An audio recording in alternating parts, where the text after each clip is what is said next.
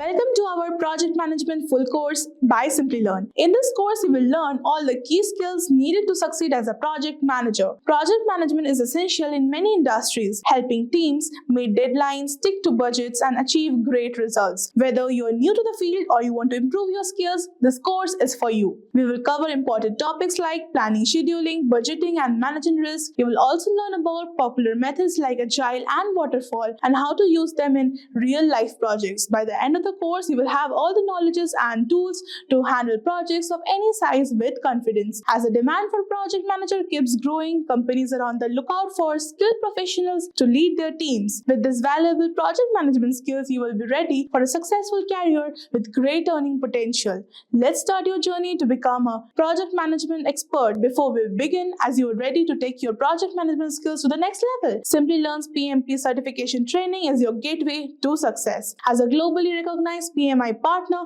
we offer top-notch training designed to help you pass the PMP exam on your first attempt. Our course includes exclusive masterclasses in generative AI for project management, helping you stay ahead of the curve with the latest trends and technologies. You will earn 35 PDUs, access to all simulation assessments, and get over 500 premium practice questions to sharpen your skills. So you can find the course link in the description box and pinned comments. Project management. Now, as defined in PMI's PMBOK, project management is application of knowledge, skills, tools and techniques to project activities to meet project requirements. So every project will have an objective to accomplish. Similarly, the objective of project management is to make the final deliverables in a finite time and budget. This involves having clear understanding about the deliverables of the project, required resources for the project, resource in terms of human resources, technical resources, financial resources, etc. Project manager should have a full picture of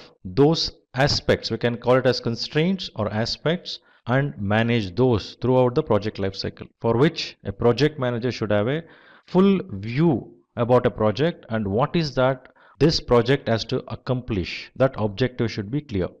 So as part of project management, the 6 constraints which project managers should look at are scope, time, quality, cost, risk and resources. So each of these areas has very important role to play in project management. The clarity in scope, the clarity in terms of schedule within which the project has to be delivered, the cost, what it incurs to that particular project. Once it is finalized, one cannot vary, one cannot change without any proper approvals. Similar to that, we have quality management, which has to ensure the scope, the specifications, what are defined, project output will be accordingly achieved. Risk, every project is taken up for a specific reason by organization. So organization should assess the risk associated with the project, and similarly as project progresses, various different risks has to be identified, like risk related to project management, risk related to technology area, risk related to resources, risk related to financial things. So broadly, risk management plays a very important role. So there will be something called contingency reserve kept for a identified risk above the cost what is estimated for various deliverables from the project. So every project require resources. Resources may be in terms of human resources, financial resources, technology resources, environmental resources. So all these resources are used to produce the output of the project. So these resources has to be managed with the sufficient optimization and standardizations required. Now let us understand the definition of a project. So what is a project? PMI defines a project as a temporary endeavor undertaken to create a unique product, service or result. The temporary nature of a project indicates that a project has a definite beginning and end. So when I say product, unique product, it means every output, it may be similar products you are producing with the same features and functionality, but the output of every project is unique because it is unique in terms of all the 6 constraints what we just discussed now. Now when I say product, it is very easy for us to visualize. It may be a desktop, it may be a laptop, it may be a car, it may be a machine, etc. But how do I visualize a service? Now project's output is a service. Now it's about building a capability. A project, through a project, a capability can be built to ensure services can be provided. That's what the output of project is, service. For example, if I think about a taxi services, for providing a taxi services, I need a mobile app, I need taxi, I need a server, I need a data center, So all these are various different products and services. Here service example can be internet service.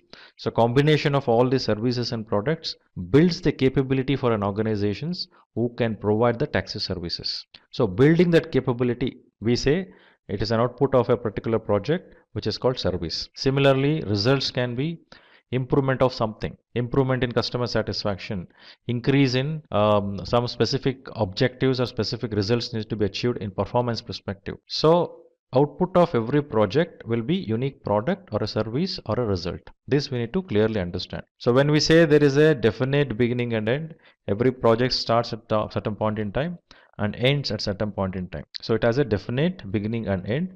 That is the reason it is temporary in nature. It is not an ongoing business activity. Before we begin, let's have a look at an incident where two project managers, John and Ted, are talking to each other. John is a senior project manager while Ted is a part of his team. John finds Ted to be upset, so he asks him, is there anything he can help him with? To which Ted replies that his project failed. John further asks him what could be the possible reason for the project failure. Ted tells him that it's because he was not able to manage the time and budget. Now John asks him if he is PMP certified, to which Ted says he isn't. Then John suggests Ted that he must take the PMP certification, which will not only give his project better performance, but also help him upskill in his career. So today we will discuss about PMP certification in detail. Let's first have a look at all the topics we will cover. We will begin with what is PMP, then we will check top 10 reasons to get PMP certified, followed by the basics of PMP. Then after we know the PMP basic concepts, we will check who can get this certification and pattern for the PMP exam. Then we will learn about the PMBOK guide, which is an integral part to prepare for the PMP exam. Finally, we will see the cost and the validity of the certification. So without any further ado, let's begin with what is PMP. PMP, or Project Management Professional, is the world's most renowned project management certification for project managers. This certification is provided by the Project Management Institute. Now, when we know what is Project Management Professional or PMP certification, let's have a look at some reasons why you should get PMP certified. Today, I will give you top 10 reasons to take PMP certification. PMP certification helps you become a better project manager. The process that helps us acquire the certification goes to several phases like gaining project management experience and passing the PMP exam, which helps you in bringing sanity to the project manager. The process helps project managers to learn different industry trends, have practical knowledge, and several other project management constraints. The second reason that we have is project management certification makes a resume more valuable. As we have discussed earlier, that PMP certification is the most renowned project management certification, so having it on the resume will definitely help the interviewer recognize our skills. There are companies that only accept project managers who are PMP certified. PMP certification not only helps in switching the job or finding a new one, it helps in progressing in the current company as well. The third reason that we have is it provides more job opportunities. When one acquires the PMP certification, it proves that one has expertise in completing the project effectively and efficiently. So the certification increases the trust factor of the interviewer in you and increases your probability of getting that job. The fourth reason that we have is salary hikes. PMP certified project manager is one of the highest paid jobs around the globe, and this trend will continue to grow. The global survey by the Project Management Institute shows that PMP certified project managers tend to get 20% more salary than the non-certified project managers. The next reason that we have is PMP certification validates your dedication to the job. The certification requires several months of training. It requires several hours of project management experience and exposure. This experience and exposure explains the seriousness of a project manager towards its career path. Then, sixth we have is PMP certification is globally acknowledged. PMP certification is the most renowned certification all over the world. It helps project managers to be a part of different types of industries all over the globe. PMP certification is the most renowned certification all over the world. Project managers who are PMP certified may get jobs in different types of industries all over the world. PMP certification not only provides theoretical knowledge but also helps in gaining practical knowledge, which further helps in increasing the confidence of a project manager. The next reason that we have is better project performance. PMP certified project managers tend to deliver better projects than the non-PMP certified project managers. This is because PMP certified project managers are well aware of 5 process groups, 10 knowledge areas, and 49 processes, which helps them have a clear picture of different aspects involved in a project. The eighth reason that we have is it increases your networking opportunities. There are several communities that one becomes a part of when they sign up as a PMI member. These communities have meetings regarding new job opportunities, and this helps in having a professional network. The ninth reason that we have is job security. Job security is a major reason that a professional thinks of before opting for a particular profession. Today, in the world of recession, where companies are drowning, the demand for PMP certified project managers goes on increasing. The last and the 10th reason we have is expertise in practical application. When one appears for a PMP exam, they need extensive preparation. They need to have thorough knowledge of process groups and knowledge areas which help them develop several essential skills and move ahead in their career. Now, as we move further, we will look into the PMP basic concepts. The PMP basic concepts are the 5 project management steps. These project management steps start from the day we begin our project to the day we end our project. They begin from initiation to closure. The first step that we have is initiation, planning, execution, monitoring and controlling, and closure. Now, let's have a look at each of them in detail. The first step we have is initiation. Initiation involves defining the project scope. This is the step where we explain what our project will have, for whom we are making that project. It helps us to identify our stakeholders, who all will be the part of that project, and determine the project feasibility. After the step of initiation, when we have decided the scope of our project, the second step that comes is planning. In the planning phase, we define a flow to all the activities of our project. We define this flow keeping in mind all the constraints of a project like time, resources, and risk. After we have defined the flow of these processes, it is time for us to look at the execution. In the execution phase, we evaluate the plan and the sequence of the tasks we have made. We finally put the plan in action and the project tends to start. After the project building has started and the process of execution has started, it is time for the monitoring and the controlling phase. In monitoring and controlling phase, the progress of the project is tracked and important steps for quality assurance are taken. In monitoring and controlling phase, the work being done is compared with the work as defined in the project plan. In this phase, the progress of the project is tracked and important steps for quality assurance are taken. Finally, we have the closure step. In this step, the deliverables are delivered to the client, the documentation of all that took place during the project lifecycle is done, and project is fully evaluated. Now, when we have seen reasons for getting PMP certified and we know the basic concepts of PMP, it is time for us to know who can get PMP certified. For getting PMP certified, there can be two cases. The first case says you must have a secondary degree. A secondary degree means high school diploma or an associate degree or a degree that is globally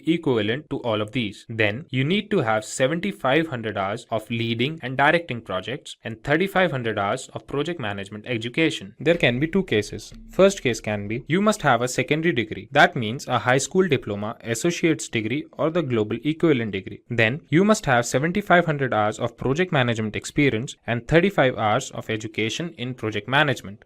The second case can be you must have a 4-year degree along with 4,500 hours of project management experience and 35 hours of education in project management. Now, when we know who can get PMP certified, we will see the PMP exam pattern. The exam comprises of 200 questions, out of which 175 questions are used for evaluation. One can answer these questions if they have thorough knowledge of 5 process groups and 10 knowledge areas. The time provided to complete the exam is 4 hours. The questions that are asked are of different types, the most common type being formula-based, situation-based, and knowledge-based. Now, when we have discussed about the exam pattern, discussing about the PMBOK guide becomes very important. So the next topic that we have is PMBOK guide. PMBOK guide or project management body of knowledge is a book that comprises of several processes and different terminologies needed to crack the PMP exam. The whole syllabus of PMP exam is covered in the PMBOK guide by the project management and 10 knowledge areas. Apart from this, there are 49 processes that are divided amongst 5 process groups, 10 knowledge areas. Finally, let's have a look at the cost and validity of the PMP certification. When we talk about the cost of the certification, there can be two cases. The first case can be if we are not a member of Project Management Institute, the exam fees is $555. The second case can be if we are a member of Project Management Institute, the exam fees is $405. If we talk about the validity of the certification, the certificate is valid for a period of 3 years. After every 3 years, the certificate needs to be renewed. To renew the certificate, one needs to furnish a proof of 60 PDFs PDUs or professional development units. After so much information, Ted thanks John for his time and promises to take the PMP certification at the shortest notice. Now, let's have a look at the salary trends of a PMP certified project manager and a sample resume. If we consider the salary of a non-PMP certified project manager, it is approximately $91,000, while if we consider the salary of a PMP certified project manager, it is approximately $111,000, which is approximately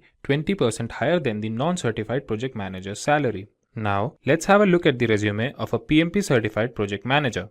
If you are somebody with PMP certification and looking for a project manager or a senior project manager role, your resume should look something like this. The summary in the beginning would include how much experience you have and anything that supports your claim of being a project manager. Like here, James Brown has written, he has more than 10 years of experience with generating and building projects. Then, when you talk about your experience, you should put something that emphasizes on the responsibilities that you had, your area of expertise, put something that shows your skill set for the desired post, and also something that you learned from your former job role. This shows that you have command over your work and also the determination to skill and upskill yourself. Like here, James Brown has 3 years of experience as an assistant manager training new associates and then more than 3 years of experience as a project manager where he not only led projects but also learned new project management tools like Trello and Primavera. After this, add relevant information regarding your education. Your resume must include skills that you have or you have gained in your years of experience. Like here, James Brown has divided his skills into 2 parts, where he has written his technical skills and non-technical skills. He has included a skill of Agile and quality assurance software, as well as he has his knowledge of different project management tools. Then putting your certifications play a major role. This proves that you are up to date and updated with current market trends. James Brown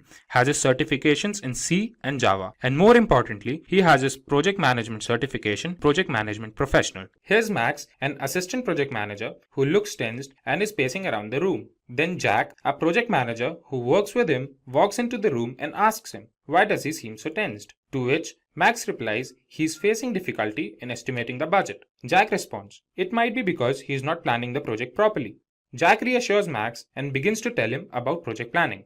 So without any further ado, let's begin with what is project planning. Project planning is the second step or phase of the project lifecycle. Project lifecycle has 5 different phases from initiation to closure. Today, we will be learning about this phase that comes immediately after initiation, in which the project plan is documented and further requirements are defined. Project planning includes the following things. The first and the foremost thing is describing the objectives or outputs we are expecting the project to yield. Second, we have is the elaboration of the scope to make sure what the project is all about and what all can be expected from the project. The third step we have is forming a schedule. This schedule is important to run or perform different tasks of a project, each task having its own start date and end date. This helps the project to finish in the scheduled time and limit.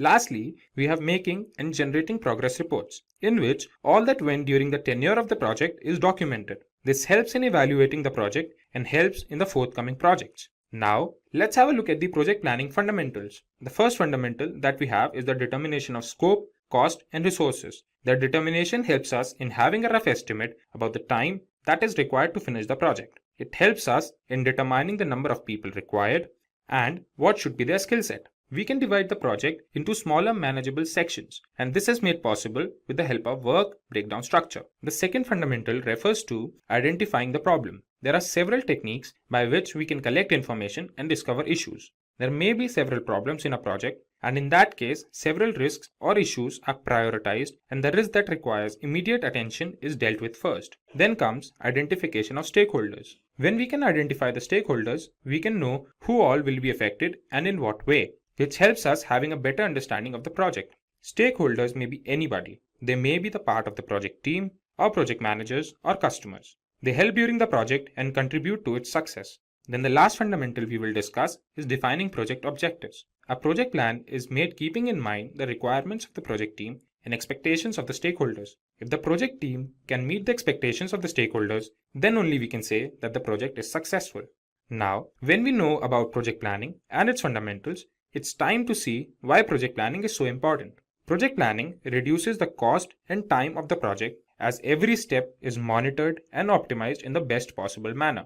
Project planning increases employee satisfaction as every employee who is a part is engaged in the team for improved project performance. Project planning helps in the implementation of quality assurance as the output of every step is duly tested. Lastly, project planning helps in reducing project risk as planning helps to analyze, prioritize, and deal with that risk. Moving on, let's have a look at the tools for project planning. The first tool that we have is a Gantt chart. Today, Gantt charts are one of the most popular project management tools. They help in tracking the status of the work at a particular time and their dependencies on each other. Gantt charts help in showing different phases and steps involved in a project. The second tool we will talk about is Critical Path Method or CPM. Critical Path Method helps in scheduling the project activities so that the project runs properly. The Critical Path Method focuses on the longest stretch of dependent tasks and determines the time needed to complete them. The next tool is Project Evaluation and Review Technique or PERT chart. PERT provides a graphical representation of the project's timeline,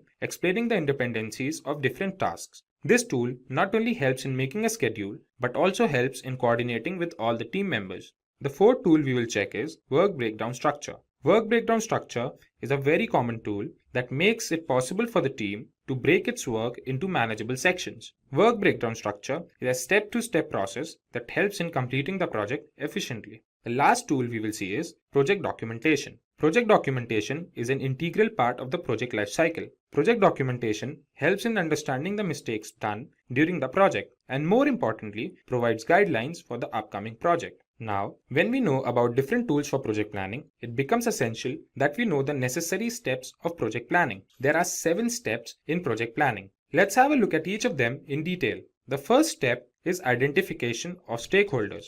As we have discussed, stakeholders could be anybody. They could be a part of the team or a project manager or a customer. When we identify stakeholders, we can find out the expectations and requirements that are to be looked upon in this project. This gives us a clearer picture of the project and helps in establishing the project scope. So the next step we have is defining the project scope. This helps in determining a list of specific project goals and deliverables that are to be achieved during the course of the project. After we have defined the project scope, it is time to set project objectives and prioritize them. The initial ideas that were there before are now elaborated, and final steps to complete the project are defined. In the next step, the deliverables are determined. After all, project deliverables are the only reason why the project is being created. This step involves finding out what these deliverables will be and the deadlines of their delivery. Then the step that comes into picture is creating a project schedule. The project schedule refers to the guidelines when a particular task is to be started and when it is supposed to end.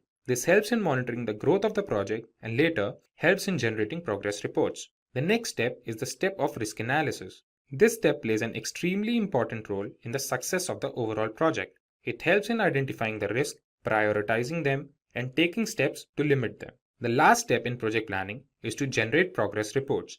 In this step, we update the stakeholders about the project growth, and it is done so that all the concerned team members can have a look at the progress of the project. After all this information, Max thanks Jack for the explanation and looks forward to plan projects within the budget and of better quality. Agile project management, as the name suggests, is a flexible approach to building a project. In Agile project management, the project is broken down into several stages or sprints. Agile does not work on the principle of delivering the final product at the end of the project. It works on delivering sections of a project or mini projects. The process of project management in the case of Agile is Agile based. So there won't be any central control of project manager as it was there in the traditional way of working. Before we move forward, let's have a look at the Agile development cycle. Agile methodologies consist of several small cycles or sprints. At the end of each stage, we get a mini project. There's a product backlog that explains new features, changes in the existing features, and several other improvements in the project. Then we have a sprint backlog, which has a list of tasks that are to be completed during each sprint. The sprint consists of planning, designing, execution, testing, and deployment stages. And at the end of each sprint, a mini project is delivered. With every sprint, new features are added to the product, which plays a significant role in the overall project growth. After all the sprints and early validation in the development, the final deliverable has a fewer chances of failure. Let's now have a look at some reasons why industries have started moving towards Agile project management. The first reason is high product quality. When we talk about high product quality, we refer to the build of the product as per stakeholders' demands. Testing is performed at short intervals of time wherever needed to ensure high quality of the product. Then another reason is customer satisfaction. Whatever is done in the project is known by the customer. The deliveries don't take longer durations as they used to take in the case of traditional ways. The changes may be provided by the customer in the execution phase of the project. Third reason is reduced risk. Since the project is divided into sprints, so if the risk affects one sprint, it doesn't mean whole of the project will be at risk. The process of risk analysis continues to take place with all the other processes. Another significant reason for Agile project management is better and faster return on investment. The project is now developed in several sprints and each sprint has its own version. Therefore, the project becomes market ready after a few sprints only. Since the projects can now be released with ease and in shorter duration, this helps the organization to stay ahead in competition with respect to other organizations which have still not moved to Agile methodology. Now we shall check the principles of Agile project management. There are 10 principles for successful Agile project management. The first principle is the satisfaction of the customer by delivering the project fast and with least number of errors. The next principle refers to decreasing the amount of time between the phase of planning and delivery. The third principle states that the team of managers and developers work together and increase the productivity of their work. The next principle states that the changes requested by the stakeholders can be taken into consideration and worked upon during the development phase as well. The fifth principle pays attention to the factor of coordination among the team members. Then the sixth principle refers to the process of monitoring and tracking the progress of the project at the end of each sprint and making amendments wherever needed. Moving on, the next principle states that there must be a feeling of trust and support towards the team to complete the project's objectives. The next principle emphasizes on face-to-face conversations with the development team. The face-to-face conversation helps in both solving problems and easy knowledge sharing. Then the ninth principle emphasizes on finding solutions and maximizing the amount of work done with simplicity. This ensures timely completion of tasks by all the team members. The last principle states that Scrum tools like Monday.com or Zoho sprints must be used to simplify the complicated codes, which further helps in saving time. We shall now see the steps in Agile project management. The goal of Agile methodology is to produce shorter development life cycles and more frequent product releases than traditional waterfall project management. So we will now check 6 steps in Agile project methodology. The first step in the process is project planning. Project planning includes feasibility study, development of scope, breaking the project into executable tasks or sprints, and then estimating the amount of time needed to complete those sprints. The second step is the step of roadmap creation. A roadmap is a plan of action that shows how a project shall evolve over time. A list of all the features that the final product should have is created, and the steps to achieve those features are taken. The next important step is release planning. Since we are doing the project keeping in mind the Agile project methodology, the project will complete in sprints. That means there will be the release of features at the end of each cycle. And unlike the traditional waterfall model, the development cycles will be smaller. The fourth step in Agile project management is sprint planning. The sprints are made keeping in mind what all is to be accomplished in that particular step. At the beginning of each sprint, the goal of that sprint is decided and steps to achieve that goal are taken. The next step in the process emphasizes on daily meetings. There are short meetings every day to discuss if the team was able to finish the task for each sprint and check if there are any amendments that are required. Each team member talks about what they achieved in the last sprint and what are they going to work on in the next sprint. The last step is the step of sprint review and retrospective. There are 2 meetings after each sprint. First meeting is for the sprint review. This meeting is with the stakeholders to show them the finished product. This helps both sides to build a relationship and discuss if there are any issues in the end product. The second meeting is for having a sprint retrospective. This meeting involves the stakeholders to discuss what went well and what went wrong during the sprint. Sprint retrospective takes place after the sprint review and before the next sprint planning. Now when we know the steps needed for Agile project methodology, we must understand some Agile project management frameworks. There are several frameworks available today. Here, we will be discussing some of the most popular frameworks. The first framework we will discuss is the Kanban framework. Kanban framework is a well-known framework for implementing Agile software development. In the case of Kanban framework, work items are represented on the Kanban board, which helps all the team members to see the state of every piece of work at any time. Kanban board not only helps in visualizing the work, but also optimizing the workflow among the team. The next framework we will discuss today is the Scrum framework. Scrum framework is a popular framework for managing complex knowledge work like in the field of research and advanced technologies. Scrum is a simple framework that helps teams work together and learn through their experiences gained while working on a problem. The third framework we will see today is the hybrid framework. The hybrid framework is a combination of agile methodology and non-agile methodology. In the case of a hybrid framework, planning is done using the traditional way of project management, while the execution and delivery is done using the agile methodology. Since the hybrid is a combination of the two, it handles the requirement changes and delivers the product in different stages. The fourth and the last framework we will see is the lean framework. The lean framework works on the principle of providing maximum customer value and creating zero waste. It focuses on optimizing the flow of products all through the value stream. This helps in eliminating waste all through the process and create processes that requires less human efforts. This also simplifies the process of information management and makes it more accurate. Finally, let's have a look at some companies that have opted for agile project management. Today, around 22% of the organizations worldwide have all their teams working on the principle of agile project methodology. Let's have a look at some of the most prominent companies in the world that use agile project management. In the list, we have IBM, Cisco, AT&T, Microsoft, Philips, and Samsung. If you're interested in becoming a certified project manager, then you are at the right place. This tutorial will teach you everything you need to know about the project management professional certification. We'll cover all the important stuff like how to start a project, how to make sure it goes smoothly, and how to finish it strong. By the end of this video, you'll have all the skills and knowledge to lead projects like a pro and stand out in your career. Now, before we move on, let us discuss our agenda for today's session. But before that, I request you guys that do not forget to hit the subscribe button and click the bell icon for future updates. So we are going to start our session with an introduction to what is a PMP certification. Moving ahead, we are going to discuss about advantages of PMP certification. Then we are going to discuss the job roles. Moving ahead, we will also discuss about skills you will develop. Then we are going to deep dive into the exam details. And finally, we are going to conclude our session with a discussion on cost of the certification. So let's start with what is PMP certification.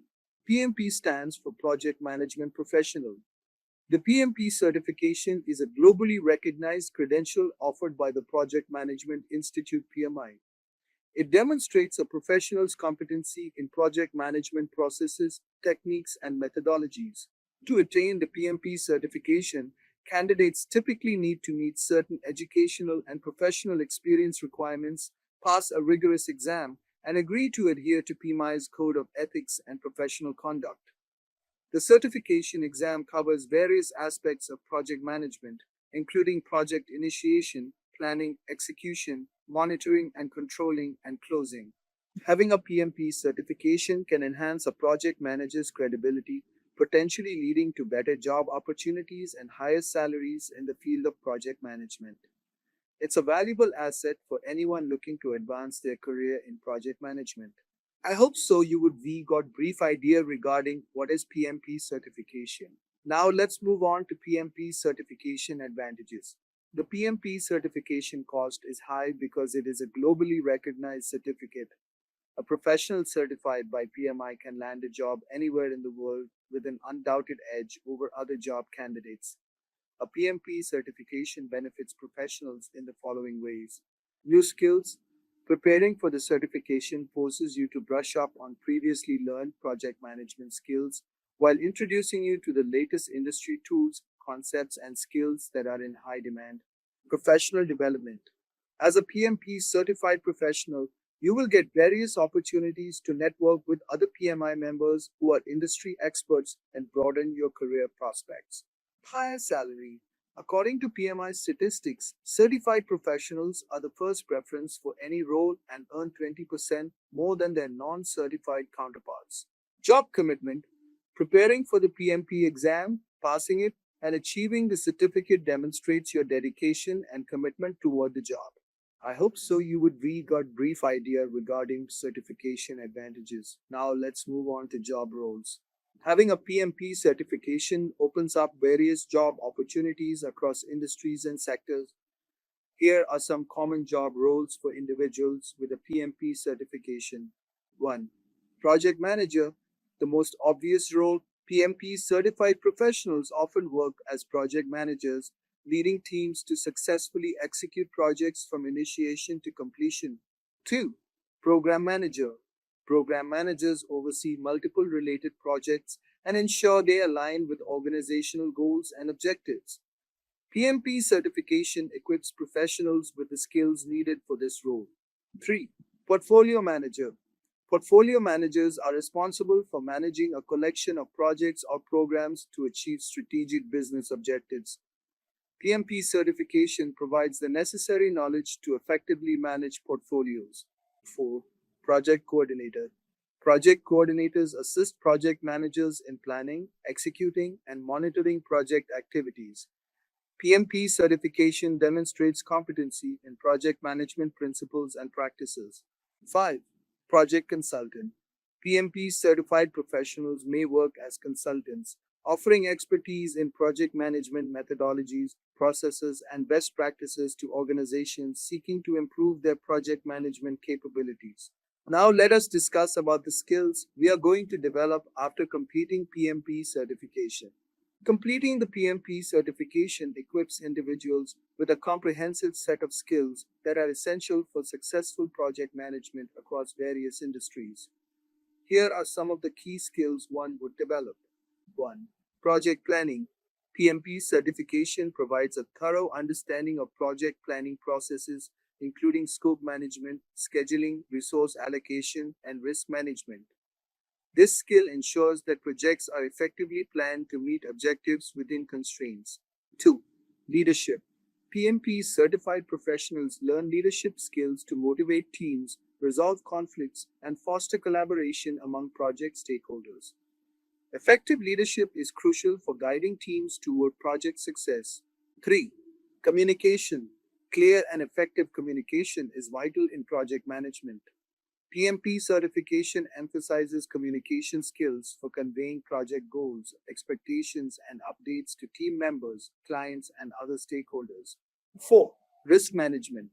Identifying, assessing, and mitigating risks is a critical aspect of project management. PMP certified professionals learn techniques for risk identification, analysis, and response planning to minimize project disruptions. 5. Time management. PMP certification teaches time management skills to ensure projects are completed within schedule constraints. Professionals learn to develop realistic project timelines, prioritize tasks, and manage deadlines effectively.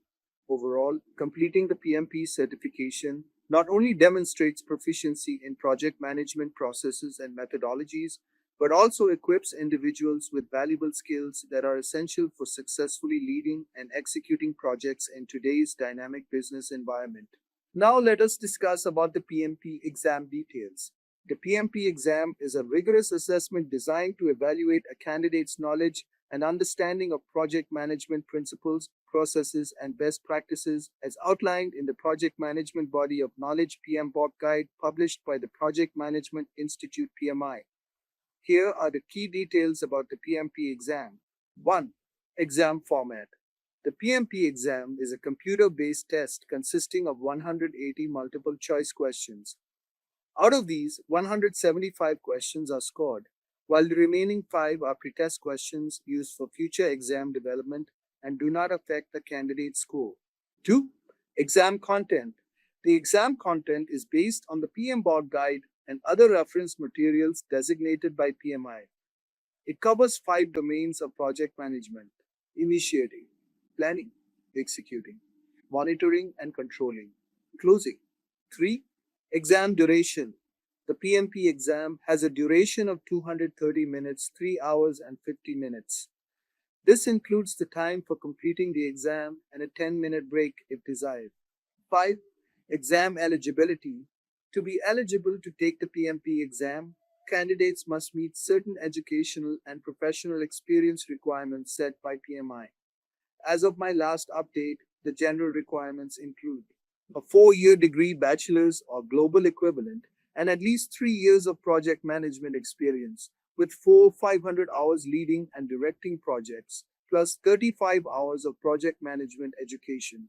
For a secondary degree, high school diploma, associate's degree, or global equivalent with at least 5 years of project management experience, with 500 hours leading and directing projects, plus 35 hours of project management education. It's essential for candidates to thoroughly review the exam handbook and familiarize themselves with PMI's policies and procedures before scheduling and taking the PMP exam. Now let us discuss about the PMP certification cost. PMP certification cost. Wondering what the cost of quality PMP is? PMP cost incurred to earn 35 PDAs varies from country to country from $300 to $5,000. Re-examination fee structure. For PMI members, $275. For non-PMI members, $375. A person choosing to become a PMI member at the time of application will have to shell out a PMP price of $555, which will cover both the examination and the membership fees. Interestingly, even if a person doesn't wish to become a PMI member, HESH will anyway have to pay the same PMP exam fee. Hence, we recommend you to apply for the PMI membership option so that paying your PMP course fee is more practical. After going through the PMP certification cost, let us next learn what exactly is its renewal fee. Do you know, friends, that the average salary of project manager in India is around 19 lakhs per annum, and in United States it's around 90,000 US dollars. These figures highlight the lucrative opportunities in the field of project management. Welcome to our tutorial on the project management roadmap for beginners. In this video, we will guide you through the essential steps to kickstart your career in project management. From understanding the key concepts to developing crucial skills to exploring popular methodologies and gaining practical experience, we have got you all covered. By the end of this tutorial, you will have a clear path of becoming a successful project manager. So let's dive in. But before that, I request you guys that do not forget to hit the subscribe button and click the bell icon for further updates on our latest videos. So let's start, guys, first by understanding what exactly is project management. So guys, project management is the essential practice of planning, organizing, and overseeing a project to meet specific goals within a set time frame and budget. It involves defining the project scope, setting clear objectives, and coordinating all necessary resources like people, tools, and materials. A project manager's job is to make sure all the tasks are completed on time, within budget, and up to the desired quality standards. This requires effective communication, solid risk management, and quick problem-solving skills. Project management also means keeping an eye on the progress, making necessary adjustments, and ensuring all the stakeholders are informed on the same page with the project goals. There are various methodologies like Waterfall, Agile, Scrum, which offers different ways to handle projects. I hope so you have got a brief idea regarding this. Now let's move on and discuss briefly regarding what are the key skills needed to become a project manager. So guys, to be an effective project manager, you need to develop a diverse set of skills that will help you to navigate the complexities of managing projects. Here are some of the essential skills that project managers should have. The first one is communication. Clear and concise communication is very vital in this domain. You need to convey ideas, expectations, and updates to your team and stakeholders. Effective communication helps to avoid misunderstandings and keeps everyone aligned with the project goals. The second one is organization. Being organized is very crucial for managing multiple tasks, deadlines, and resources.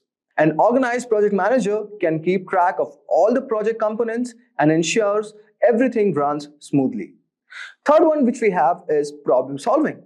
Projects rarely go exactly as planned. So strong problem solving skills are very essential. You need to quickly identify issues, analyze possible solutions, and implement the best course of action to keep the project on track. Next one we have is leadership. Inspiring and motivating your team is a key aspect of project management. A good leader guides their team, delegates tasks effectively, and fosters a positive and productive work environment. Next one we have all over here, that is time management. So guys, prioritizing tasks and managing your time efficiently ensures that project milestones are met. Good time management helps you to stay on schedule, meet deadlines without compromising the quality. Next one we have is adaptability. Projects can be unpredictable sometimes. So being adaptable and flexible is very, very important. You need to adjust plans, strategies as necessary to accommodate changes and unforeseen challenges. And finally, we have is solid risk management. Friends, that identifying potential risk and developing strategies to mitigate them is very, very crucial for project success. Effective risk management helps to minimize the impact of uncertainties on the project. So by honing these skills, you can become a more effective project manager, capable of leading your team to success and delivering projects that meet or exceed expectations. Now we are going to move forward to understand the core project management concepts. So guys, understanding core project management concepts is very, very essential for successfully managing the project. The first one that we have all over here is scope. So guys, scope defines what the project will deliver and work required to complete it. Clearly outlining the scope helps to prevent scope creep, where uncontrolled changes or continuous growth can derail the project. Next one we have all over here is resources. This involves identifying and allocating the necessary resources, including team members, tools, material, and budget. Efficient resource management ensures that the project has everything it needs to proceed without delays. The third one that we have all over here, that is schedule. So guys, the project schedule outlines the timeline for all tasks and milestones. Creating a detailed schedule helps you to keep the project on track and ensures that deadlines are met. The fourth one that we have all over here is budget. So guys, this is very, very important factor. And managing the project budget involves estimating cost, setting budget, and controlling expenses to ensure the project remains financially viable. Effective budget management helps prevent cost overruns.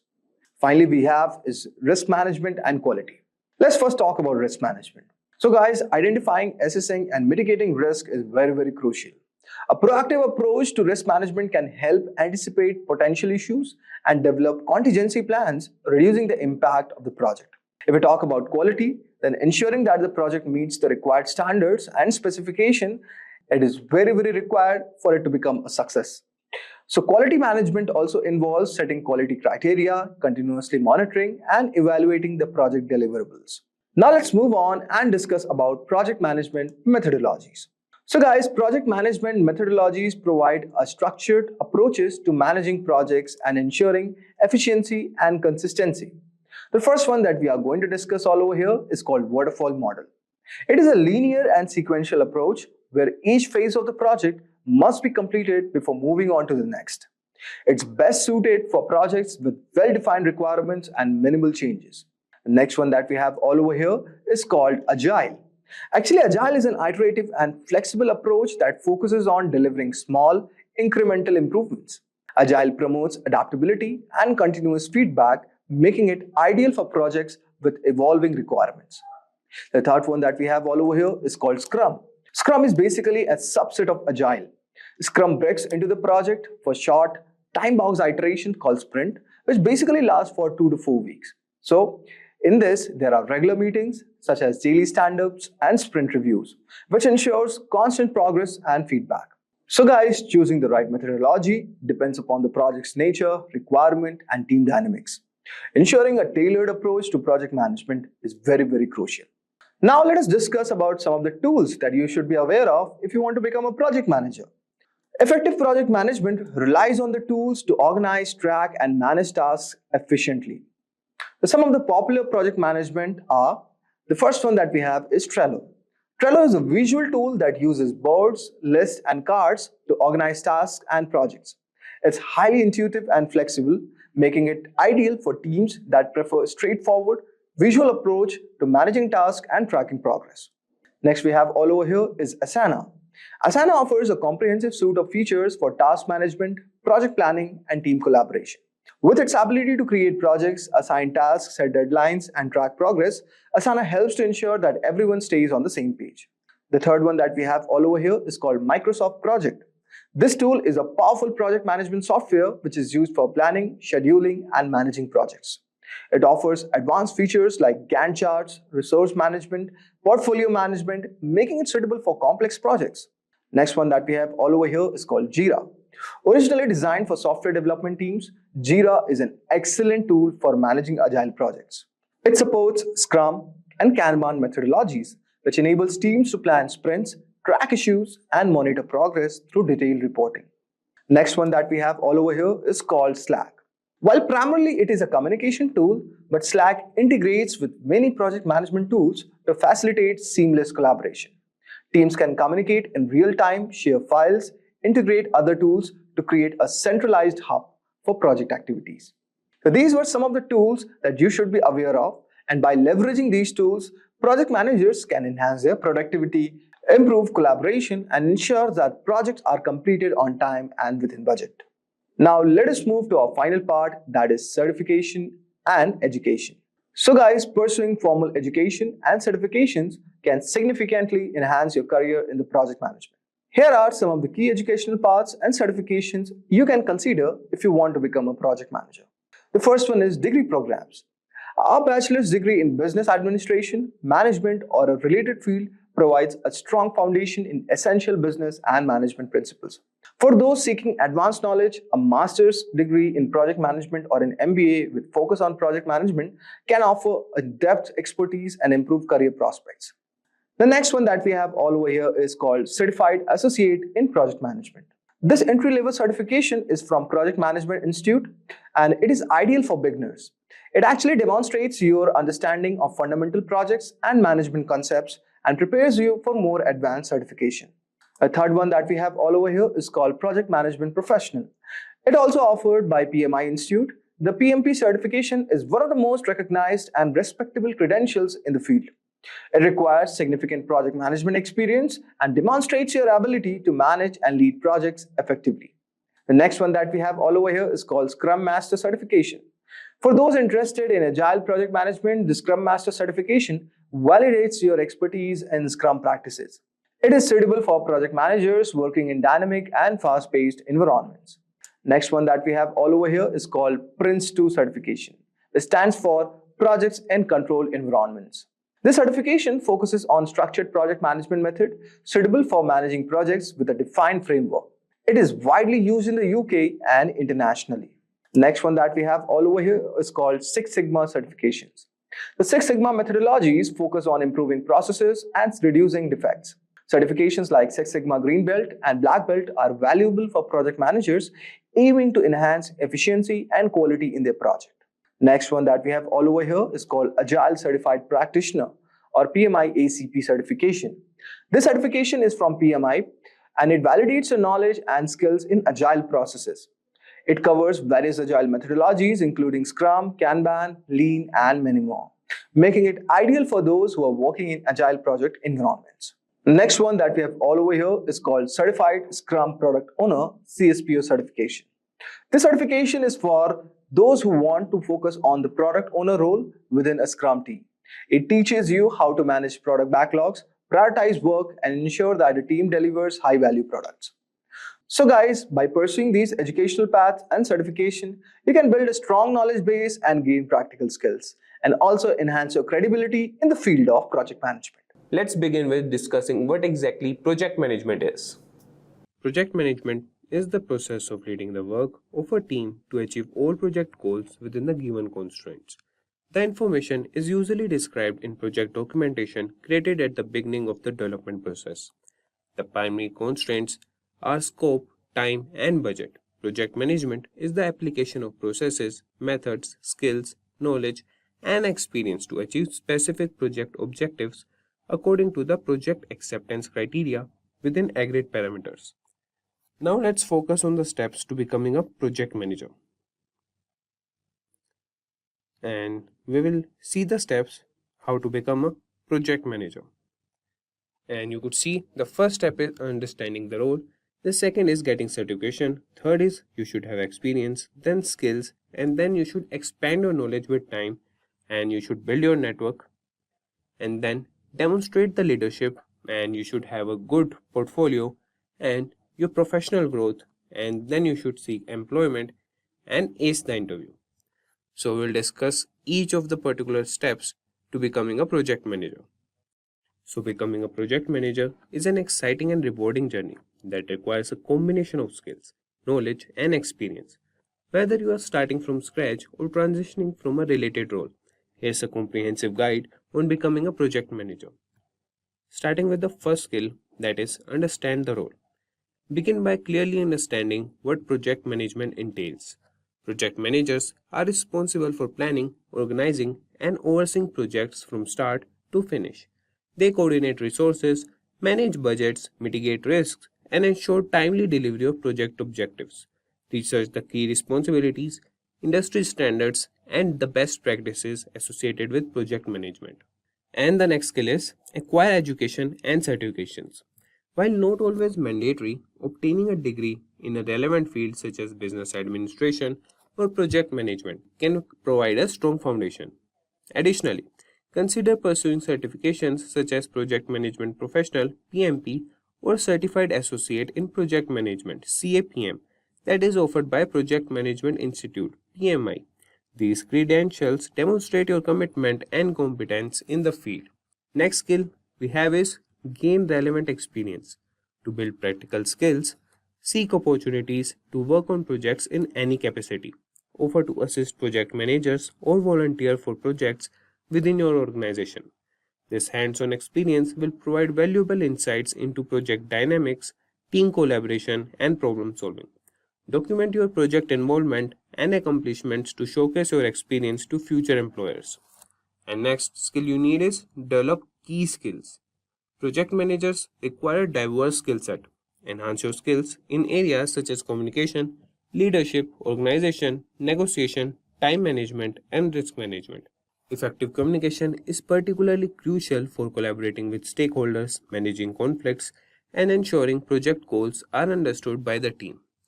Next, you should expand your knowledge. Continuously learn and stay updated on industry trends, methodologies, and tools. Familiarize yourself with project management frameworks like Agile, Scrum, or Waterfall, and explore project management software and collaboration tools such as Microsoft Project, Jira, or Trello. Attend workshops, webinars, or conferences to network with industry professionals and learn from their experiences. Next, you should build a network.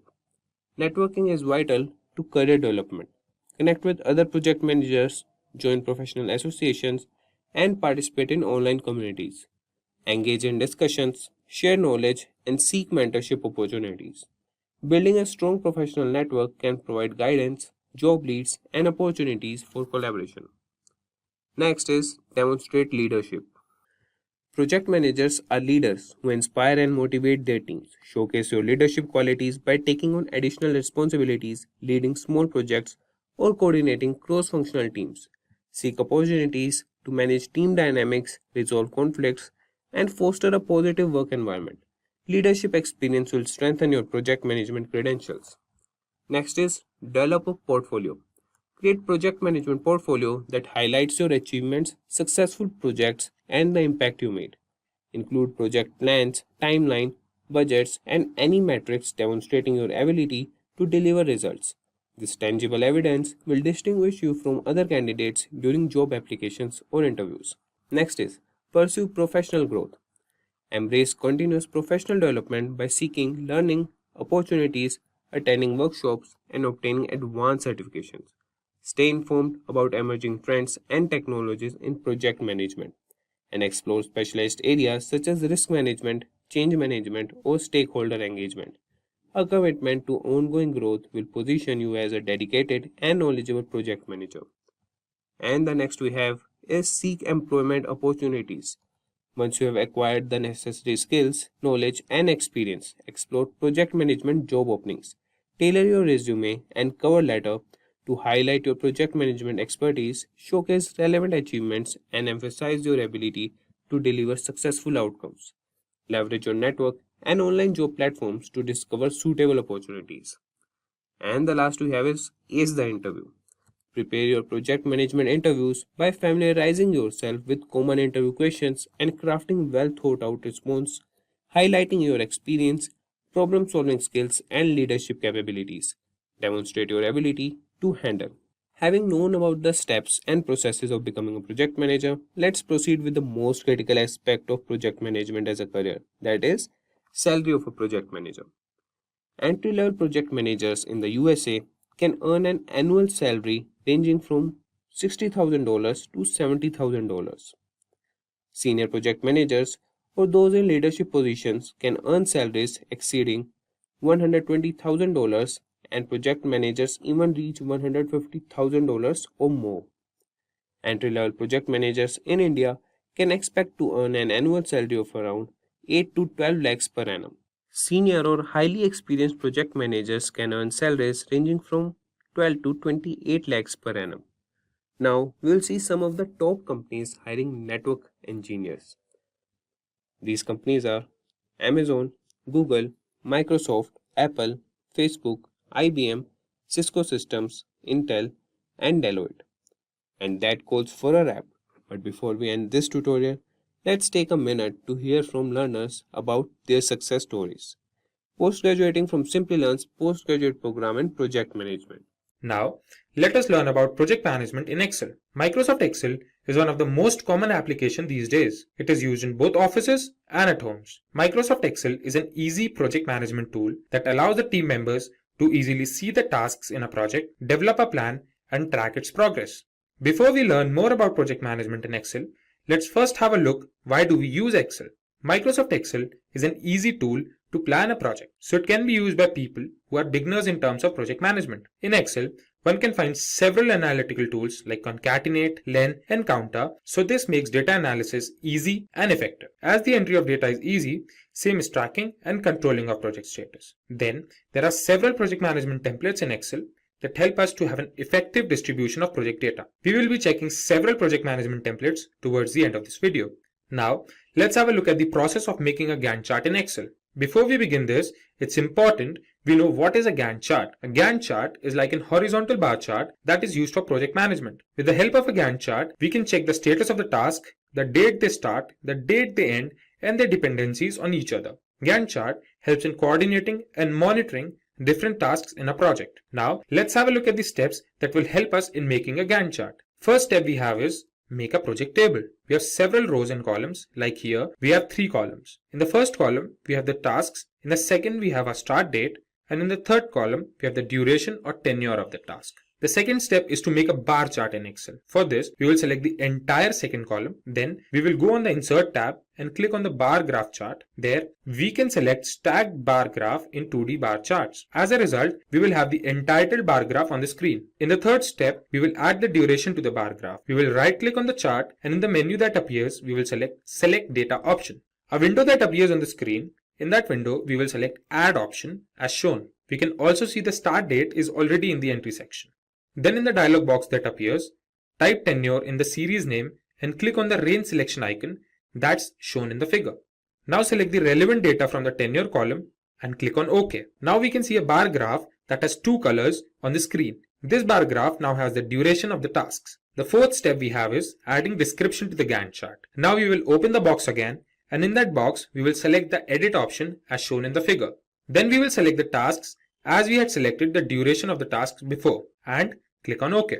We can now see the tasks have appeared towards the left side of the Gantt chart. The fifth and the remarkable step will help us convert this bar graph into a Gantt chart. We will now click on the bars and select the Format Data Series option from the menu that appears. Then in the Format Data Series dialog box, we will select No Fill option. We can find our Gantt chart on the screen now in accordance with the data that we had entered. Now we can see the tasks on the left side are in the reverse order. So what we will do next is, we will click on the task panel, then go to the Format Access dialog box and select the categories in reverse order option. Now we can find our tasks in the right order. One more thing we can notice is Gantt chart is starting with some other date and not with the dates that we had entered. So for this, we will copy the first date in some other cell, then clicking on the copied cell, we will go to the home menu to select the dialog box as shown in the figure. Then in that drop down menu, we will select the number option. We can now find a value displayed in the copied cell. We will copy that value, click on the dates on the chart, and as the Format Access dialog box opens, we will paste that value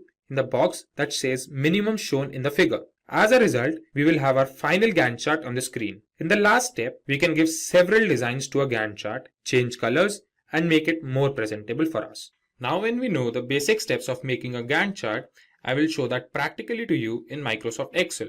Our first step is to open Microsoft Excel, and in Microsoft Excel, we will make a project table. In a project table, we will have 3 columns. The first column will be task, The second column will have the start date. The third column will have tenure or the duration of the task.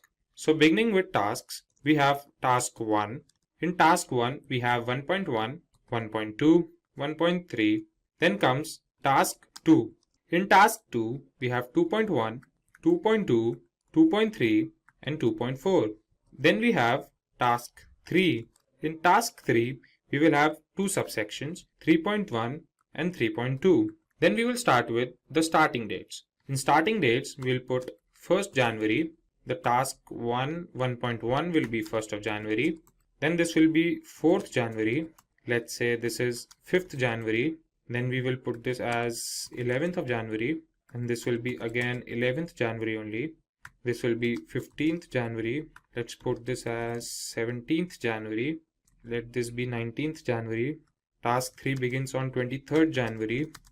And the 3.2 section begins at 26th of January. Now let's put the tenure or the duration of the task. We will begin with task 1. It takes 12 days. Then 1.1 takes 7 days. We say this takes 4 days and this takes 8 days. Then for task 2, it again takes 12 days. It takes 5 days, 5 days, and let's say this takes 6 days and this takes 4 days. Then we come to task 3. This takes 8 days and let's say this takes 6 days and the 3.2 section takes 5 days. So this is how our project table is ready. In the second step, we will select the entire second column. After we have selected this column, we will go to the Insert tab. In the Insert tab, we'll go to the bar columns, and in this, we will select 2D stacked bar charts. Now we have the entitled bar chart in accordance to our data on the screen. Then comes the third step. We will add the duration of the tasks to the bar graph. We will click on the chart, and after we click on the chart, we will select Select Data option. In the Select Data Source dialog box, we find the start date is already there. Now we will click on Add, and after we click on Add, in the series name section, we will put tenure. Then in the series value, we will click on this icon and select the entire tenure series and click on OK. So this is the bar graph that we have now. This is now in two colors, the orange color and the blue color. This bar graph now has the duration of all the tasks in our project table. Now in the fourth step, now it's time for us to add description to our Gantt chart. Instead of this 1, 2, 3, 4, 5, we will put task 1, task 2 and the subtasks. So what we will do is, we will again go to that box, we will left click on the Gantt chart, select the Select Data option, and then we'll go to the start date. Here, we'll select the Edit option. In the Edit option, we will select all the tasks and click on OK. Now we can see all the tasks are aligned towards the left of the bar chart. As we can see, this is a bar chart or a bar graph and not a Gantt chart. The next step we have is converting this bar graph into a Gantt chart. So we will click on the bars and select the Format Data Series option from the menu that appears. Here we have this Format Data Series option. Now we can see the dialog box on the screen. Here we'll go into the color section, fill section, and then we will select no fill. Now we can see the blue lines have disappeared. So this looks like a Gantt chart. So now when we have a Gantt chart on the screen, we can notice that the tasks here are in the reverse order. So what we will do is, we will click on these tasks and select the Format Axis option. Here, we will select Categories in reverse order. We can see our Gantt chart is now in order, like we have our task 1 on the top and task 3 at the bottom. The dates are starting from 11th of December, but the dates we have provided are from 1st of January. Now we will copy this cell, then go on the dates box. Here, we'll go to Format Axis. In the Format Axis, we can see minimum. In this minimum, we will paste this value and press enter. As we press enter, we can see our Gantt chart starting from the date that we wanted to start, and that too in the correct order, starting from task 1 to task 3. Now as a result, we have our final Gantt chart on the screen. In the last step, what we can do is make our Gantt chart more representable. We can change the color of these bars, we can give them shapes, and we can do many other things to make it more presentable. We will first select the bars. Like what we will do is, we will select task 1 and let's say we give it the color blue. Then task 2, we will give it color green, and in task 3, we'll give it the color black. So here the subsections will give different colors to the subsections as well. Then we come to task 2.1. This is how we can change the color of these cells, or apart from changing colors, we can select a bar graph and do the gradient fill. So this is how we can make a Gantt chart more presentable. After changing the colors or changing the shapes, we have our final Gantt chart on the screen. Finally, let's have a look at some Microsoft Excel templates for project management. Microsoft Excel templates help in collecting data, putting them into order, and check their dependencies with each other. With the help of these templates, we can monitor the status of the tasks, and we can also check the progress our project has made. Moving forth, we will check some important Microsoft Excel templates. The first template we have is Excel Project Review template. This template helps us have an overview of the project. We can have a clear understanding of all the tasks that are planned and that are completed. This helps project managers to measure the progress of the project and take further steps accordingly. Second template we will check is Excel Budget template. In this template, we can monitor all the expenditures of our project. It helps us in managing the budget of a project and also helps in comparing the budget of a project at different phases. Let's have a look at the budget template in Excel once. We can download this template from officetimeline.com. The Gantt chart towards the right is in accordance with the dates towards the left. If we fluctuate the date, we can see the template working. The start date for task 1 could be changed to 10th June. If we change this date to 10 June, we can see the fluctuation in the Gantt chart. So this is how we can use this template directly. Let's have a look at the third template now. Third template we will see is Excel Sprint Project Tracker template. This template is used majorly in Agile projects, where the project is made in several sprints or sessions. This template includes the start date, the end date, and the duration of each task. We can also see the percentage completed of each task. Let's have a look at the Sprint Project Tracker template as well. We can see the Gantt chart towards the right and the data towards the left. So if we change any data, we can see the Gantt chart changing. For example, we can change the data in Sprint 2 Feature 3. Let's change the start date to July 2nd. We can see the Gantt chart changing. This is how we can use this template directly to track our sessions. Let's have a look at the fourth Excel template. This template is Excel Project Tracker. In this template, we have the data of all the tasks with the status and owners. We can track the percentage of tasks completed and also compare the planned duration of the task to the actual duration of the task. After the critical part tracker, let's check the Excel Project Schedule template. This template helps in effective management of the project, as it helps in monitoring the time that each task of the project takes. It provides a clear view of all the work associated with the project. Let's have a look at this template in Excel once. We can see the Gantt chart in accordance to the data. If we change the estimated hours at two places, let's say at the design review, we make it 15 hours instead of 5 hours. And at the create staffing plan, we make it 2 hours instead of 20 hours. We can see the Gantt chart fluctuating. This is how we can use this template to manage the schedule in a project. Moving forward, the next template we will see is Excel Project Status Report template. This template helps us having a list of project deliverables and the risks associated with that project. This template helps the project managers about different crucial activities involved in a project. After this, we have Excel Milestone Tracker. The Milestone Tracker helps us in tracking or monitoring different tasks in a project. Project managers use this template to monitor the project performance with respect to the timelines. The last template we will see is Excel Project Planner. Excel Project Planner includes a list of tasks with the respected owners along with the start date and the end date of that task. This helps in monitoring each task and comparing the estimated task date with the actual ones. Let's have a look at this template in Excel. We can see the Gantt chart with respect to the data entered. Let's make changes at several places in the data. We can make this 22 to 24. We will make this 23 go to 2. And we can make this 5th September go to 15th September. And when we make the changes, we can realize the Gantt chart is fluctuating. So this is how we can use this template to plan a project effectively and efficiently. If you are looking to become a skilled project manager, have a look at the postgraduate program in project management by Simplilearn. A project is a temporary endeavor undertaken to create a unique product, service, or result. For example, developing a new product, service, or result, constructing a building, industrial plant, or infrastructure, and implementing, improving, or enhancing existing business processes and procedures. In the next screen, we will focus on the characteristics of a project. A project can be distinguished based on its characteristics. The definition describes two characteristics of a project. First, It is temporary in nature. Temporary here does not mean short in duration. A project can extend for long duration based on the requirements. For example, creating a new indigenous missile defense system for a country. However, there is always a definite planned start and end date for a project. It cannot go on indefinitely. Secondly, the project is supposed to produce a unique output. The output could be a product, service, or result. There can be many common activities between two projects, but the outcome of each project should be unique in some way or the other. Now, let us look at what marks the end of a project.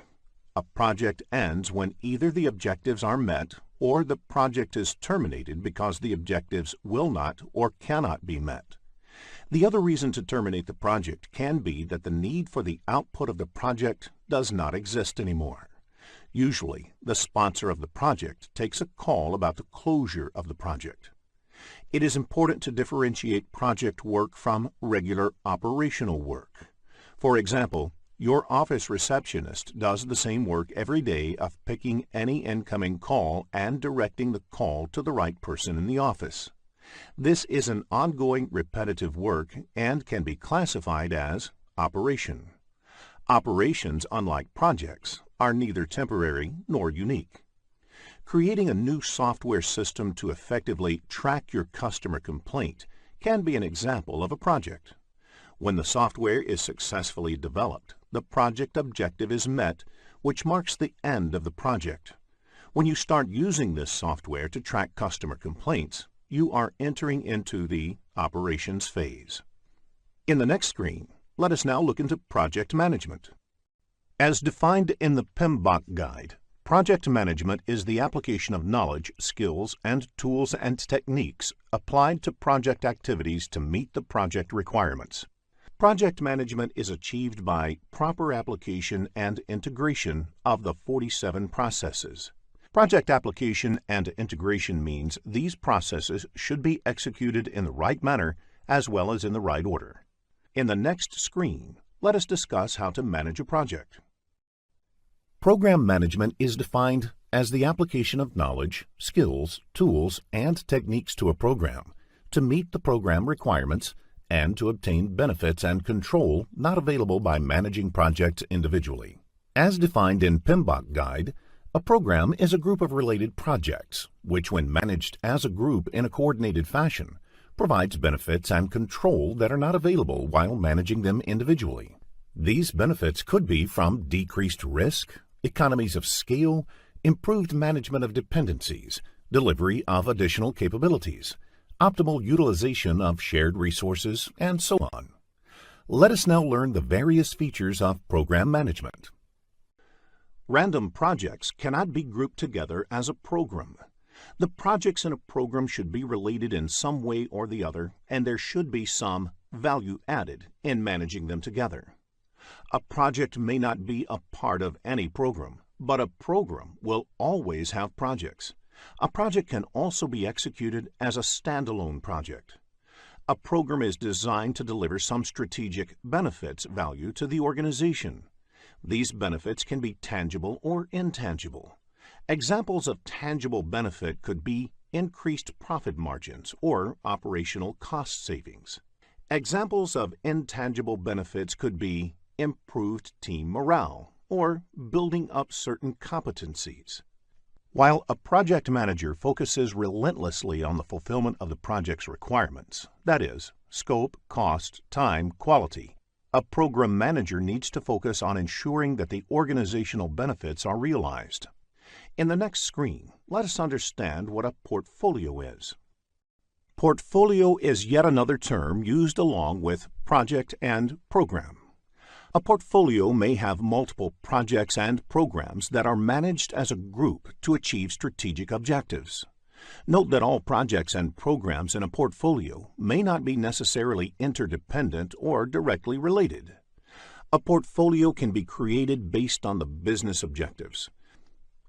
For example, an IT service company can have a portfolio named Japanese Projects, which is formed with an aim to take over the Japanese market by giving more attention to these projects.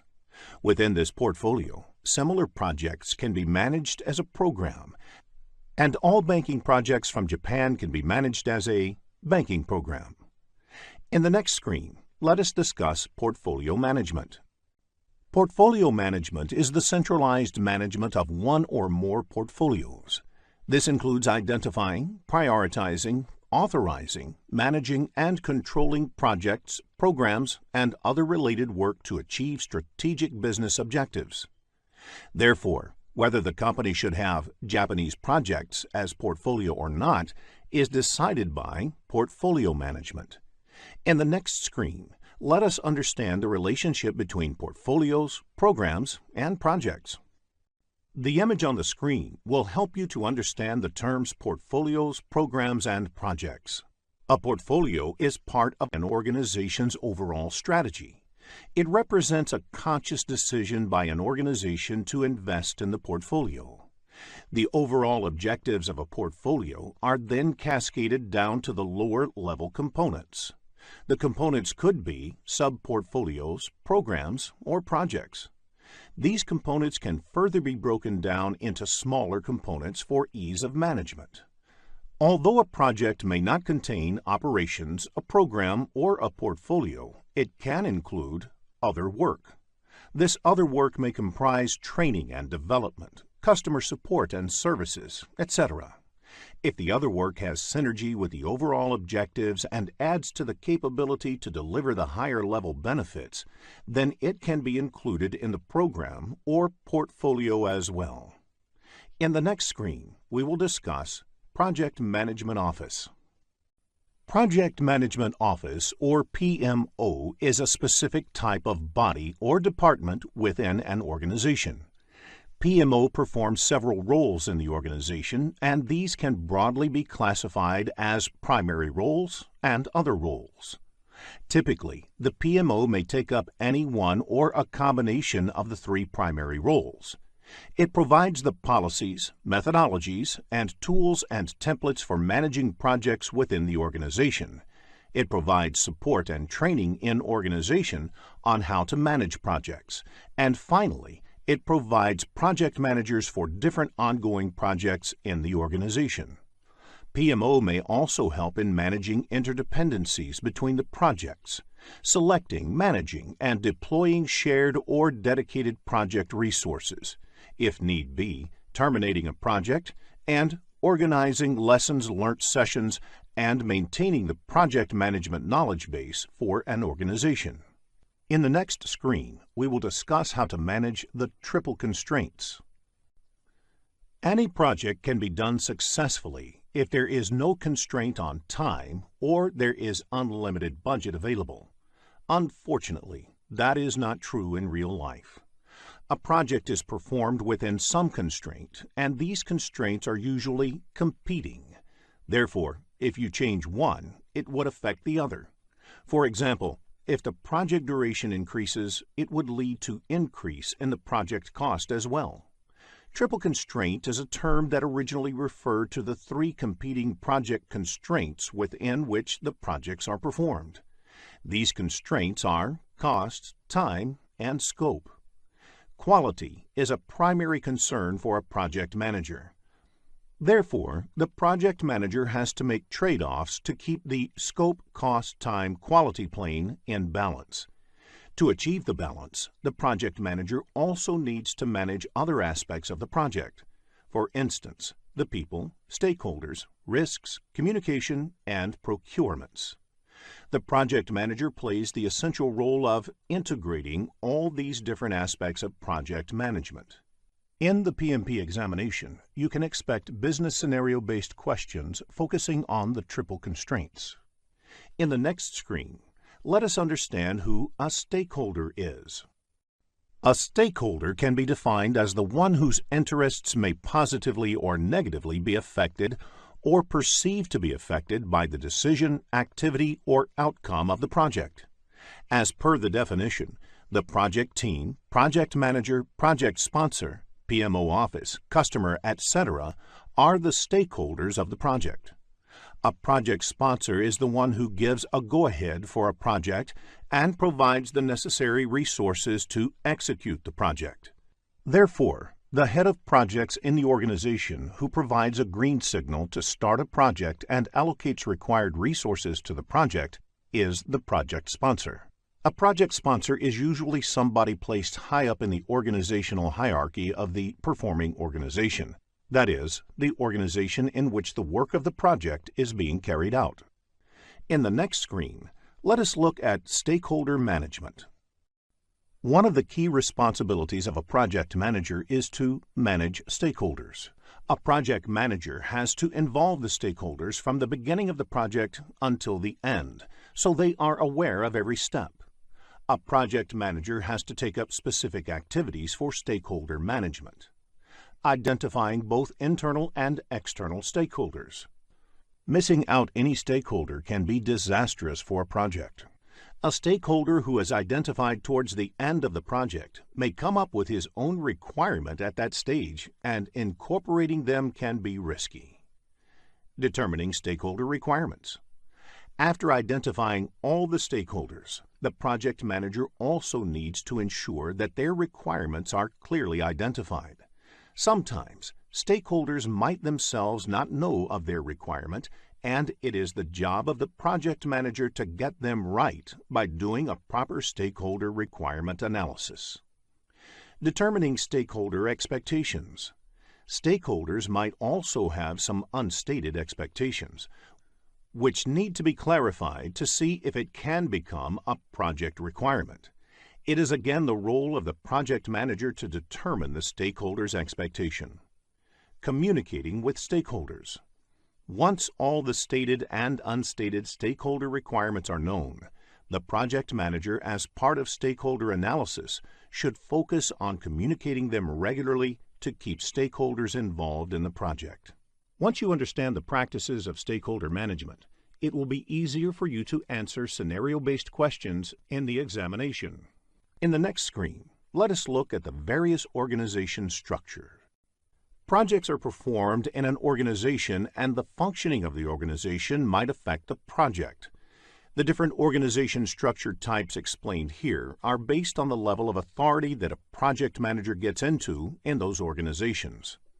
In a functional type of organization, the organization is grouped by the area of specialization within different functional areas.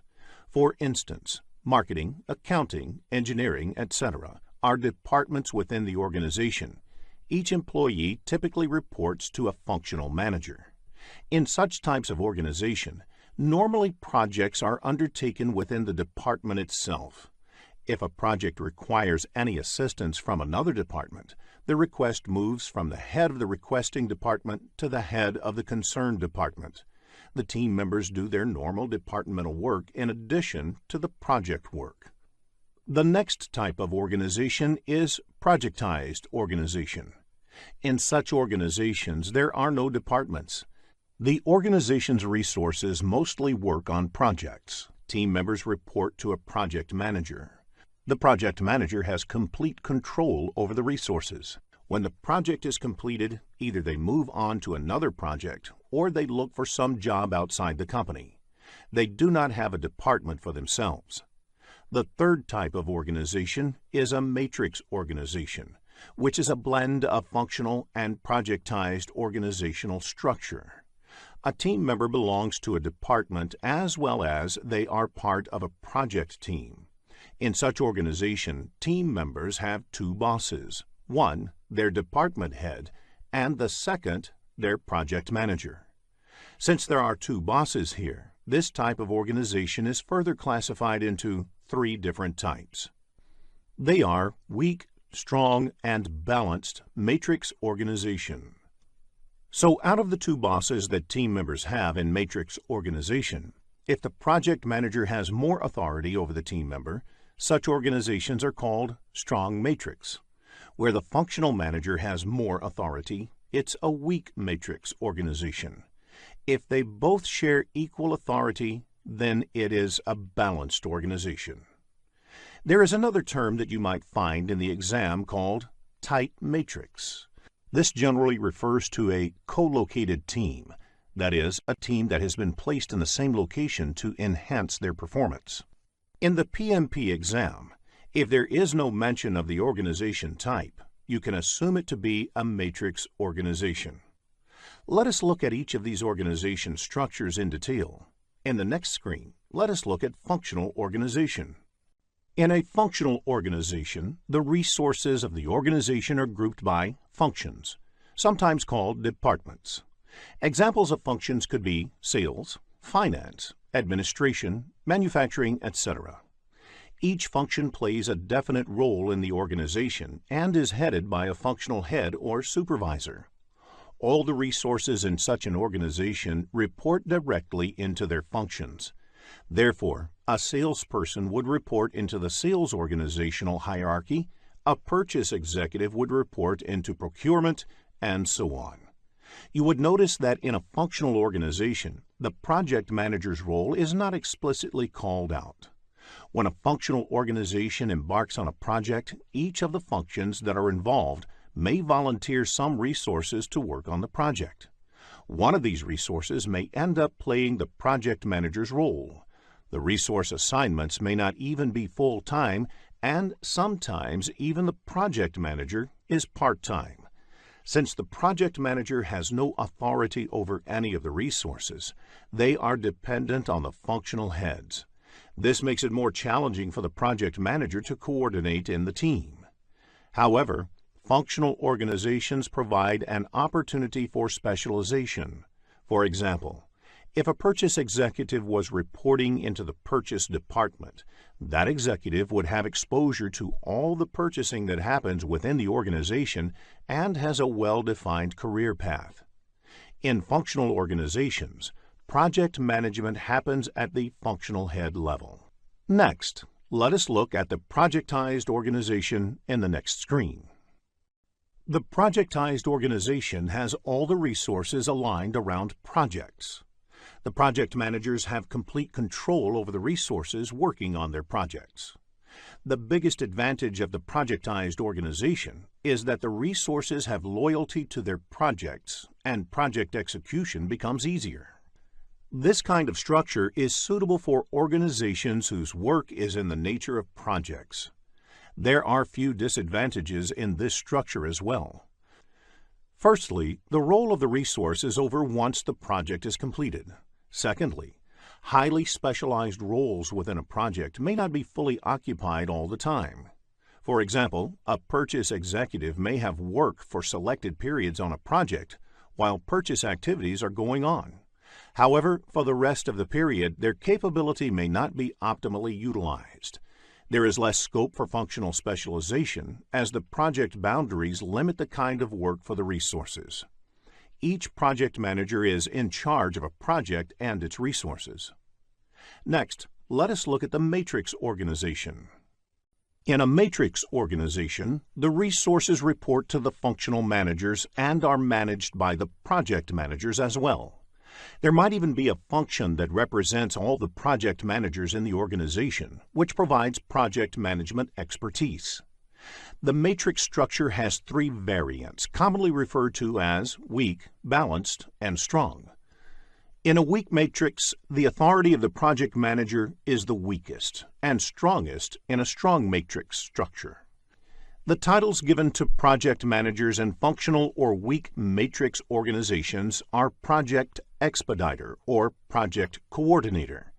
They would be called project managers in a balanced or strong matrix structure and have slightly more authority over the time of the team members.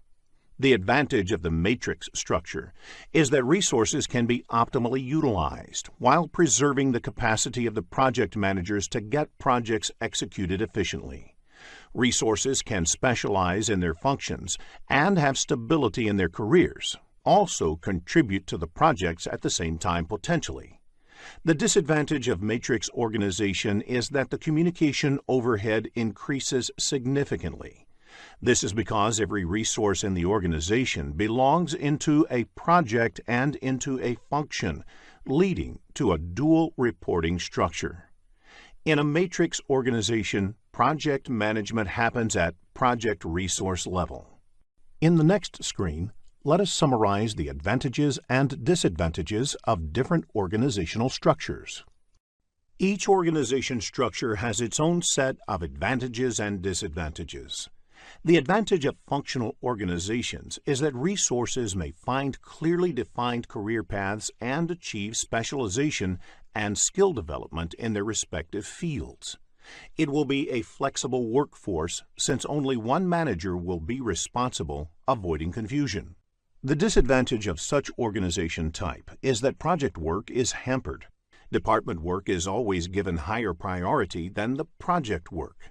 In addition, there is no career path in project management, which leads to lower interest in projects. In the case of the projectized organization, one of the clear advantages is better communication within the projects. Since project work is the only work team members are doing, it also leads to loyalty towards the project goals.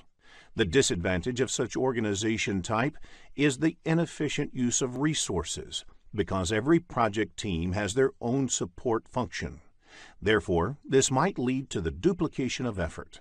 It also leads to the resources being left with no work, since their roles are over once the project is completed. It also hampers skill development, because the project requirements dictate what kind of work team members perform at different stages on a project. Now, let us look at the matrix organization. It also has the advantage of better coordination and maximum utilization of resources. However, the disadvantage is the higher potential for conflict among the managers, which might lead to communication complexity and overhead management. In the next screen, let us focus on the comparison on project lifecycle and product lifecycle. Project lifecycle spans the initiation of a project until the closure of the project. The product lifecycle, on the other hand, also encompasses the operational and maintenance phases. A typical product lifecycle starts with conception of the product and goes until its withdrawal from the market. The withdrawal might be because it becomes obsolete, or there is no further need for the product in the market. A product has a long life cycle. A product can require or spawn many projects over its life. For example, a project in product conception phase could be to determine customer needs, whereas a project during product maturity phase could be used to perform competitive analysis. Typically, a product lifecycle is longer than the project lifecycle. A project also has its own life cycle, and this life cycle depends upon the industry and the organization within which the project is being executed. Sometimes different organizations within the same industry use different life cycles. There can be questions in the exam based on the comparison of project life cycle and product life cycle, so understanding the differences will be useful in answering such questions. In the next screen, let us discuss more on project life cycle. A life cycle is composed of phases. Each phase represents a discrete unit of work required to be done on the project. There are different ways of classifying project life cycles. Let us first discuss the sequential versus overlapping life cycle. In sequential phases, the subsequent phase starts only after the previous phase has been completed, whereas in overlapping phases, two or more phases may run in parallel for some time. This could help fast-tracking and compressing the amount of time required. The other way of classifying life cycles is how they go about the process of planning. In predictive life cycles, there is a large upfront planning phase, where all the details of scope, cost, time are planned before beginning the subsequent phases. These phases then are executed in either sequential or overlapping modes. They are suitable for large projects where all the requirements are likely to be known in advance and where upfront planning effort is required to get the necessary approvals. Another feature of predictive life cycles is that each phase may potentially be different in the nature of activities and may require people with different skill sets. For example, traditional software development life cycle has phases like requirements, feasibility, planning, design, construction, testing, and transition. We will continue project life cycles in the next screen. Incremental and iterative life cycles have a short upfront high-level definition and planning phase. The product is then developed through a series of iterations, where iteration increments or adds to the functionality by a little. All the activities are intentionally repeated in iterations.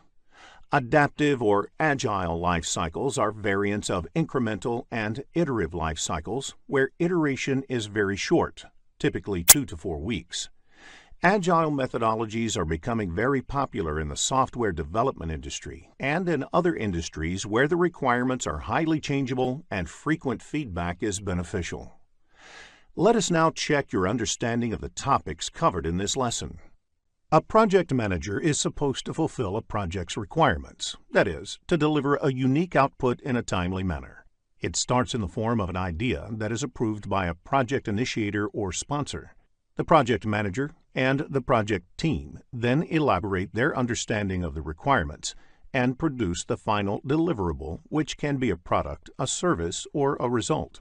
Throughout the project management team needs to ensure that the stakeholders are engaged in the project and their expectations are being managed.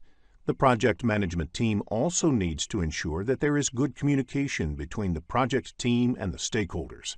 In addition, the team should make sure that the constraints of scope, cost, time, quality, and others are balanced. In addition to producing deliverables, a project generates data. Such historical data, archives, or records are important for planning future projects. There are 5 major process groups in project management. In the next screen, we will discuss how these process groups are related to each other.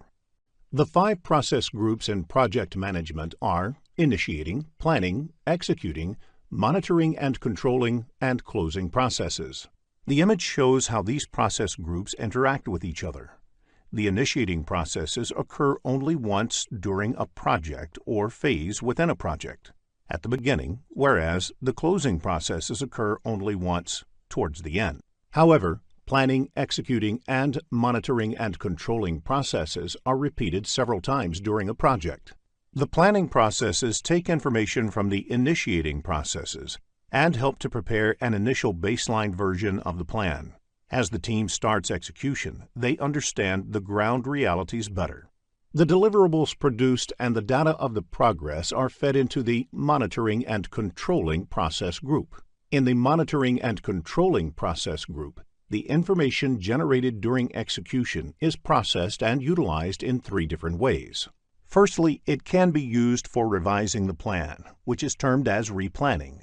Secondly, it can be fed back into execution as defects or corrective and preventive actions or approved changes. And thirdly, the information can result in the cancellation of the project or the successful completion of the project upon validation of the deliverables produced. While discussing processes, consider it from the perspective of project manager or as part of the project management team. This implies that you are essentially functioning in the integration management knowledge area. The initiating process includes 2 steps, which include getting the project charter approved and identifying stakeholders. Click each tab to learn more.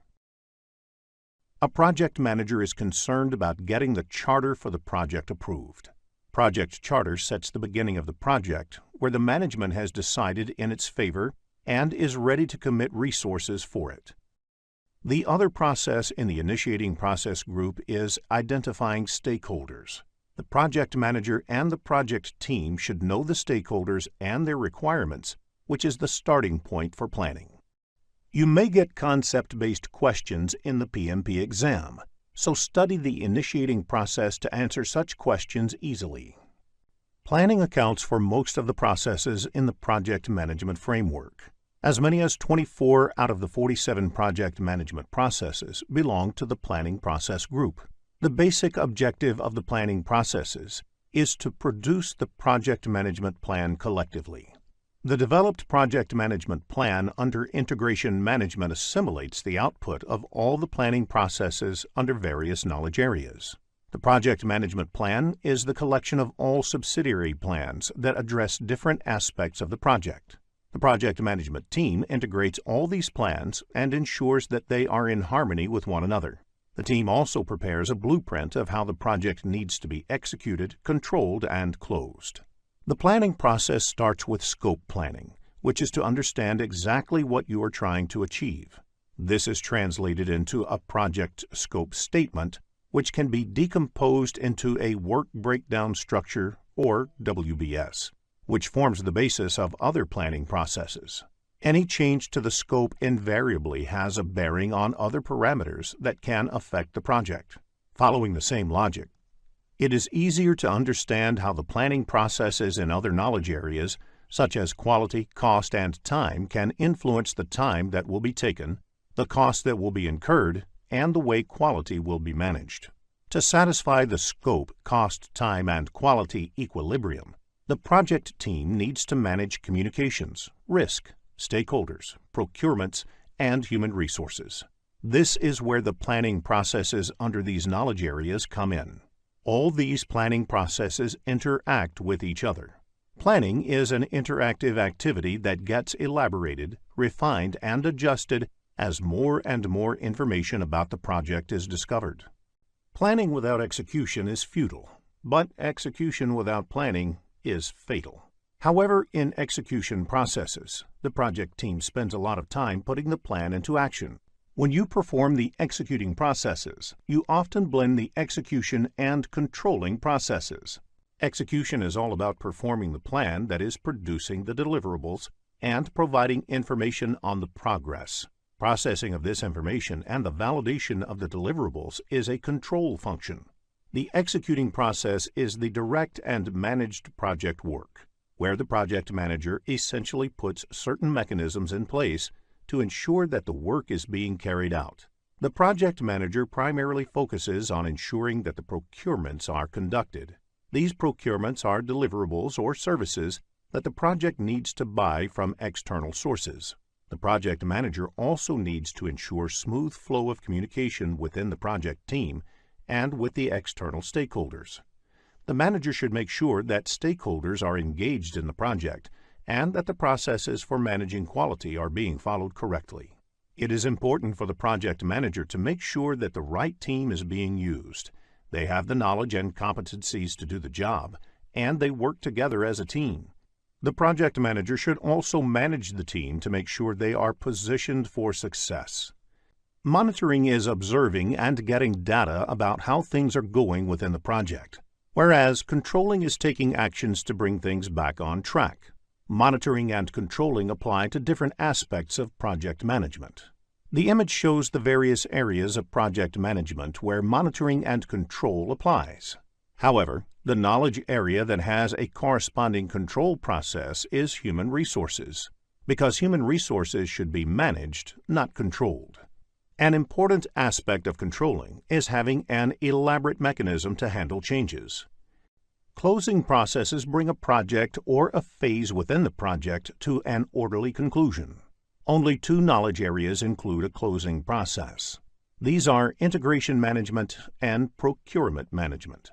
Closing a project or a phase falls under integration management and applies to the overall project. Before the project is formally closed, all the procurements or contracts that are entered into for the project must be formally closed as well. Study the closing processes in detail to answer concept-based questions in the PMP exam. If you are looking to become a skilled project manager, have a look at the postgraduate program in project management by Simplilearn. There are 47 processes in project management, grouped into 10 knowledge areas and mapped to 5 process groups. In this lesson, we will look at the first knowledge area, that is, project integration management and its processes. In the next screen, let us understand the concept of project integration management. Project integration management involves unification, consolidation, articulation, and integrative actions that are crucial for successfully completing the project. The project integration management is high-level work that project manager does, and it involves managing interdependencies among the other knowledge areas. The other 9 knowledge areas involve detailed work in a specific direction. For example, project cost management deals only with how to manage cost in a project. The project management processes do not happen independently. For example, a new resource added to the project may require changes in cost or schedule or both. In dealing with such situations, the project manager integrates the processes of project management. The need for integration drives much of the communication and the work of the project manager. Let us discuss the key role of project manager, sponsor, and team in the next screen. Project manager, team members, and project sponsors have different roles to play in a project. The project manager is supposed to play multiple roles in the project. The key role is to perform integration. The project manager puts all the pieces of the project together into a cohesive whole. In doing so, the project manager tries to ensure that the project is done faster, cheaper, and utilizes resources optimally while meeting the project objectives. As the project progresses, the team members work on completing the project activities. The role of the project sponsor is to protect project from any unnecessary changes and to ensure that it has the required resources for completion. The project sponsor is the champion for the project within the performing organization, that is, the organization in which the work is being performed. In the next screen, we will cover the project selection methods. An organization can undertake a project under contract with an external organization or take up a project driven by internal business needs. There should be a formal process of selecting project in all organizations to ensure that it is making the best possible use of limited corporate resources. For example, if the organization has an option to take up any one out of the two projects, both of which use the same corporate resources, the organization would naturally select the one which is more profitable. There are two broad ways to select a project. One way is the benefit measurement method, where one project is compared with other competing projects. Another approach is based on mathematical models, wherein you examine the most optimal selection of projects by trying to optimize a goal. For example, maximize operating profits.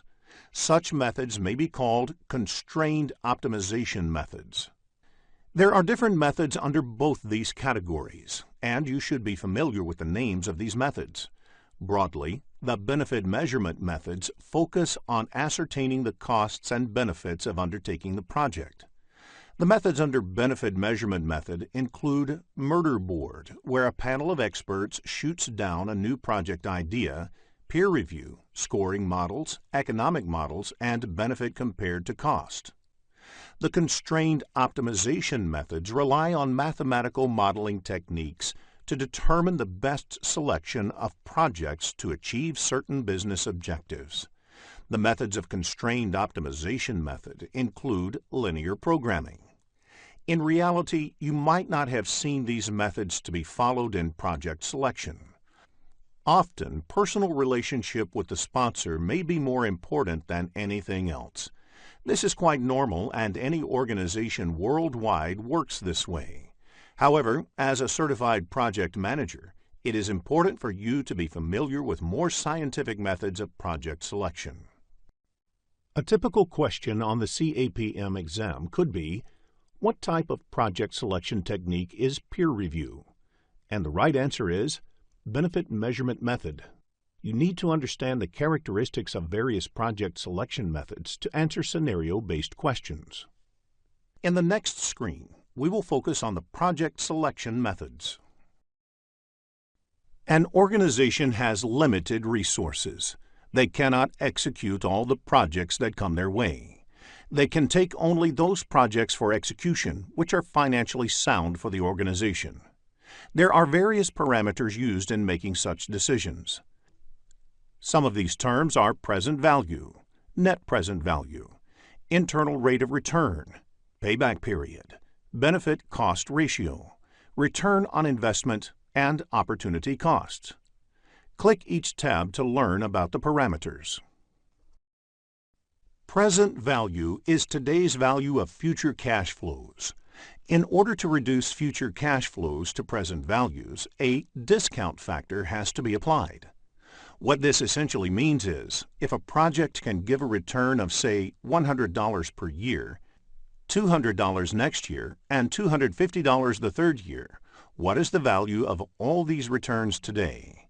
$250 return in the third year will not be the same as $250 today due to inflation or any other constraint. Click Close to go to the Process Selection Methods dashboard. Net Present Value, NPV, is the present value of the total benefits, income or revenue, less the costs over a time. Therefore, if multiple items are involved, add the present value of all of them to arrive at the net present value. Problems where a project has to be selected over other projects on the basis of their net present value can be expected in the exam. Let us take an example of a typical question that we might encounter in the exam. You have two projects to choose from. Project X will take 2 years to complete and has an NPV of $35,000. Project Y will take 5 years to complete and has an NPV of $95,000. Which one will you choose? The answer is Project Y because it has a higher NPV. Do not get confused with longer duration of the project. It is important that NPV be more. Click Close to go to the Process Selection Methods dashboard. Another term used in evaluating a project is Internal Rate of Return, or IRR. IRR is the rate of discounting at which the present value of costs matches the present value of benefits. It is the rate inherent in the project. Let us look at an analogy to understand the concept of IRR. Consider a project similar to depositing money in a bank account and earning interest. You will prefer the bank that gives maximum interest. Similar is the project. Choose from Project A and B, where Project A has an IRR of 25%, or Project B has an IRR of 15%. The answer is Project A, as the IRR is better for Project A. It is obvious, higher the IRR, the better. Click Close to go to the Process Selection Methods dashboard. Payback period is the number of time periods it takes to recover your investment in the project before you start making profit on the investment made in the project. You have two projects to choose from. Project A with a payback period of 5 months or Project B with a payback period of 12 months. Which one would you go for? The answer would be Project A. It is evident that lesser the payback period, the better. Click Close to go to the Process Selection Methods dashboard. Benefit-cost ratio is the ratio of the present value of benefits to the present value of costs. A benefit-cost ratio of more than 1 means that benefits are greater than the costs. If the benefit-cost ratio of Project A is 2.5 and benefit-cost ratio of Project B is 1.5, which project would you select? The answer is Project A, as the benefit-cost ratio is higher in Project A. Click Close to go to the Process Selection Methods dashboard. Return on investment, or ROI, is commonly used in financial parlance to indicate how profitable a project is. Return on investment is the average rate of return or benefits expected as compared to the initial investment. If a project involves an initial investment of $100,000 and generates an average return of $20,000 per year, it means the ROI is $20,000 by $100,000, or 20%. Higher the ROI, the more profitable the project is. Click Close to go to the Process Selection Methods dashboard. Opportunity cost is yet another term used in evaluating competing projects that you might see in the exam. It means the opportunity given up by selecting one project over another. Problems where a project has to be selected over other projects on the basis of their net present value and opportunity cost can be expected in the exam. For example, you may come across a question such as, What is the opportunity cost of selecting Project B if Project A has an NPV of $55,000 and Project B has an NPV of $85,000? The answer is $55,000. This is the NPV of Project A, which was selected over Project B. Click Close to go to the Process Selection Methods dashboard. In the next screen, let us look at the There are 6 project management processes, which are part of Project Integration Management knowledge area. They are the Develop Project Charter, done in the Initiation Process Group, Develop Project Management Plan, undertaken in the Planning Process Group, Direct and Manage Work Carried Out in the Executing Process Group, Monitor and Control Project and Perform Integrated Change Control, undertaken in the Monitoring and Controlling Process Group, and Close Project or Phase done in the Closing Process Group. Let us look at each of these processes in detail. In the next screen, let us understand how to read process-related information. As you can see in the Project Management Process diagram, these elements within the knowledge area represent the inputs from the same knowledge area. These elements represent the inputs from other knowledge areas. These represent the tools and techniques used in the process. These are outputs of the process. These represent the output within the same knowledge area, whereas these outputs are fed into the knowledge areas other than the one that the process is a part of. You can observe that the process in the image is color-coded based on the process group. Initiating Process Group is in yellow. Planning Process Group is in blue, and so on. You can read the processes and their color codes in the legend box on the bottom left of the screen. The process group affiliation is also indicated in the text of the description. It is important to understand the process group context to appreciate what the process does. In the next screen, let us look at the Develop Project Charter process. Develop Project Charter is an initiating process. A project charter is essentially a document that authorizes a project. Once a project has received a charter, it means that the project manager can start employing the organization's resources for the project activities. Let us look at the key inputs to be considered in preparing the project charter. The first input is the Project Statement of Work. This is created by project sponsor, or the customer describing their needs, project scope, and how the project fits into their strategic goal. If the project is taken up under a contract, the request for proposal, that is, RFP, can be considered as Project Statement of Work. The next input is the business case. This document establishes whether the investment in a project is worth, from a business point of view, the business need for the project, and the cost-benefit analysis. It provides important information to the project manager about the goals of the project and the boundaries in terms of the desired results, cost, etc. If the project is being undertaken as part of a contract or agreement, the agreement provides an important input for the project manager that establishes what must be done in the project. The next input to be considered for project charter is enterprise environmental factors. Any project to be executed within the organization has to deal with the organization culture and existing systems. You can consider this as an organization baggage that comes with the project. This is the reason a project being executed in 2 different organizations may be done differently. Another factor to be considered is organizational process assets. This is a broad term and includes all the organizational processes, procedures and policies, corporate knowledge base, and historical project information. Every organization develops a set of processes, procedures, and policies that are based on the best practices learned by the organization over time. The historical information includes past project management plans, risks, lessons learned, etc., of similar projects executed. Now, let us look at the tools and techniques used in this process. The first technique is expert judgment.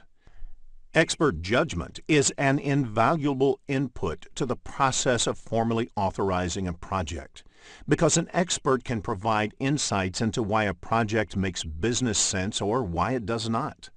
From experience, they may be able to shed light about the validity of the business drivers, feasibility, assumptions, and constraints that need to be considered for the project. Facilitation techniques is another technique used. The chartering process is often a collaborative activity involving many influential stakeholders in an organization. Facilitation techniques help bring all these stakeholders together and engage in fruitful discussions in order to arrive at an informed decision whether to go ahead with a project or not. The only output of this project is the project charter. Let us try to understand what the project charter might contain. The project charter usually contains the high-level project requirement, and it should be created by the project sponsor and handed over to the project manager. The project manager can do the groundwork to prepare the project charter, but it must be signed by the project sponsor or somebody in the performing organization who is higher in authority than the project manager. It is important to point out that a project charter is not a project management plan. The detailed risk, schedule, cost analysis, etc. is part of the project management plan and should be done during the project planning phase, when there is more detail on the availability of the project to do so. The charter should be sufficiently high level to accommodate the minor changes that might arise in the project. In the next screen, let us discuss the second process under Project Integration Management, Develop Project Management Plan. This is the process of documenting the actions necessary to define, prepare, integrate, and coordinate the subsidiary plans. Examples of subsidiary plans are Project Time Management Plan, Project Cost Management Plan, Project Human Resource Management Plan, etc. The Project Management Plan does not just describe when the project would start, what activities should be done, and when the project would get over. It is a detailed document and describes how the project would be executed, monitored, and controlled, and closed. Many people think that project schedule developed using Microsoft Project is the project management plan. However, that is not true. Project management plan contains all the subsidiary plans and their baseline value. It also contains the allowed variance in the baseline value. Performance measurement baseline of project's time is the total of project baseline time and the agreed time variance for the project. For example, the time management plan section would have mentioned the time taken by a project. The period mentioned in the project management plan is 180 days. This 180-day period is also called the baseline time value. Therefore, the baseline value is the initial agreed value in the project management plan. So, if the time variance agreed in the plan is 10%, the project should be executed in maximum 180 plus 180 multiplied by 10% is 180 plus 18, which is 198 days. Whether the baseline time value should be 180 days or 300 days is decided by analyzing the project activities, and it should not be decided arbitrarily. In the next screen, let us look at the various inputs, outputs, and tools and techniques of this process. Let us look at the inputs considered in developing the project plan. Project charter from the previous process is an important input. The other inputs include output of the other planning processes, because the project management plan is supposed to integrate all of these plans. The examples of other plans are time management plan, cost management plan, and quality management plan, etc. All of these plans are developed over a period as the project progresses. These will be discussed in detail later in this tutorial. In addition to these, enterprise environmental factors and organization process assets are also inputs to developing the project management plan. In fact, these two factors have more influence in developing project management plan than in developing project charter. It is recommended that you understand these inputs, outputs, and tools and techniques clearly, as most of these will be repeated in other processes as well. The two tools and techniques employed in this process are expert judgment and facilitation techniques. The very obvious output of this process is the project management plan. In the next screen, let us look at some of the key terms which are crucial in understanding these processes. Let us look at a few key terms to understand project management processes. The first is the work authorization system. There should be a formal process of authorizing work within the project. So, be it internal team members or project contractor, there should be a formal process of giving go-ahead to start work on the project. The next two related terms are corrective and preventive action. You will come across these terms throughout this PMP tutorial. Corrective action is any action taken to bring expected future project performance in line with the project management plan. For example, if a project milestone is delayed, as a corrective action, you include additional resources to ensure that the final project deadline is not delayed. While corrective action involves implementing actions to deal with actual deviations from the performance baselines, preventive action deals with anticipated or possible deviation from performance baselines. For example, to ensure that projects are not delayed, you do a proper estimation of the work and assign enough resources to the project so that they are not delayed. A very important system that needs to be established early on in a project is the change control system. Since projects are executed in a dynamic environment, it is quite natural to expect changes in the project requirements. The change control system is the formal documented procedures, paperwork, tracking systems for authorizing changes. Therefore, the change control system analyzes each of the incoming change requests and decides whether to accept the change request or reject it. A configurable item is any product, service, or result within the project whose characteristics need to be identified, documented, and placed under change control mechanism.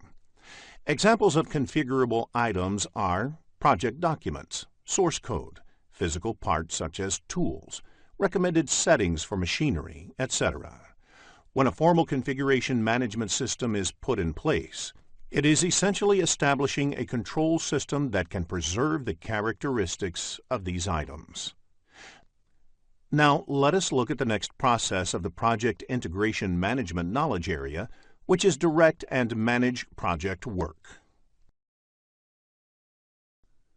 Direct and manage project work is the process of performing the work defined in the project management plan to achieve the project objective. This process marks the performance and completion of activities in a project. The input to this process is obviously the project management plan, since the project is executed as per the project management plan. The other inputs to this process are any approved change requests that need to be implemented. These could be in the form of corrective or preventive actions upon which the team has decided to work. The other two inputs are enterprise environmental factors and organizational process assets. Let us look at the tools and techniques. Expert judgment is an important tool used in this process as well. Another technique is the Project Management Information System, or PMIS. The PMIS is a combination of documents, dashboards, software tools, etc., where the data and information related to the project gets collected as the work is being done. During execution, it is natural to expect that plenty of meetings will take place among the team members and among other stakeholders as well. There are several outputs from this process. Project deliverables are produced. As the deliverables are being produced, there would also be data related to the project performance that will be generated, such as what was done, how long did it take, how much did it actually cost, etc. Along with these key outputs, there are changes that new change requests may emerge. This could be because, during the execution phase, the team or the stakeholders may realize that what is being produced is not meeting the expectations or needs and that something else may need to be done. In the process, project documents and project management plan get updated. Let us look at monitor and control project work in the next screen. Monitor and control project work is the process of tracking, reviewing, and regulating the progress to meet the performance objective or objectives defined in the project management plan. Now, the estimated time performance measurement baseline is 180 days and 10%. The monitor and control project work is the process area that tracks whether 180 days and 10% time performance baseline is being met or not. Let us also look at the key inputs for the monitor and control project work process. Project management plan is the key input, as the performance measurement baselines are part of the project management plan. The other key input to monitor and control project work is work performance information. It is the status of the project, that is, the status of the project deliverables, the cost incurred, the time elapsed in the project, etc. Along with the work performance information, forecasts related to the cost and time form important inputs upon which the project manager has to act. Validated changes confirms that the approved changes have been appropriately incorporated. Enterprise environmental factors and organization process assets are also inputs to this process. Expert judgment, analytical techniques, project management information system, and meetings are the various tools and techniques. One of the outputs of this process area is change requests. Change requests could be in the nature of corrective and preventive actions or defect repair. If the performance measurement baselines are not being met, this process ensures that project manager takes appropriate corrective and preventive action to get close to the performance measurement baselines. Along with the recommended corrective and preventive action, monitor and control project work also results in identifying defects, which must be taken care of. During the defect repair process, many reports related to the performance of the work of the project will be produced. Project management plan and project documents are also updated. In the next screen, let us focus on Perform Integrated Change Control process.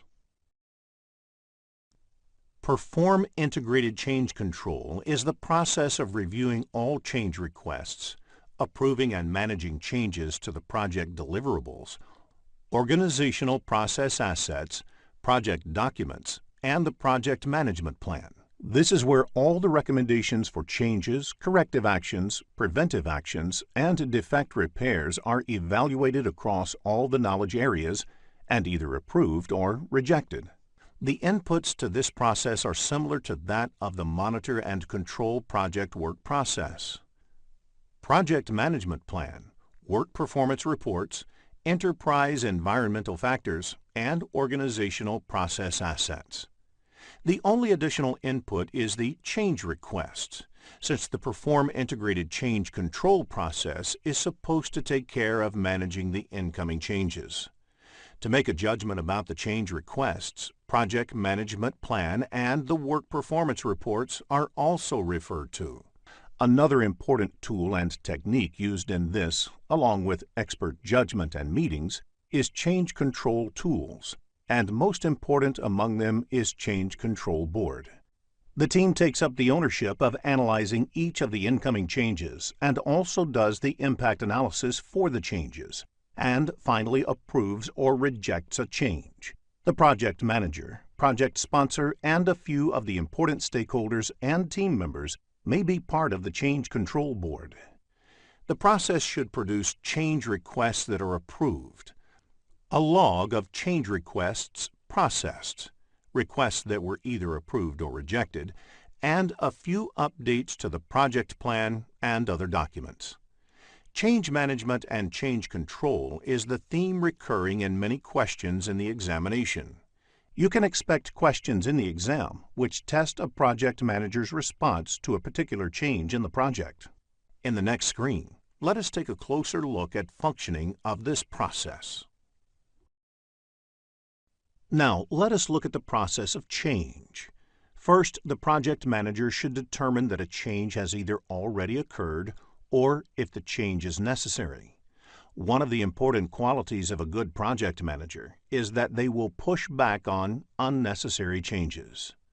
The next step is to evaluate its impact on the project in totality. The team needs to understand what would be the impact on the time, cost, quality, risk, resource requirements, and so on. Once the impact is known, the project manager along with the team should look for various possible options to accommodate the change. For instance, in order to accommodate an increase in scope, it may be necessary to extend timeline, add resources, increase budget, or a combination of the above. Once the impact analysis and exploration of possible options are completed, the project manager should present it to internal as well as external stakeholders for their approval. It should be presented to internal stakeholders first, because the management of an organization may decide to absorb the change within the project's reserves without opting to bill the customer. If the project will have an impact on the agreed baselines of time, cost, scope, and quality, one needs to get in touch with the external stakeholders and the customer. These steps are an important aspect of a project manager's job, and the ability of a project manager to manage change will be tested in the CAPM examination.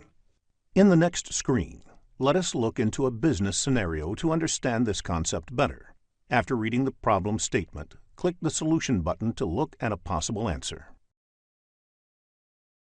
Close project or phase is the last process of the project management integration knowledge area.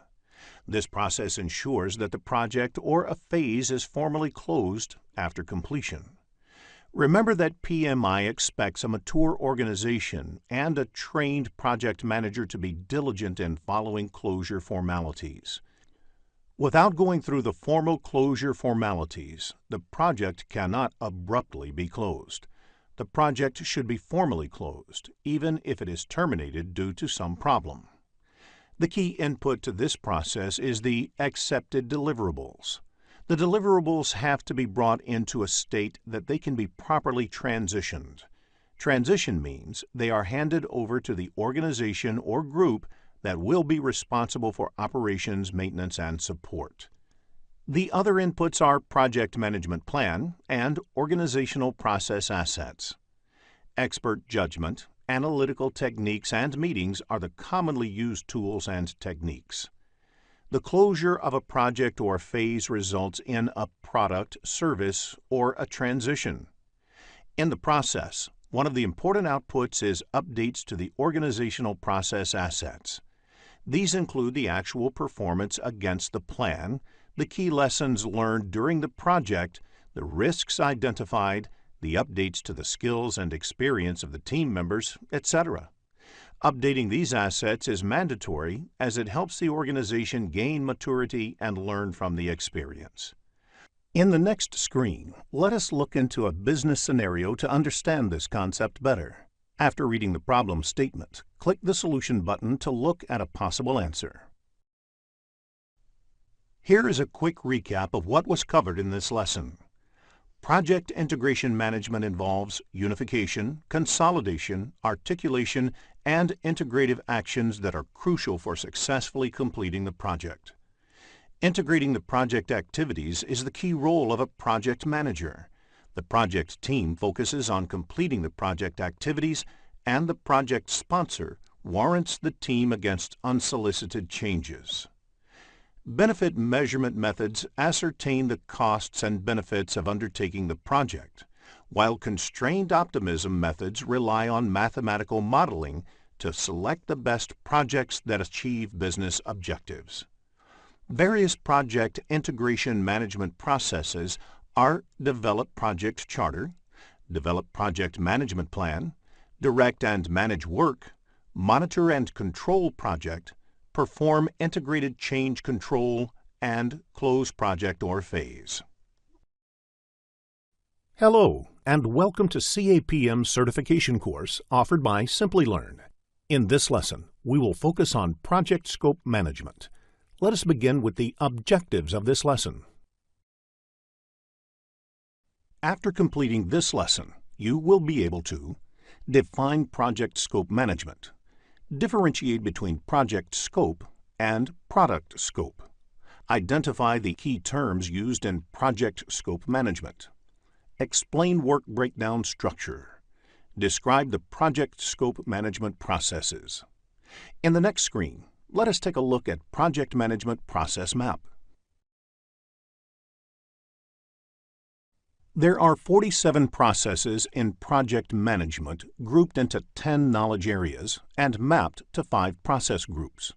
In this lesson, we will look at the second knowledge area, that is, project scope management and its processes. Let us begin with the first topic of this lesson, that is, project scope management. Project scope management includes the processes required to ensure that a project comprises all and only the work required to complete the project successfully. The project scope management is concerned about the scope. What is not there in the scope is also clearly identified. In the next screen, let us look at the key activities performed under project scope management. Let us look at a few of the typical activities that happen as part of the project scope management. Constant monitoring is essential to make sure that all the project work is being completed. The gradual, uncontrolled increase in scope of the project is referred as scope creep.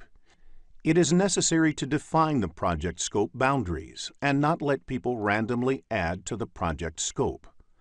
Gold plating is doing more than what is required as part of the project scope. This has to be avoided in projects. As per the published statistics about projects done globally, less than 40% of projects can be considered successful. Therefore, the focus should be on what is required rather than squandering around with what is not required. 40% might be considered less, but a project is classified as successful only if it meets all its objectives and is done within time and cost budgets. In the next screen, let us understand the differences between product scope and project scope. Project scope management deals with managing both the product scope as well as the project scope. Product scope refers to the features and functions that characterize a product, service, or result.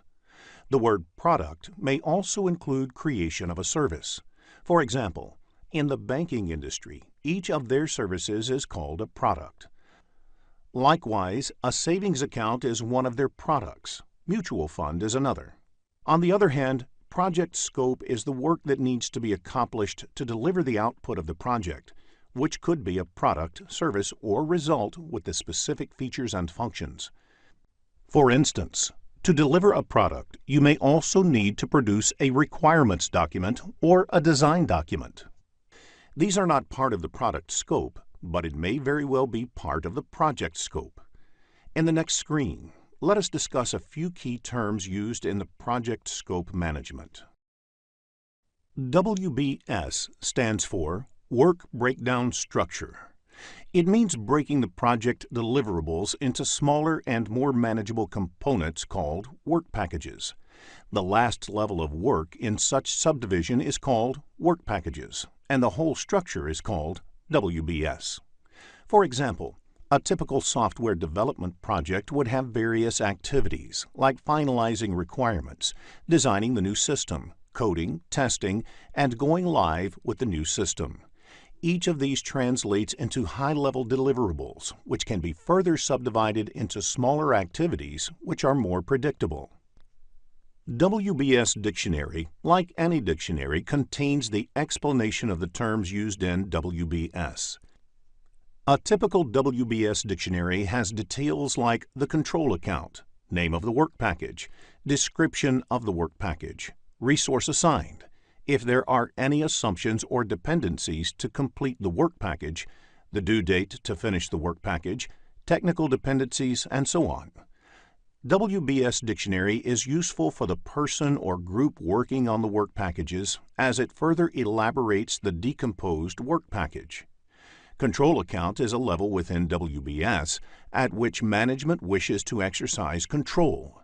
For example, perform earned value analysis, track performance, etc. In the next screen, let us cover work breakdown structure in detail. Along with the scope statement and the WBS dictionary, the work breakdown structure forms the scope baseline of the project. That is, it should reflect the entire scope of the project. Any deliverables that are not reflected in WBS are not part of the project. The creation of the WBS should involve the whole team. The creation of WBS creates common understanding about the scope and therefore leads to team buy-in. During decomposing the deliverables, you must ensure that each level is complete. That is, it includes all the work in the project before you start to decompose further. Decomposition continues until the lowest level deliverable cannot be logically subdivided further, or they can be estimated with reasonable accuracy. WBS is a deliverable-oriented decomposition. It should only contain deliverables and not activities. While developing the schedule, converting the deliverables into activities is one of the problems as WBS does not contain activity-level details. Concept-based questions on work breakdown structure can be expected in the exam, so it is essential to have a clear understanding of the concept of WBS. In the next screen, let us look into an example which shows how WBS is derived.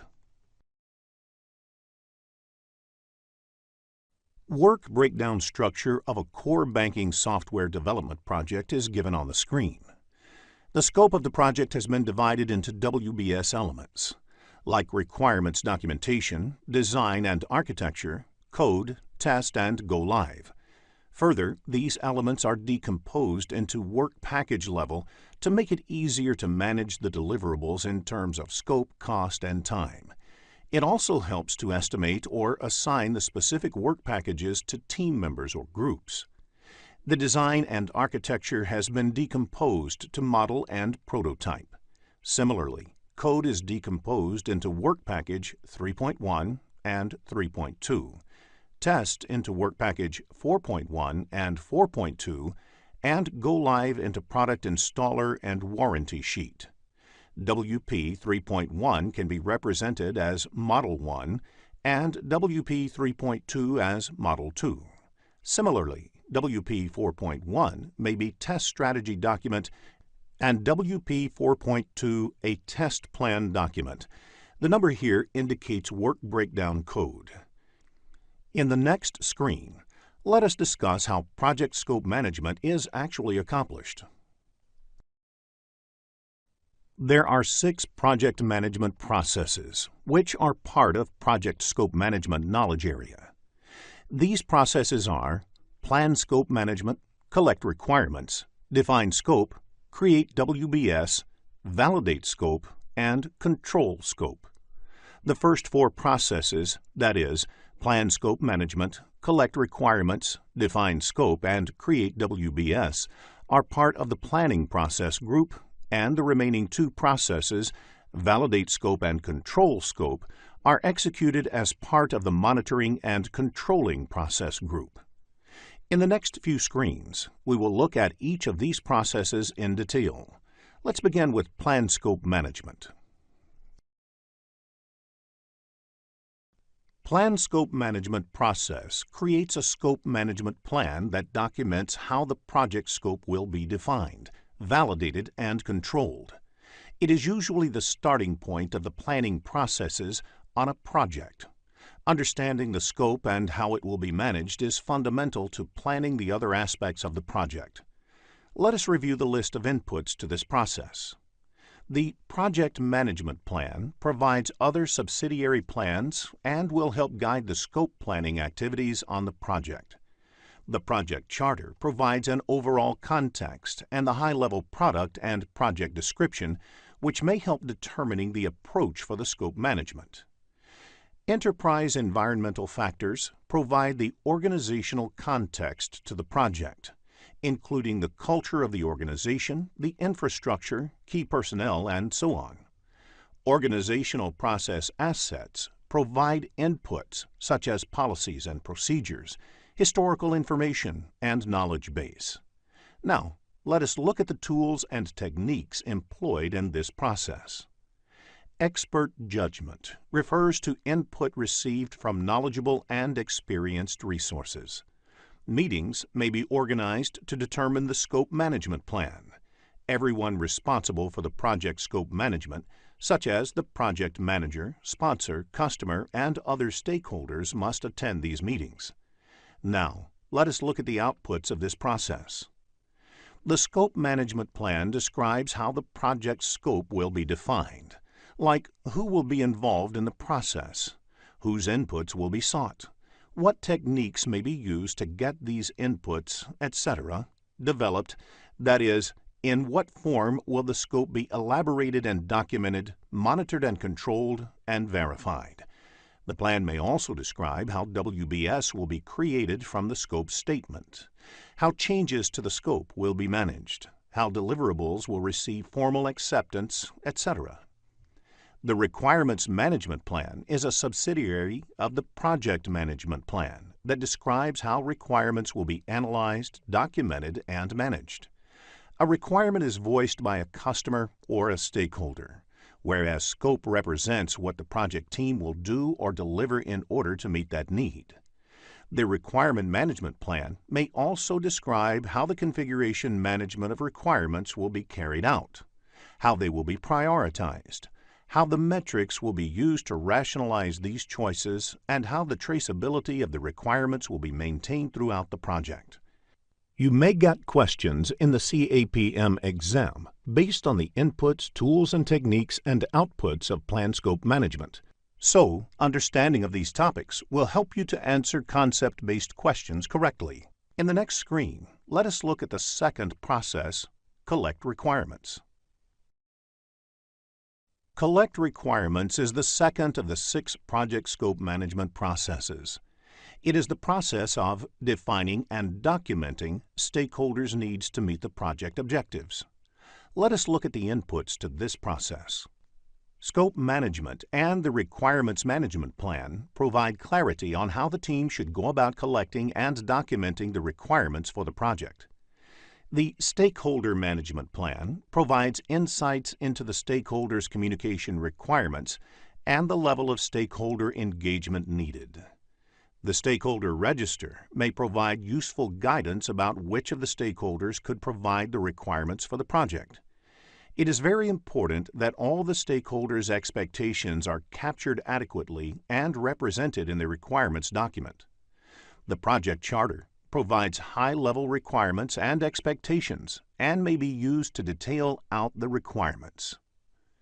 Now let us look at the tools and techniques that can be employed to collect the requirements. It is important for the project team to use a combination of techniques that will give them maximum clarity about the requirements. Some of the techniques may include direct interaction like interviewing, forming focus groups, conducting workshops, and using group creativity techniques like brainstorming and group decision-making techniques. It may also include some offline activities like conducting surveys via questionnaires, etc. Observation can be a very powerful way to capture requirements that may be difficult to state or articulate.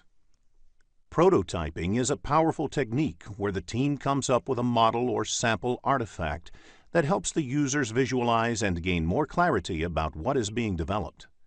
Benchmarking is useful for understanding and learning from the industry and organizational benchmarks about the bare minimum expectations. Use of context diagrams and analyzing the documentation provided can also help in collecting requirements. Requirements documentation is one of the most important output. The second output of this process is Requirements Traceability Matrix. This table helps trace whether the work has happened on the requirements, whether all requirements are reflected in the final product of the project, etc. In the next screen, let us look into a business scenario to understand this concept better. After reading the problem statement, click the Solution button to look at a possible answer. Plan Scope Management process creates a scope management plan that documents how the project scope will be defined, validated, and controlled. It is usually the starting point of the planning processes on a project. Understanding the scope and how it will be managed is fundamental to planning the other aspects of the project. Let us review the list of inputs to this process. The Project Management Plan provides other subsidiary plans and will help guide the scope planning activities on the project. The Project Charter provides an overall context and the high-level product and project description, which may help determining the approach for the scope management. Enterprise environmental factors provide the organizational context to the project, including the culture of the organization, the infrastructure, key personnel, and so on. Organizational process assets provide inputs such as policies and procedures, historical information, and knowledge base. Now, let us look at the tools and techniques employed in this process. Expert judgment refers to input received from knowledgeable and experienced resources. Meetings may be organized to determine the scope management plan. Everyone responsible for the project scope management, such as the project manager, sponsor, customer, and other stakeholders, must attend these meetings. Now, let us look at the outputs of this process. The scope management plan describes how the project scope will be defined, like who will be involved in the process, whose inputs will be sought, what techniques may be used to get these inputs, etc., developed, that is, in what form will the scope be elaborated and documented, monitored and controlled, and verified. The plan may also describe how WBS will be created from the scope statement, how changes to the scope will be managed, how deliverables will receive formal acceptance, etc. The Requirements Management Plan is a subsidiary of the Project Management Plan that describes how requirements will be analyzed, documented, and managed. A requirement is voiced by a customer or a stakeholder, whereas scope represents what the project team will do or deliver in order to meet that need. The Requirement Management Plan may also describe how the configuration management of requirements will be carried out, how they will be prioritized, how the metrics will be used to rationalize these choices, and how the traceability of the requirements will be maintained throughout the project. You may get questions in the CAPM exam based on the inputs, tools, and techniques and outputs of plan scope management. So, understanding of these topics will help you to answer concept-based questions correctly. In the next screen, let us look at the second process, collect requirements. Given on the screen is an example of the requirements traceability matrix. It lists all the requirements recorded in the requirements documentation in the first column. In the subsequent columns, it traces how the requirement is being met by specific sections or objects in the subsequent stages. In case of a software development project, the requirement about enabling multi-user access may require changes in multiple places. These are specifically called out in the columns titled Design, Coding, Testing, etc. This ensures each requirement is specifically addressed through all the stages of the lifecycle and also provides a backwards traceability by clarifying why a particular change is made at each stage, that is, which requirement is driving these changes. A typical question in the CAPM exam can be one related to the creation of WBS. So understanding the requirements traceability matrix will help you to answer concept-based questions. In the next screen, let us look at the third project scope management process, define scope. Given on the screen is an example of the requirements traceability matrix. It lists all the requirements recorded in the requirements documentation in the first column. In the subsequent columns, it traces how the requirement is being met by specific sections or objects in the subsequent stages. In case of a software development project, The requirement about enabling multi-user access may require changes in multiple places. These are specifically called out in the columns titled Design, Coding, Testing, etc. This ensures each requirement is specifically addressed through all the stages of the life cycle and also provides a backwards traceability by clarifying why a particular change is made at each stage, that is, which requirement is driving these changes. A typical question in the CAPM exam can be one related to the creation of WBS. So understanding the requirements traceability matrix will help you to answer concept-based questions. In the next screen, let us look at the third project scope management process, Define Scope. The next process in the project scope management is Define Scope. Define Scope is the process of developing a detailed description of the project and product, collect requirements lists for all the different requirements or needs expressed by the stakeholders.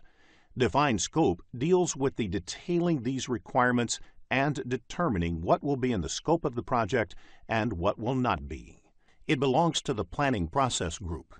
Let us look at the inputs to this process. The Scope Management Plan provides the details about the process of capturing and documenting the scope of the project.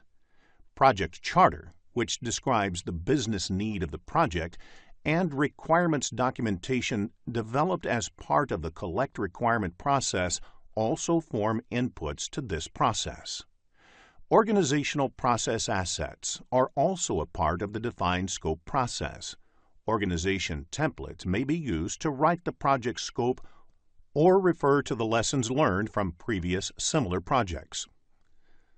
For projects which have product instead of a service as an output, product analysis is a commonly used technique. This defines what is required in a project's product. Alternatives generation is a technique used to see if the project requirements can be completed in a different way, similar to lateral thinking. Expert judgment is a technique using an expert, may be an external consultant to look at various requirements and come up with the project scope statement. In order to define the scope, you may also conduct specific workshops that are facilitated to generate ideas around the project scope.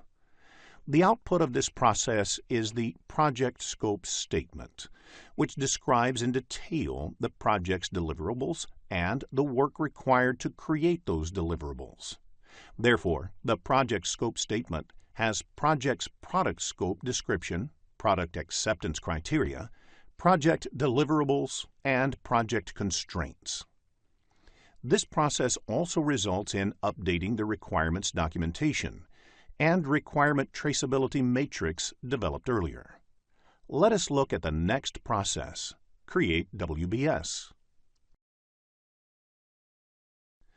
The final planning process within scope management is Create WBS. Create WBS is the process of subdividing project deliverables and project work into smaller, more manageable components. It belongs to the planning process group. The WBS is created with project scope statement and the requirements document as input. The Scope Management Plan provides the details about the process of capturing and documenting the scope of the project and how the deliverables should be decomposed in the form of a WBS and how it should be maintained. The templates and standards related to the industry and the specific enterprise may be useful in creating WBS. If there is an organization's template for writing down WBS, that is also used. The other two inputs are organizational process assets and enterprise environmental factors. Decomposition is an important technique used in this process. In decomposition, the project deliverables are subdivided into smaller, more manageable components until the work and deliverables are defined at the work package level. The work package level is the lowest level in the WBS and is the point at which the cost and activity duration of the work can be reliably estimated and managed. The level of detail for work packages vary as per the size and complexity of the project. Another technique used is expert judgment. The output of this process is Scope Baseline. The Project Scope Statement, WBS, and WBS Dictionary are collectively referred to as Scope Baseline. Scope Baseline is part of Project Management Plan. This process also results in project document updates. Implementing WBS may result in getting more clarity about the requirements itself. The requirement document or the project scope statement developed earlier should be updated. In the next screen, let us look at the Validate Scope process. Validate Scope is the process of formalizing acceptance of the completed project deliverables. Validating scope includes reviewing deliverables with the customer or sponsor to ensure they are completed satisfactorily and obtain formal acceptance. Validate scope is closely related to quality control as well. However, scope validation is primarily concerned with acceptance of the deliverables, whereas quality control is primarily concerned with correctness of the deliverables and meeting the quality requirements specified for the deliverables. Quality control is generally performed before scope validation, but these two processes can be performed in parallel as well. Let us look at the inputs to this process. The Project Management Plan provides information about how the deliverables will be validated and accepted by the customer and other stakeholders. The requirements documentation acts as the basis on which the validation activity is to be carried out. The requirements traceability matrix documents how each of the requirements has been implemented and how it can be validated. The fourth input is verified deliverables and implies that the verification activity is first carried out by the team under the control quality process, and only then the deliverable enters the validation process. Work performance data gives more inputs on the deliverables that may be useful in validating and getting acceptance. The technique used to validate scope is inspection and group decision-making. Some of the typical activities that are done as part of inspection are measuring, examining, and validating to determine whether the work and deliverables meet requirements and product acceptance criteria. Group decision-making techniques may be employed if a team is working on the process of validating the deliverables. It helps in arriving at a decision by either consensus or majority or any other method. The output of this process is the accepted deliverable. Sometimes deliverable might be acceptable, and that results in another output, that is, change request. Due to the validation process, the information about the deliverables, which have been accepted, and any observations during the validation process may be recorded. Some documents, like Report on Status of the Project's Product, is updated as a result of this process and listed as one of the outputs. In the next screen, let us look at the control scope process. Control scope is the process of monitoring the status of the project and product scope and changes to the scope baseline. Controlling the project scope ensures all requested changes and recommended corrective or preventive actions are processed through the same Perform Integrated Change Control process. The inputs Project Management Plan, Requirements Documentation, and Work Performance Data are the same as the inputs for Control Scope and Validate Scope. Work Performance Data has information about progress of work on the different deliverables. The other input is Requirements Traceability Matrix, which lists the requirements included in the requirements document. Organization process assets also influence control scope in a sense where an organization would have standard templates for monitoring and reporting scope-related updates. Scope control is performed using variance analysis. The variation is measured from the original scope baseline, which decides whether any corrective or preventive action is required. The key output of the control scope is work performance information, which is planned versus actual technical scope performance. If any part of the scope performance does not meet the acceptance criteria, it may result in change requests, which is the other major output of this process. All of these may result in updates to the project plan, as well as other project and organizational process documents. Business scenario-based questions on scope control can be expected in the CAPM exam, so understanding the concept of scope control is essential. In the next screen, let us look into a business scenario to understand this concept better. If you are looking to become a skilled project manager, have a look at the postgraduate program in project management by Simplilearn. There are 47 processes in project management grouped into 10 knowledge areas and mapped to 5 process groups. In this lesson, we will look at the third knowledge area, that is, project time management and its processes. Let us begin with the first topic of this lesson, project time management. The purpose of project time management is to ensure that the projects get completed on time. This knowledge area is primarily concerned with developing a project schedule and ensuring that project goes as per the agreed schedule. If there is a need to change the project schedule, the change should happen by following a proper change control procedure. Another term used in the PMP examination is Schedule Management Plan. Schedule Management Plan is part of the Project Management Plan and has information on the planned project schedule and its management and control. Let us discuss the key activities of project time management in the next screen. The key activities that are part of the project time management include identifying activities, estimating time and resources, and sequencing activities. It is important to identify a list of activities that would be a part of the project. Next, an estimation of time and resources required for completing the identified activities are done. Finally, these activities need to be sequenced as per the dependencies. In the next screen, let us discuss project schedule.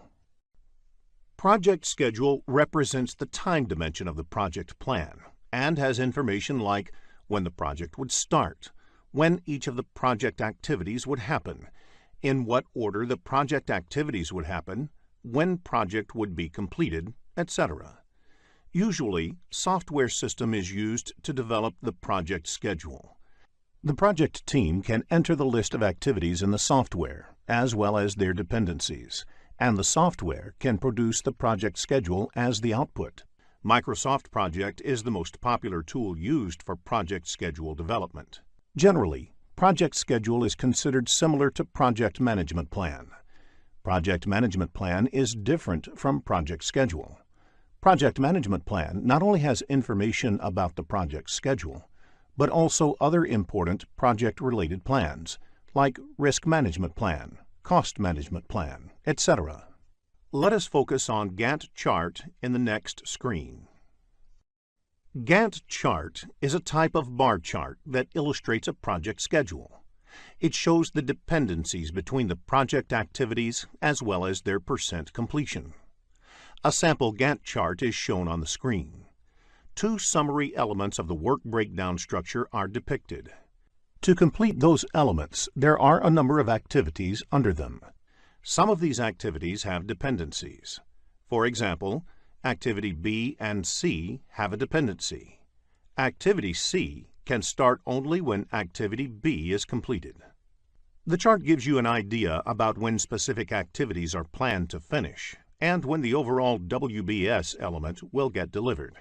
Create tasks and work with the Gantt chart. This will make answering Gantt chart-based questions easy and fun.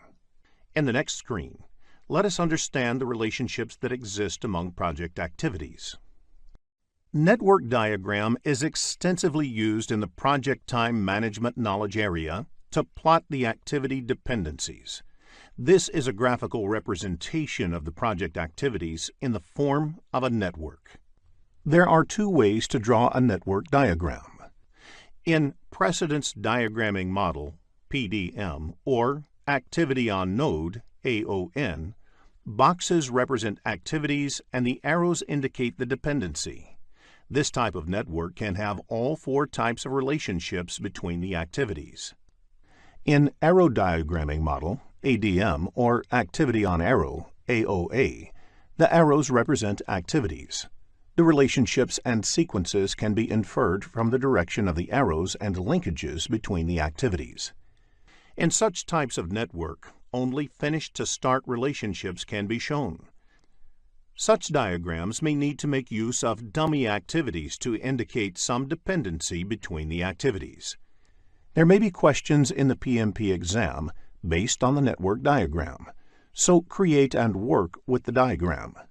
This will make answering network diagram-based questions easy and fun. In the next screen, let us look at a network diagram. A sample network diagram is shown on the screen. Activities A and C can happen in parallel. B and D require both A and C to complete, whereas E requires both B and D to complete.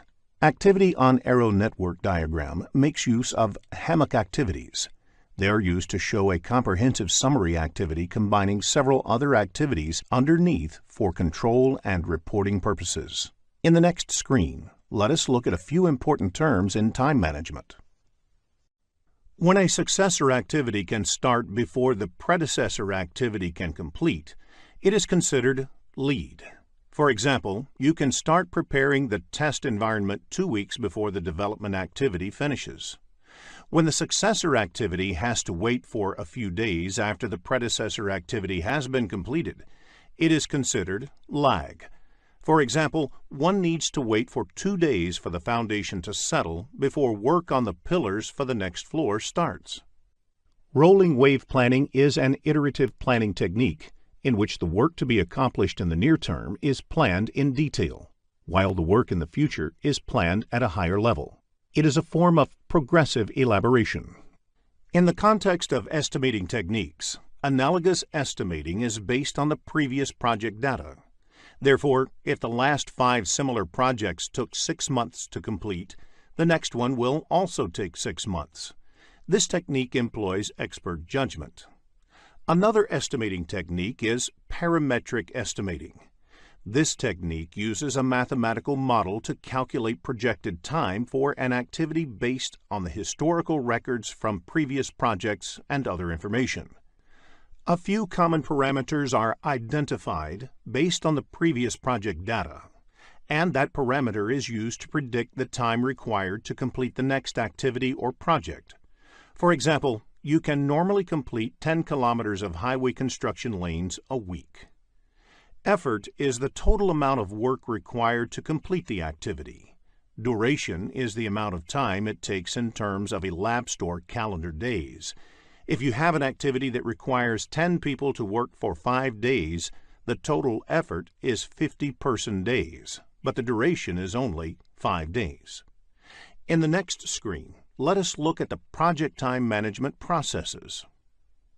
There are 7 project time management processes.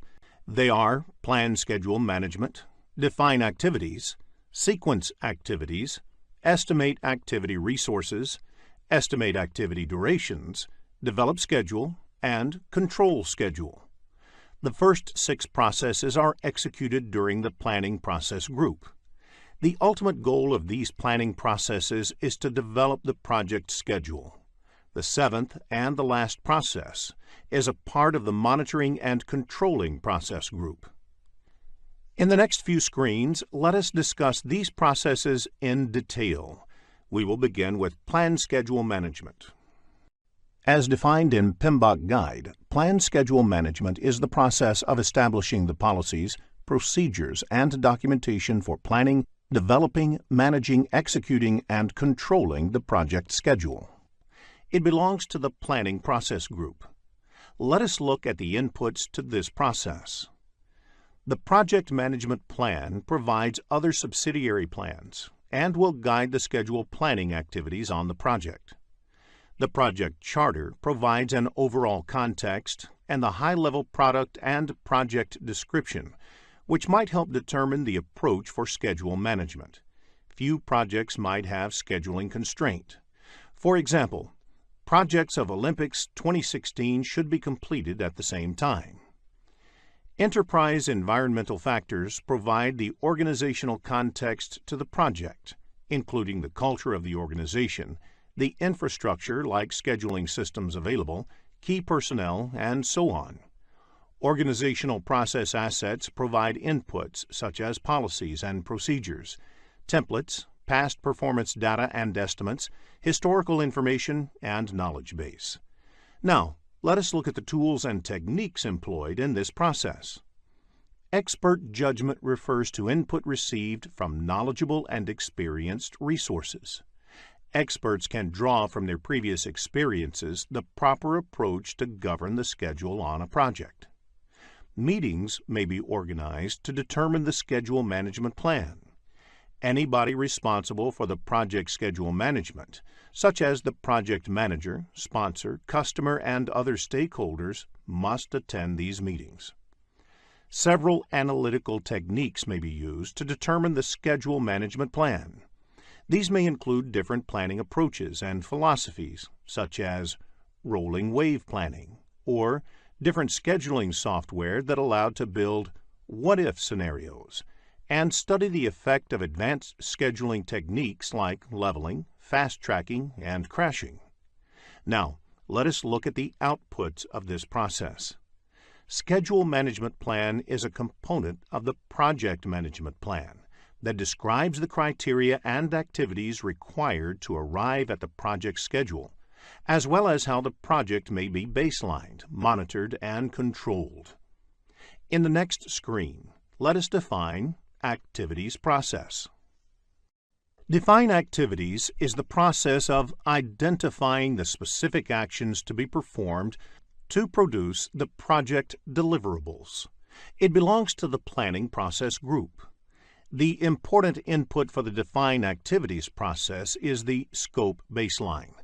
Scope baseline is a term used collectively to refer to project deliverables, constraints, and assumptions of the project. In addition to the scope baseline, the other inputs in this process are enterprise environmental factors, organizational process assets, and schedule management plan. A reason why enterprise environmental factors is an input to define activities is because the organization might be using project management software to define activities, and that may influence the activity definition process. The knowledge base containing historical information regarding activities lists used by previous similar projects is a good example of organization process assets applied to scheduling. The tools and techniques used in defining activities are decomposition and rolling wave planning. The last technique is expert judgment, where the experience of project team members is used in developing detailed activity lists. The output of the process is activity list, activity attributes, and milestone list. Activity list contains a list of identified activities. Activity attributes are the additional information about the activity itself. A milestone is a significant point or event in the project. A milestone list identifies all the milestones and indicates whether the milestone is mandatory or optional. Let us move on to the next process, sequence activities. Sequence activities is the process of identifying and documenting relationships among the project activities and is also part of the planning process group. For every activity and milestone, except the first and last one, is connected to or at least one predecessor and one successor. The inputs to this process are activity list, activity attributes, and milestone list. All these are the outputs of the define activity process. The other inputs are schedule management plan and project scope statement. Schedule management plan provides guidance in terms of methodology to be employed for many of the scheduling activities on the project. Organization process assets are also an input to sequencing activities because the organization might have some kind of knowledge base for scheduling project activities. The enterprise environmental factors relevant to this process may be scheduling tools in use, project management information systems, work authorization systems, etc. One of the important tools and techniques used in sequencing activities is the precedence diagramming method. In this method, The activities are drawn on a network diagram, and all the different kinds of dependencies between the activities are determined. While determining activity dependency, it is important to identify the type of relationship or dependency between the activities. The other technique is leads and lag, which is widely used for sequencing activities. The output of the process is the project schedule network diagram, which is a graphical representation of the project activities in a form of network, which also shows the activity dependencies. While designing the network diagram, new activities might be identified, and that would result in some of the project document updates, especially the ones that list all the project activities. In the next screen, let us look at the Estimate Activity Resources process. After sequencing the activities, the next step in project time management is estimating the resources required to accomplish each of the identified activities. Estimate Activity Resources process also belongs to the Planning Process Group. Here, resources do not mean only the human resources, but includes all other resources like equipment, raw materials, machinery, etc. Schedule Management Plan is the first input. Schedule Management Plan provides guidance in terms of methodology to be employed for many of the scheduling activities on the project. The other inputs to this process are an activity list and activity attributes that are the outputs of the time management processes. Risk Register is another input. Risks to the project may influence the decisions about the resources that need to be deployed. Hence, Risk Register becomes an input to this project. In addition, activity cost estimates are another input. Cost and resource estimates on a project are interrelated and influence each other. For example, the cost might dictate the number and type of resources that can be employed, or the time might dictate the cost that may need to be incurred. Along with this, the resource calendar is also an important input because it has the information about the availability of each of the resources. Some of the enterprise environmental factors that can influence estimating activity resources are availability of required resources within the organization. The organizational process assets is also an important input, as the organization might have standard policies for staffing or for hiring contractors on the project. With all these inputs available for estimating activity resources, there are various techniques used for estimating the required resources. The first technique is using expert judgment.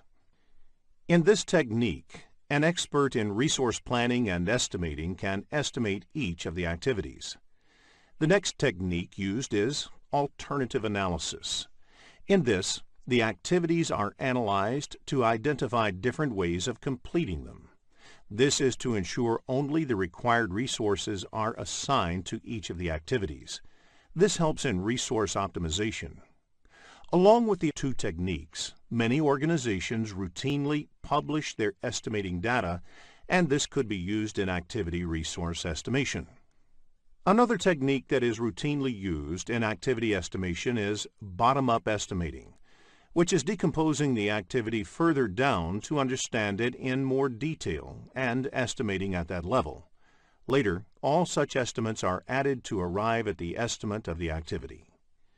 In real projects, one has to use all to estimate each of the activities. Sometimes, the project management software also helps in estimating. The software estimates are based on the inputs provided to it. Software should only be considered as a supporting tool in estimation and never fully rely on its output. Clearly, the output of this process is the activity resource requirements. Along with this, resource breakdown structure is also prepared. The resource breakdown structure is the categorization of all the required resources in various categories. That is, human resources, equipment, raw materials, etc. In the process of estimation, several other project documents may also be updated. For example, the resource estimates are directly correlated with cost estimates. Let us now move on to the next process: estimate activity durations. The next process is to estimate the duration required to complete each of the activities. The duration estimation should be done by someone who is familiar with the project. For example, the same activity, if done by a high-skilled resource, would take less time compared to a less skilled resource. This may vary regardless of the resource used due to the project requirements. In addition, the activity duration estimation should be updated continuously as you move ahead with the project, because as the project progresses, there will be more clarity on the project. The inputs of this process are similar to the ones in sequence activities process. Schedule management plan is the first input. Schedule management plan provides guidance in terms of methodology to be employed for many of the scheduling activities on the project. For instance, it may contain information about the estimation techniques to be employed and the people who need to be involved in the estimation process. Activity resource requirements is also an input to this process because resources assigned to an activity would significantly affect the activity duration. That is, the lower-skilled resources would take more time than the high-skilled resources. The other inputs include activity list, activity attributes, and resource breakdown structure. Resource calendars are also an input to this process. The type and skill set of resources available to the team may have an impact on the time it would take to complete the activities.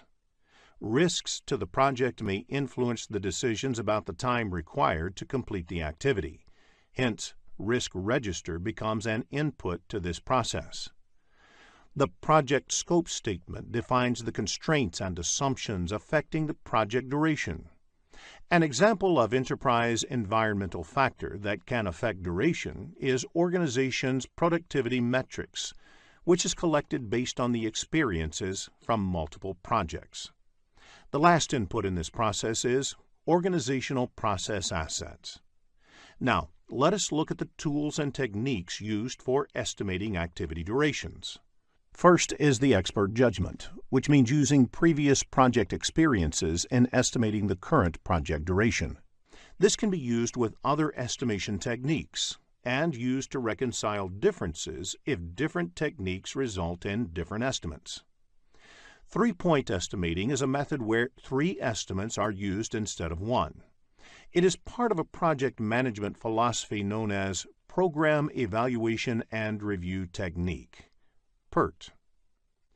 Estimating activity durations is often done as a team exercise, as each activity may require multiple skill sets to be applied.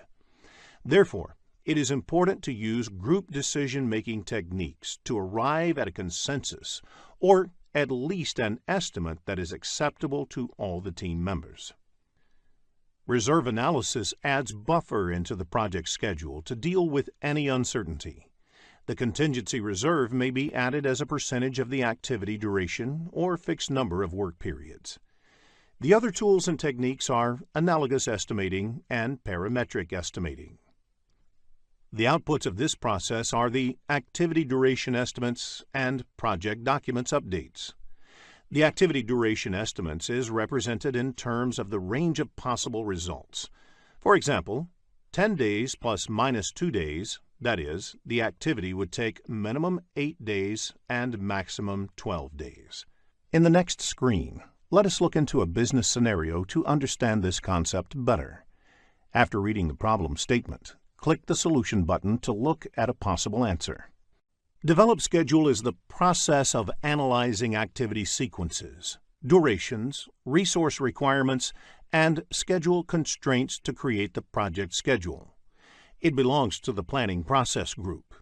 Generally, scheduling software is used for developing the project schedule. Entering the activities, durations, and resources into a scheduling tool generates a schedule with planned dates for completing project activities. Developing a project schedule is an iterative process.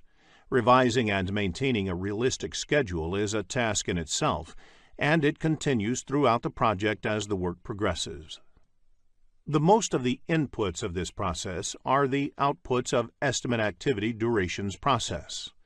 They are risk register, project scope statement, project staff assignments, resources calendars, organizational process assets, enterprise environmental factors, schedule management plan, activity list, activity attributes, project schedule network diagrams, activity resource requirements, resource breakdown structure, and activity duration estimates.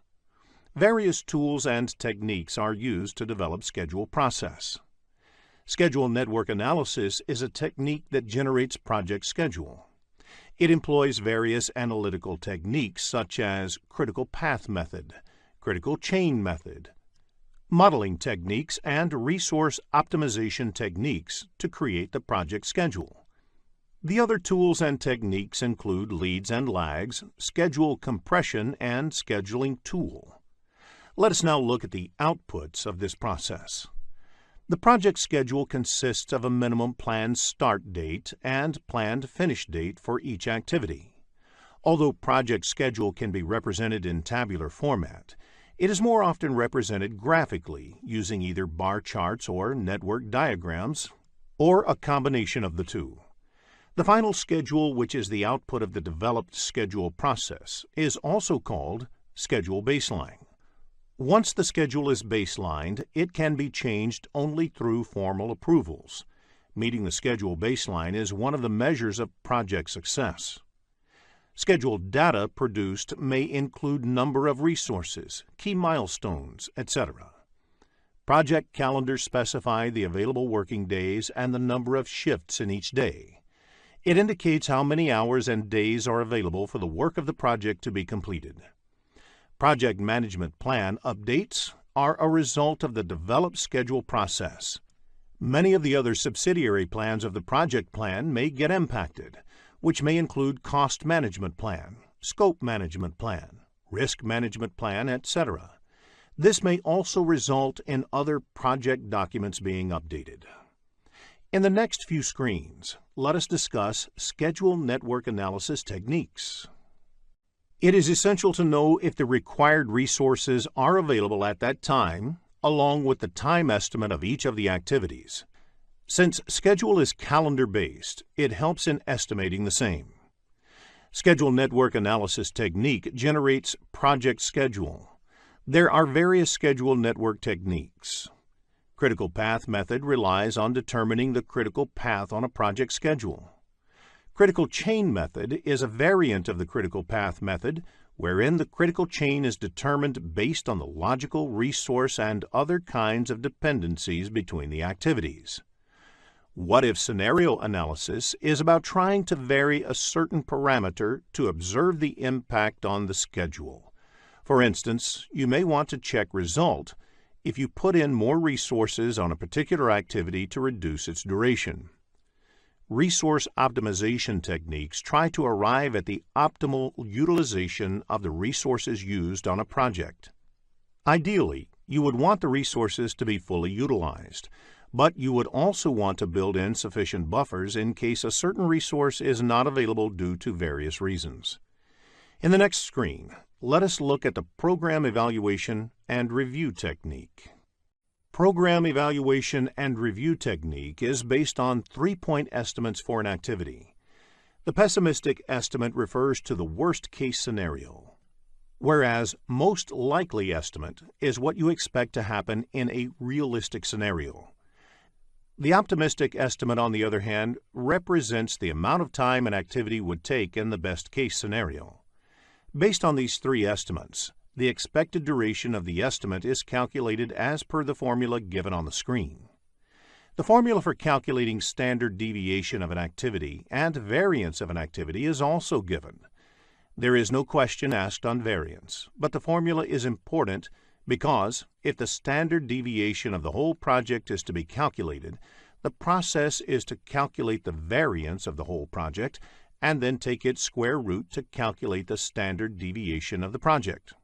Concept-based questions on PERT can be expected in the PMP exam, so make a note of the formulae while you prepare for the exam. In the next screen, let us understand PERT with an example.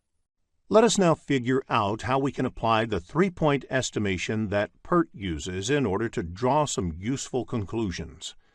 Assume that the optimistic, pessimistic, and most likely estimates are 20, 70, and 30 respectively. Using these values, you can determine the expected duration and the standard deviation as indicated. Now, if the causes of variation are random, you can assume that the actual values would be evenly distributed about the mean and will follow the normal distribution, sometimes referred to as the bell curve. Further, you can use the properties of the normal distribution. There is a 68% probability of the actual value falling within first sigma from the mean, 95.4% probability for the second sigma, and 99.7% probability of the actual value falling within third sigma. Extending this logic, the notion of Six Sigma is reaching a level of confidence that only 3.4 times out of a million would the actual value fall outside the stated range. PERT allows you to plan based on the intended level of confidence in the outcome and determine buffers accordingly. Let us discuss the critical path method in the next screen. Critical path is defined as the longest duration path through a network diagram, which determines the shortest time to complete the project. Float can be considered as a buffer time available to complete an activity. Float is calculated once the network diagram is ready. It is also called as slack. There are three kinds of float. The first being the total float, which is the amount of time an activity can be delayed without delaying the project end date or an intermediary milestone. The second type of float is free float, which is the amount of time an activity can be delayed without delaying the early start date of its successor or successors' activities. The last type is independent float, which is the amount of time an activity can be delayed if all the predecessors finish at their latest finish dates and you want to start all the immediate successors at their earliest start dates. The slack of the activities on the critical path is 0, because there is no scope to delay activities on the critical path. Critical path actually represents the project duration. Delaying activities on the critical path is as good as delaying the project duration. Concept-based questions on critical path can be expected in the exam, so it is essential to have a clear understanding of the concept. In the next screen, let us learn how to calculate float. Float of an activity can be calculated by two methods. However, the first step in critical path method is to identify the critical path of the network. Once the critical path is identified, follow the forward pass to find early start and early finish for each activity. The float of the activities on the critical path is 0, so they represent the overall project duration. Use forward pass or backward pass to calculate the total activity time. Calculate late finish and late start using backward pass method. Note the total float formula before you start for the exam. In the next screen, let us look at forward pass and backward pass methods in detail. In forward pass, you can either go through the network starting with time 0 and keep calculating the time required to complete each of the activities until you reach the last activity of the project. The starting time for each of the activity in this approach is called early start, and the end time for each activity is called the early finish. Alternatively, in backward pass, you can travel through the network from the project end date and calculate the time required to complete each activity. The end date in this approach is called the late finish, and the start date of the activity in this approach is called the late start. The float of the activity is either the difference between the late start and early start, or the difference between the late finish and early finish. Both the differences work out to be the same. Before the start of the PMP exam, please make a note of the total float formula. Let us understand the critical path calculation with an example in the next screen. Let us look at an example for critical path. There are 5 activities in this project and 2 paths in the network diagram. Start 1, 2, 4, 5, end is one path, and start 1, 3, 5, end is the second path. Since the duration of the path start 1, 2, 4, 5, end is 18 days, which is more than the duration of the path start 1, 3, 5, end, the critical path of the project is start 1, 2, 4, 5, end. Let us take Activity 3 as an example. First, calculate the early start and early finish dates. Activity 3 can start only after Activity 1. Since the early finish of Activity 1 is 3, it becomes the early start of Activity 3. Activity 3 cannot start earlier than 3 because Activity 1 can be completed only by then. Therefore, early start of Activity 3 is 3, since the duration of the activity is 4 days. The early finish of Activity 3 is 3 plus 4 equals 7 days. Now, let us calculate the late start and late finish of Activity 3. Late start of Activity 5 is 14 days. The Activity 3 happens just before Activity 5, so the late finish of Activity 3 is 14 days. To calculate the late start, you can subtract the duration from late finish. Therefore, the late start of Activity 3 is 14 minus 4 equals 10. In the next screen, let us focus on schedule compression. Look at the 4 activities in the table. The normal cost of executing each of the activities, as well as how much each of the activities can be crashed, is also provided. Which activity would you crash to reduce the project time by 1 day? Activity A will be crashed if the duration of the project is reduced by 1 day, as the per unit cost of crashing the activity A is the least. All the activities are assumed to be on the critical path here. While crashing, if you end up saving time on a path, which is not the critical path, you will not end up saving time on the project. In the next screen, let us look into the impact of schedule compression. Different schedule compression techniques have different impact on the project. The impact of fast track leads to risk additions and increase in management time for the project manager. Crash leads to cost addition and increase in management time for the project manager. Reduced scope, on the other hand, saves cost and resources but increases customer dissatisfaction. Likewise, cut quality saves cost and resources but increases risk. Resource reallocation does not add cost or increase risk. In the next screen, let us look into the other techniques used in scheduling. There are several techniques that are used in scheduling projects. What-if scenario analysis. In this technique, questions like, what if a particular scenario changed on the project? Would that produce a shorter schedule? Are put forth to understand the impact of specific changes on the schedule. The goal is to produce a realistic schedule.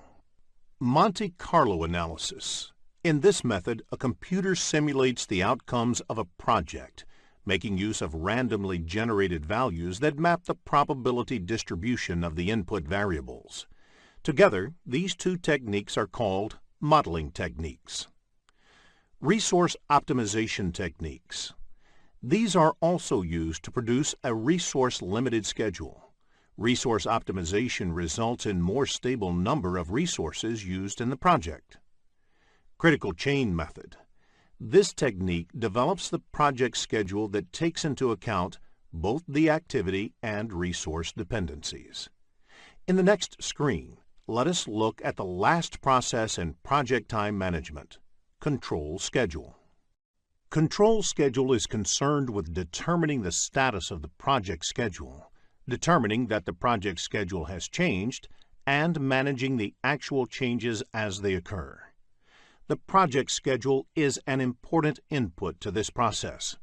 It is the actual schedule that needs to be controlled. Scheduled data contains information related to the schedule that may need to be monitored in order to take actions to bring the project back on schedule. Project calendar describes the working hours and days for the project. Work performance data has information like which activities have started, their progress, and which activities have finished. The other inputs of this process are project management plan and organizational process assets. The key tools and techniques of this process are the performance reviews. Performance review is measuring, comparing, and analyzing schedule performance such as actual start and finish dates, percent complete, and remaining duration for work in progress.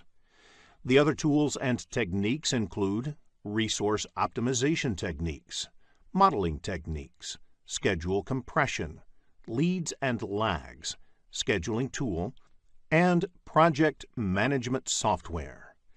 In development schedule process, these techniques are used for the first time to develop the project schedule, whereas in control schedule process, these techniques are used to update the project schedule. The key output of the control schedule process is the work performance information.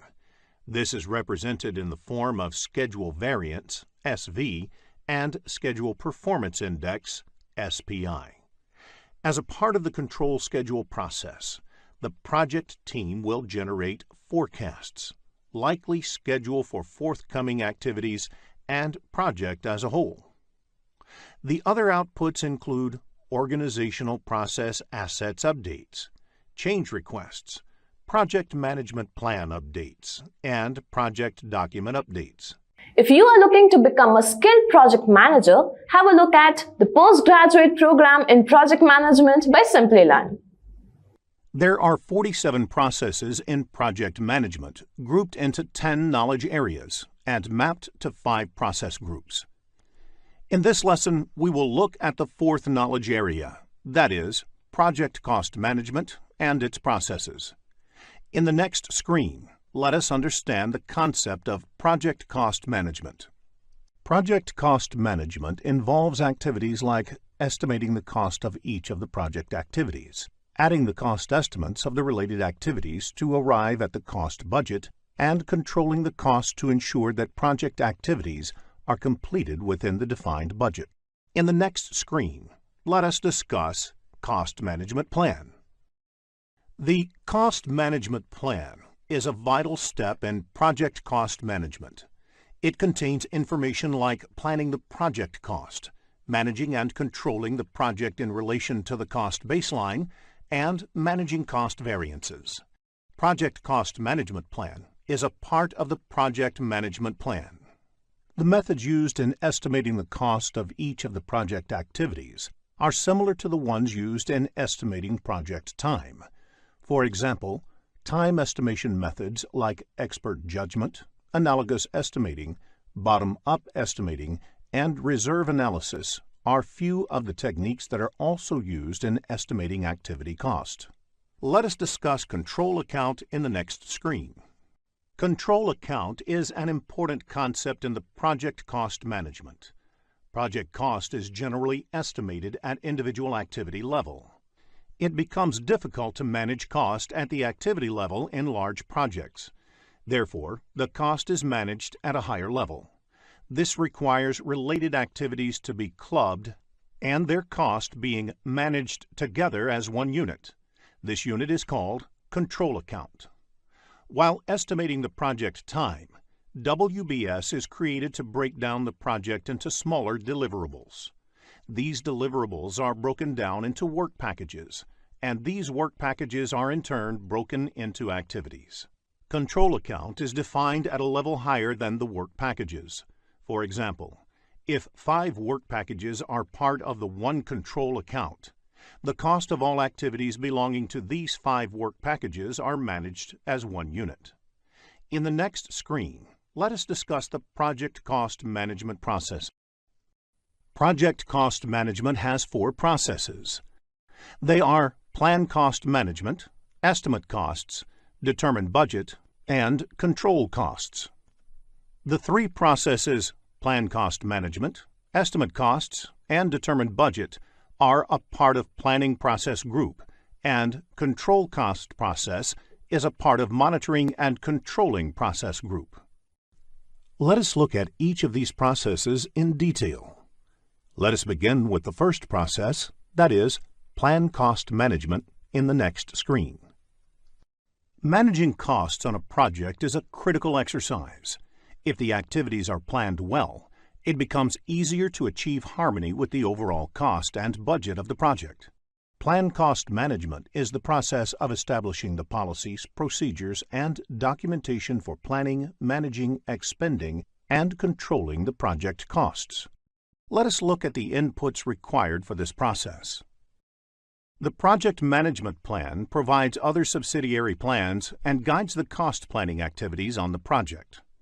The Project Charter provides an overall context and high-level product and project description, which help determine the approach for cost management. For example, for some projects, budget could be a constraint, whereas for others, budget would not be a constraint, but subject to the other objectives. Enterprise environmental factors provide the organizational context to the project, including the culture of the organization and the infrastructure, for instance, the scheduling systems available, the key personnel, and so on. Organizational process assets provide inputs such as policies and procedures, templates, past performance, data and estimates, historical information, and knowledge base. Now, let us look at the tools and techniques employed in this process. Expert judgment refers to input received from knowledgeable and experienced resources. Experts can devise an approach to govern the costs on a project by using their previous experiences. Meetings may be organized to determine the cost management plan. Everyone responsible for the project schedule management, such as the project manager, representatives from the appropriate accounting or financial organization, sponsor, customer, and other stakeholders must attend these meetings. Several analytical techniques may be used to determine the cost management plan. These techniques help to map the impact of various decisions on cost. For example, how do risk management processes impact cost, etc. Cost management plan is the primary output of this process. It establishes the units of measure, levels of precision, organizational process links, control accounts to be used, rules for performance measurement and reporting, frequency and methodology of monitoring the costs, and various other details that lay the overall framework for cost management on a project. In the next screen, let us discuss the second process under project cost management. Estimate cost. Estimate cost is the approximation of the monetary resources required to complete a project activity. Cost of a specific activity is estimated based on the information available at that point of time. As the project team gets more information about the project, the activity cost estimation may change. Let us look at the inputs of this process. Scope baseline is the most important input as it details out the project scope of work. Along with that, project schedule is also important. This contains information like when and which resource is required for the project. It is good to remember that the same kind of resources may have different costs at different points of time. Human Resource Management Plan is another important input. Various elements like personnel rates, rewards or recognition programs, etc., are covered in the Human Resource Management Plan, which is important in approximating the cost estimate. Human Resource Management Plan will be discussed in detail in the Human Resource Management Knowledge area. Risk Register is also an input because risk mitigation costs should be considered in cost planning. More information on risk and its effect in the project will be looked at in detail in Risk Management Knowledge area. Another input, Enterprise Environmental Factors, provides organizational context to the project. Organization Process Asset is listed as an input as organizations might have standards set of cost estimation policies or templates. Cost Management Plan is another important input. The Cost Management Plan lays the framework for the cost management processes in the project.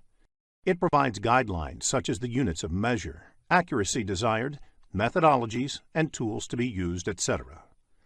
Let us now look at the tools and techniques used in this process.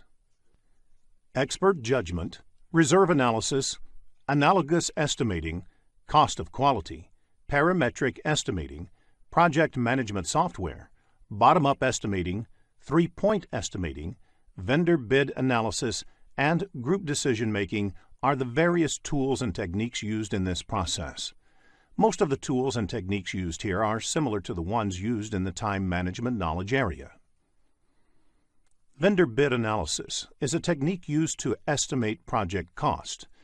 For example, a project requires material procured externally through suppliers.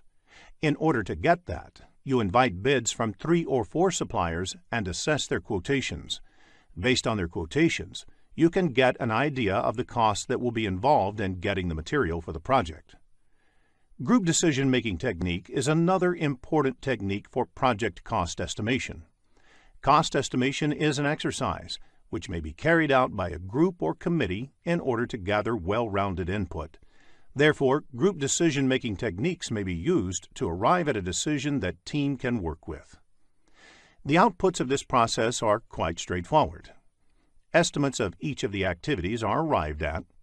Basis of the estimate includes things like how the estimate was developed, what were the assumptions made in estimating, etc.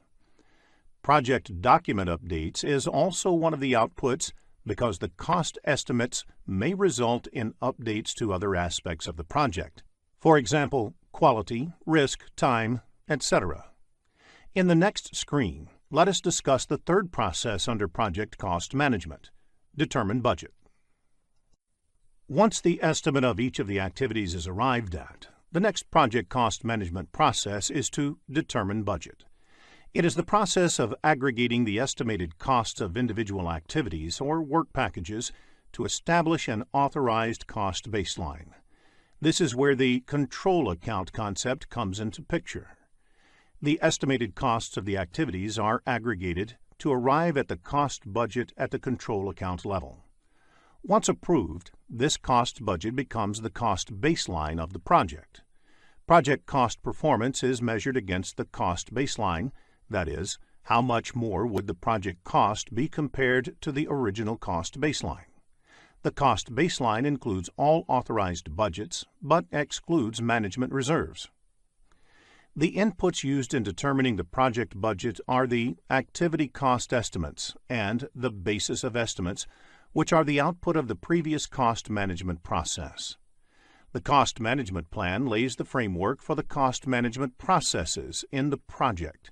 It provides guidelines such as the budgeting cycle, tools and techniques used to prepare and approve the budget, etc. In addition to these two important inputs, scope baseline is also looked at. Project schedule provides aggregate cost in a particular calendar period to ensure how much money can be made available during that time. Similarly, resource calendar provides information on the resource, which is assigned to the project at a particular point of time. This information is then used to indicate resource costs over the duration of the project. Risk register gives an understanding of the overall level of risk on the project and, therefore, the level of contingency reserves that need to be built into the budget. Agreements entered into with the suppliers are also required to finalize the budget. Again, organizational process asset is an input because organization may have few policies for reporting the cost budget, or there might be some cost budgeting tools being used. There are various tools and techniques used in determining budgets. Cost aggregation technique involves adding up the cost and aggregating them at the control account level so that the cost can be managed in a better way. In reserve analysis, once the costs are estimated, some extra amount is added to the estimate as a management reserve to take care of any unplanned activities. Expert judgment is a technique in which an expert's help is sought to estimate the activity cost. Expert is someone who might have worked on a similar project in the past and has a good idea to estimate the activity cost involved. Historical relationships are used to predict the total project cost using mathematical model. This is similar to analogous estimate or parametric estimate method. Funding limit reconciliation technique is used to ensure that cost on the project is budgeted or spent as per the availability of the fund. For example, if the project can get the funding of only $50,000 a month, the project budget should be planned accordingly. The output of this process is the cost baseline. This is an authorized project budget over a period. This is used to measure, monitor, and control overall cost performance of the project. In addition to this, the project funding requirements are also arrived at. Funding requirements means how much fund the project requires monthly, quarterly, or yearly for the execution. The last output of this process is project document updates. An understanding of determining budget may be useful when answering questions in the PMP exam, so make a note of the inputs, tools, and techniques and outputs of determining budget. In the next screen, let us discuss the last process of project cost management, that is, control cost. Control costs is the process of monitoring the status of the project to update the project budget and managing changes to the cost baseline. Updating the budget involves recording actual costs spent until date. Any increase to the authorized budget can only be approved through the Perform Integrated Change Control process. Some of the typical activities that happen as part of the control cost process are ensuring that cost expenditure does not exceed the authorized funding, monitor the cost performance to understand variance, and monitoring the work performance against the funds expended. The inputs to the process are project management plan, organizational process assets, project funding requirements, and work performance data. Work performance data contains the information about the project progress. The important tools and techniques used in controlling costs are earned value analysis management, forecasting, to complete performance index. Other important aspects of controlling costs are the review the performance, analyze the reserves to make sure the project has enough budgetary reserves to meet the expenses, and project management software, which helps in tracking and managing costs. Now, let us look at the output of this process. The key outputs of this process are work performance information in terms of cost variance, CV, schedule variance, SV, and earned value, EV, and forecasts about the cost performance. This process may also result in change requests arising out of cost control measures, as well as updates to project documents, the project management plan, and organizational process assets. Business scenario-based questions on project cost control can be expected in the exam, so if you have questions on these concepts, get them cleared, as that will help you score higher. In the next screen, let us learn about earned value management and its related terms. Earned value technique is an excellent way to track the project progress against the project plan. It is a method of measuring the project performance objectively and comparing it against the project baseline. Results from an earned value analysis indicate deviation of the project from cost and schedule baselines. Baseline is the initial approved value along with approved changes. Therefore, schedule baseline is the first approved project schedule along with approved changes. There are various terms used in earned value technique. Planned value is the authorized budget assigned to the scheduled work. Earned value is the work performed in terms of budget authorized for that work. Actual cost is the cost incurred in work performed. Budget at completion is the budgeted amount for the total work. Estimate at completion is the expected total cost for the project. Estimate to complete is the expected cost to finish all the remaining project work. Variance at completion is the projected budget surplus or deficit at the end of the project. All the parameters displayed on the screen are measured in terms of cost. You may come across business scenario-based questions on earned value management in the PMP exam, so ensure that you develop a clear understanding of this topic. Let us look at an example of a planned value in the next screen.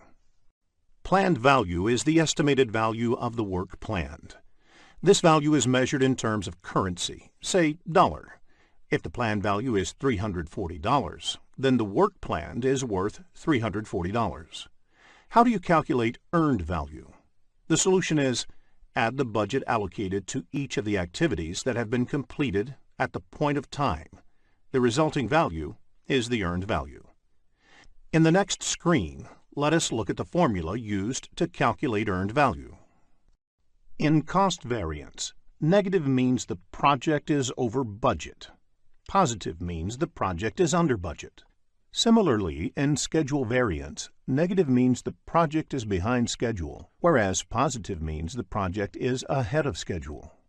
The value of the next two parameters, Cost Performance Index, CPI, and Schedule Performance Index, SPI, values vary between 0 and 1.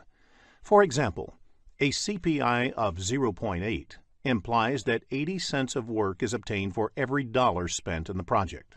Similarly, if SPI is 0.9, it implies that project is progressing at only 90% of the speed originally planned. The next parameter is Estimate at Completion, or EAC. There are different ways of calculating the EAC value.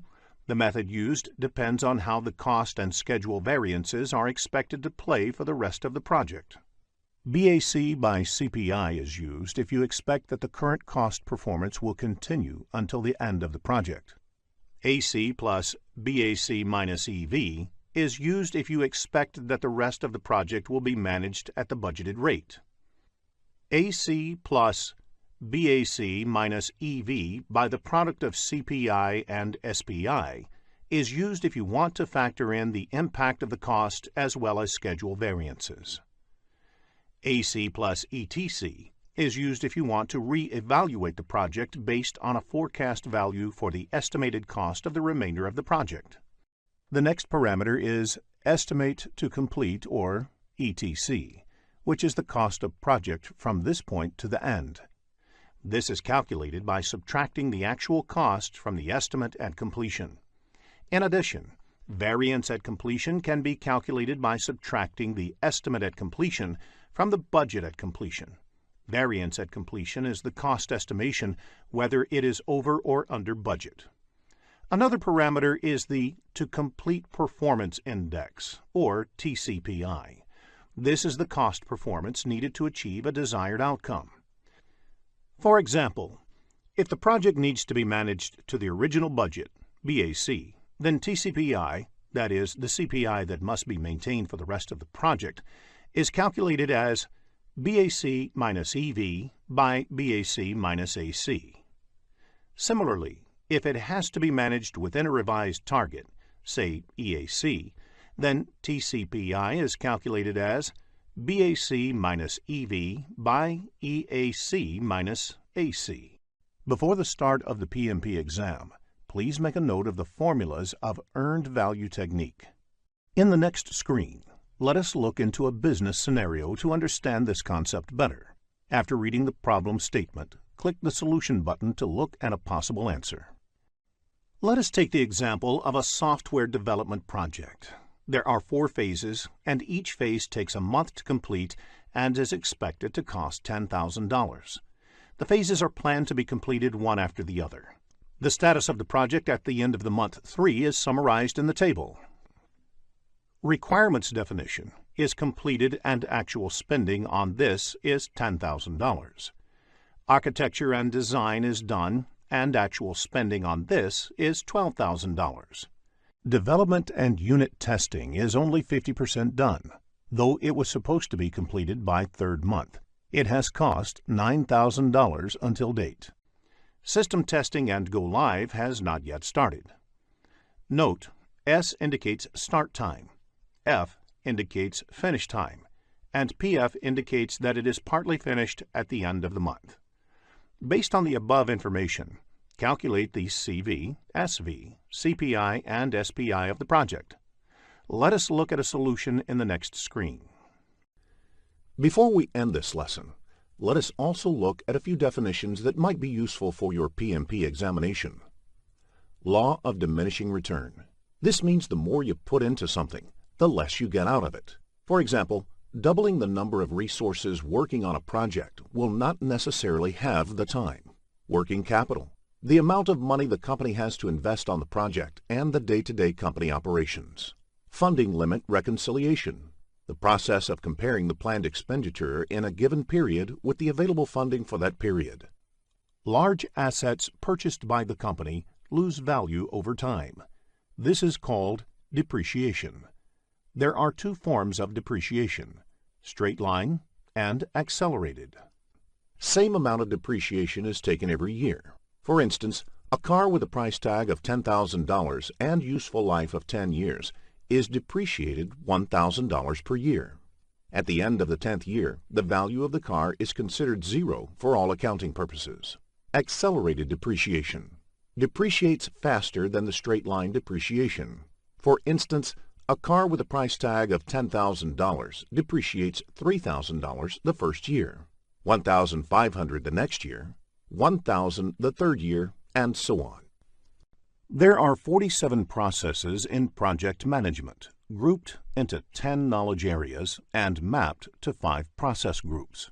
In this lesson, we will look at the 5th knowledge area, that is, project quality management and its processes.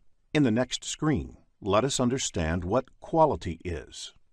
The project manager is responsible for quality in a project. However, it is also the responsibility of each and every one in the project to ensure that whatever they do meets project quality expectations.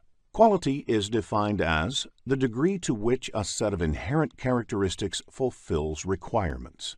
A project is said to meet quality expectations when all the project requirements agreed in the beginning of the project are met and the resulting product is usable. Usable means that the intended users can use the product without any problem. In the next screen, let us look at some quality-related terms. It is important to discuss a few terms to understand the concept of quality better. Customer satisfaction is defined as conformance to requirements and fitness for use. It is important to understand the subtle distinction between quality and grade. Grade is a classification based on technical characteristics. Low quality is always a problem, but low grade may not be a problem. Rather, it would be a matter of choice. Similarly, it is important to understand the distinction between precision and accuracy. Precision is the granularity of measurement. That is, how fine-grained can you measure the outcome. Accuracy is how correct you are. That is, how close you are to the desired value. In the next screen, let us understand the concept of optimal level of quality. Quality comes at a cost. More effort put in quality will give better results. However, you cannot keep on investing on increasing the quality, as there is no limit to how much a product can be improved. Investment in quality is determined by knowing the optimal level of quality. Optimal level of quality, as shown in the diagram, is said to be achieved at the point where the incremental revenue from improvement equals the incremental cost to secure it. Suppose you are the manufacturer of toys, but the toys are below quality and the sales are low. To improve the quality, you invest in identifying the demands of children, sharing few samples, and recording their feedbacks. Once all these are captured and implemented in the products, you lure the parents to buy them. As the investment is increased to manufacture good quality toys, the cost will therefore increase, and it might become prohibitive for parents to buy. Optimal level of quality is reached at a point where you get maximum number of buyers for the toys manufactured. Now that we are clear on the concept of quality, in the next screen, let us discuss quality management. Quality management involves performing activities like creating standard policies and procedures, and ensuring that those standard procedures are being followed properly in the project. It aims to ensure that project meets all the initial agreed requirements without any deviation, and that the specified approach to quality is implemented on the project. 3 broad activities are done as part of quality management. They are quality planning, quality assurance, and quality control. Quality planning is the first step when quality-related activities of the project are planned. Quality assurance is the next stage of implementing those quality plans, and quality control is the last stage when periodic checks are done to see if project quality is improving. In the next screen, let us look into the differences between the three aspects of quality management. It is important to understand the different kinds of activities that come under quality planning, quality assurance, and quality control. Once the quality planning is done, the quality management plan is ready. This quality management plan has standards, templates, policies, and procedures to be followed in the project. It contains information on the level of quality being aimed and the plan to achieve that level. It is the aim of quality assurance activities to ensure that the activities planned under quality planning phase gets executed for the project. It is the task of quality assurance to determine if the project is complying with the organizational as well as project policies and procedures. This is ensured by conducting regular process audits to identify deviation from what is planned in the quality management plan. These audits are generally done by quality department of the organizations. Quality assurance focuses on the process, not on specific products. The role of quality control is to measure specific project data or results against standards to inspect and verify the project's product, defect repair, and measure whether quality indicators are improving. Quality control is about the product and data.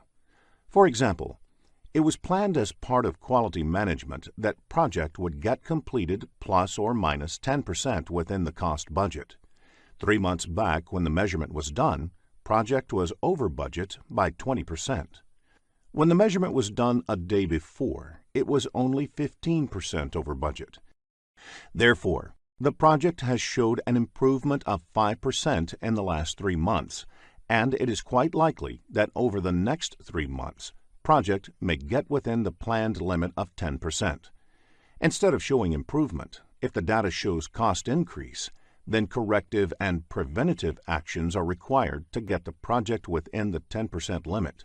This is quality control.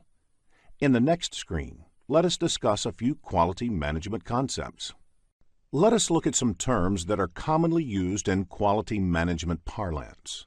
Total Quality Management, or TQM, is a quality management philosophy that involves holistic thinking about meeting the objectives of an organization. It places the responsibility of quality squarely on the management. Kaizen is a Japanese term that stands for change for better.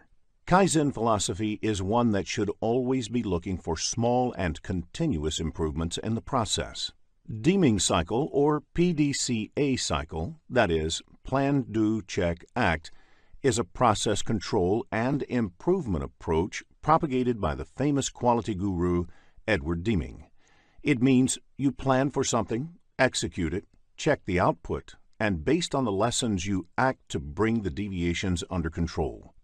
Kanban is a pull-based management system that originated in Japan, based on just-in-time (JIT) inventory management. The idea behind Kanban is to minimize the work in progress and achieve a smooth flow in the process from start to finish. Because building up inventory only to paper over the imperfections in the system tends to hide the problems. In the next screen, let us focus on cost of quality. Cost of quality is the cost that needs to be incurred to make a quality product. The sum of all the costs incurred is ensuring that project conforms to requirement is cost of quality. Cost of quality can be broken down into two major categories. First is the cost of conformance, or the money spent during the project to avoid failures. This can further be subdivided into prevention costs, which is the cost to prevent errors, like training the team, creating documents, on equipment, and in time to do it right. The other subdivision is appraisal costs, or the cost for assessing quality, like testing, destructive testing loss, and inspections. The second category is the cost of nonconformance. It is the money spent during and after the project because of failures. This is subdivided into internal failure costs. It is the cost of failures that occur before the product is released to customers, for example, rework and scrap. The second subdivision is external failure costs. It is cost incurred on failures that occur after it has been released by the team, for example, liabilities, warranty work, and lost business. Concept-based questions on cost of quality can be expected in the exam, so please make a note of the categories of cost of quality. Let us look at the project quality management processes in the next screen. There are 3 project quality management processes, of which the first process, Plan Quality Management, is done as part of the Planning Process Group. The next process, Perform Quality Assurance, is done as part of the Executing Process Group. And the last process, Control Quality, is done as part of the Monitoring and Controlling Process Group. In the next 3 screens, let us look into each of these processes in detail. The aim of the Plan Quality Management process is to identify the relevant requirements or standards to execute the project effectively to achieve the desired quality level. Quality planning results in the creation of the Quality Management Plan. Aim of the Plan Quality process is to identify the standards. A standard is an agreed-upon process to work or achieve a result. A standard can be set from within the organization or government. Once all the standards for the project are identified, the aim of the quality planning activities involves determining what work needs to be done to meet those standards. Before adhering to the standards, you should question their relevance with the project. Implementing all possible standards applicable to the project in random will have cost and time implications. Let us look at the inputs to this process. The Project Management Plan provides the scope, schedule, and cost baseline, all of which have an implication on the Quality Management Plan. Quality Plan has a direct correlation with these.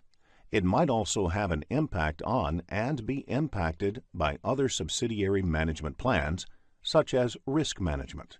The stakeholders of the project may have specific requirements and views about the quality parameters of the project, and these have to be considered. The risk register gives an indication about the kind of risks that are inherent in the project, and also those which must be considered while planning the activities to ensure quality. The requirements for the project need to be considered for planning quality-related activities, because quality is all about meeting the requirements. In addition to these, enterprise environmental factors and organization process assets are also listed as inputs, because the standards can be either from within the organization or from government or other external bodies. Standards from within the organizations are usually the best practices learned over a period while executing numerous projects. An example of government standards can be standards to control air pollution by the motor vehicles, which vehicle manufacturers must adhere to. To accomplish quality planning, first, analyze the benefits versus the costs of meeting quality requirements. Next, identify the cost of quality and confirm if that kind of investment in quality is justified. In addition to these 2, benchmarking helps in analyzing the quality of activities of similar projects executed in the past. This helps in identifying the particular quality of output of the previous project, which in turn acts as a basis for the current project's quality planning. Design of experiments can also be used for quality planning. This is a statistical way to determine what variables will improve quality the most.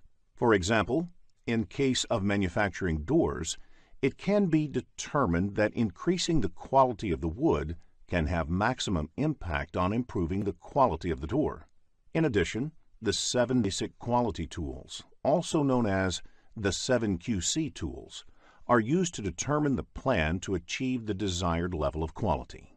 Statistical sampling as a tool becomes relevant whenever the quality plan cannot be applied to all the artifacts produced. For example, if destructive testing is a requirement, then it can be carried out only on a sample, not on the entire population. Statistical sampling helps in arriving at a representative sample that can give useful information. Other additional tools, such as brainstorming, force field analysis, etc., may be used to determine the quality management plan for the project. Conducting regular meetings is another important tool. The quality management plan has to be determined in a collaborative manner by consulting the team members and other stakeholders. Quality management plan is a key output of this process. Checklist is a list of items to inspect. For example, many of the office buildings have housekeeping checklists to ensure that all floors, cabins, etc. are cleaned. Checklists are created during quality planning and used in quality control. Metrics are project-specific data that need to be measured to check the status of the project. The simplest project metrics can be cost and schedule. Metrics are also decided during quality planning and used in quality control. One of the roles of the project manager is to not only manage the project, but also improve processes in the project to decrease the instances of defects, which in turn saves time and money. Such activities are listed in the Process Improvement Plan, which eventually becomes part of Project Management Plan. As a result of the planning activities, other project documents may also get updated. For example, the Quality Management Plan may result in updates to the cost or resource requirements. There may be questions in the PMP exam based on the plan quality management process, so please ensure you have a fair understanding of the concept before you take the exam. In the next screen, let us discuss the second quality management process. Once the quality planning is over, the next process in project quality management is quality assurance, which involves determining whether the standards are being met and the processes are being followed. Therefore, the input for this process is the work that has been completed during the quality planning stage. They are project documents, quality management plan, process improvement plan, quality metrics, and quality control measurements. Let us look at the tools and techniques used in this process. Quality audit is the process to check whether the project is complying with the organization policies, standards, and procedures, and determine whether these policies, standards, and procedures used are efficient and effective.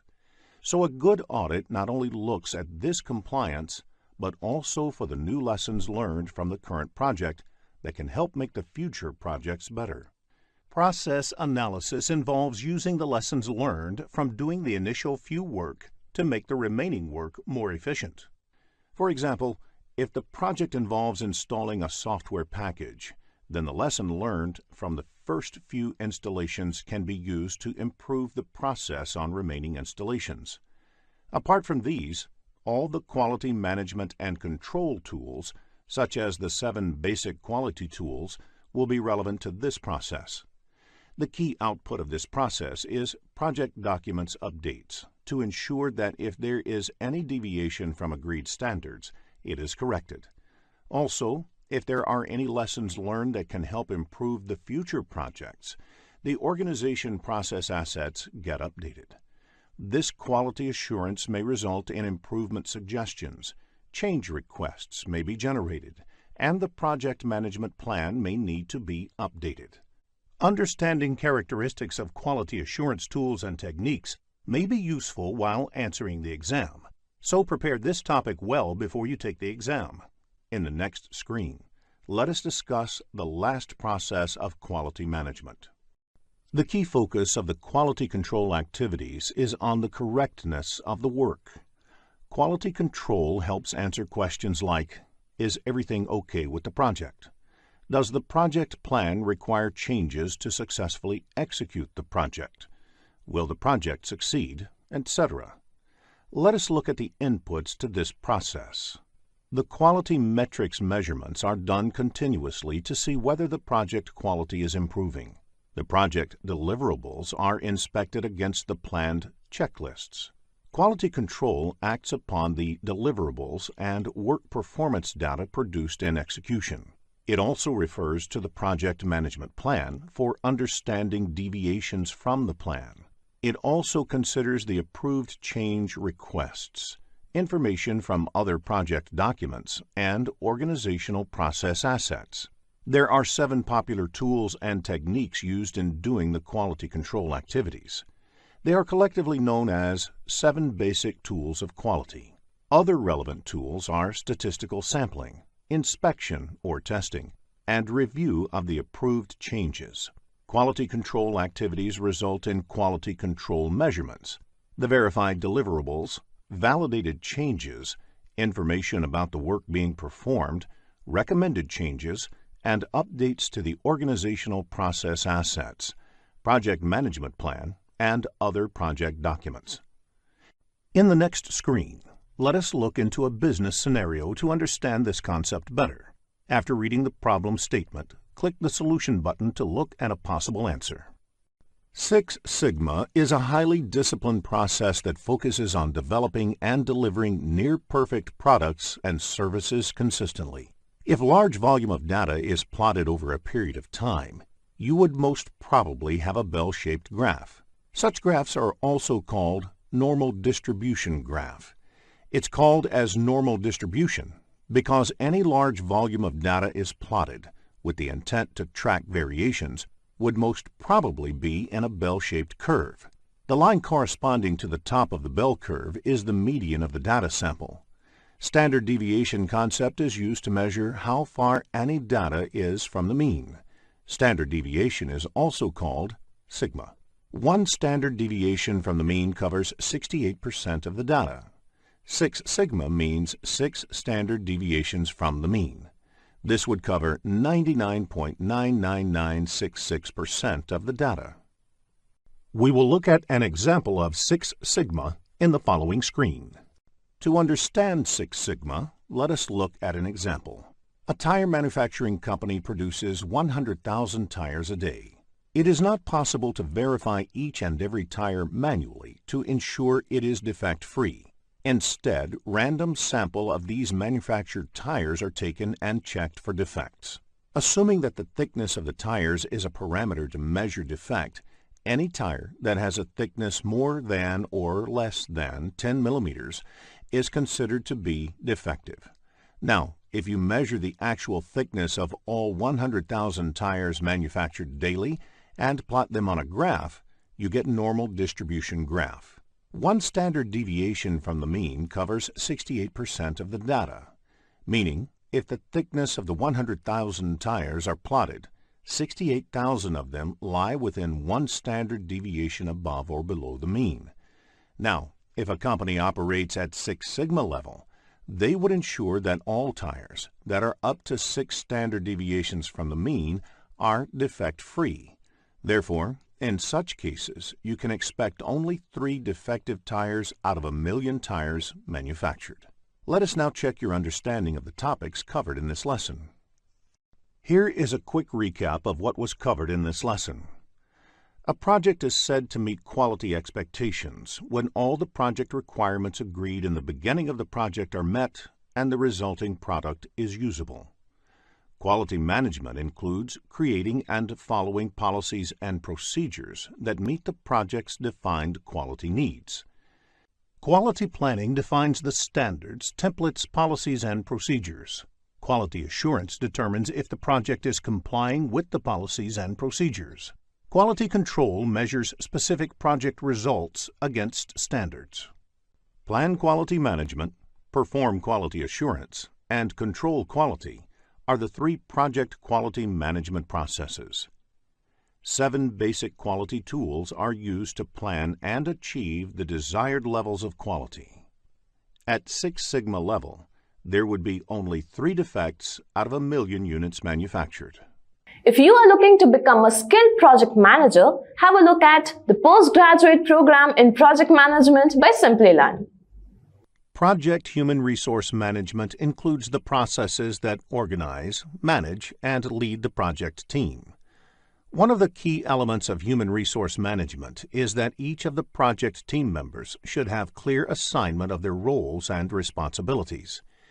In addition, even the team working on project management tasks should be a part of the project team, and they are responsible for project management functions like initiating, planning, executing, monitoring and controlling, and closing, along with other leadership activities.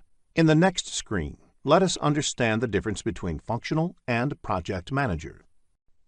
An organization may have both functional managers and project managers. The difference: functional manager is the one who handles a business function or department. For instance, the HR manager is responsible for the HR department in an organization. Therefore, an HR manager will be a functional manager. Generally, a functional manager is also a subject matter expert. The roles and responsibilities of the functional manager depend upon the core business of the organization and overall organization structure. Functional managers normally own the resources and provide the projects with necessary resources. They also negotiate with the project manager regarding resources. The project manager, on the other hand, is responsible and accountable for the success or failure of a project and the quality of the project. They are not technical experts. The project manager may not have authority over the resources, depending upon the organizational structure. They often have to negotiate with the functional manager for the resources and are responsible for the product quality.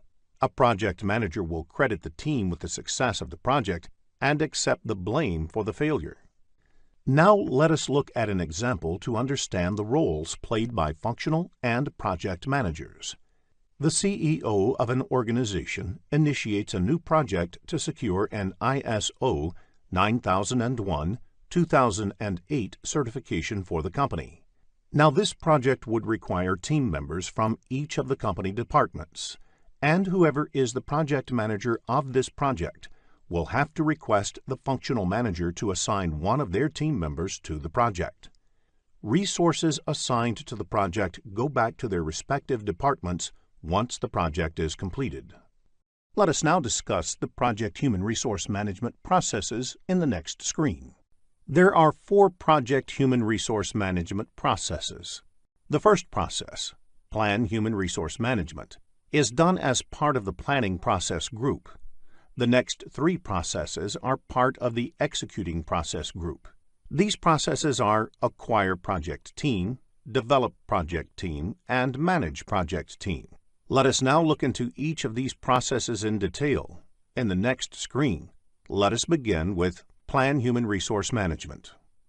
Plan Human Resource Management is the process of identifying and documenting project roles, responsibilities, required skills, reporting relationships, and creating a staffing management plan. This process is part of the planning process group. In addition to that, finalizing the project hierarchy of who reports to whom, and designing the staffing management plan is also part of this process. The first input to this process is the project management plan. There could be a lot of information in the project management plan and subsidiary plans that may be relevant to the creation of the human resource management plan.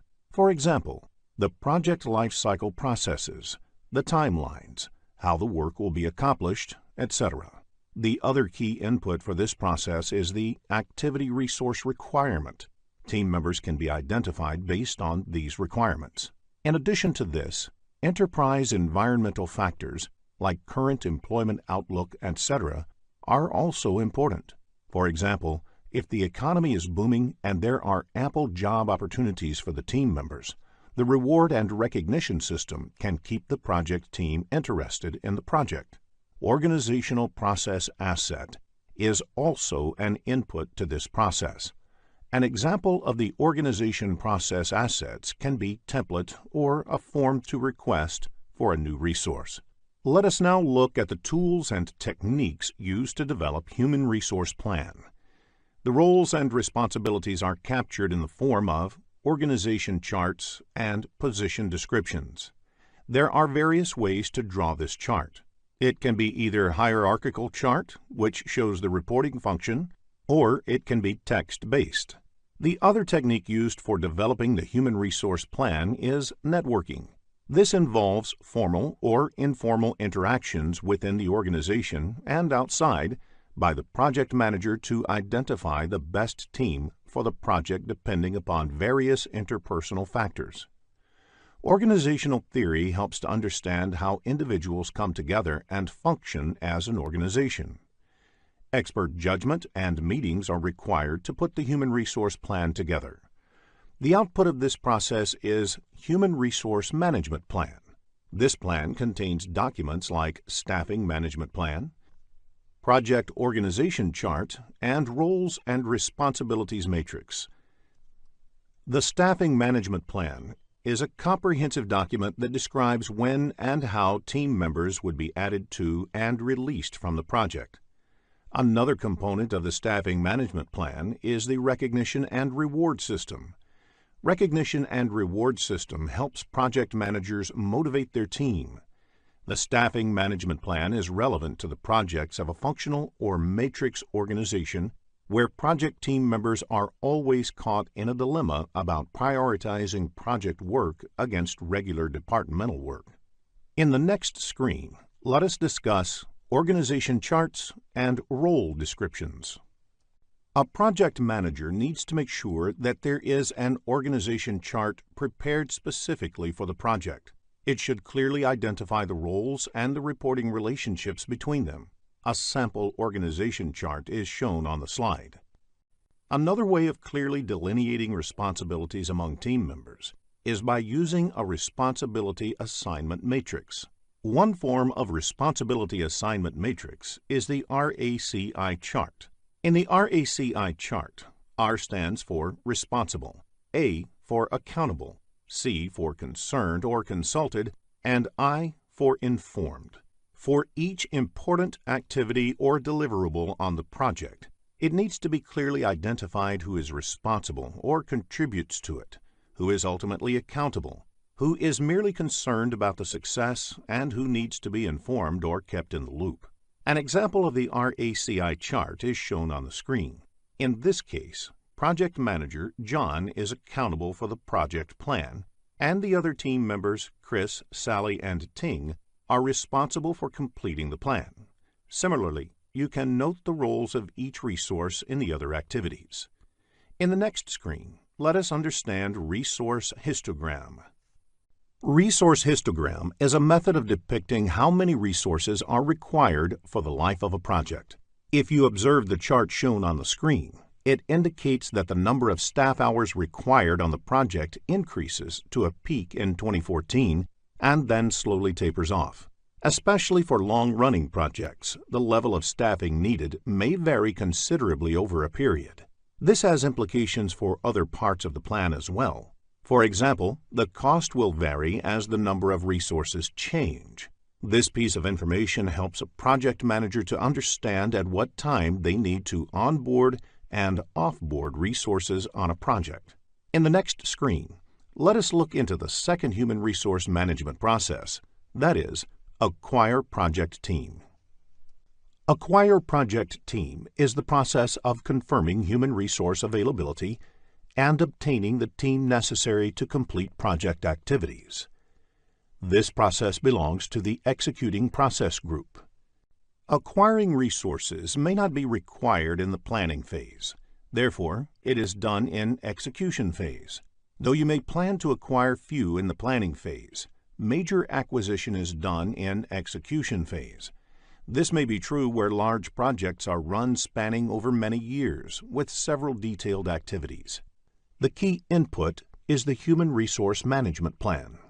Enterprise environmental factors help understand which team members will be available to work on the project, how much they will cost, etc.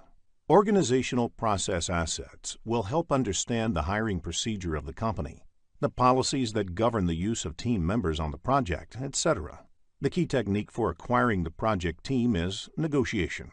As a project manager, you have to negotiate with the company's senior management, resource manager, or with prospective candidates to secure the most suitable resources on the project. Sometimes the resources may be pre-assigned to a project. This typically happens when they are the key resources, without which the project cannot take off. Sometimes the project team is acquired by getting required resources through external vendors. Most of the bigger organizations have approved a list of vendors who provide resources on a contractual basis. Nowadays, the concept of virtual team is also quite popular to get a project team. So even though the project is being conceived in one country, a big part of the team can be in another country. For example, if the project is conceived in the USA, majority of the team can be in Germany and both the teams can coordinate over the phone, email, chat, etc. Multi-criteria decision analysis is also an important tool to achieve the objectives.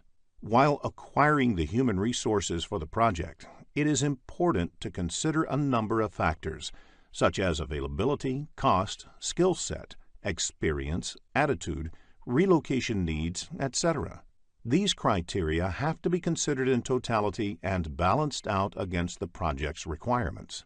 The output of this process is project staff assignments, resource calendars, and updates on project management plan. Let us now discuss the next process: develop project team. Once the project team is acquired, the next step is developing the project team. Develop project team is the process of improving competencies, team member interaction, and overall team environment to enhance project performance. This process belongs to the executing process group. The inputs to this process include project staff assignments, resource calendars, and human resource management plan. One of the techniques used in developing project team is interpersonal skills. It is more of an art than a science, and this is where individual characteristics of project managers matter a lot. If the project manager genuinely commands trust and respects the team members, developing the team becomes easy. Team members look up to the project manager not only for getting project-specific instructions, but also for their career advancement as well. Social activities like celebrating a team member's birthday, going for parties outside the office, etc., helps in team building. Training is also an important tool for developing the project team, as it helps in increasing the knowledge of competencies of the team members. Sometimes, co-locating the team members at a single place also helps in developing team bonding. This is especially important if team members work from different geographical locations. Knowing a person face-to-face does help in reducing conflict. Project managers can also encourage the team members by providing recognition and rewards. Personnel assessment tools give the project manager insights into the strengths and opportunities for improvement in the team members. These tools also help in understanding members' aspirations so that the project manager can better align the project goals with the individual aspirations. Finally, the project manager should also set some ground rules in the project to ensure that team performs their work without any problems.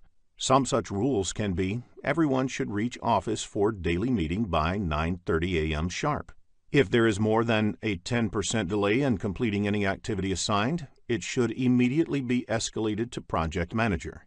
If there are any unforeseen circumstances, it should be immediately brought to the notice of the project manager, etc. The output of this process is team performance assessments. This is done by the project manager to evaluate and enhance the effectiveness of the team as a whole. This is a document which explains team effectiveness. As information about the team evolves, the enterprise environmental factors may also be updated.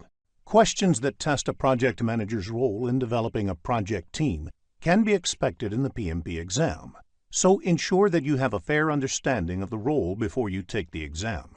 In the next screen, let us discuss the Manage Project Team process. Managing the project team is different from developing the project team, though it is also done during the execution process group. It relates to measuring team members' performance, providing feedback, resolving issues, and managing changes to optimize project performance. To measure team members' performance, the manager should know the work assigned to them as well as their performance on the assigned work. Hence, project staff assignments and team performance assessments are listed as input to this process. The Human Resource Management Plan serves as a guideline for managing project teams. Some organizations have template and procedures to do such assessment, and that being the reason why Organization Process Asset is also one of the inputs to this process. The work performance reports, as well as issue logs, will be inputs because the team management activities have to be performed in this context. Observation and conversation is a technique where the project manager monitors and discusses the tasks done by the team. This does not imply formal project status reports, but having an informal interaction with the team before documenting the project status report. Knowing about the issue early helps in resolving them early. Formal performance appraisals are helpful in evaluating the team members' performance on the project. The project manager creates these with the help of the team supervisors. It is an established practice in most organizations to evaluate team members for their work. This may have a bearing on their future assignments, salary, promotions, etc. Since the power of appraising lies within the project manager, the project manager can use this as an effective tool for managing the team. Since multiple resources work on a single project, it is quite natural to expect conflicts.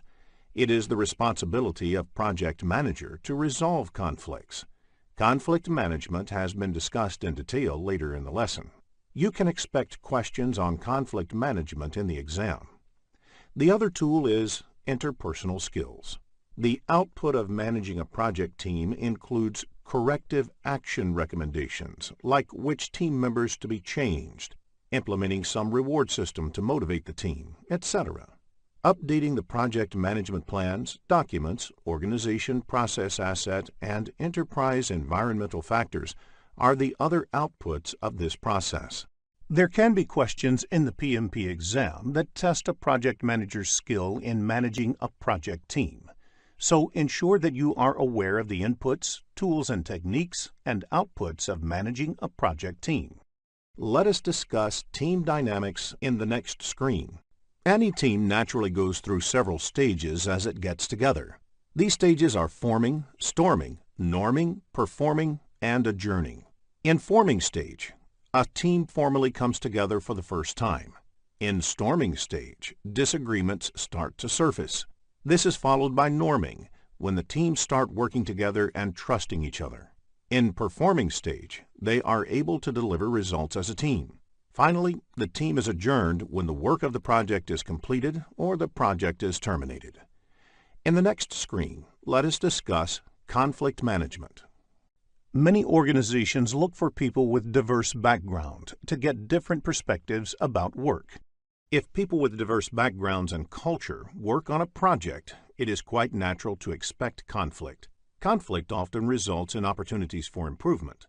The root causes of conflict can be scarce resources, scheduling priorities, and personal work styles. While the popular belief is that personality or ego can be the key reason for conflict, it is the least possible reason for conflict. As a project manager, if you find yourself in between a conflict with a team member, sit across the table and resolve it. If not, they should get their immediate managers involved and try to resolve it. To avoid conflicts, a project manager should let everyone involved have complete clarity about the project. Assign the roles and responsibilities to each of the team members clearly. Ensure that there are no overlapping responsibilities, which could be a possible cause for conflict. Sometimes boredom at work can also lead to conflict.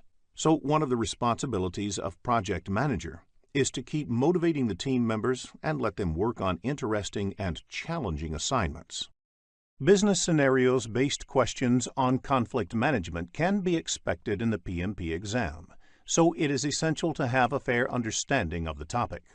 In the next screen, let us look at conflict resolution techniques. There are 5 techniques of resolving conflict. They are withdraw or avoid, smooth or accommodate, compromise or reconcile, force or direct, collaborate, or problem solve. In withdraw or avoid, one retreats from a potential conflict situation or defers the resolution to a later date. This does not resolve the conflict, but allows for more time.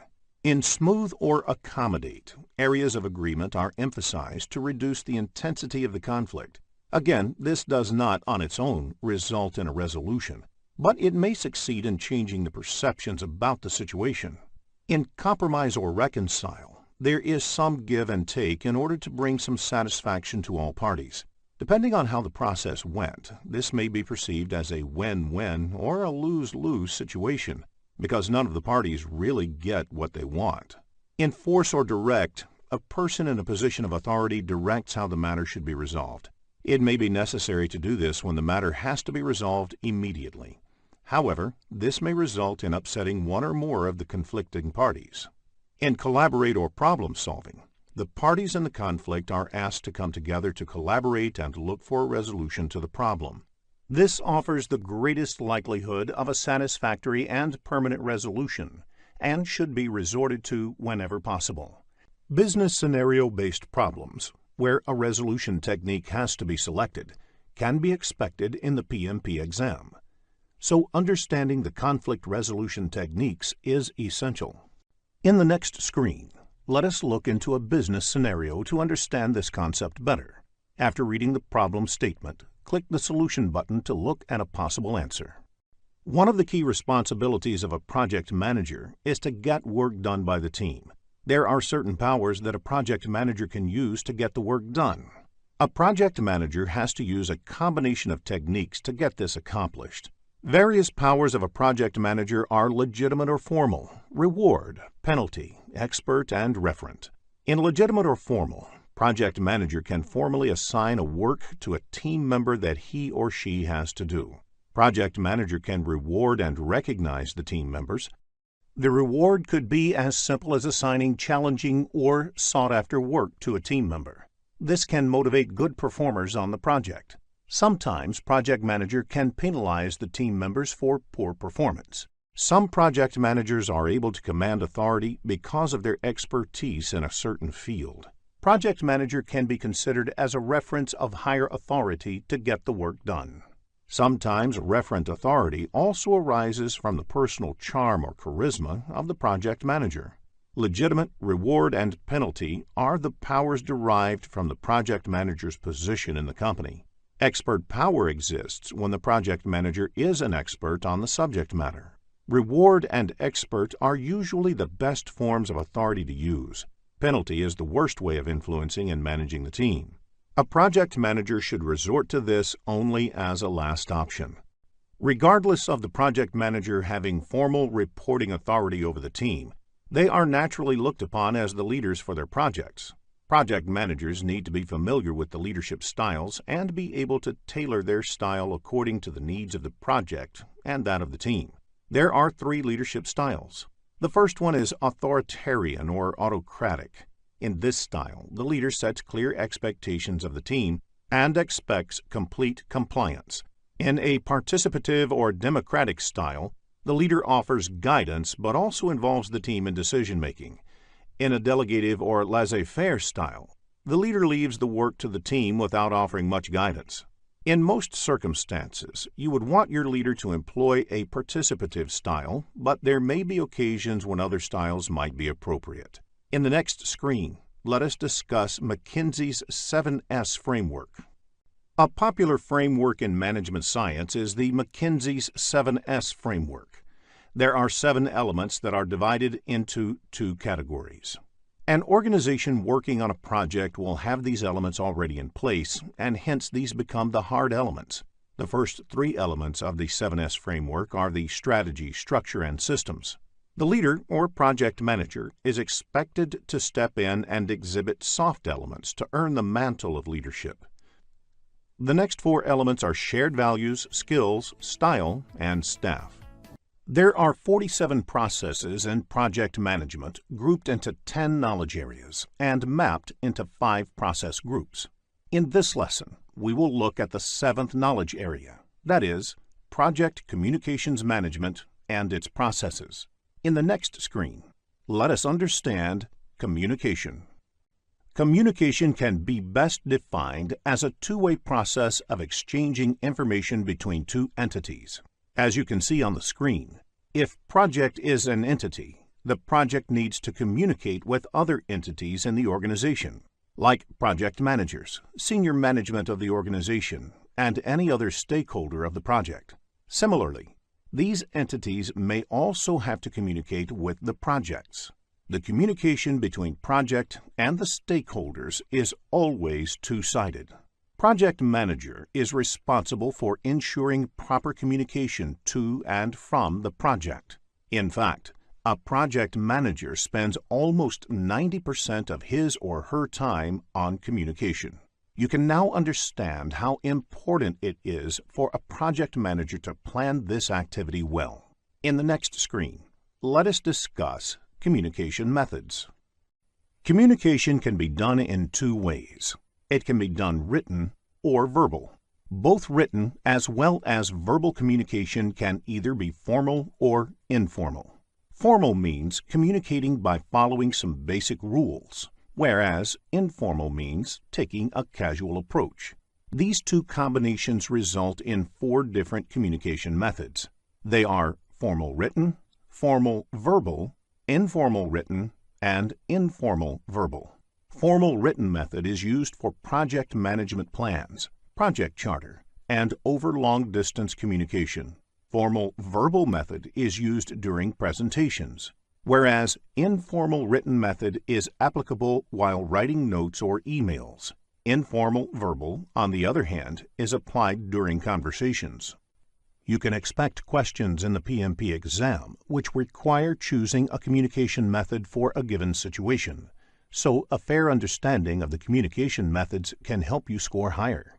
In the next screen, let us look at the various communication technologies. Communication technology refers to the different media used for communicating. A few such technologies are listed on screen, among which email, fax, and telephone are a few popular communication technologies. In the next screen, let us understand the communication channel with the help of an example. Communication takes place between 4 people in a team. The lines across the members represent there can be 6 unique channels of communication existing within the team. Now, if the team comprises 10 members, how many unique channels of communication will be calculated? You can use the formula n multiplied with n minus 1 and the resulting sum divided by 2. N is the total number of people involved in communication. In this case, n equals to 10. If this is put into the formula, you will get 45 as the result. Therefore, 45 unique communication channels exist in a team of 10 people. It is difficult to manage such a large number of communication channels. Therefore, it is important to structure communication. Otherwise, everyone starts communicating everything to everyone, and it can become a real chaos in the project. In the PMP exam, you may be asked to calculate the number of communication channels in a scenario-based question, so please make a note of the formula to answer the question correctly. In the next screen, let us discuss the basic communication model. Project communications management includes the processes required to ensure that information about timely and appropriate generation, collection, distribution, storage, and ultimate disposition of project is prepared and circulated to all project stakeholders. It is the responsibility of a project manager to ensure that the information requested by the stakeholder is communicated to them. The frequency at which the information needs to be shared may also vary from stakeholder to stakeholder. For example, think about a simple process of sharing a project status report with the customer and senior management. This knowledge area explains how it should be done as per PMI. In the next screen, let us discuss the project communications management processes. There are 3 project communications management processes. Process is carried during different process groups. Plan communication management is done during planning process group. Manage communications is done during executing process group. And control communications is done during monitoring and controlling process group. In the next few screens, we will cover each of these processes in detail. Plan communications management is the process of developing an appropriate approach and plan for project communications based on stakeholders' information needs and requirements and available organizational assets. This belongs to the planning process group. Stakeholder register is an important input to this process. It is a list of all the stakeholders. The project management plan has information about a large number of the project's requirements and the stakeholders who need to receive communication of various kinds are therefore a critical input to this process. In addition to these two, organization process assets and enterprise environmental factors are also inputs to this process.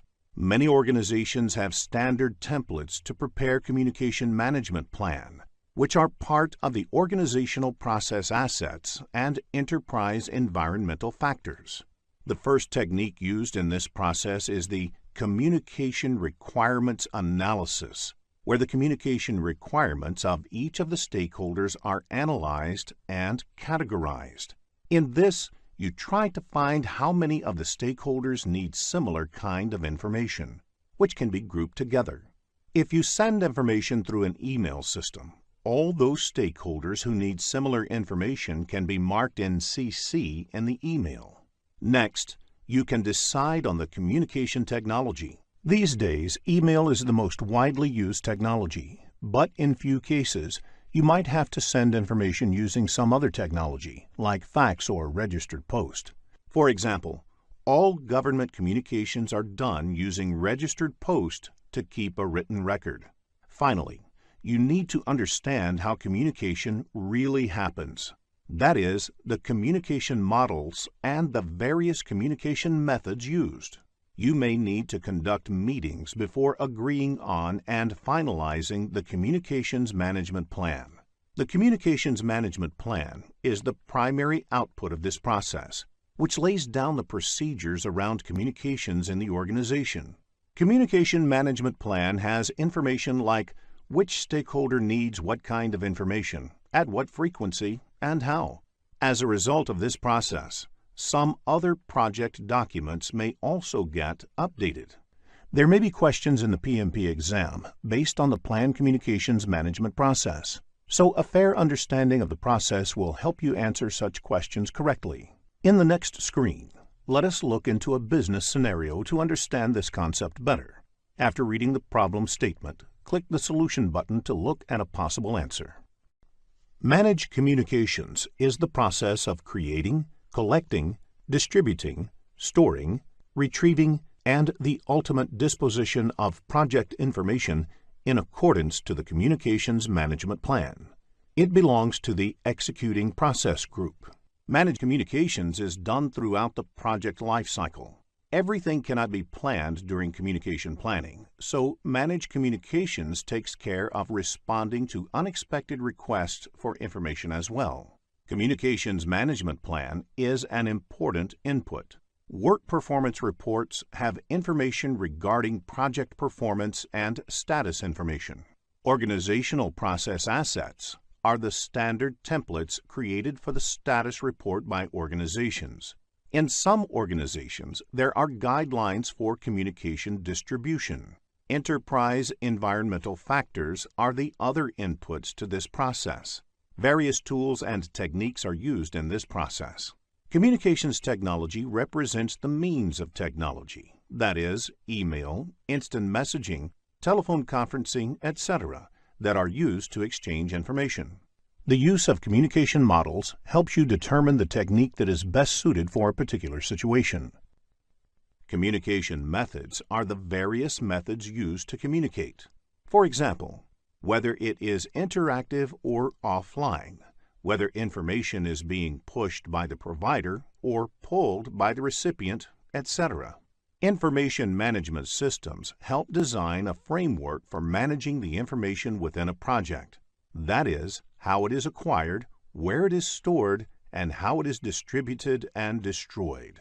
In performance reporting, all the information is synthesized in the form of performance reports that are later distributed to the appropriate stakeholders and forms an important part of the communications strategy on a project. The first and primary output of this process is the communications messages that are generated during the project. The other outputs include project management plan updates, project document updates, and organizational process assets updates. In the next screen, let us discuss control communications process. Control communications is the process of monitoring and controlling communications throughout the entire project lifecycle to ensure the information needs of the project stakeholders are met. It is part of the monitoring and controlling process group. The inputs to this process are the project communications, project management plan, and issue log, which has a list of issues that are raised by different project stakeholders, data related to the work being performed on the project, and various other project documents which may have to be communicated.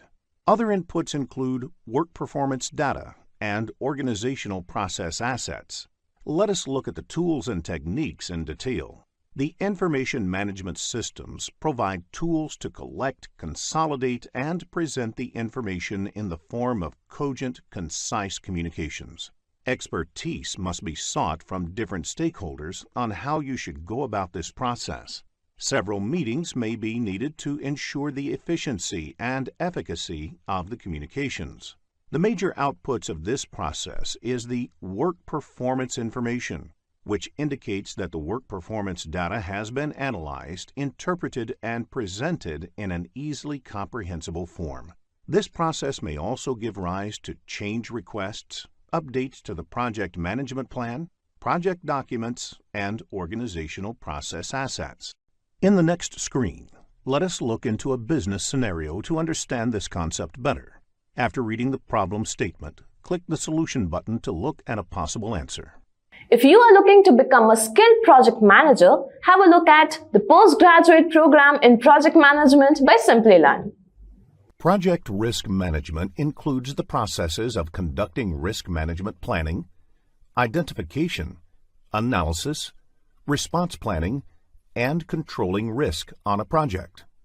It has been mentioned in practice standard for project risk management that project risk management aims to identify and prioritize risks in advance of their occurrence and provide action-oriented information to project managers. Project risk management is an integral part of the project management.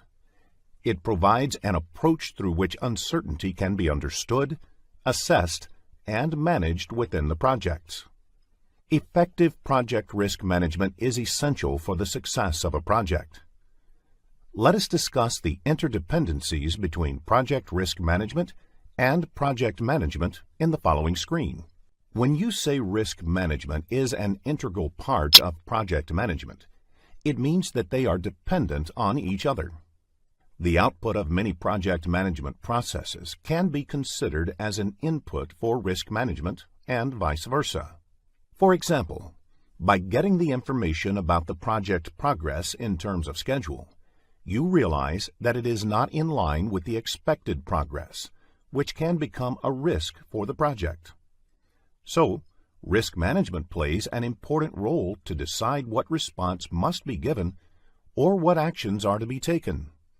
Similarly, based on the response of risk management, the project management plan with respect to the deliverable will change. As you already know, all the projects have uncertainty. Project management can be seen as an attempt to control this uncertain environment through the use of structured techniques like estimating, planning, cost control, activity allocation, earned value analysis, monitoring, and review meetings.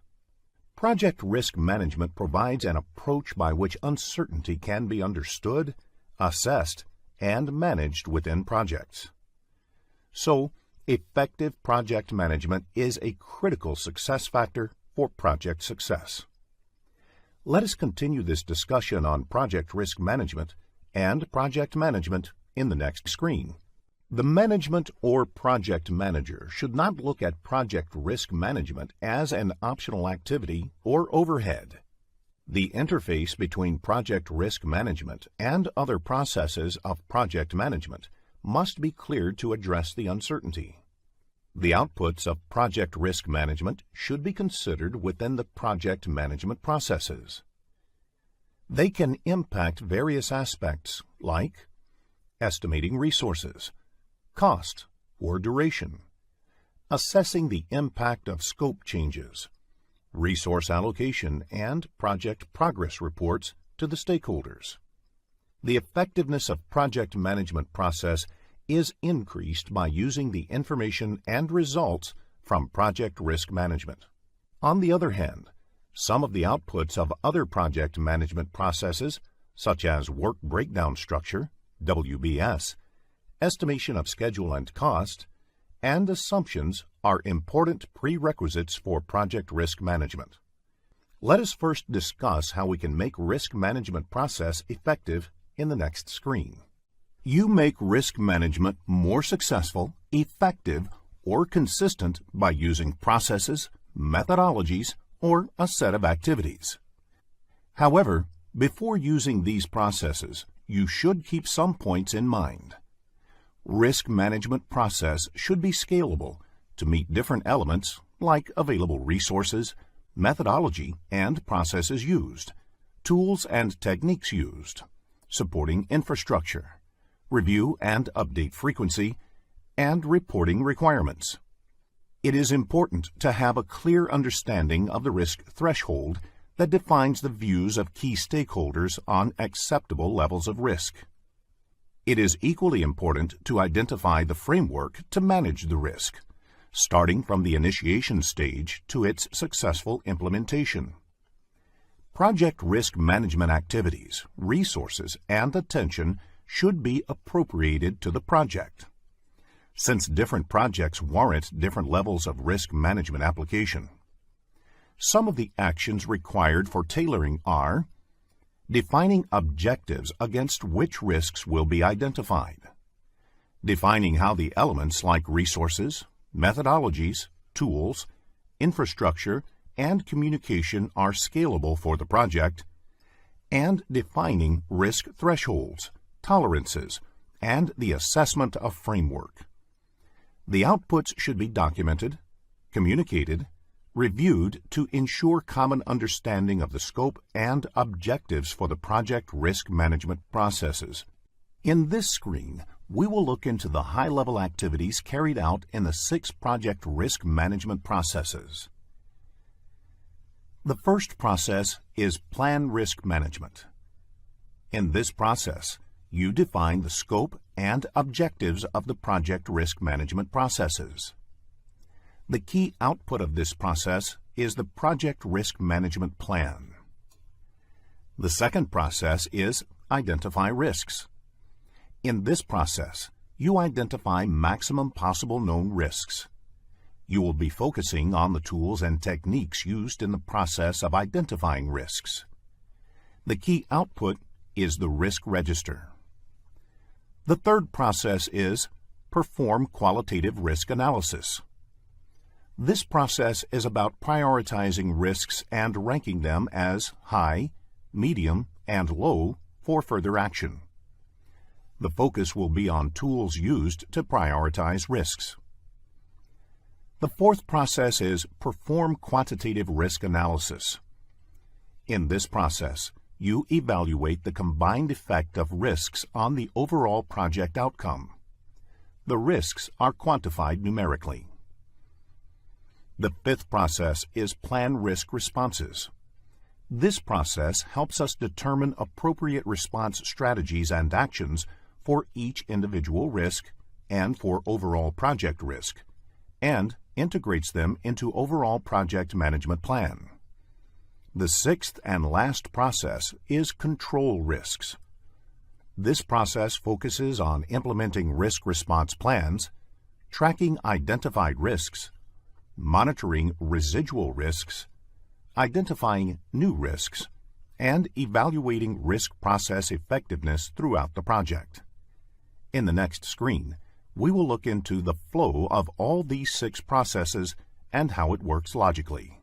There are 47 processes in project management grouped into 10 knowledge areas and mapped to 5 process groups.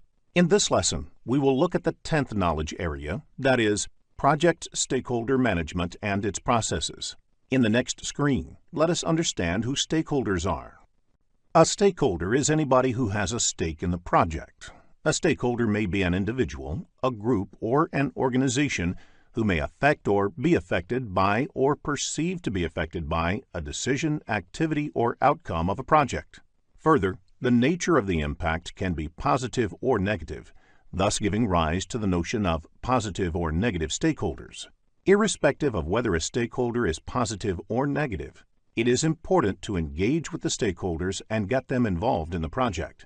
This can make a critical difference to the success or failure of the project. A single disgruntled stakeholder can bring the entire project to its knees, whereas an actively engaged and influential stakeholder can have the opposite effect. Let us understand who the common stakeholders of a project are.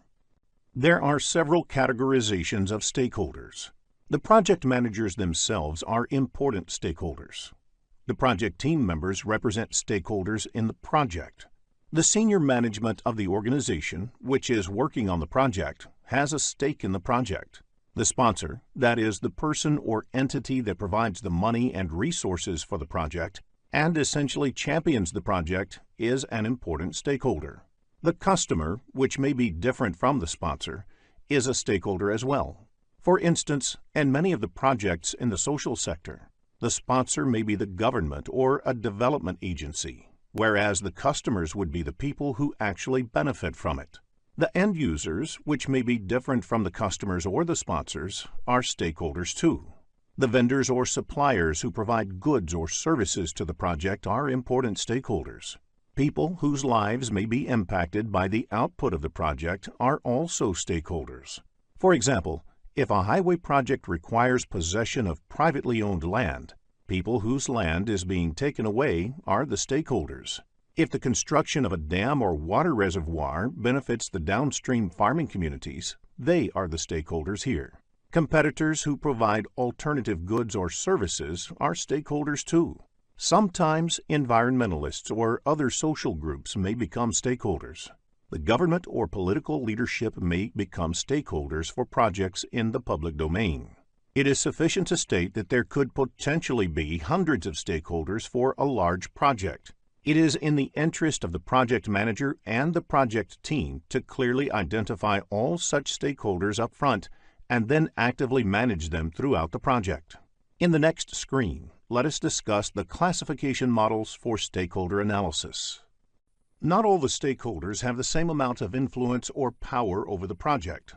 Therefore, the way to manage each stakeholder needs to be calibrated based on a proper classification of the stakeholders. This is the role of the classification model. You can come up with a grid that maps the power of the stakeholders, the interest they have, the influence they may have, or the impact that they can have on the project through the power interest, power influence, or influence impact grids. It can be represented by mapping stakeholders to a power or interest grid. The diagram on the screen has x-axis, which represents interest level, and y-axis, which represents the power level. Based on the various combinations of power levels and interest levels, the grid can be divided into 4 quadrants. The stakeholders on the top right quadrant, with high power and high interest, need to be managed closely. That is, you have to monitor their involvement and engagement very closely. The stakeholders on the bottom right quadrant, with high interest but low power, need to be kept in the loop. That is, you should share information with them and keep them regularly informed. The stakeholders on the top left quadrant, with high power but low interest, can be managed by keeping them happy, for example, by making sure that their interests and opinions are taken into consideration. The stakeholders on the left bottom quadrant, with low power and low interest, may be managed less actively by simply monitoring how things are going with them. The salience model describes classes of stakeholders based on their power, ability to impose their will, urgency, need for immediate attention, and legitimacy, appropriateness of their involvement level. This is a useful framework to guide the stakeholder management strategy on a project. Practice creating power grids for business scenarios. This will help in understanding the level of engagement a project manager needs to maintain with various stakeholders. In the next screen, let us discuss the Stakeholder Engagement Assessment Matrix. The Stakeholder Engagement Assessment Matrix allows visualizing the current and desired states of a stakeholder's involvement in the project. The 5 levels of involvement are as unaware, resistant, neutral, supportive, and leading. Unaware is where the stakeholder is not aware of the project or its impact. Resistant is where the stakeholder is aware of the impacts and is resistant to change. Neutral is where the stakeholder is aware of the project and is neither supportive nor in opposition to the project. Supportive is where the stakeholder is aware of the project and its impact and is supportive of the change. Leading is where the stakeholder is aware of the project and impacts and is actively engaged to ensure that the project is successful. Let us now look at the matrix. The table has 1 row per stakeholder identified. You place C in the column which best indicates the current level of engagement for that stakeholder. Then you place D in the column which best indicates the desired state of engagement. This table can be a quick visualization tool that helps understand where work has to be done in the stakeholder management activities. In the next screen, let us discuss the skills required for stakeholder management. Stakeholder management is both an art and a science. Since it involves dealing with people, and people are inherently nonlinear and unpredictable, there is no one size that fits all strategies or tools that will work while managing them. However, a project manager may use a few traits and techniques while managing stakeholders, which are classified as interpersonal skills and managerial skills. A project manager must possess good interpersonal skills.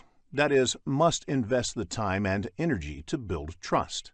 This involves multiple things, such as establishing a personal rapport, following through on commitments, being punctual, etc. Once the trust is established, it helps in smoothing many difficult bends. Conflict management is an important skill for a project manager. While communicating with stakeholders, the project manager must practice active listening. They must not assume that they have all the answers. Instead, they should spend some time to understand the issues and the stakeholders' points of view. This alone can go a long way in smoothing ruffled feathers and building constructive relationships. Resistance to change is natural. A project manager must know how to convert that into a positive energy in its favor. Managerial skills that may help in accomplishing the project objectives. A project manager must be able to build consensus among the group.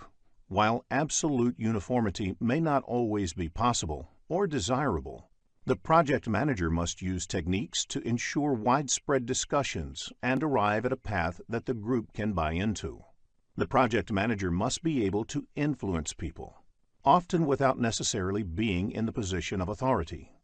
The project manager must be skillful to negotiate agreements.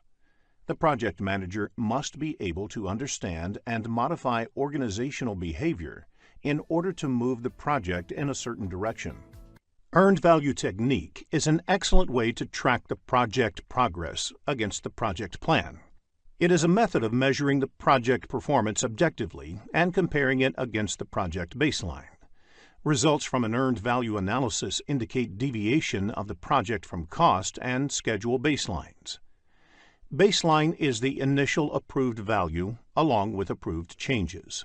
Therefore, schedule baseline is the first approved project schedule along with approved changes. There are various terms used in earned value technique.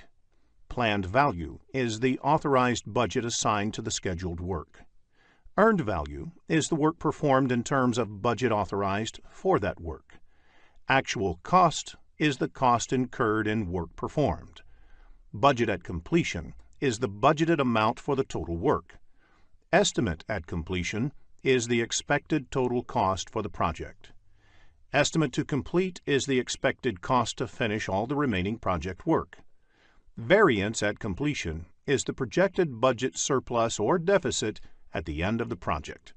All the parameters displayed on the screen are measured in terms of cost. You may come across business scenario-based questions on earned value management in the PMP exam, so ensure that you develop a clear understanding of this topic. Let us look at an example of a planned value in the next screen. Planned value is the estimated value of the work planned. This value is measured in terms of currency, say dollar. If the planned value is $340, then the work planned is worth $340. How do you calculate earned value? The solution is add the budget allocated to each of the activities that have been completed at the point of time. The resulting value is the earned value. In the next screen, let us look at the formula used to calculate earned value.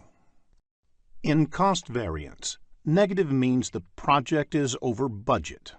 Positive means the project is under budget. Similarly, in schedule variance, negative means the project is behind schedule, whereas positive means the project is ahead of schedule. The value of the next two parameters, Cost Performance Index, CPI, and Schedule Performance Index, SPI, values vary between 0 and 1. For example, a CPI of 0.8 implies that 80 cents of work is obtained for every dollar spent in the project. Similarly, if SPI is 0.9, it implies that project is progressing at only 90% of the speed originally planned. The next parameter is Estimate at Completion, or EAC. There are different ways of calculating the EAC value. The method used depends on how the cost and schedule variances are expected to play for the rest of the project. BAC by CPI is used if you expect that the current cost performance will continue until the end of the project.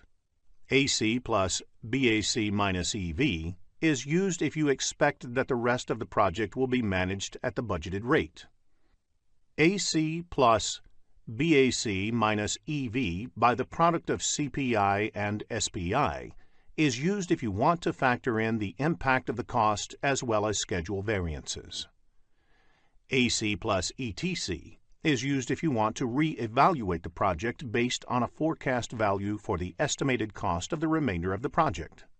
The next parameter is Estimate to Complete, or ETC, which is the cost of project from this point to the end. This is calculated by subtracting the actual cost from the estimate at completion. In addition, variance at completion can be calculated by subtracting the estimate at completion from the budget at completion. Variance at completion is the cost estimation whether it is over or under budget. Another parameter is the To Complete Performance Index, or TCPI. This is the cost performance needed to achieve a desired outcome. For example, if the project needs to be managed to the original budget, BAC, then TCPI, that is, the CPI that must be maintained for the rest of the project, is calculated as BAC minus EV by BAC minus AC. Similarly, if it has to be managed within a revised target, say EAC, then TCPI is calculated as BAC minus EV by EAC minus AC. Before the start of the PMP exam, please make a note of the formulas of earned value technique. In the next screen, let us look into a business scenario to understand this concept better. After reading the problem statement, click the Solution button to look at a possible answer. Let us take the example of a software development project. There are 4 phases, and each phase takes a month to complete and is expected to cost $10,000. The phases are planned to be completed one after the other. The status of the project at the end of the month 3 is summarized in the table. Requirements definition is completed and actual spending on this is $10,000. Architecture and design is done and actual spending on this is $12,000. Development and unit testing is only 50% done, though it was supposed to be completed by 3rd month. It has cost $9,000 until date. System testing and go live has not yet started. Note, S indicates start time, F indicates finish time, and PF indicates that it is partly finished at the end of the month. Based on the above information, calculate the CV, SV, CPI, and SPI of the project. Let us look at a solution in the next screen. Before we end this lesson, let us also look at a few definitions that might be useful for your PMP examination. Law of diminishing return. This means the more you put into something, the less you get out of it. For example, Doubling the number of resources working on a project will not necessarily have the time. Working capital, the amount of money the company has to invest on the project and the day-to-day company operations. Funding limit reconciliation, the process of comparing the planned expenditure in a given period with the available funding for that period. Large assets purchased by the company lose value over time. This is called depreciation. There are two forms of depreciation, straight line and accelerated. Same amount of depreciation is taken every year. For instance, a car with a price tag of $10,000 and useful life of 10 years is depreciated $1,000 per year. At the end of the 10th year, the value of the car is considered zero for all accounting purposes. Accelerated depreciation depreciates faster than the straight line depreciation. For instance, a car with a price tag of $10,000 depreciates $3,000 the first year, $1,500 the next year, $1,000 the third year, and so on. So first, let's find out what exactly is CPM. Now, the critical path method is an algorithm that's used in project management to schedule project activities.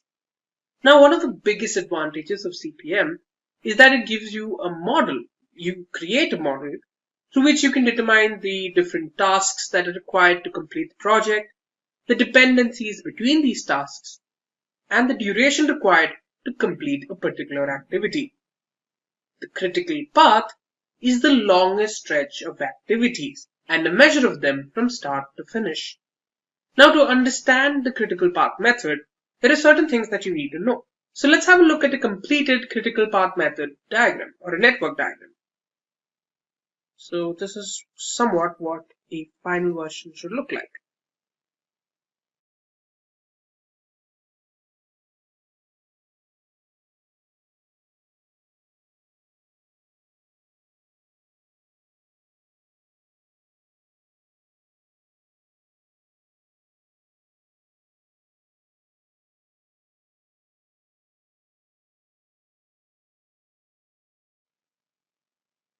So here you can see these circles with numbers in them. We'll also need ABC.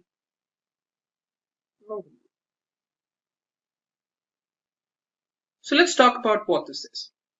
So the two major components in a diagram, a network diagram, are events and activities.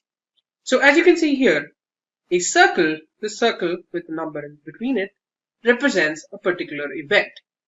This is present at the start and end of an activity. So here, A, B, C, D, E, F represent activities. And each activity, like I mentioned, has a start and an end node. So for activity A, this node, node number 1, is called the tail node. And event 2 or node 2 is known as the head node. Likewise, each of these activities have a different tail and head node. There are also other things that you need to know before you can start drawing your own network diagram. The network that you create should have a unique starting node. Here you can see there's only one starting node, one unique starting node, which is node number 1. There's no multiple nodes starting off the network. Then the network should have a unique completion node, which is node number 6 here. There's only a single node which completes the entire network. No activity should be represented by more than one arc in the network, which means that this arrow that you see, this represents an arc. There's only one activity responding to an arc. This means that no two activities can have the same starting node as well as ending node. And finally, there's this thing known as a dummy activity, which is represented by dotted lines between two nodes. Say, for example, 4 and 3. So this dummy activity represents a relationship between node 4 and node 3. But at the same time, there's no duration or there's no activity. And if there is, that activity will have 0 value, unlike every other activity that you see in the network. So this is the basics of the critical path method. Let's understand this better with an example. Our objective here is to determine the critical path of this data represented here. Now here you can see, let's have a look at each of these different columns. We have activity, immediate predecessor, and duration.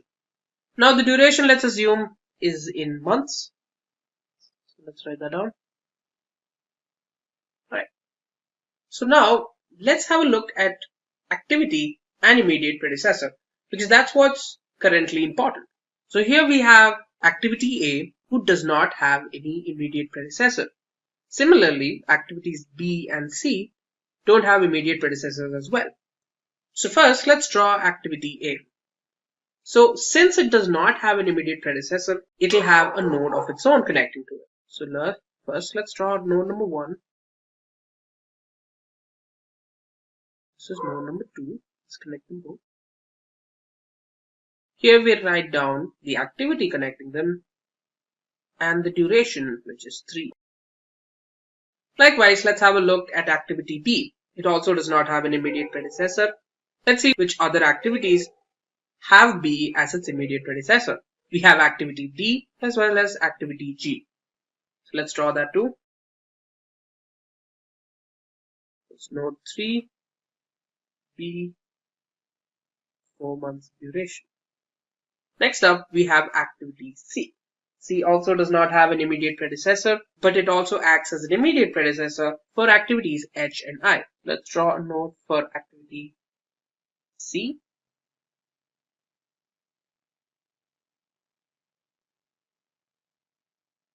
Number 4.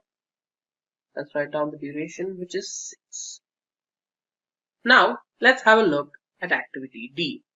Now, D is preceded by activity B. However, a combination of C and D act as immediate predecessors for H and I, which means that C and D will have a common point of origin, which is right here. So, let's connect node 3 and node 4. This represents the activity D, which is 3 months. Now let's have a look at activity E, which is preceded by activity A. So now let's have a look at activity E. The immediate predecessor for activity E is A, so we can directly draw that. And as you can see here, there's no combination of different activities here, so we can draw E directly. So let's draw the node. There we go. Let's connect the node. 5. E, which is 9. Right then, now let's go to F. F is preceded by A. But at the same time, let's have a look at where F is used. F is also an immediate predecessor of K, which is a combination of F, G, H. So let's come back to F in a bit. Let's go to G. So as of now, we've completed A, B, C, D, and E. Let's skip F for now and go to G. G is preceded by B. At the same time, it is used as a combination of F, G, H, which means G can come here.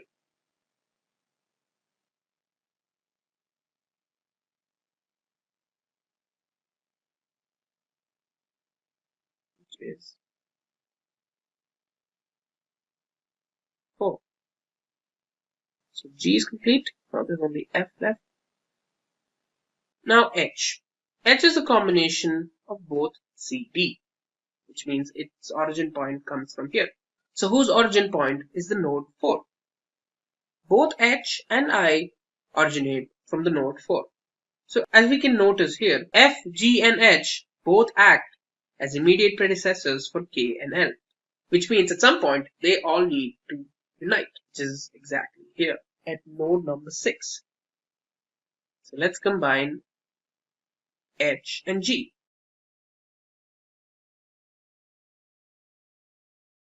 Which has a duration of 5. So let's now go back to F. Now F we can combine to node number 6, since we know that F, G, and H come together at some point. So let's combine F to this node.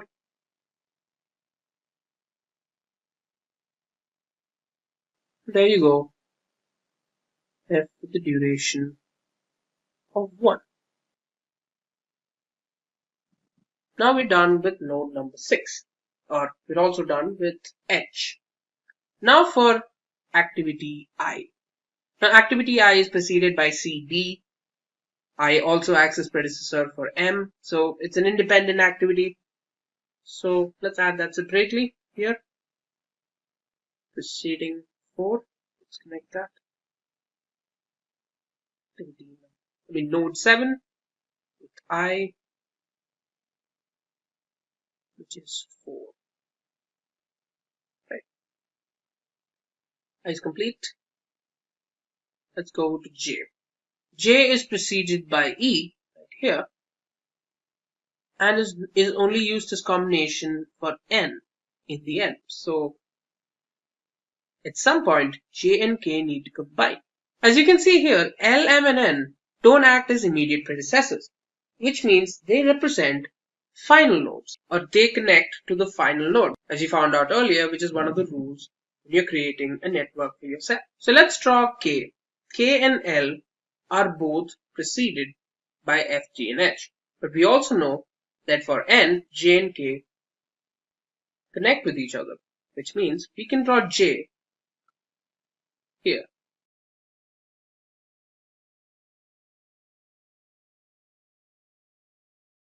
So finish J.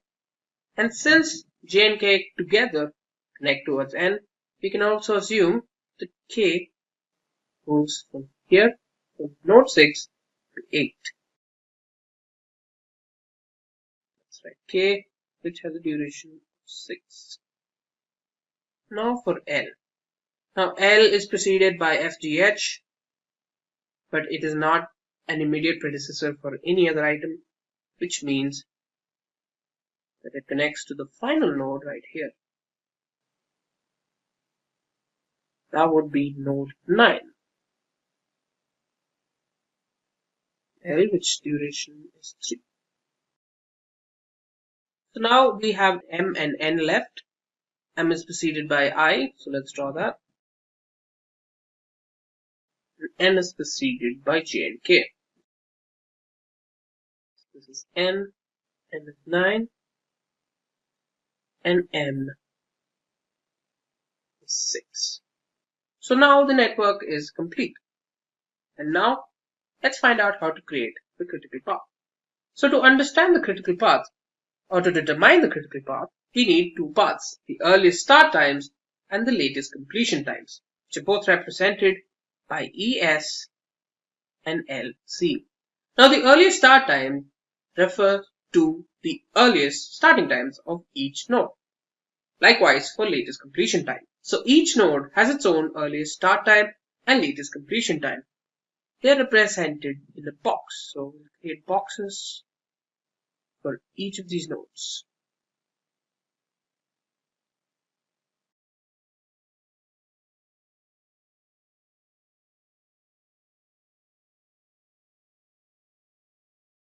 There you go. Each of these boxes need to be divided .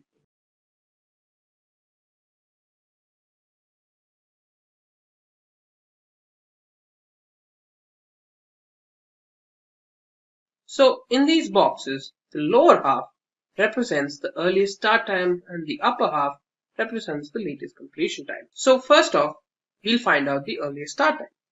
So the process of finding the earliest start time is referred to as forward pass. Now the earliest start time can be determined with the formula. So the formula is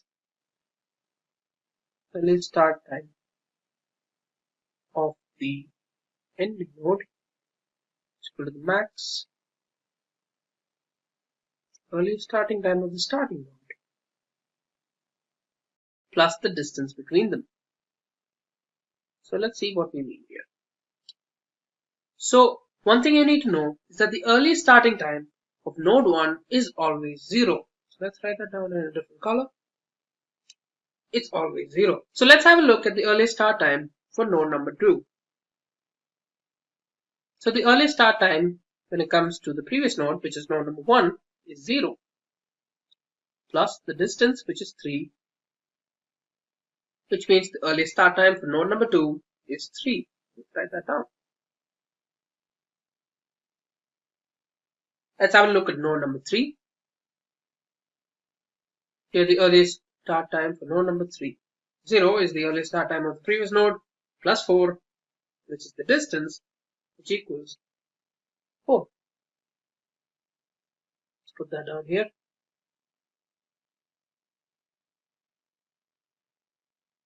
That's 4. So now let's have a look at node number 4. So here, however, there's a difference. Since there are two nodes coming towards it, which is from 1 to 4 and from 3 to 4, we'll need to determine the maximum from both of these coming nodes. So for the earliest starting time for node number 4, it's either 0 plus 6, which is C here,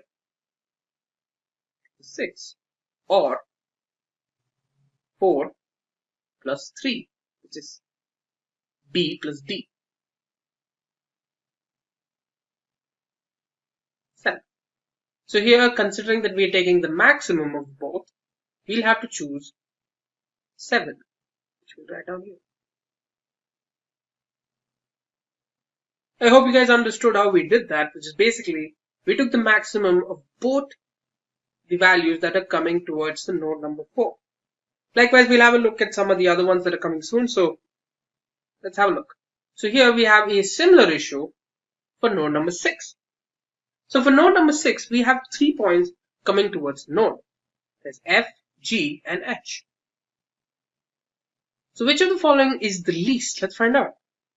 So here 3 plus 1 is 4. So for ES5, earliest start time for node number 6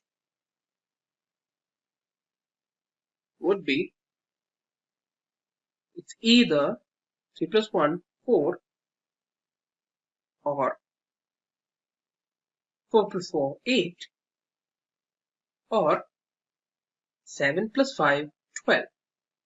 So since we're taking the maximum, let's take number 12 and write that down. So the earliest start time for the node 6 is 12. Likewise, let's have a look at node number 5. Since there are no different nodes connected to it, we'll just have to add the number from the previous starting node, which is 3, and the distance, which is 9. We combine to form 12. Let's write that down. Now for node number 8. So when you have a look at node number 8, you can see that there are two nodes connected to it. There's one from 5 and one from 6. So let's have a look which one we'll select. So it's either 12 plus 3, which is 15, or 12 plus 6, which is 18. So let's go ahead with number 18.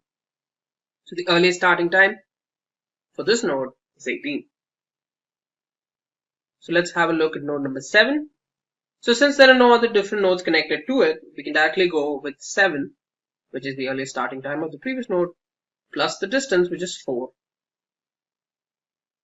This is totaling to 11. And finally, we have node number 9.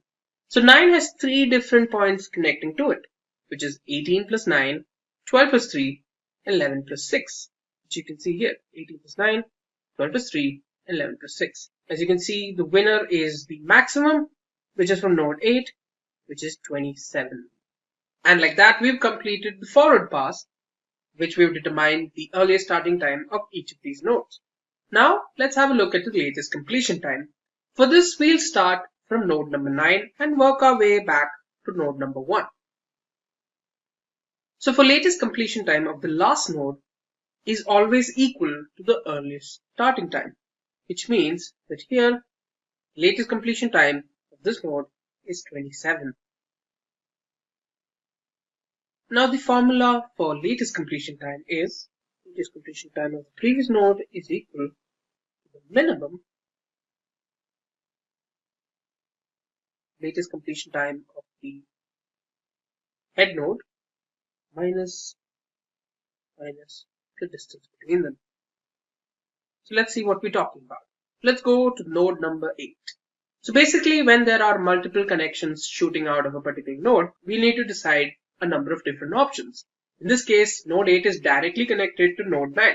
Basically, we can calculate the latest completion time for node 8 by using the formula directly, which is 27 minus 9, which will get 18.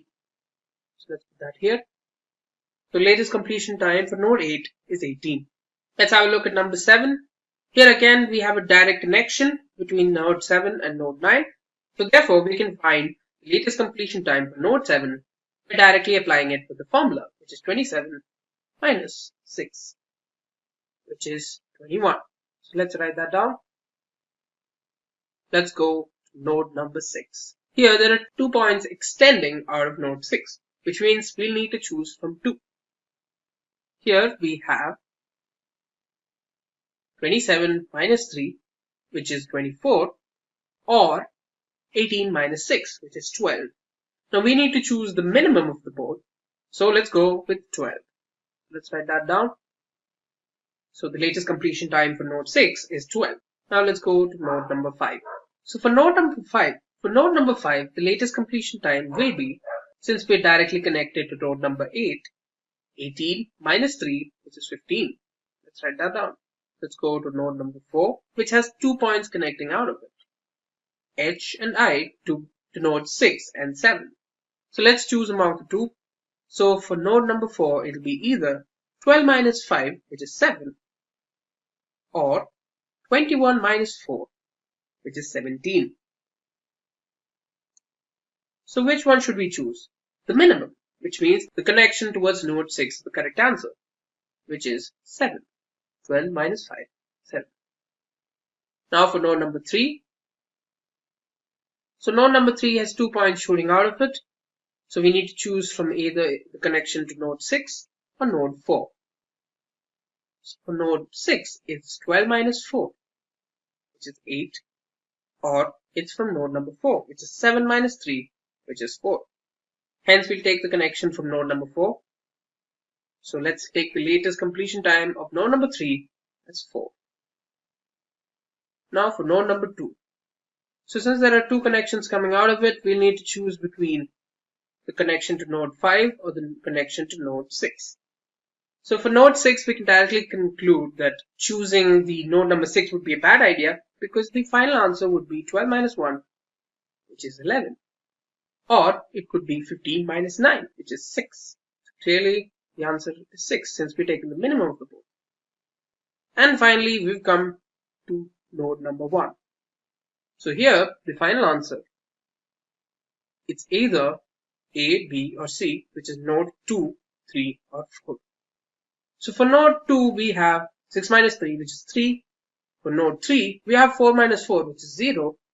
And for node 4, we have 7 minus 6, which is 1. Clearly, we have a winner, which is node number 3. So let's write the latest completion time. It's 0. And there we go, the backward pass is now complete.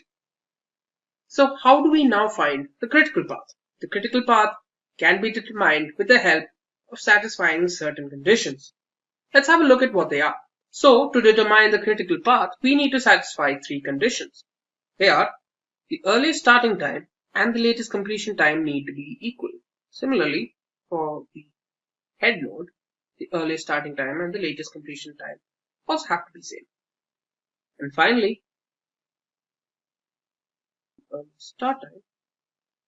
the earliest start time of the second node, which is the head node, minus the earliest starting time of the tail node, should be equal to the latest completion time of the head node minus the latest completion time of the tail node. They should also be equal to the distance between the 2 nodes. So let's have a look at which of the following satisfy these conditions. As you can see clearly, node number 1, node number 3, node number 4, node number 6, node number 8, and node number 9. So all of these nodes I mentioned satisfy these 2 criteria. Let's have a look at if it satisfies the third criteria. Here we have 4 minus 0, which is 4, 4 minus 0, which is 4. We have the correct answer. 7 minus 4, which is 3. Similarly, 7 minus 4, which is 3. 12 minus 7, which is 5. Likewise, all of them connect, which means we have just found out our critical path. The critical path for this question is B, D, H, K, and N. The critical path is B, D, H, N. And thanks to the help of the critical path, we can also determine the maximum amount of time to complete our project, which we can determine by combining the durations of each of the members of the critical path, which is 4 plus 3 plus 5 plus 6 plus 9, which is equal to 27, which means 27 months. And there you go. We've just solved a question with the critical path method. Agile project management, as the name suggests, is a flexible approach to building a project. In Agile project management, the project is broken down into several stages or sprints. Agile does not work on the principle of delivering the final product at the end of the project. It works on delivering sections of a project or mini projects. The process of project management in the case of Agile is Agile based. So there won't be any central control of project manager as it was there in the traditional way of working. Before we move forward, let's have a look at the Agile development cycle. Agile methodologies consist of several small cycles or sprints. At the end of each stage, we get a mini project. There's a product backlog that explains new features, changes in the existing features, and several other improvements in the project. Then we have a sprint backlog, which has a list of tasks that are to be completed during each sprint. The sprint consists of planning, designing, execution, testing, and deployment stages. And at the end of each sprint, a mini project is delivered. With every sprint, new features are added to the product, which plays a significant role in the overall project growth. After all the sprints and early validation in the development, the final deliverable has a fewer chances of failure. Let's now have a look at some reasons why industries have started moving towards Agile project management. The first reason is high product quality. When we talk about high product quality, we refer to the build of the product as per stakeholders' demands. Testing is performed at short intervals of time wherever needed to ensure high quality of the product. Then another reason is customer satisfaction. Whatever is done in the project is known by the customer. The deliveries don't take longer durations as they used to take in the case of traditional ways. The changes may be provided by the customer in the execution phase of the project. Third reason is reduced risk. Since the project is divided into sprints, so if the risk affects one sprint, it doesn't mean whole of the project will be at risk. The process of risk analysis continues to take place with all the other processes. Another significant reason for Agile project management is better and faster return on investment. The project is now developed in several sprints and each sprint has its own version. Therefore, the project becomes market ready after a few sprints only. Since the projects can now be released with ease and in shorter duration, this helps the organization to stay ahead in competition with respect to other organizations which have still not moved to Agile methodology. Now we shall check the principles of Agile project management. There are 10 principles for successful Agile project management. The first principle is the satisfaction of the customer by delivering the project fast and with least number of errors. The next principle refers to decreasing the amount of time between the phase of planning and delivery. The third principle states that the team of managers and developers work together and increase the productivity of their work. The next principle states that the changes requested by the stakeholders can be taken into consideration and worked upon during the development phase as well. The fifth principle pays attention to the factor of coordination among the team members. Then the sixth principle refers to the process of monitoring and tracking the progress of the project at the end of each sprint and making amendments wherever needed. Moving on, the next principle states that there must be a feeling of trust and support towards the team to complete the project's objectives. The next principle emphasizes on face-to-face conversations with the development team. The face-to-face conversation helps in both solving problems and easy knowledge sharing. Then the ninth principle emphasizes on finding solutions and maximizing the amount of work done with simplicity. This ensures timely completion of tasks by all the team members. The last principle states that Scrum tools like Monday.com or Zoho sprints must be used to simplify the complicated codes, which further helps in saving time. We shall now see the steps in Agile project management. The goal of Agile methodology is to produce shorter development life cycles and more frequent product releases than traditional waterfall project management. So we will now check 6 steps in Agile project methodology. The first step in the process is project planning. Project planning includes feasibility study, development of scope, breaking the project into executable tasks or sprints, and then estimating the amount of time needed to complete those sprints. The second step is the step of roadmap creation. A roadmap is a plan of action that shows how a project shall evolve over time. A list of all the features that the final product should have is created, and the steps to achieve those features are taken. The next important step is release planning. Since we are doing the project keeping in mind the Agile project methodology, the project will complete in sprints. That means there will be the release of features at the end of each cycle. And unlike the traditional waterfall model, the development cycles will be smaller. The fourth step in Agile project management is sprint planning. The sprints are made keeping in mind what all is to be accomplished in that particular step. At the beginning of each sprint, the goal of that sprint is decided and steps to achieve that goal are taken. The next step in the process emphasizes on daily meetings. There are short meetings every day to discuss if the team was able to finish the task for each sprint and check if there are any amendments that are required. Each team member talks about what they achieved in the last sprint and what are they going to work on in the next sprint. The last step is the step of sprint review and retrospective. There are 2 meetings after each sprint. First meeting is for the sprint review. This meeting is with the stakeholders to show them the finished product. This helps both sides to build a relationship and discuss if there are any issues in the end product. The second meeting is for having a sprint retrospective.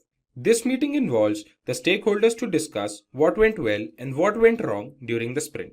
Sprint retrospective takes place after the sprint review and before the next sprint planning. Now when we know the steps needed for Agile project methodology, we must understand some Agile project management frameworks. There are several frameworks available today. Here, we will be discussing some of the most popular frameworks. The first framework we will discuss is the Kanban framework. Kanban framework is a well-known framework for implementing Agile software development. In the case of Kanban framework, work items are represented on the Kanban board, which helps all the team members to see the state of every piece of work at any time. Kanban board not only helps in visualizing the work, but also optimizing the workflow among the team.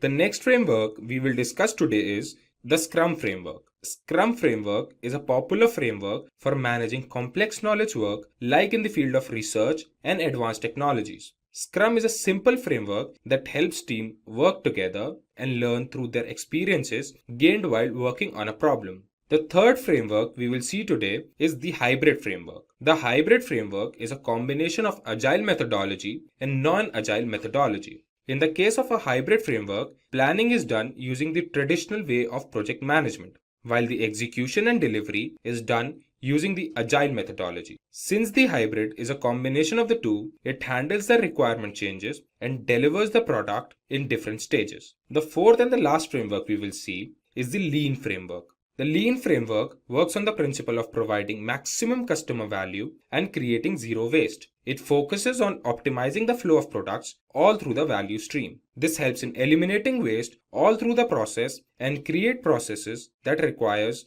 less human efforts. This also simplifies the process of information management and makes it more accurate. Finally, let's have a look at some companies that have opted for Agile project management. Today, around 22% of the organizations worldwide have all their teams working on the principle of Agile project methodology. Let's have a look at some of the most prominent companies in the world that use Agile project management. In the list, we have IBM, Cisco, AT&T, Microsoft, Philips, and Samsung. So what is project management tools? Why should we use project management tools while doing project management? So project management tools help to keep a streamlining flow in project management processes. The tools help the team or an individual to carry out the steps of project management in an effective and efficient manner. So project management tools, features and functionalities. So basically a project management tool should have minimum fulfilling these features and functionality.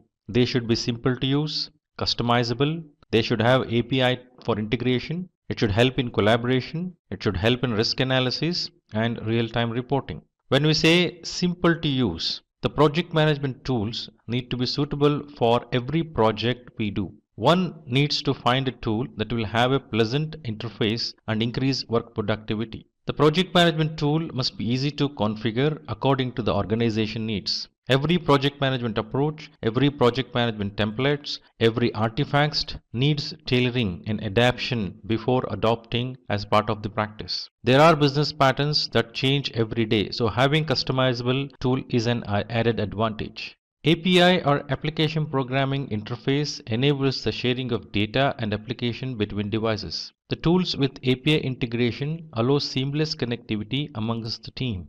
The project management tools must allow for collaboration so that the whole team can work together. Collaboration not only makes the task easier but also increases the productivity of the project. Risk analysis helps to identify, analyze and respond to the risk quickly and efficiently. It needs to capture all the details of the risks, their impacts, the probability of occurrence of the risk and risk responses and tracking them throughout the project lifecycle. The real-time reporting enables the access of data at different locations of the project management. One can assess or access data at any time about the project's current status. This will help in having a real-time update about the project status to the stakeholders of the project. The top 10 project management tools what we have today in the market are Monday.com, Rick, Jira Software, Trello, Asana, Teamwork, Meister Task, Basecamp, Oracle's Primavera and Microsoft Project Management Tool.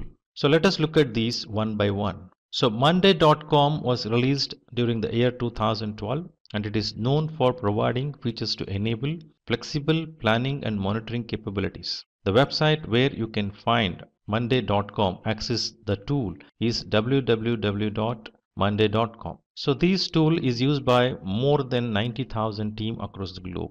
Monday.com features and functionality includes it is easy for collaboration, highly customizable, excellent for analytics, integration with Dropbox, Google Drive and Pipedrive is possible. So pricing, the basic version is $25 on monthly basis, so which will provide you 5 GB storage, 1 board per dashboard and it is billed annually. The standard package includes 5 GB storage, 3 boards per dashboard and it is $39 per month which is billed annually. Professional includes unlimited storage, 10 boards per dashboard and it costs $59 per month and it is billed annually. Monday.com is used by the following customers, organizations of Monday.com, that is Carlsberg, Discovery Channel, Adidas, Tom, Philips, etc. Rick is another project management tool which was released in 2006. So this application provides its user with robust features and allows them to collaborate with each other.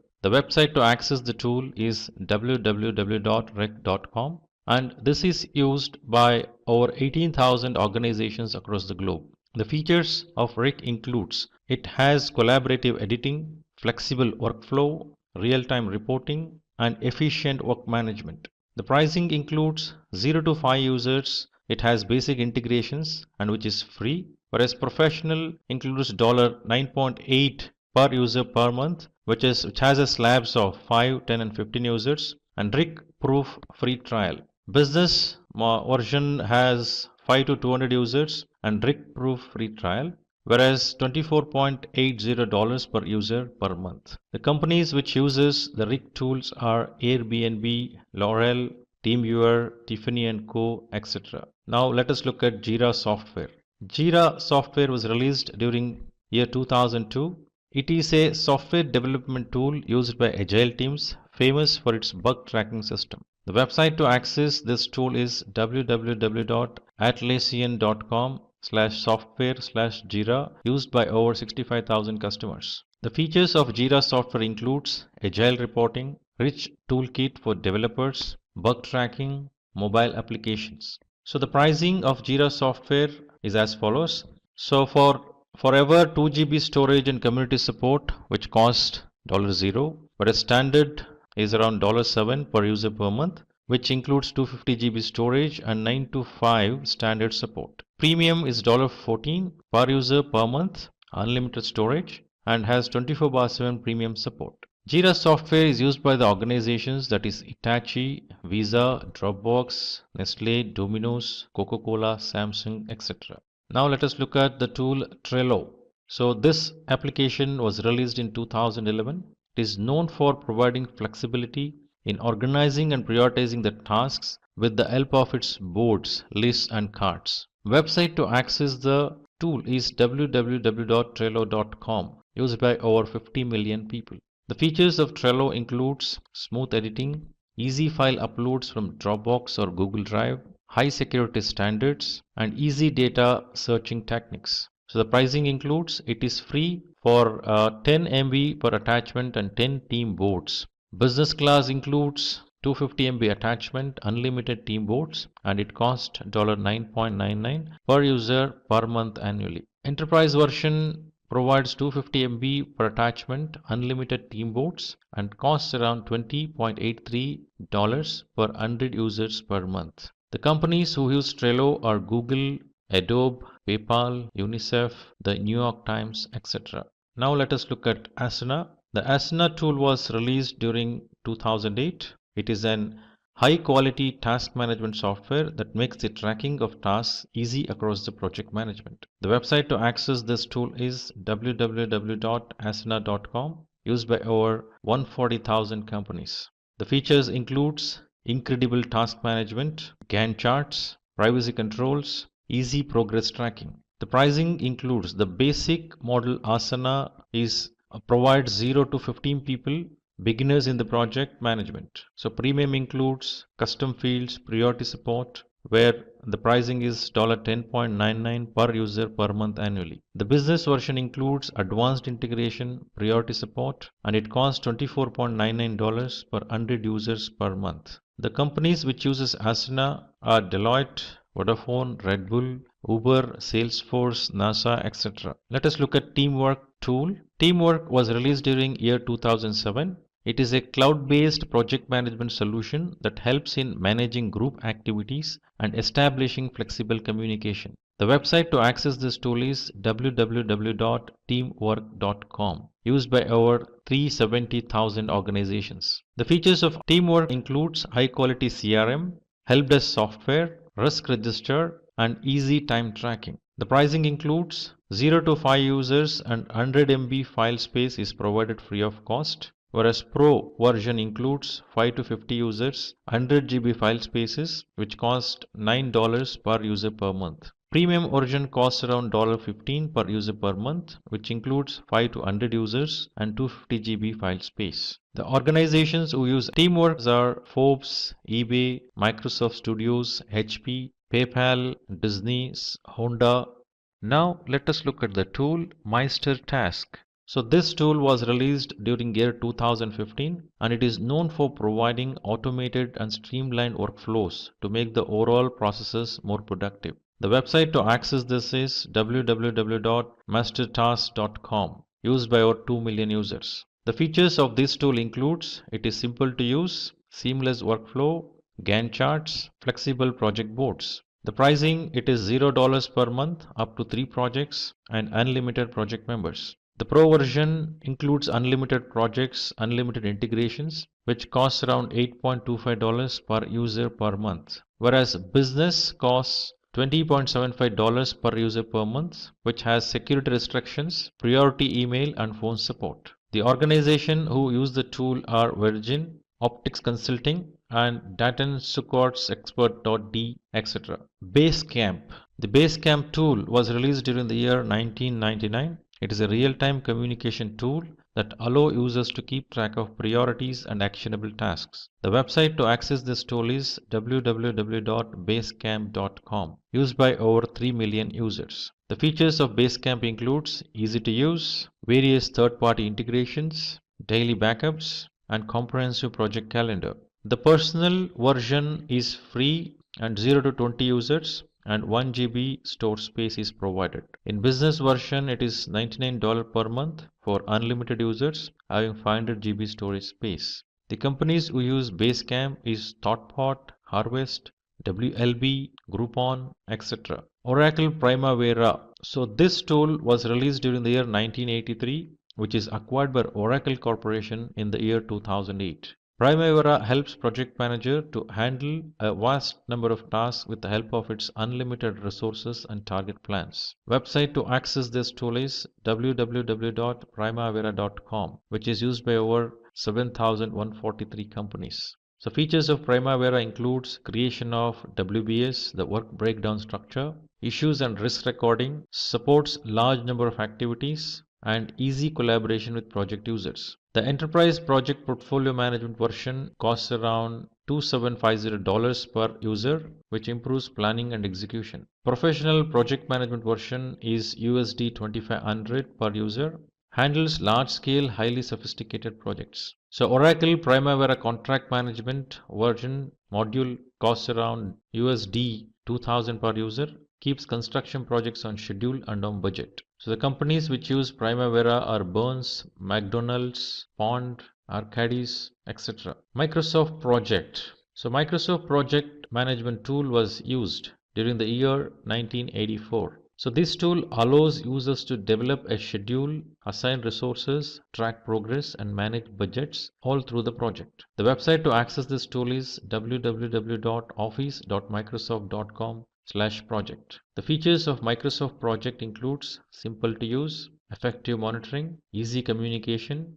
enhanced decision making. So this is a cloud-based solution, and the pricing is Project Plan 1 costs around $10 per user per month on an annual commitment. Managing projects via web browser is the feature. Project Plan 3, which costs around $30 per user per month with annual commitment, which is fully updated project desktop application. Project Plan 5, which costs around $55 per user per month with annual commitment. Evaluating project ideas from anywhere in the organization is possible through this. Project Standard 2019 version costs around $620 per PC per user for those who don't need collaboration tools and advanced features. Project Professional version 2019 costs around $1,030 per PC per user, syncing with Project Online and Project Server. The organization which uses Microsoft projects are Comptel, Airbus, Intel, Volvo, Xerox, etc.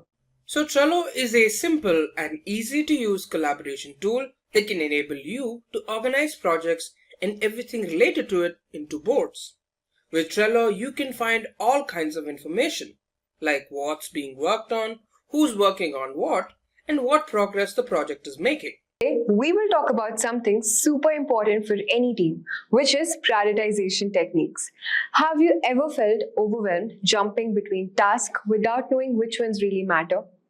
We've all been there, but don't worry. There are ways to get organized and focused. For product managers, prioritization is one of the most crucial skills. It's the key part for any product management interview process. As a product manager, you must prioritize features, requirements, and tasks effectively to ensure your team delivers maximum value to customers. Let me tell you a story about Samantha, who was a part of an Agile software team. Their projects were all over the place.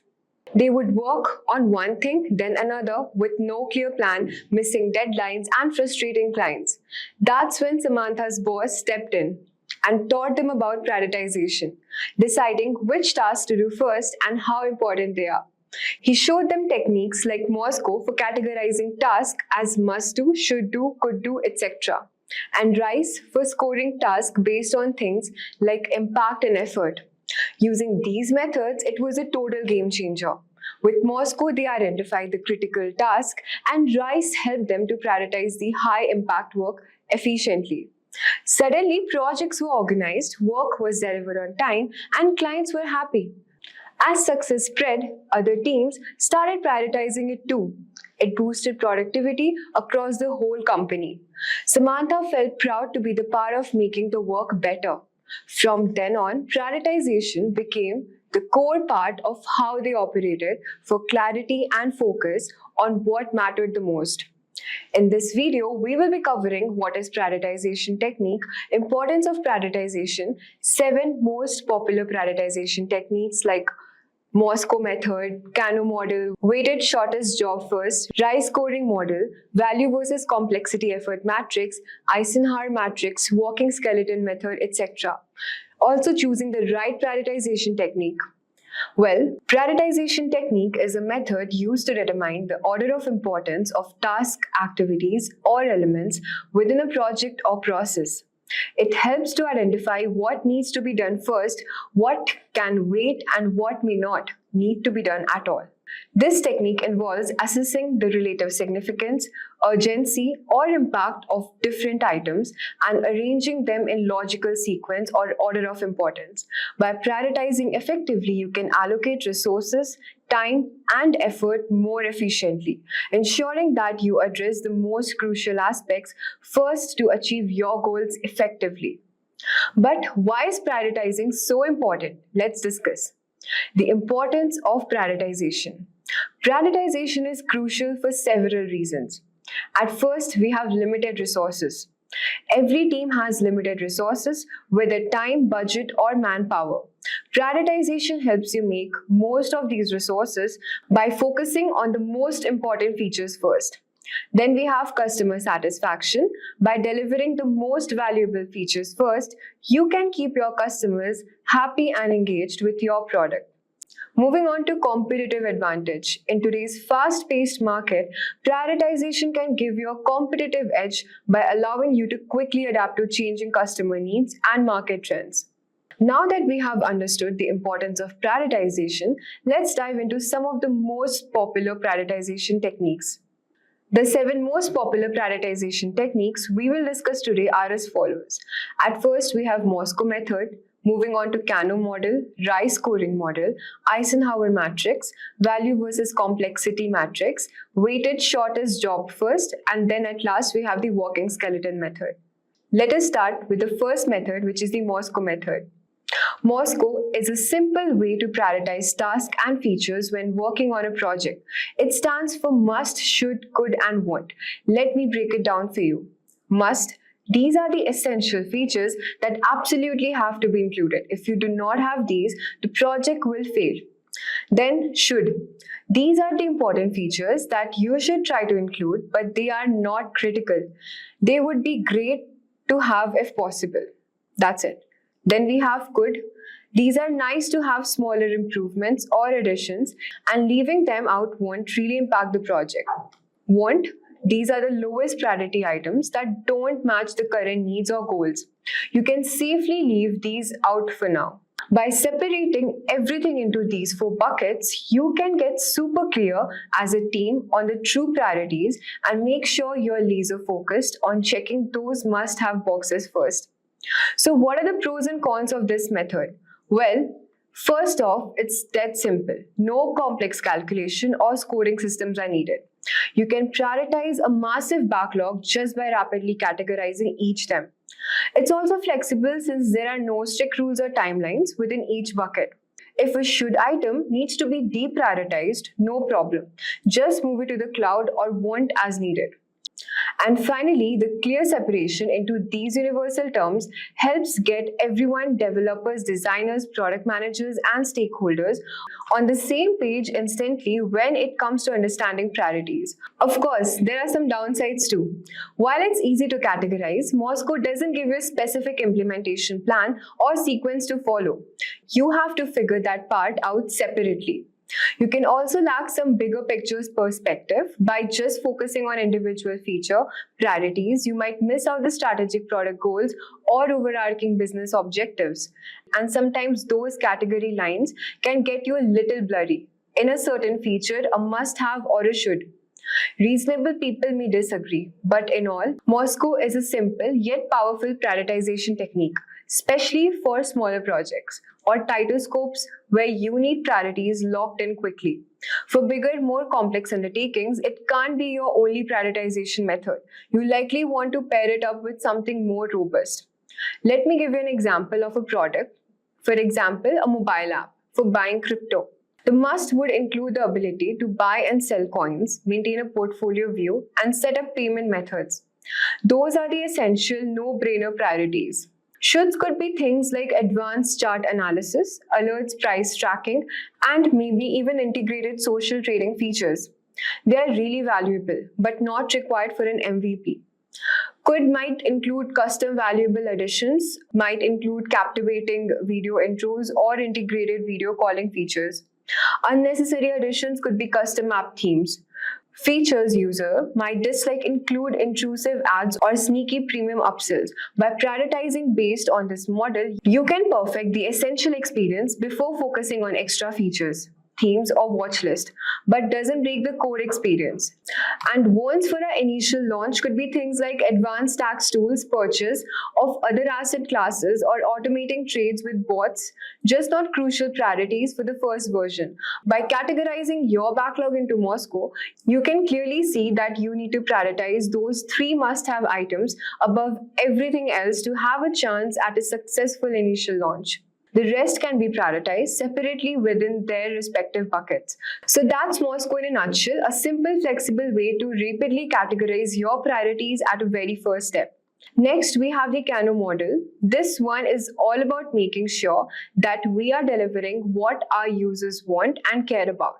It splits features into a few buckets: must-have, one-dimensional, attractive, total time wasters, and stuff. That's all.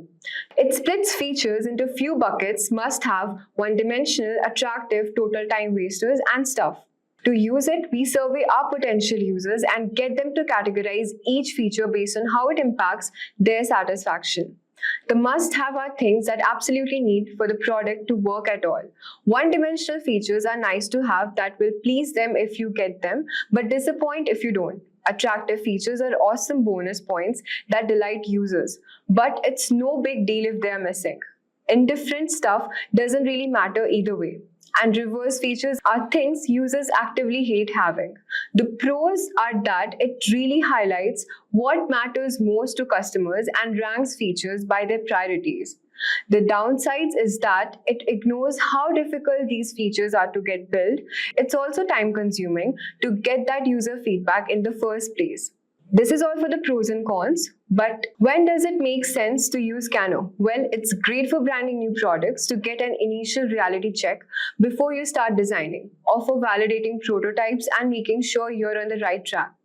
Let me now give you an example. Say like you're building a dating app, the must-have might be the ability to create profile, browse potential matches, and message people. One-dimensional could be stuff like advanced filtering, super likes, etc. Valuable additions might include captivating video intros or integrated video calling features. Unnecessary additions could be custom app themes. Features user might dislike include intrusive ads or premium upsells.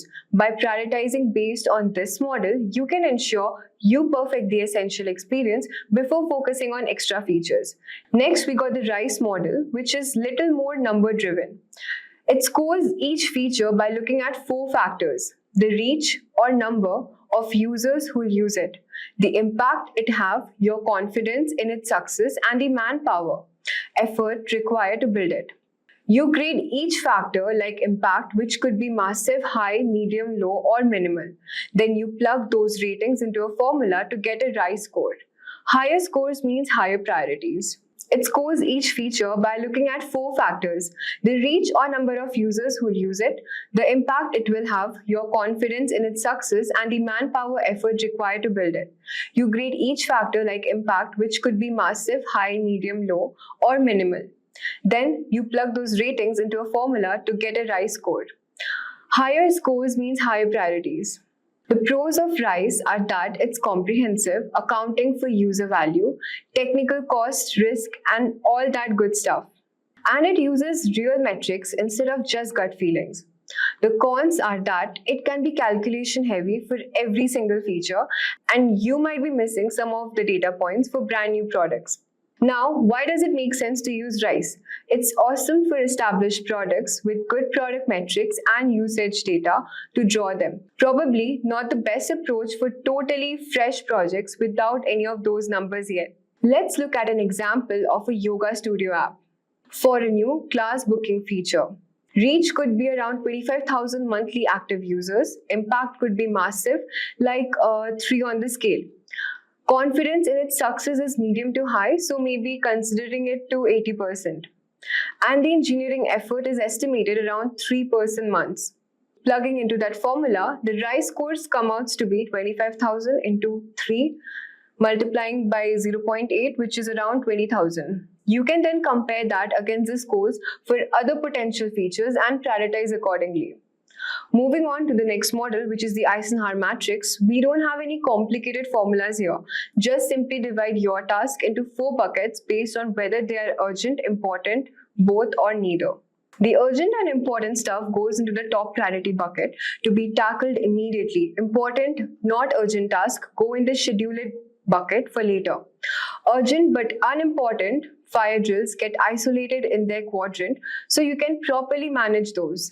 And then at the last area is for the total time wasters, neither urgent nor important. The pros of this method are it's very simple to use and that it keeps you focused on the truly important tasks that drive business value. The downside is that it's quite subjective and qualitative. No hard numbers or scoring system is involved. You might be wondering, why should we use the Eisenhower matrix? Well, it works great as a personal time management framework or as a first pass for broadly prioritizing a bunch of tasks. But most likely, we want to complement it with some other techniques for a more rigorous product prioritization. Let's look at an example of a brand new e-commerce business. The urgent and important stuff is setting up the payments and shipping integrations would be a top priority. Important but not urgently needed tasks are implementing product filters or recommendations would go in the scheduled section. Redesigning the logo just cause would be urgent but unimportant busy work. Adding multi-language support way down the line would be the lowest priority section since it's neither urgent nor crucial for the launch. Next, we've got the value versus complexity matrix. This one is similar to the Eisenhower matrix as it works with the quadrants and dimensions, but instead of urgent and important, it acts as value and complexity. With this one, we map out each feature based on its expected user or business value on one axis and the implementation complexity or engineering effort level on the other. We can use whatever scoring or definitions make sense, but the goal is to prioritize these high-value, low-complexity items first since they're easy wins. Really valuable but high-complex stuff comes next. After that is the low-value, low-complexity stuff we have. The pros are that it balances business user demands with what's feasible to build, looking at the value and effort, and then we can tweak the scoring criteria according to our needs. The cons are that it can still be pretty subjective and may not be ideal for massive code bases and products. But when does value versus complexity work well? It's perfect for smaller teams and products early in the life cycle when you need to ruthlessly prioritize. Not the greatest for large, complex, established products with crazy requirements. Let me give you an example of a productivity app. A high-value, low-complexity features might be the core ability to create and assign tasks super useful and not too hard to build. A high-value, high-complexity one could be integrated with all other major productivity tools. Low-value, high-complexity might be some insane reporting dashboard with a zillion visualizations. And the low-value, low-complexity stuff could be like smaller tweaks, custom emoji support, etc. By mapping those out, you can prioritize the top left quadrant of a major value adds with minimal effort first. Alright, we are getting into some of the heavyweights. Weighted shortest job first or WSJF. It uses some heavy duty calculations, but for a good reason. For each feature, you estimate the cost delay and how much you're losing by not having that feature. Then you look at the job durations or how long it will take to implement. You score the cost of delay based on factors like user business value, how time sensitive it is, whether it reduces risk, and so on. Higher scores means higher cost of delays. Then you divide the cost of delay by the job duration to get WSJF score for each feature. The pros of WSJF are that it's detailed, consistent calculation approach and it optimizes for faster ROI with limited resources. The cons are that it gets calculation heavy quickly and may unintentionally deprioritize bigger long-term projects. Use WSJF when you need to double down on those minimum marketable features and quick, high-impact wins. Don't rely on it too much for full-blown product roadmaps though. Let me show you an example. Adding an offline mode to the Notes app. Take a look at the cost of delay factors. The user business value is high, maybe 4 out of 5, since it's frequently requested feature. The time criticality is also high, 5 by 5, since it's the pain point for the users. And it reduces the risk of potential data loss, so say 4 by 5 for risk reduction. Adding those up, the total cost of delay is 30. If we calculate the job duration to be around 2 months, then the WSJF score comes out to be 13 divided by 2, which is 6.5. You would calculate scores that weigh out for potential features too. Then prioritize the ones with the highest scores, like offline mode first. Last but not the least, we've got the walking skeleton method. This one is all about identifying and prioritizing only the bare minimum core features needed to ship an initial MVP, which means minimum viable product, that basic walking version of your product. The idea is to map out the skeletal requirements that are critical for the product to function and show its core value proposition to users. The pros are that it enables fast prioritization and MVP delivery. We can get the market quickly, test our scores, idea, user feedback, and iterate rapidly from there, instead of over-engineering an overstuffed version. The cons are that it will be shipping a pretty basic product initially by cutting out tons of extra features. And there's a risk of taking it too far and crippling the product if you're not careful. Use the walking skeleton method when we are focused on delivering an MVP as soon as humanly possible to validate your idea and get moving. Don't use it as your sole prioritization technique for full product roadmaps though. Let me give you an example of a brand new video streaming service.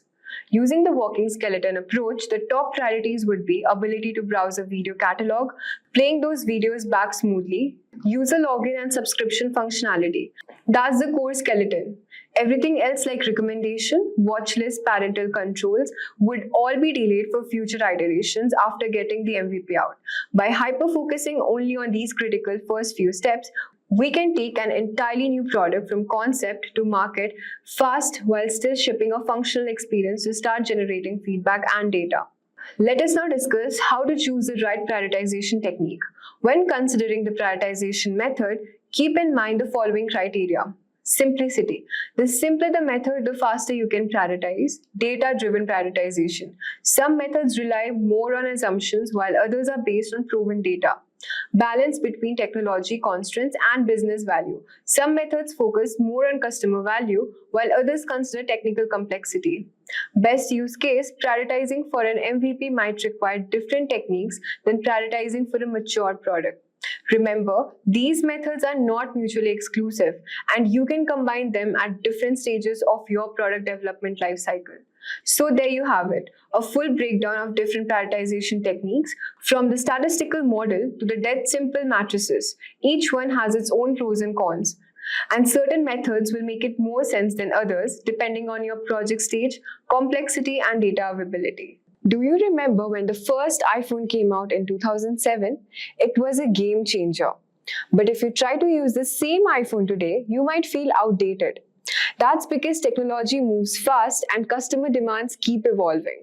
So tech giants like Apple must keep innovating and investing heavily in research and development to stay ahead. Keeping track of the entire process from ideathon to product launch is a massive task, especially for companies dealing with complex manufacturing and global distribution. This is where the product lifecycle management (PLM) comes in. Before product lifecycle management, companies had a really tough time. Different teams didn't always talk to each other, and it was hard to keep track of all the information about a product, causing problems like delays and products that didn't quite hit the mark. Apple saw this and knew they needed a better way to manage their products from start to finish. So they came up with PLM strategies, that is product lifecycle management strategies, and special computer programs to help everyone work together better. With product lifecycle management, everyone involved in making and selling the product could share information and work together very smoothly. So this was how Apple keeps launching new innovative products like the latest iPhone or the Apple Watch while phasing out the older models. So if you have ever wondered how companies like Apple keeps delivering such cutting-edge products, it's all about managing the entire life cycle effectively. In this video, we will explore what PLM is, that is Product Lifecycle Management, the various phases and steps involved, its benefit through a simple example. Let us now understand what is Product Lifecycle Management. Product lifecycle management is like the blueprint that guides companies through the entire journey of a product, from its birth to its retirement. Take, for instance, the evolution of smartphones. In the development stage, companies like Apple or Samsung spend months designing and perfecting the new phones, deciding on features like camera quality, battery life, and screen size. Once the design is locked in, they move on to the introduction stage, where the new phone is launched with much fanfare and marketing buzz. As people start buying the new phone, it enters into the growth stage. Sales skyrocket, and the company may even release updated versions with a better features like enhanced cameras or faster processors to keep up with the demand and stay ahead of the competition. But eventually, every phone reaches to the maturity stage. Competitors catch up and sales starts to level off. That's when companies might offer discounts or bundle deals to keep customers interested, but inevitably sales begin to decline as newer models hit the mark. And that's where the PLM shines. Throughout the entire process, it helps companies to make critical decisions like when to release updates, how much inventory to keep, and when to discontinue the product altogether. By effectively managing the product lifecycle, companies can stay agile, maximize profit, and always offer their customers the best products.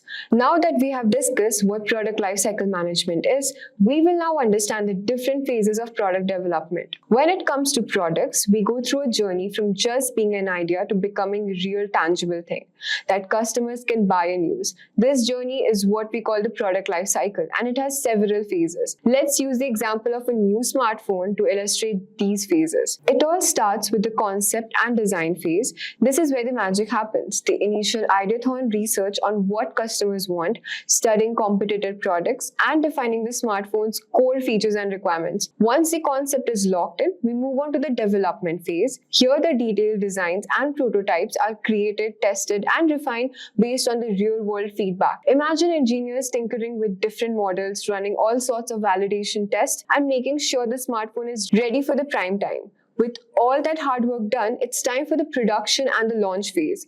This is where the final market-ready version of the smartphone is produced and rolled out to the stores and online outlets for customers to get their hands on it. But the journey doesn't end here. After launch comes in the service and support phase, where the company provides assistance, updates, and resources to help customers get the most out of their new smartphone purchases. Eventually, even the best product reach out to the end of their road. That's when the retirement phase, where the company figures out the best way to phase out an aging product, maybe offer incentives for upgrades, and potentially recycle or repurpose components for future innovations. So there you have it, the 5 key phases that product typically go through in the product lifecycle management. Let me walk you through the stages of product lifecycle management. Every product goes through different stages during the lifetime, known as the product lifecycle. This cycle starts when the product hits the mark after development and ends when it's taken off the shelves or discontinued. Learning the product lifecycle management can help improve your chances of success in product management. While it's just a model and not perfect, it provides a useful approximation to understand the stages what a product goes through. The 4 main stages are introduction, growth, maturity, decline. We will now learn about the different stages in detail. So let's talk about the stage 1, which is introduction. In this stage, a new product is launched into the market after development. Companies typically spend a lot on promotional efforts like advertising and getting the product onto shelves and in front of the customers. Example, when Apple launches a new iPhone model, they heavily market and advertise it across the channel. They also work to get it stocked at mobile carriers and retail stores worldwide for the release date. This is usually little to no profit made at this stage as the cost of the launch are so high. The first buyers tend to be innovators and the early adopters, excited to try the new offering despite potential issues. Let us now talk about the stage 2, which is the growth stage. In this stage, the product moves to the growth stage where the consumer demands accelerates. The primary objectives are to rapidly gain as much as market share as possible and bring aboard new customer segments. Your focus shifts to aggressive marketing, promotions, and added product features and models to appeal to different customer groups. For example, Apple markets the new iPhone to different audiences like professionals, gamers, photographers, etc. They add new color options and storage capacities to give buyers more choices. Retail channels and online ordering systems have to handle the huge surge in demand. It's critical to capture as much as market share as possible in this phase while optimizing pricing for both growth and profitability before too many competitors emerge. Let us now move on to stage number 3, which is the maturity stage. After an initial growth spurt, the product life cycle reaches to its maturity stage, where the market becomes saturated and sales growth starts flattening. The main goals transition to maximizing profitability, defending market share, and differentiating the product from increasing competition. Companies may introduce product variations and new models while leveraging lower prices, promotions, and revamped marketing, we can say. For example, Apple continues releasing updated iPhone models like 11, 12, 13, etc. every year, with adding new designs, features like better camera, and prices spanning different segments. Older models get discounted. Marketing emphasizes what differentiates them from the latest Android rivals. As a product manager, your focus is on continuously improving production and operational efficiency to cut cost and maximize profit during this extended maturity stage of the product line. We will now talk about the stage 4, which is the decline. Eventually, even the most successful products enter an inevitable decline stage as the market becomes saturated and innovations start making the product obsolete, or you can say unappealing. Companies may try to resegment the market with new models or versions, promote different usage occasions, cut prices dramatically to flush out remaining inventory, or ultimately discontinue the product. For example, Apple could release an ultra-affordable iPhone for emerging markets or focus on just core basic functions, or they could use transition customers to a new generation of foldable AR-enabled devices once smartphone sales bottoms out. As a product manager, your role is to determine if anything can be done to breathe out new life into the product line, or just oversee the cost-effective wind down and transition customers to replacement offerings. For product managers, understanding and planning for each product life cycle stage is very important to make the product a big success. We have now discussed all the details. Let us now delve into how this tracking is achieved by measuring product life cycles. Companies must make more than just the same products forever. They must continually innovate and launch new offerings. But how do they know when it's time to move on to something new? The answer lies in carefully measuring and tracking key performance indicators, which is KPIs, across the product life cycle. Here are some of the crucial metrics companies use. In the development stage, the main work is on prioritizing user problems and building viable solutions. Key metrics here are on-time delivery and team velocity. During the launch phase, your goal is to achieve product market fit. User engagement, conversion rates, feature adoption, Net Promoter Score (NPS), and customer satisfaction score, we can say CSAT, are crucial metrics to measure product market fit. You can also use methods like the Seen Ellis survey, cohort retention rate, NPS over 30, or the 30% referral method.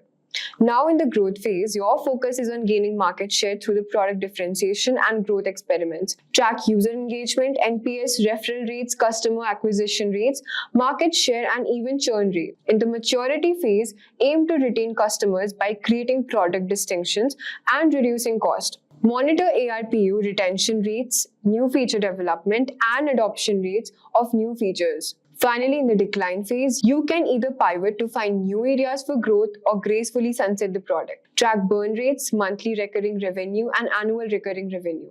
Remember, qualitative data is also important throughout these phases to understand user experiences and sentiments. So that was all for measuring product life cycle. Let us now talk about the future of the product life cycle management. Product life cycle management isn't just a passing trend. It's the future of how companies will manage their products. With rapid advancements in technology and shifting consumer preferences, PLM is poised to undergo significant change. With new technologies like AI, better teamwork tools, companies can crunch data and collaborate better, making products faster and smarter than ever before. Plus, there is a big focus on being eco-friendly. Product lifecycle management is the key to making sure everything from design to disposal is green as possible. Furthermore, as global connectivity increases, PLM system will also become more interconnected, allowing for seamless collaboration between teams regardless of the location. Real-time data sharing and analysis will enable agile decision-making, ensuring companies stay ahead of the curve in today's fast-paced market. So guys, let's start by understanding what is product market fit. Guys, product market fit refers to the moment when company's product resonates deeply with its target customers. It's when customers not only buy the product but also use it regularly and recommend it to others, helping the product gain attraction and sustain growth over the time. This concept is critical for any business that wants to achieve long-term profitability and also success. Entrepreneurs and venture capitalists like Mark Anderson, who is widely credited with popularizing the idea, describes product market fit as finding a good market and creating a product that meets the needs of that market. It's not just about launching a product, it's about ensuring that the product satisfies a significant demand within the chosen market. Without this alignment between the product and market, growth will be significant and demand will be chosen within the market. So guys, without this alignment between product and market, growth will be stunted and profitability will be difficult to achieve. Dan Oslin, a renowned product management expert, developed a framework known as the product market fit pyramid, which helps basically companies navigate the process of achieving this alignment. Now, let's try to move ahead and understand why product market fit is important. So guys, Alex Schulz, Facebook's Vice President of Growth, has emphasized that one of the common issues he observes in the company that he advises is misconception around product market fit. Many companies believe that they have achieved it when they actually haven't. Why does it matter so much? Why do venture capitalists frequently require evidence of product market fit before investing in a company? And why do Mark Andersons divide the startup journey into two distinct phases, before product market fit and after product market fit? The answer is pretty simple, guys.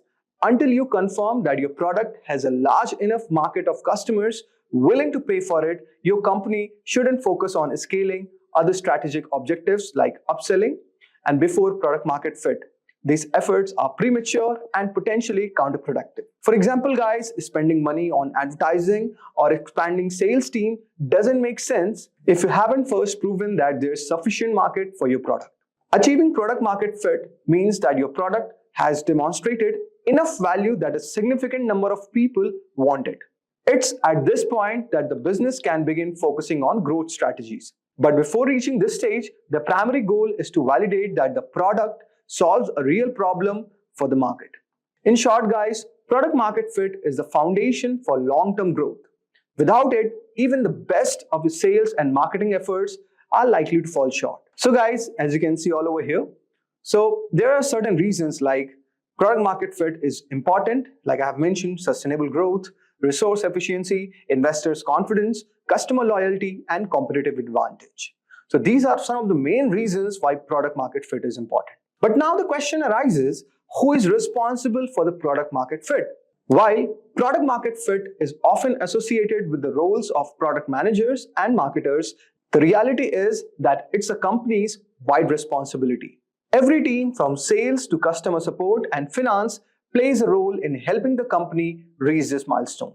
The product team may be at the forefront of creating a product, but customer feedback from sales and support teams can provide invaluable insights.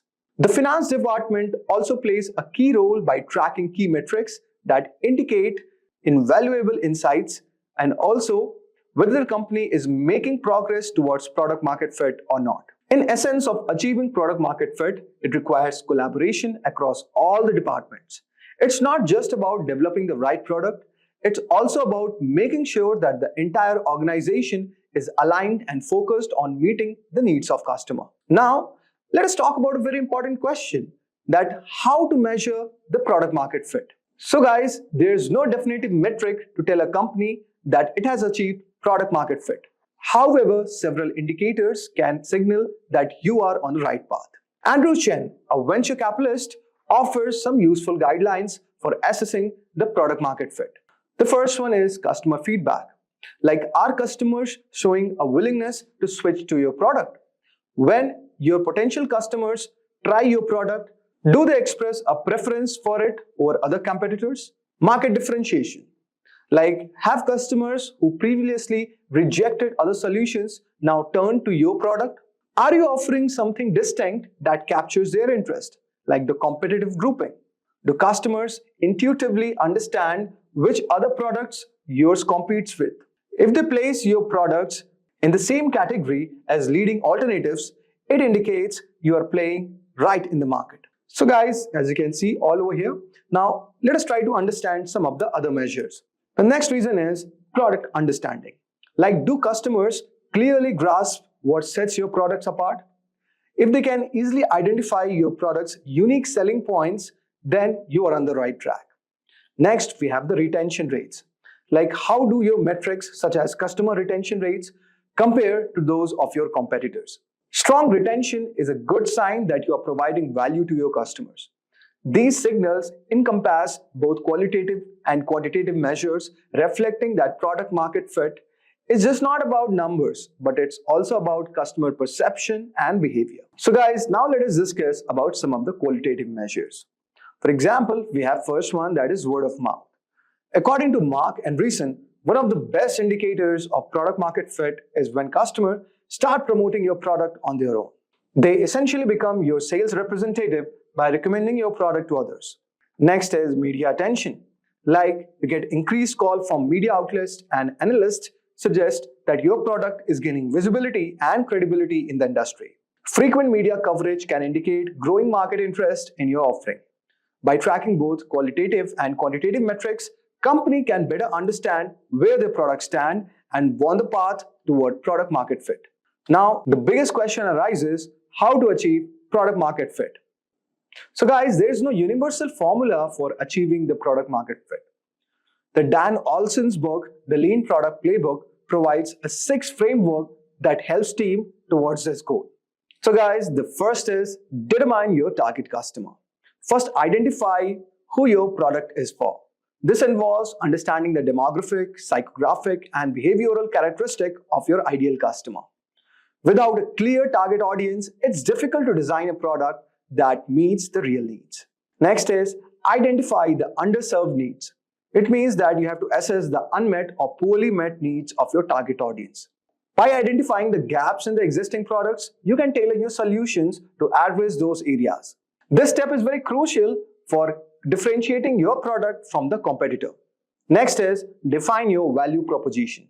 Based on the needs you have identified, craft a value proposition that clearly communicates why your product is the best solution for your target audience. You have to also tell what unique benefits does it offers and how does it solve the customer problem more effectively than the alternatives. Specify your minimum viable product. So guys, specifying your MVP feature set is very important. An MVP is the simplest version of your product that still delivers value to your target customers. The goal is to focus only on the core features that addresses the most pressing customer needs, rather than trying to build a fully featured product right way. By launching an MVP, you can get the feedback and iterate quickly. Develop your MVP, then once all the MVP feature set is defined, the next step is to build and launch it. The initial version of your product should be focused on delivering the core value proposition while allowing you to gather data and insights from real customers. Next is test your MVP with the customers. Finally, once the MVP is live, collect feedback from your target customers. Use this feedback to refine and improve the product. Testing helps validate whether your product meets the needs of the customers and market, and also provides the valuable insights for future iteration. Achieving product market fit is an ongoing process. It requires continuous refinement of your product based on customer feedback and market conditions. However, by following this structured approach, your team can stay focused on the key elements that drive the product market fit. So guys, we have come to the end of this video. And before that, I want to say something. That product market fit is a vital milestone for any company. It is the point at which your product gains enough attraction in the market to support sustainable growth. Without it, even the most ambitious business strategies are unlikely to succeed. The journey to the product market fit is often challenging, and it requires both a deep understanding of the customer needs and willingness to iterate on your product. But guys, once achieved, product market fit can unlock the potential for rapid growth and long-term success. Welcome to Simplilearn's PMP 6th edition training tutorial. I am CMR Chandra MR, a certified project management professional, Prince 2 practitioner, ITL expert, ITL 4 managing professional, COBIT 5 and DevOps. Today we are going to look at understanding what is the PMP certification, what is PMBOK, eligibility criteria to appear in PMP examination, the project management framework, the project management process groups, knowledge areas and processes. So now imagining the world where you have a project being done and you are the project manager, and how best a project can be conducted. So to make a project successful, it is required to follow a best practice. So if you have a certification, just imagine having a certification that lets the world know that you know what you are doing in project management. So PMP certification gives you all. So what is PMP certification? So the PMP, the Project Management Professional Certification, is a certification of PMI, the Project Management Institute, which is at USA.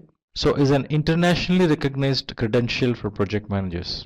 See, the certification indicates that the certified professional has a sufficient experience, education, skills and competency. Reason being, before going for PMP certification, it asks for specific prerequisites which involves experience in project management as well as formal education of project management and demonstrated skills. So that being a prerequisite for project management professional certifications, it is very essential that one need to understand what it takes to become eligible for PMP examination. So that we will go through in the subsequent slides. So the moment one has the PMP certification, that itself indicates the prerequisites to take up a PMP certification is accomplished already before going for certification, and then the individual will go for a certification and become certified professional. So that way it concludes, it also indicates that person who holds the PMP certification has sufficient experience, education, skills and competency. Moreover, there are more than 100,000 PMP certification holders across the globe.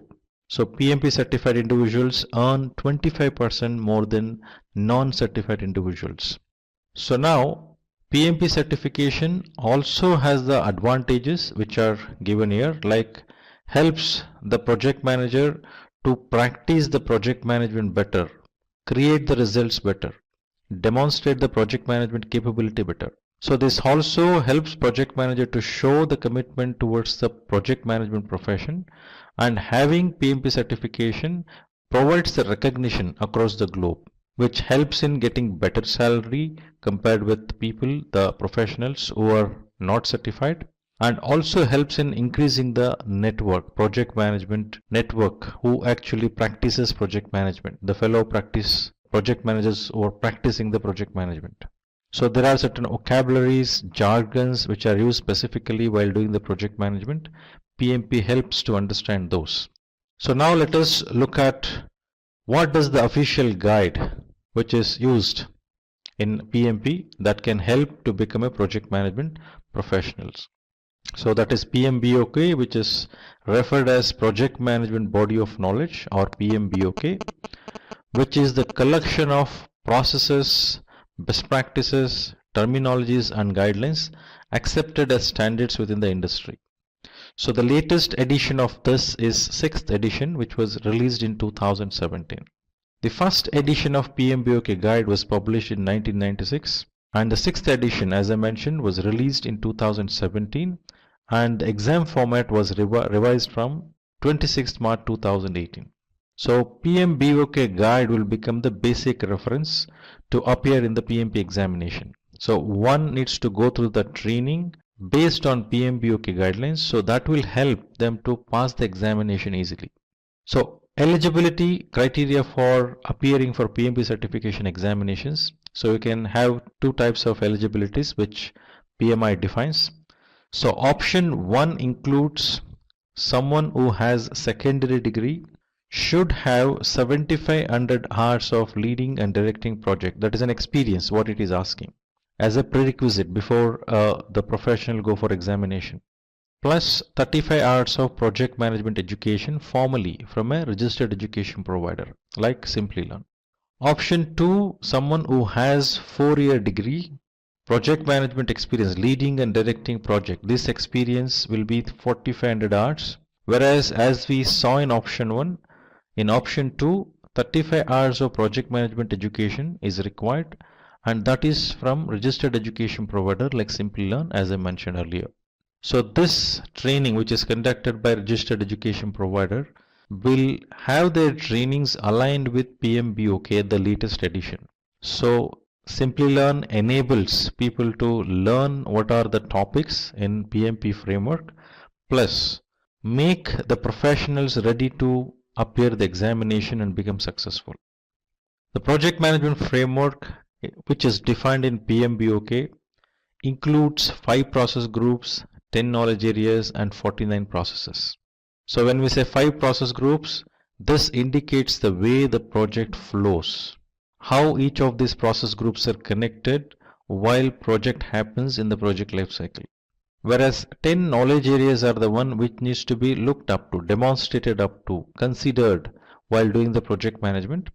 And the 49 processes distributed across 5 process groups and 10 knowledge areas has the activities, the objectives, the inputs, outputs, tools and techniques clearly defined so that those can be applied while doing the project management.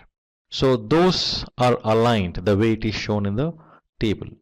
So 5 process group, that is initiating, planning, executing, monitoring and control and closing. These are the process groups. Whereas 10 knowledge areas includes project integration management, project scope management, project schedule management, project cost management, project quality management, project resource management, project communication management, project risk management, project procurement management, and project stakeholder management.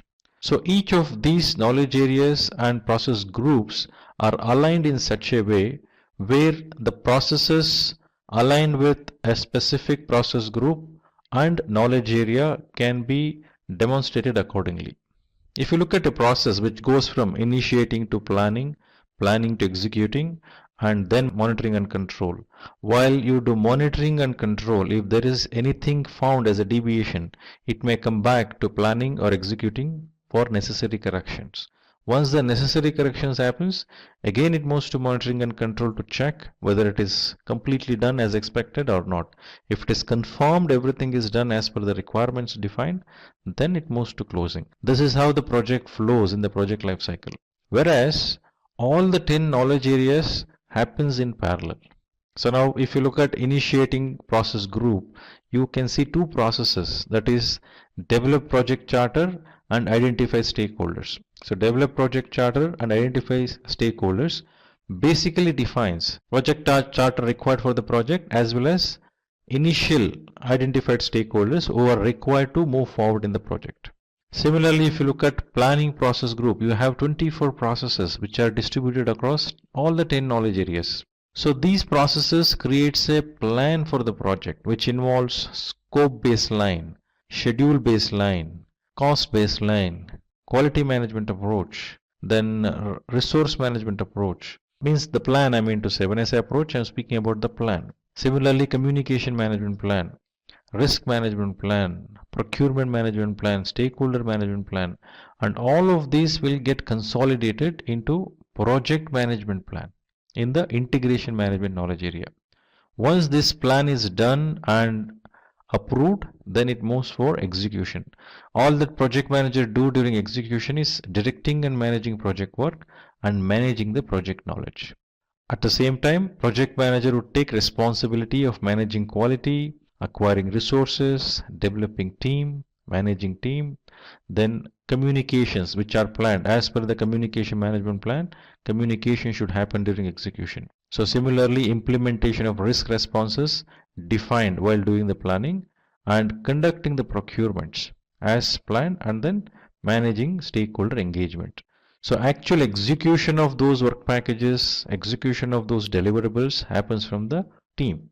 Now, as those deliverables happens, the delivered products are checked, monitored and controlled. You can see validate scope, control scope. Likewise, for each knowledge areas, there is a control process which checks is that happened in execution as it was planned in planning process group. So then that is consolidated here for monitoring and controlling the project work in entirety, integrated. Similarly, performing integrated change control. Any deviations found in any of these checks which is being done in the control.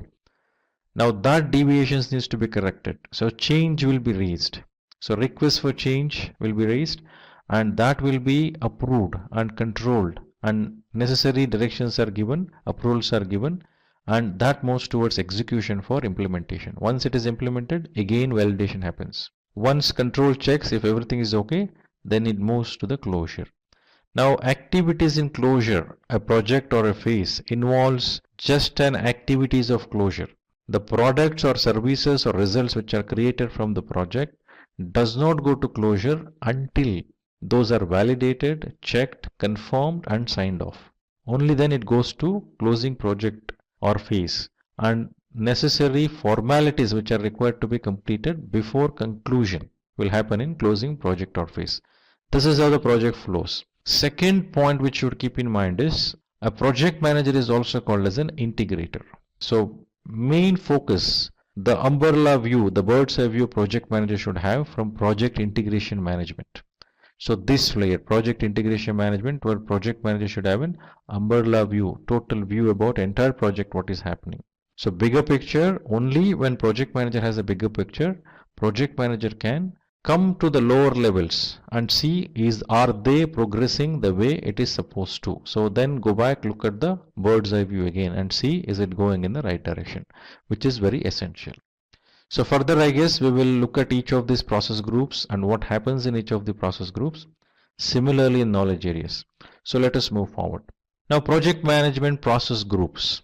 So these process groups details the necessary requirement that need to be satisfied to ensure that project resources are used efficiently, and these represents the chronological phases that all projects go through during the project lifecycle. So starting from initiating stage, it moves to planning. Once the plan is ready, then it moves to execution. As the execution happens, validation checks happens in monitoring and control, and as you find some deviation in monitoring and control, for correction of the deviation it comes back to execution, or if any necessary changes needs to be done in planning also while doing these corrections, then it may move to plan, then execution, and then monitoring and control. So this loop continues until the confirmation, yes, it is delivered as per the plan, and then it moves to closure. So that's how the project flows, and the project life cycle would be like that. So initiating process group. So initiating process group involves the processes, activities and skills needed to define the beginning of the project. As I mentioned earlier, in initiating process group, the creation of project charter happens and identification of the basic stakeholders, main stakeholders who are required to understand the further requirements in detail, who needs to be engaged. So those are identified. So setting up permits, authorization and initial work orders which should be in place and are important for effective and logical progress of the project and success across all project phases. So this clearly sets up the phases for the work to be completed, initializing teams and having a well thought out budget, which is very important. So this gives that view in totality, but it may not give you the full granular details, but it sets the directions, provides that insight. And also one important thing we should keep in mind is in initiation stage, appointment of project manager happens. The formal declaration of appointment of project manager happens and project charter will be formally handed over to project manager, and that formal declaration of assignment of project manager happens. From then project manager takes over, and first activity project manager does is identification of stakeholders. So next process group is planning process group, where we have around 24 processes to define the project scope, cost, schedule, quality, resource, risk, then procurement, stakeholder engagement. So comprehensive plan if it is waterfall approach, or basic skeleton plan which is required if it is agile approach. So it also clarifies the goals and expectations while putting in place the infrastructure to achieve the goals, keeping in timeline and budgetary constraints. The end-to-end view of the project is provided in planning. So this acts as a basic reference while the execution and monitoring and control happens. So based on the planning, the way it is done, execution will happen. Now next process group is executing process group, where the role of project manager is to direct and manage project work and manage the project knowledge, main activities, being an integrator of a project. Secondly, acquiring resources. It may be human resource or technology resource or any other resource required for the project. Then if it is human resource, there needs to be necessary training, development of the team, and then managing them. So a lot of team dynamics are involved. That needs to be handled. So this involves managing teams while handling time expectations and achieving benchmark goals. Team members delivers those results. Team members does all the activities and then creates that results. So team concerns needs to be addressed, because as you see the people together, the team members together, it is quite obvious conflict may occur. So conflict resolution should happen. The engagement with the team member should happen. So demonstration of work which is done by the project team, that needs to be monitored and controlled. Parallelly, which happens during the execution, monitoring and control is also happening. So project manager should look at both. So concerns needs to be addressed. Execution, is that happening as per the plan, has to be checked as part of monitoring and control while execution is happening. So bird's eye view in entirety, which says how the execution should happen, that needs to be directed and monitored. Whereas coming on ground, seeing is that happening the way it is required, that is also very essential. So next is monitoring and control process group. Now as part of these process group, as I mentioned, while execution happens, it is very essential to check, validate and control. So this process group involves processing change orders. Any deviations being found, change requests are raised. And if that change request needs some modification or changes in planning, then it goes to planning. If no such planning requirements, simple change, then it straight go to execution, change get executed, and then again validation happens. So integrated change management, which is there in this particular process group. So this also focuses on addressing ongoing budget considerations, handling unexpected circumstances that could hamper the team's ability to meet the initial project expectations. So it goes on throughout the project lifecycle. So two process groups, if you closely observe, planning process groups and monitoring and control process groups are the process groups where you see processes in all the knowledge areas. Otherwise, if you see an initiating process group, it is only two processes. One is an integration management, other one is stakeholder management. If you look at execution, you don't see in scope, time, cost and risk management. Similarly, if you see closing process group, only one process, which is in initiating process group. So these are the only two process groups, planning process groups and monitoring and control process group, where you see the most of the processes. So next process group is closing process group. So closing process group, closing project or phase is the process what we have in this process group, which basically focuses on addressing the culmination of project management skills shown throughout the other interconnected processes that guided the projects. So all the aspects of process are closed and all the necessary paperwork is submitted. So it can lead to great reviews and word of mouth referrals in the future. So all the activities which need to be done for formal closure and conclusion, which is done in the closing process group. So this is about all the 5 process group defined in the PMP framework. So now let us move towards understanding each of the knowledge areas and the different processes within it. So how many processes in each of the knowledge areas aligning with the process group, we just saw in the table, but when we look at it, understand what are those exactly. So now knowledge areas are necessary for effective project management, which can take place during any of the explained process groups. So they are 10. So those are project integration management, project scope management, project schedule management, project cost management, project quality management, project resource management, project communication management, then project risk management, project procurement management, project stakeholder management. So many people ask me, when I train the people, they ask me, how do we remember all of this? So remembering process group will be easy because it's the flow which you can remember. Then remembering the process group will be easier. But to remember the knowledge areas. So one thing you should keep in mind is initially when PMBOK were defined, mostly until 3rd edition or 4th edition, we used to focus on triple constraints. So when we say triple constraints, we used to tell scope, cost, and time. Now later, when as the best practices evolved, as the PMBOK evolved, so it did not limit on triple constraints. It actually said 6 constraints. What are the 6 constraints? Scope, cost, time, quality, resources, and risk. So if you can able to remember the 6 constraints, so associated with each of these constraints, there is a knowledge area. Like you have project scope management, which is one of the area of constraints. Similarly, schedule management linked to time, cost management, quality management, resource management, and risk management. So out of 10, easily you can able to remember 6. Further, there are 4. Now integration management by default integrates all the 9 knowledge areas. So remembering that may not be difficult. So to consolidate this, to conduct the project properly, you need stakeholders. You need to procure something and you need to communicate.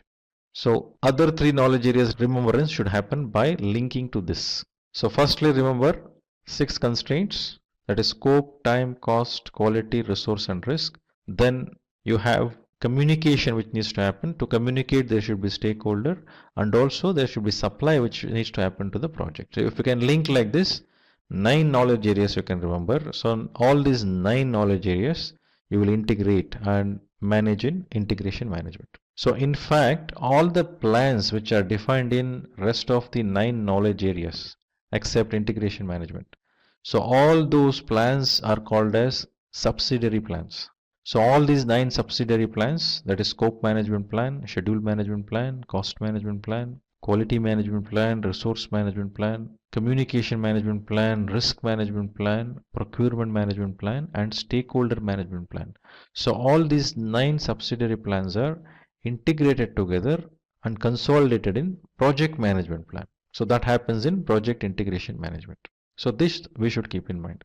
So project integration management, what does it do? So project integration management basically includes plans to develop project charter, a document that sets up the project and assigns the project manager created during the initiation phase. So a project management plan is also created, which is a roadmap for the entire project to become a success. So the project plan, once approved by stakeholders and sponsor, is monitored and tracked through the change log. It also directs and manages the project work. This process is monitored, analyzed, and reported to identify and control any changes or problems that could be encountered. So one thing we should keep in mind when we say project integration management, this is the only knowledge area where we see processes in all the process group. So we have process in initiating process group, we have processes in planning, we have process in execution process group, we have processes in monitoring and control process group, and also in closing process group. So project integration management is only knowledge area where it has a processes in all the process groups, which we don't see in any other knowledge area. Now next we'll look at the list of processes. Like develop project charter is in initiation process group. Develop project management plan, which consolidates all the 9 knowledge areas, is in planning process group.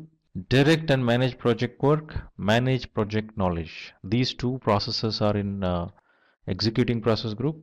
Monitor and control project work, perform integrated change control. These 2 processes are in monitoring and control process group. So close project or phase is in the closing process group. So now we will move to project scope management. So when we use the term scope refers to the boundary within which we need to do something. So first thing we should keep in mind when we say project scope, 2 things. One is the scope of that product, service, or results which we are creating, which comes out as a product or a service or result out of a project which comes out. What is getting created? So scoping that part of it. So other scope part of it, the processes, the tools, the resources, what is being used, during the project so that deliverables happen. So two part of the scope we should look at. So project scope management involves those areas, deals with the work of the project, and involves plan scope management, an important part of project management plan. The collection of requirements of the product or service also takes place in this process group. And also project scope management knowledge area deals with work of the project, which involves plan scope management, an important part of the project management plan. So the collection of requirements of the product or service also takes place in this stage. The scope of project is also defined in the scope statement. This is expected to undergo change over the course of project. The scope is validated during the project, ensuring that the deliverables are approved by sponsors or stakeholders. So as I mentioned earlier, it involves the scope of the results, what is being created, and also scope of those processes, resources, tools which are used during the project. So processes in project scope management knowledge area. So plan scope management, which is in planning process group, collect requirements, define scope, create WBS. Even these three processes are in planning process group. In total, 4 processes in planning process group. Whereas validate scope and control scope, these 2 processes are in monitoring and control process group.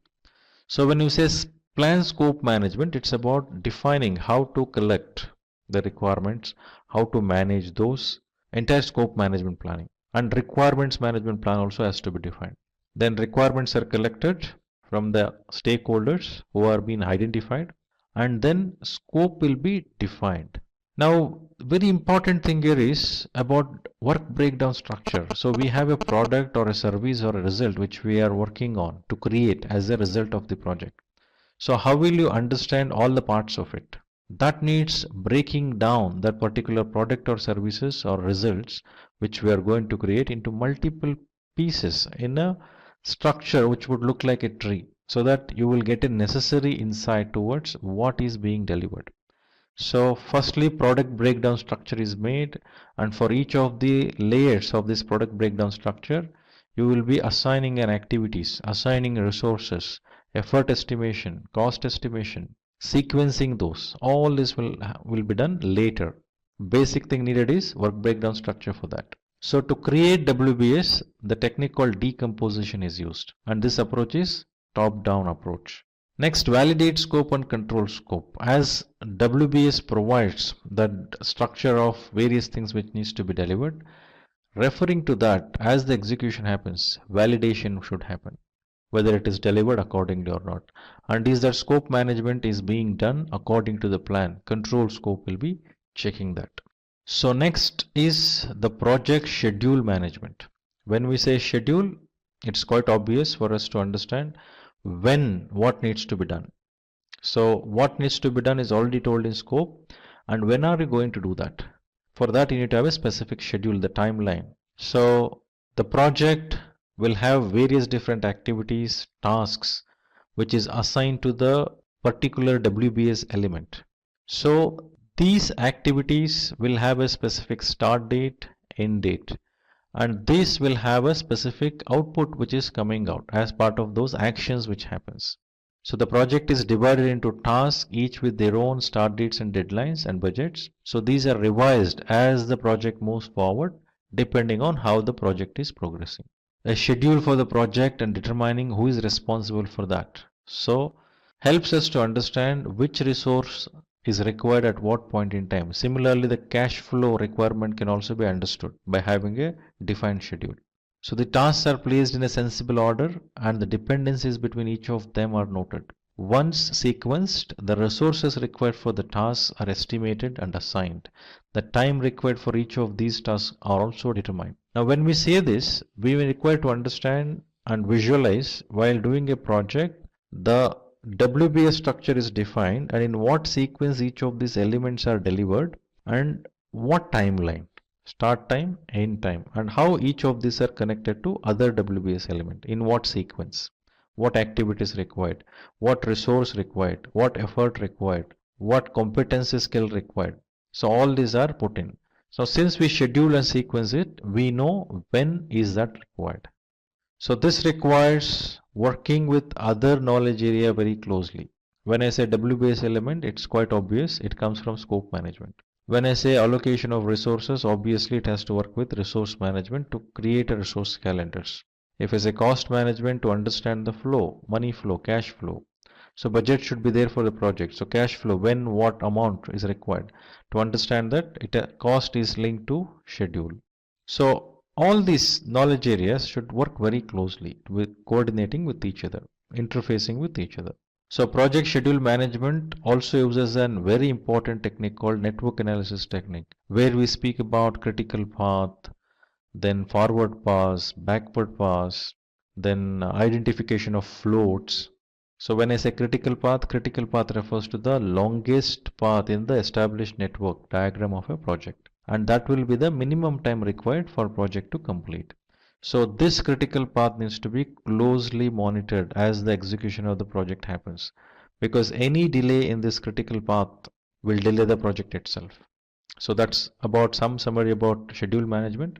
Now let us look at the processes which are involved in schedule management. So plan schedule management, define activities, sequence activities, estimate activity durations, develop schedule. So all these 5 processes are in planning process group.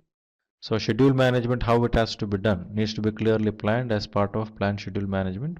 Then when to define activities, it is quite obvious. We need to know what needs to be delivered. So WBS element helps us. When the scope baseline is provided as an input here, so taking that, activities are defined. Then the sequencing happens. Then when we say estimate activity durations, so we speak about 2 terms like effort and duration. If I want to deliver something, let me assume to deliver X for a person it requires 1 day, or for a person it requires 10 days if we say. So to create that working piece of a product, it takes 10 man days, we will say. That is an effort. Now if I have 100 pieces of such needs to be created, how many man days I need? So 10 into 100 piece. 10 days into 100 piece, so 1000 man days. Now how many resources I have? I may have around 25 resources. Now 1000 divided by 25, it will be around, I guess, 400 man days. No, I think 1000 divided by it's about 40. So 40 man days of effort means that is duration, whereas effort is 1000 man days. 40 days will become duration. So likewise, looking at how many resources we have, how many, what is that effort is actually required, is involved, and then what is the duration within which we need to complete it. Either you look at how many resources I have, based on that I will look at the duration, or I will look at the target date. Mainly target date is given by customers, as you discuss, when the project needs to be completed. Accordingly, you may require to acquire the resources. So this itself is showing us these knowledge areas now work very closely. Now without scope, you cannot define activities. Now without understanding the activities, you don't know what is the effort. So now once you understood the effort, you know what resource, what competency, when. So you have to work with resource management. So to have those resources onboarded or acquired, you need to have money, cost. So what cost it takes. So likewise, it goes one by one elaborating. That's why you see 24 processes in the planning process group distributed across all the 10 knowledge areas. So this is about schedule management. Now I look at the cost management, project cost management. So when we say cost, it is quite obvious. It's all about money. What money? The expenditure, the outgoing money. So project incurs cost. If any individuals, I keep getting these questions in a lot of trainings. So is checking the revenues, the invoice raising and collection of payment, is that a job of a project manager? Now when we say the project management and look at it as a project management activities, now it's all about delivering the results of the project. So when we say I need to collect invoices and to submit invoices, collect payments, when you say that, so that doesn't mean it is part of a project management role. No. Now, if in your organization, if you have a designation of project manager or some manager or something, and invoice submission and collection of payment is also part of your job description, you have to do. You don't have any choice. So designation is totally different when compared with the meaning of the role called project manager. So any other things which are associated with your designation in the organization. It may be project manager also designation possible. Depending on what job description, what job activities are associated with it, accordingly you need to do. But when you do a project management activity in specific, when you involve in the project, so all these aspects what we are defining, that needs to be taken care 100%.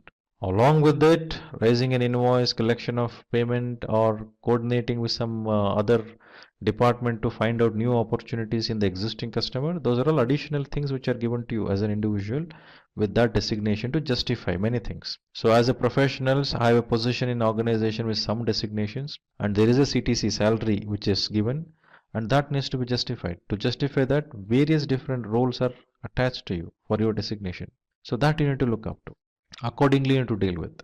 Now let us come back to project cost management. So it's about expending money, what we're speaking about, which basically focuses on estimating and allocation of budget to the project. That is first thing. One needs to estimate, approximate what cost it takes for a project. Now, what are those cost components? So where is that cost incurred? So cost is incurred to the resources acquired. Cost is incurred to the tools. Cost is incurred in all that activity what we do, right? So everywhere, the one we create a result for raw material what you acquire, the people, the technology resource what you acquire, the facility what you have. So all this involves money, the cost, expenditure. So approximation of the cost needs to be done, what it takes to complete this project, and confirm, budget it. So this involves project budgeting. So good estimation tools need to make sure that the funds are within the need of the project and stakeholder sponsors are kept informed. So estimation and budgeting cannot happen in isolation. Project manager cannot do alone. That requires to involve the experts, the domain experts, who can determine how the budget can be established, how it can change, how it can be controlled, what are the regulators needs to be kept in mind. So it considers all those processes required to do that. All the tasks which are involved like cost and combining them would determine project budget. So firstly approximation would happen. Based on that approximation, then the approximation of that will be submitted. Then the budget is confirmed after allocation. So this needs to be monitored and controlled throughout the project lifecycle. So initially I also mentioned earlier about triple constraints, scope, time and cost. So it is very important to monitor these three critically. So for that there is a technique which is used, which is very popular, earned value management, which speaks about or provides you the insight towards how the project is progressing in terms of scope, time and cost, which are basically very important ones. Then comes rest of the things, quality, resource, risk, which complements to this, right? So project cost management involves four processes, that is plan cost management, estimate cost, determine budget, which are part of planning process group, and control cost is part of monitoring and control process group. Now next knowledge area is project quality management.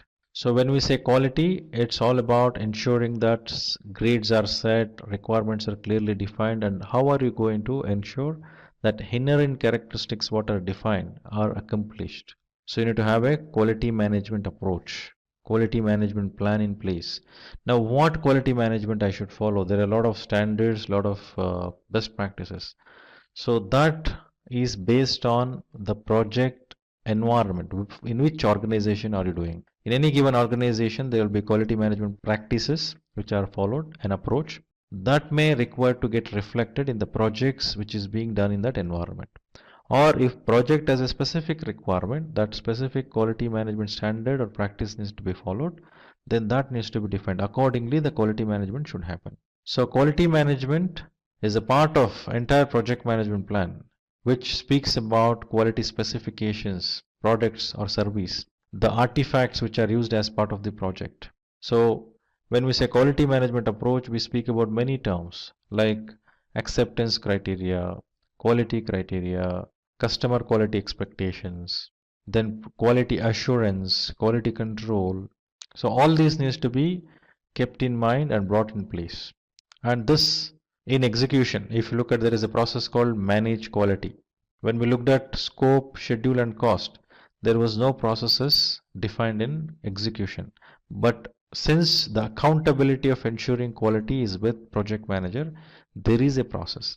Now remember, all these 49 processes defined in PMP are project management processes. These are not the processes which are for execution. So these are all project management processes. If any team member is configuring something, creating something, delivering something, none of those activities are defined as part of these processes. As plan, when you make a clear plan, like when I said create WBS, where you have the elements which needs to be delivered are defined. When you're putting an activities into it, adding activities into it, that anyway you have a domain expert to do it. Accordingly, execution happens by team members. But as a project manager, you are not involved in that in entirety. In execution, I'm saying. So project quality management will have the processes like plan quality management, manage quality and control quality. So plan quality management is part of planning process group, manage quality is part of executing process group, whereas control quality is part of monitoring and controlling process group. So the next knowledge area to look at is project resource management. So when we say resource, by default we think about human resources. So that's how the knowledge area was in the 5th edition.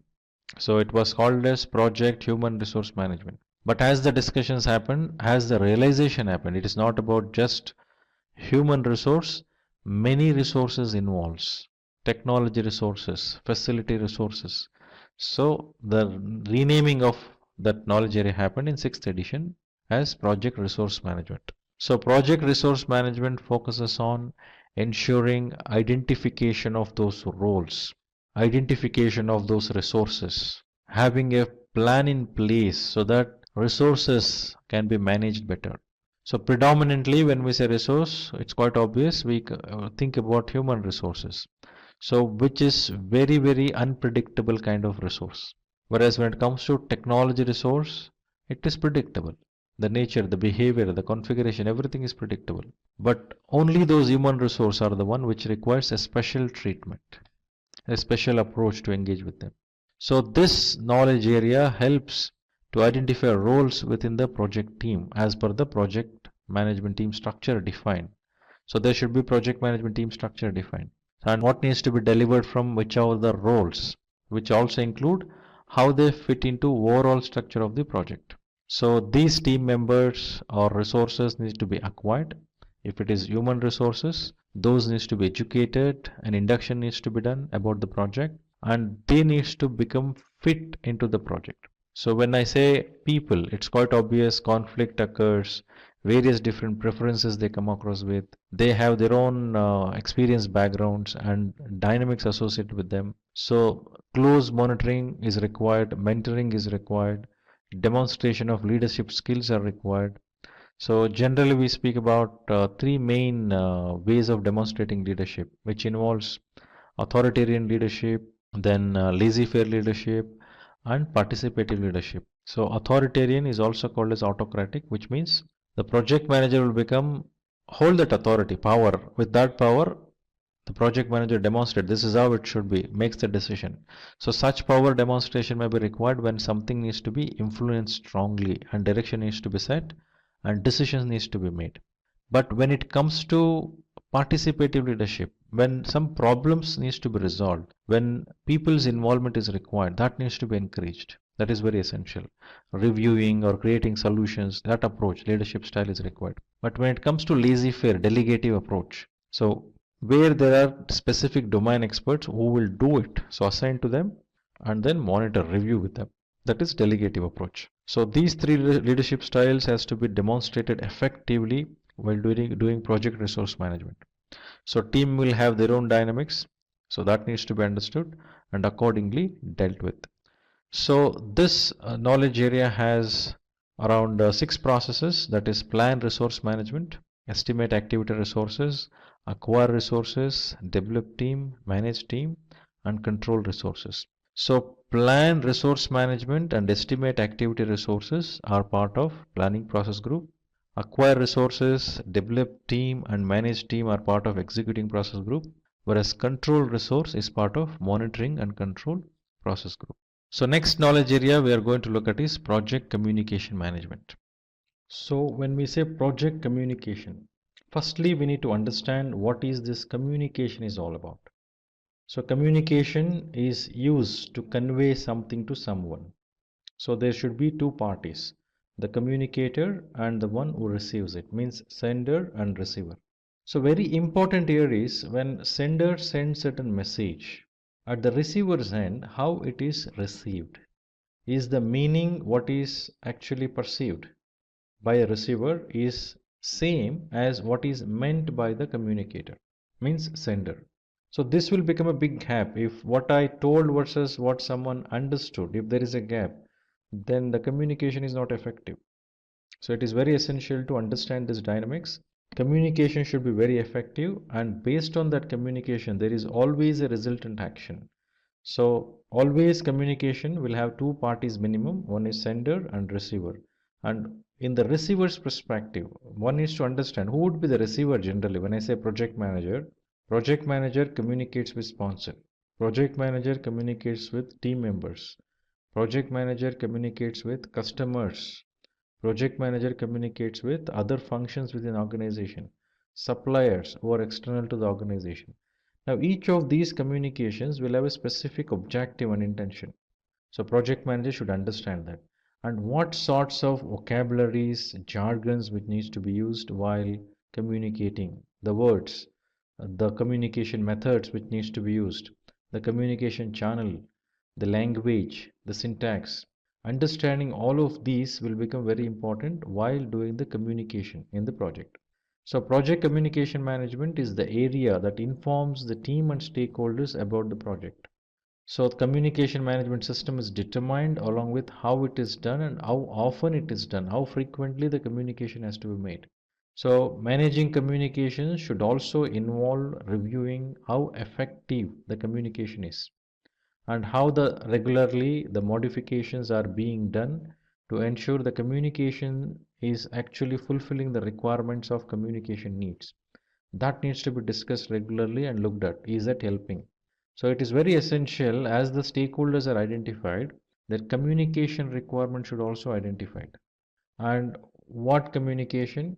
Why is that communication? How often, how frequently the communication has to be made? What channel, what template which has to be used, and what language. So all these needs to be understood, signed off. So when you go and inform or send a message to the sponsor, it will have specific objective of that communication. Similarly, when you send it to team member, specific objective. Here in this two aspect, the frequency will change, the language will change, the stakeholders to whom the communication is made changes, and impact it has to create in that communication will also change.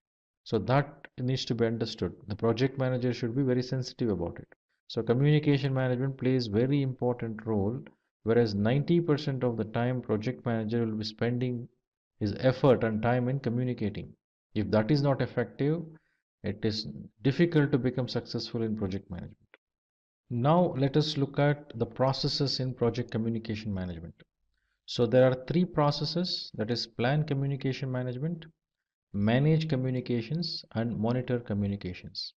So plan communication management is part of planning process group, manage communication is part of executing process group, monitor communication is part of monitoring and control process groups.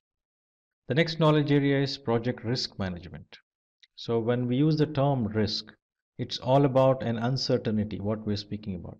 So every assignment we take up, every initiative we do, everything involves risk. Similarly, project also involves risk. So risk, which is termed as an uncertainty of certain occurrence, are both positive as well as negative. The positive risk we call it as opportunities, whereas negative risk we call it as threats. So each of this risk has to be treated certain way. So before you treat or decide on certain treatment of the risks identified, risks needs to be analyzed. So qualitative analysis, quantitative analysis has to be done, and risk responses has to be planned. So the project risk management is the knowledge area which will identify how the risks are itemized, categorized, and prioritized in the risk register. Similarly, risks are prioritized and qualitatively and quantitatively analyzed. So based on their impact on the project, the necessary response plan will be defined. So risk has to be controlled by reviewing the risk register regularly and removing the risks that no longer impact the project. Now, the risk once identified, mainly risks are identified, some set of risks are already identified, captured in project charter, whereas in detail risks are identified during the planning, associated with many different aspects of the project. The risk related to scope, schedule, time, cost, quality, resources, maybe procurement, stakeholders. So risks are categorized accordingly and identified. Now, this is not the list which is made, it is not an exhaustive list which is made in one go.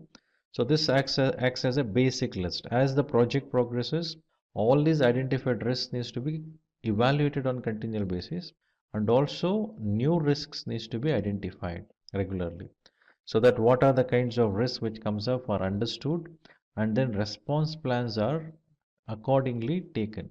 So, this helps in managing the risks effectively and efficiently. The processes involved in risk management knowledge area are: plan risk management, identify risk, perform qualitative risk analysis, perform quantitative risk analysis, and plan risk response, which are part of planning process group. Whereas implement risk response will be part of executing process group, and monitor risks, this will be part of monitoring and control process group. So when we say identify risk, this is when you identify the risk here and captured in the risk register. And as I mentioned earlier, this is not a list which is exhaustive. So at the moment, whatever the risks are being identified, so these risks are analyzed now as part of this planning, qualitatively as well as quantitatively. But the analysis of the risk, assessing those risks, should continue throughout the project lifecycle, because the impact level of the risk would vary as it progresses throughout the project lifecycle. Now, as we have a risk response plans defined, and for some it is already implemented, some you cannot implement, you need to make yourself ready to tackle the scenario of issues when it occurs, when risk occurs. You need to handle those. So have that capability built, or having some contingency plans. Any of such actions are taken, and project should be ready. Means when risk occurs, the impact occurred, and I'm just okay with it, that will not work. So project will get impacted. It may escalate the cost. It may delay the project closure. Many things it will happen. So proper analysis and then actions in time. Right risk response plans can be implemented. So for positive risk, for opportunities, generally acceptance or exploit or taking advantage of that would be the kind of response we will see.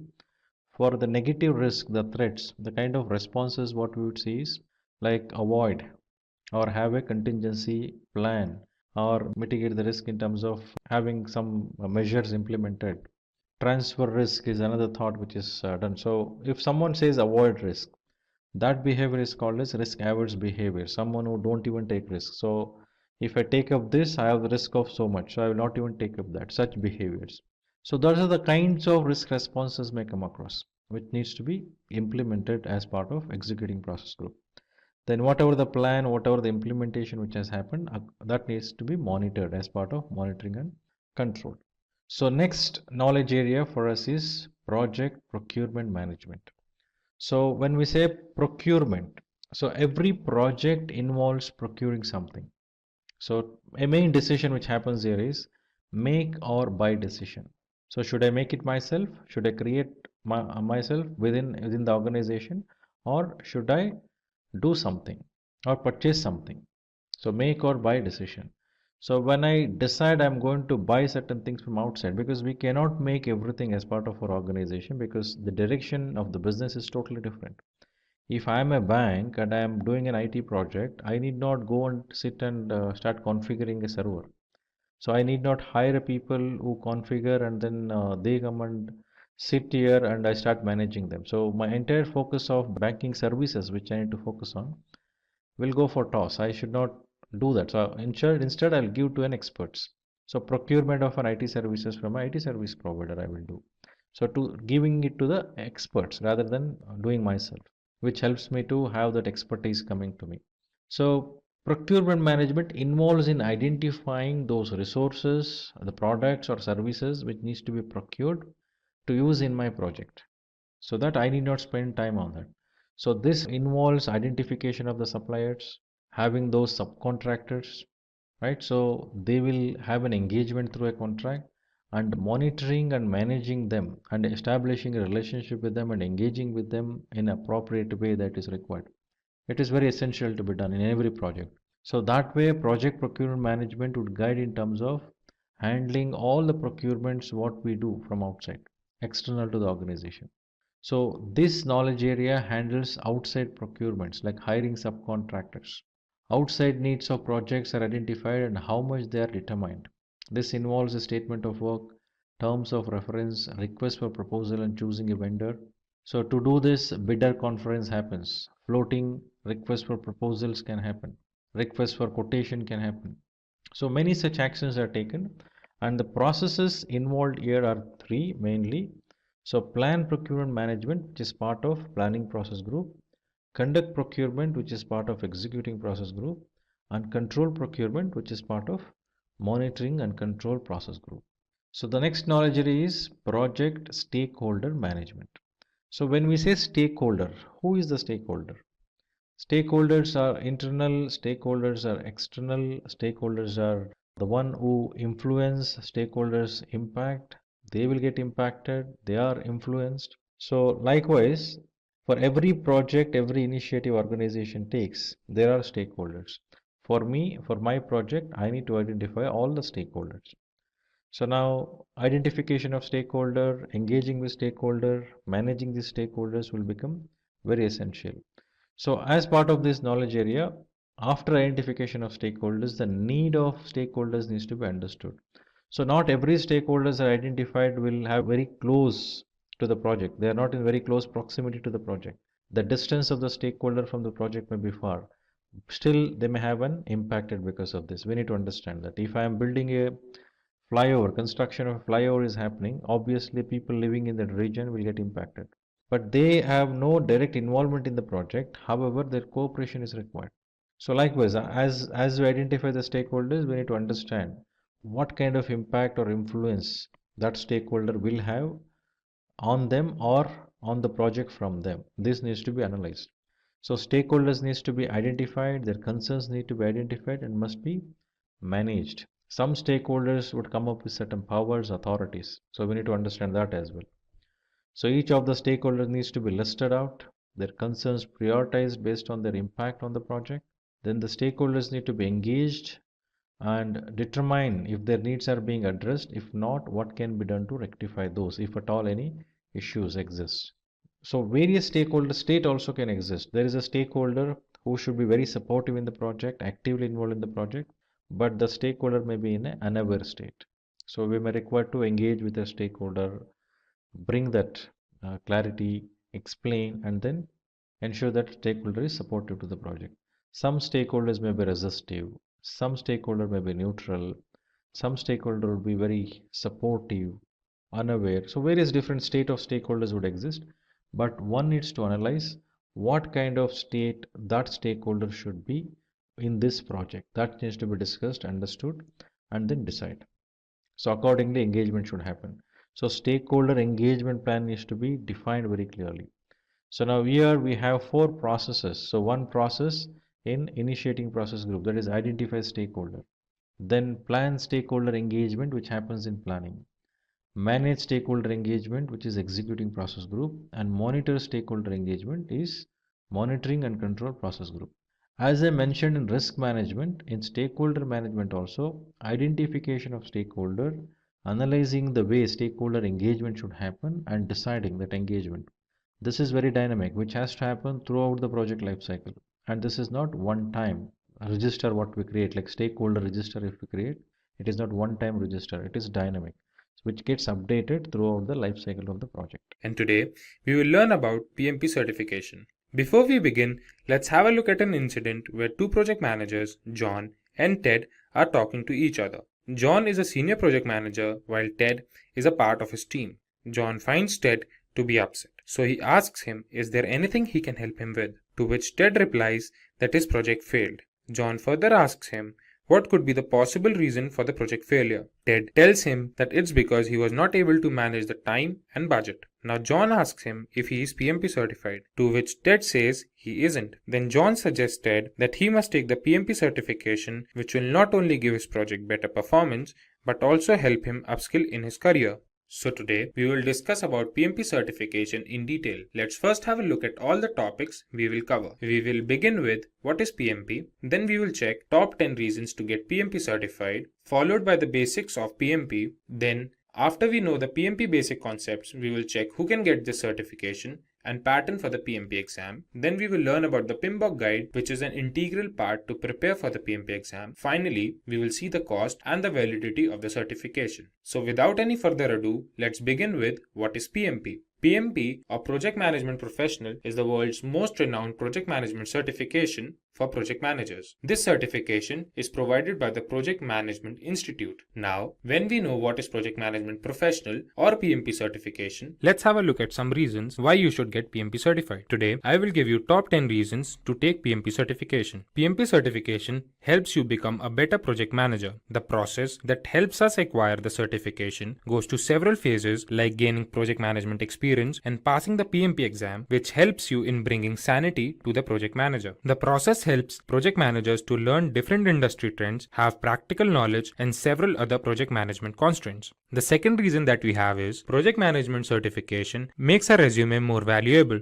As we have discussed earlier, that PMP certification is the most renowned project management certification, so having it on the resume will definitely help the interviewer recognize our skills. There are companies that only accept project managers who are PMP certified. PMP certification not only helps in switching the job or finding a new one, it helps in progressing in the current company as well. The third reason that we have is it provides more job opportunities. When one acquires the PMP certification, it proves that one has expertise in completing the project effectively and efficiently. So the certification increases the trust factor of the interviewer in you and increases your probability of getting that job. The fourth reason that we have is salary hikes. PMP certified project manager is one of the highest paid jobs around the globe, and this trend will continue to grow. The global survey by the Project Management Institute shows that PMP certified project managers tend to get 20% more salary than the non-certified project managers. The next reason that we have is PMP certification validates your dedication to the job.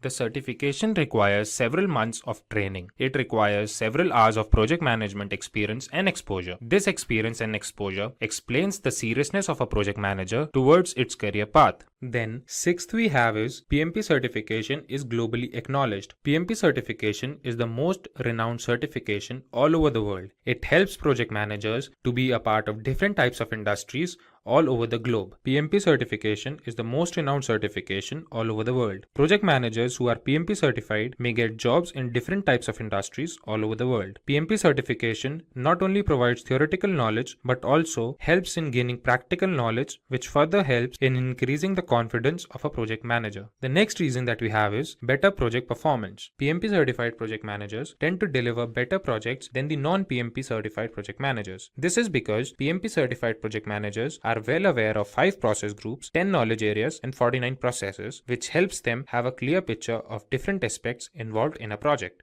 The eighth reason that we have is it increases your networking opportunities. There are several communities that one becomes a part of when they sign up as a PMI member. These communities have meetings regarding new job opportunities, and this helps in having a professional network. The ninth reason that we have is job security. Job security is a major reason that a professional thinks of before opting for a particular profession. Today, in the world of recession, where companies are drowning, the demand for PMP certified project managers goes on increasing. The last and the 10th reason we have is expertise in practical application. When one appears for a PMP exam, they need extensive preparation. They need to have thorough knowledge of process groups and knowledge areas, which help them develop several essential skills and move ahead in their career. Now, as we move further, we will look into the PMP basic concepts. The PMP basic concepts are the 5 project management steps. These project management steps start from the day we begin our project to the day we end our project. They begin from initiation to closure. The first step that we have is initiation,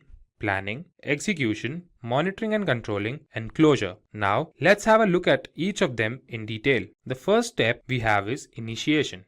Initiation involves defining the project scope. This is the step where we explain what our project will have, for whom we are making that project. It helps us to identify our stakeholders, who all will be the part of that project, and determine the project feasibility. After the step of initiation, when we have decided the scope of our project, the second step that comes is planning.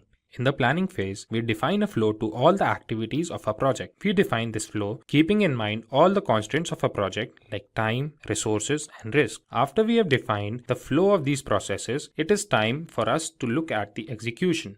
In the execution phase, we evaluate the plan and the sequence of the tasks we have made. We finally put the plan in action and the project tends to start. After the project building has started and the process of execution has started, it is time for the monitoring and the controlling phase. In monitoring and controlling phase, the progress of the project is tracked and important steps for quality assurance are taken. In monitoring and controlling phase, the work being done is compared with the work as defined in the project plan. In this phase, the progress of the project is tracked and important steps for quality assurance are taken. Finally, we have the closure step. In this step, the deliverables are delivered to the client, the documentation of all that took place during the project lifecycle is done, and project is fully evaluated. Now, when we have seen reasons for getting PMP certified and we know the basic concepts of PMP, it is time for us to know who can get PMP certified. For getting PMP certified, there can be two cases. The first case says you must have a secondary degree. A secondary degree means high school diploma or an associate degree or a degree that is globally equivalent to all of these. Then you need to have 7,500 hours of leading and directing projects and 3,500 hours of project management education. There can be two cases. First case can be you must have a secondary degree. That means a high school diploma, associate's degree or the global equivalent degree. Then you must have 7,500 hours of project management experience and 35 hours of education in project management.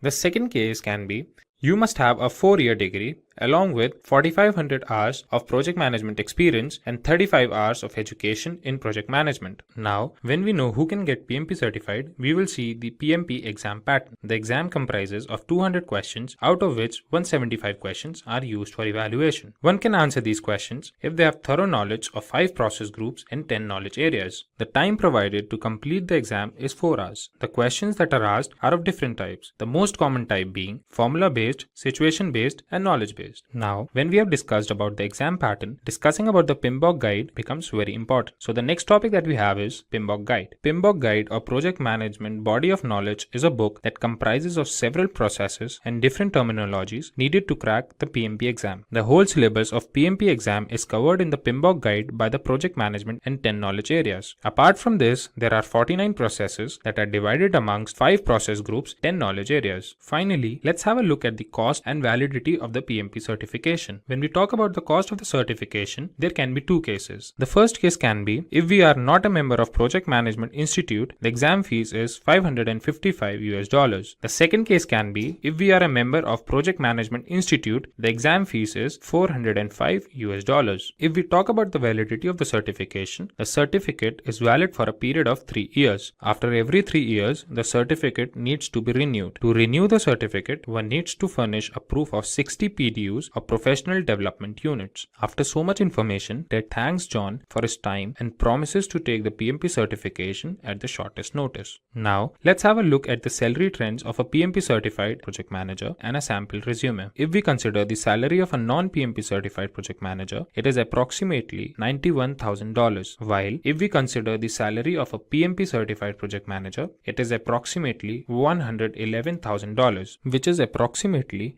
20% higher than the non-certified project manager's salary. Now, let's have a look at the resume of a PMP certified project manager.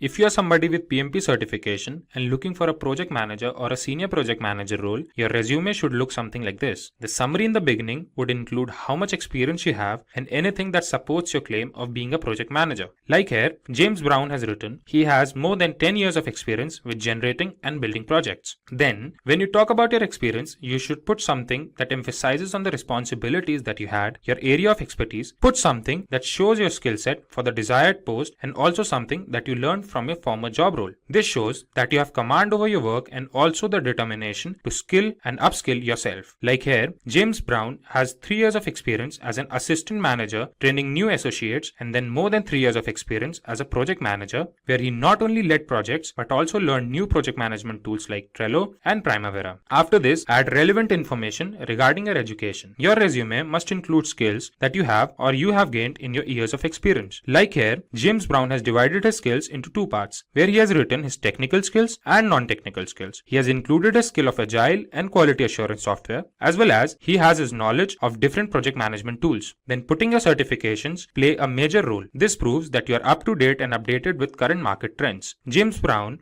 has his certifications in C and Java, and more importantly, he has his project management certification, Project Management Professional. In this session, we will discuss about project manager roles and responsibilities. Let's first have a look at all the topics we will be covering today. First, we will see who is a project manager. Then, we will check the roles and responsibilities of a project manager. Moving forth, we will analyze the salary of a project manager and the steps that will help us become a project manager. Finally, we will see a project manager's resume. So without any further ado, let's get started with who is a project manager.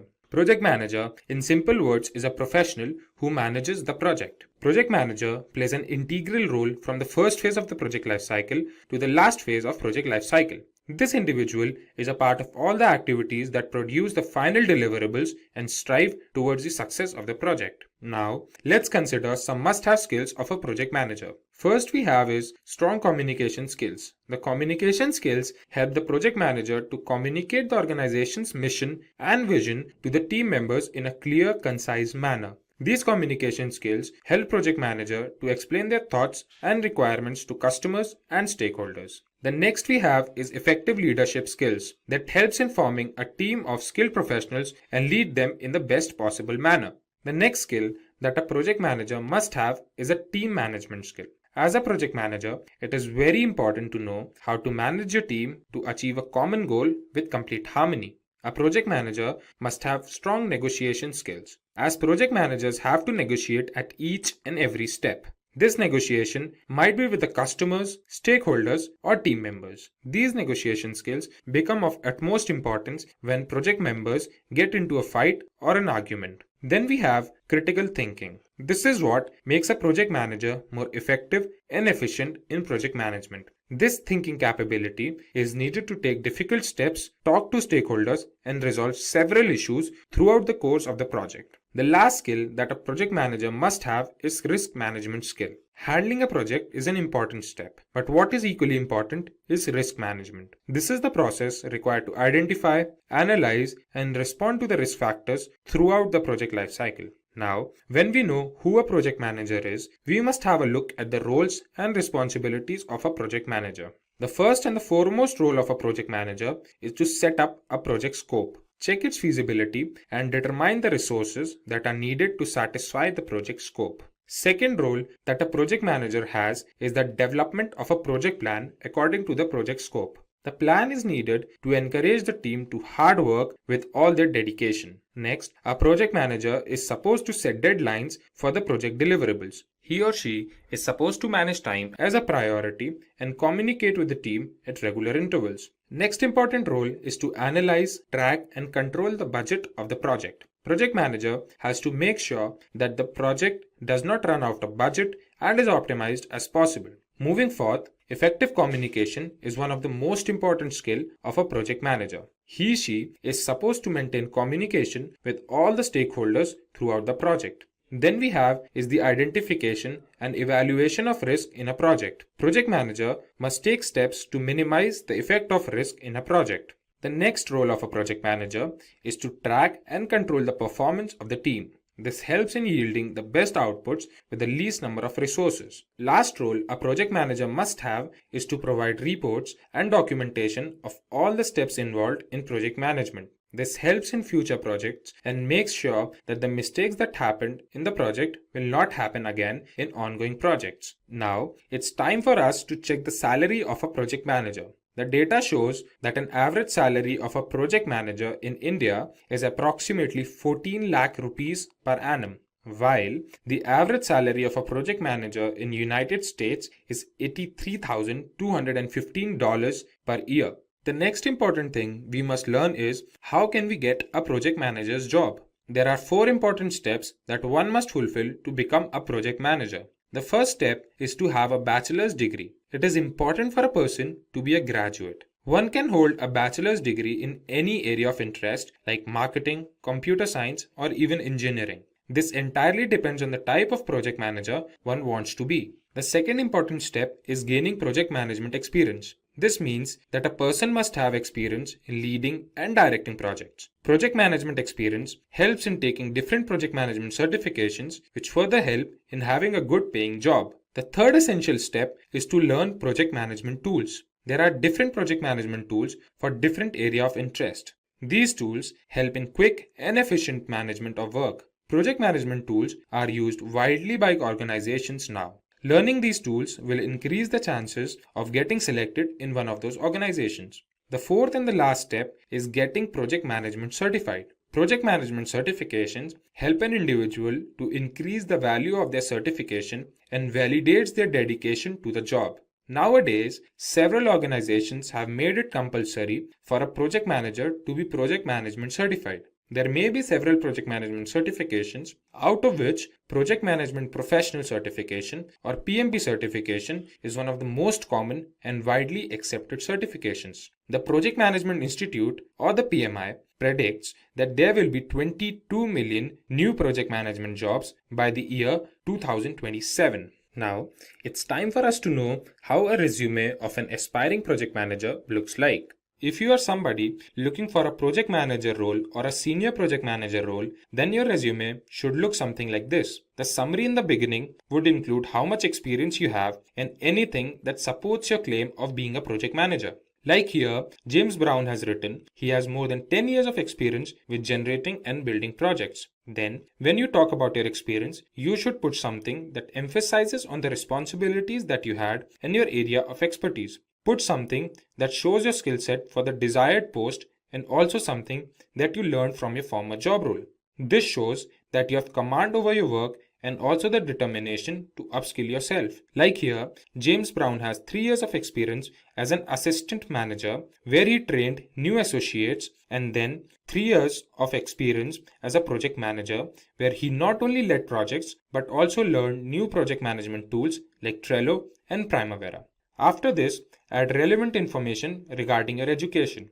Your resume must include skills that you have or you have gained in your years of experience. Like here, James Brown has divided his skills in 2 parts where he has written his technical skills and non-technical skills. He has included his skill of Agile and quality assurance software, as well as he has his knowledge of different project management tools like Trello and Primavera. Then putting your certifications play a major role. This proves that you're up to date and updated with current market trends. James Brown has his certifications in C and Java. And more importantly, he has his project management certification in Project Management Professional or PMP. So, the PMP certification acknowledges project managers who have demonstrated their skills in managing people, processes, and business priorities in professional projects.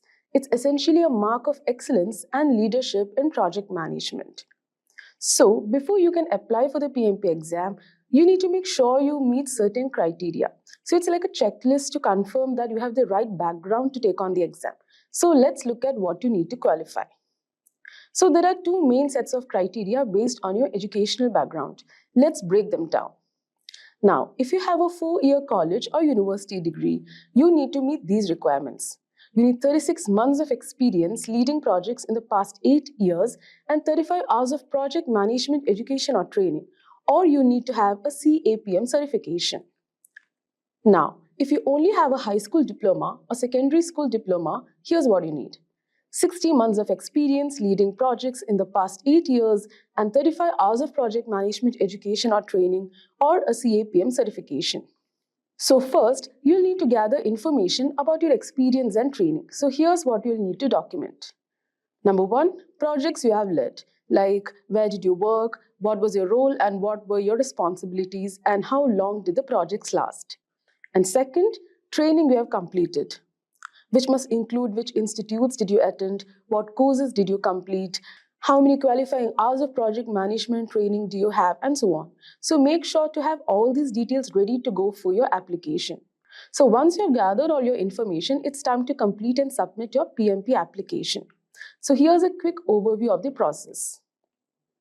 So start by setting up your PMI account. You can do this now or wait until you are ready to apply. So take your time with the application because it's a save as you go process. So you can take breaks if you need to. Now, before you begin, you must make sure that you have registered for a PMI ORG user account. So having known all that, now let's move on to how the PMP exam will look like. So you'll need to pass a rigorous exam consisting of 180 questions, and you'll have 230 minutes, which is just a little over 3 hours and 45 minutes to complete the entire test. So that's a lot of questions. So managing your time effectively is key. Now, this isn't just any test though. It's designed by experienced project leaders to reflect real-life scenarios you'll face on the job.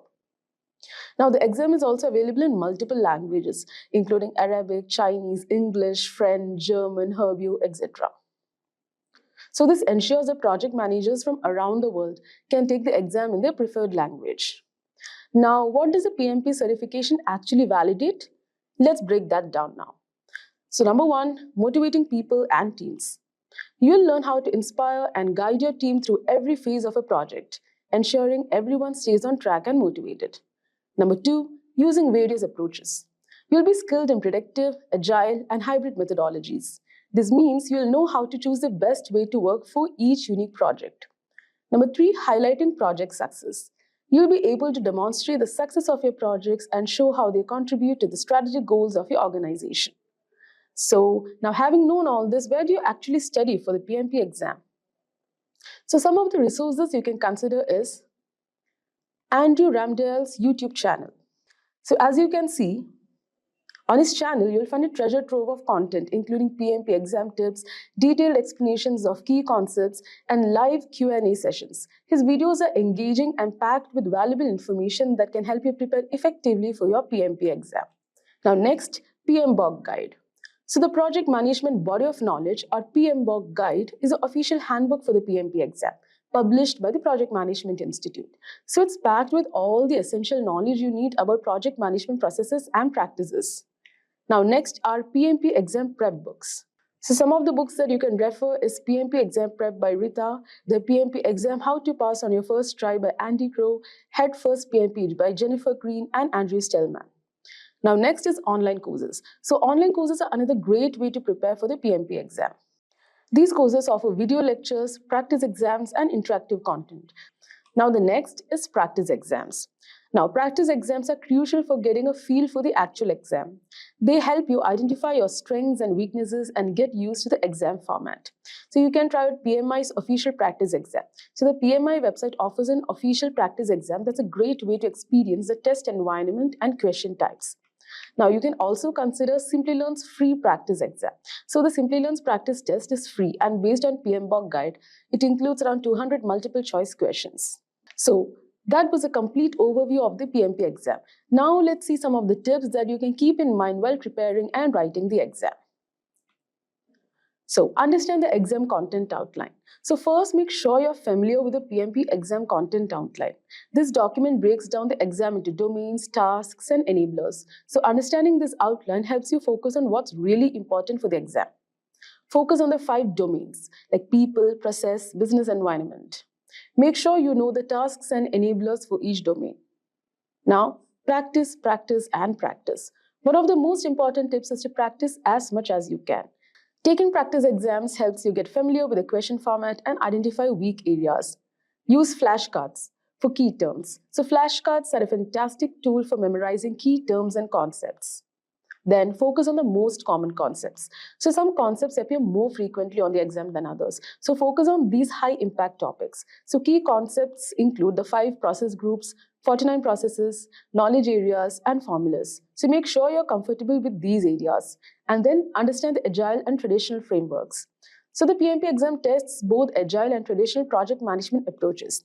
So understand the principles of agile as well as the traditional PM methodologies.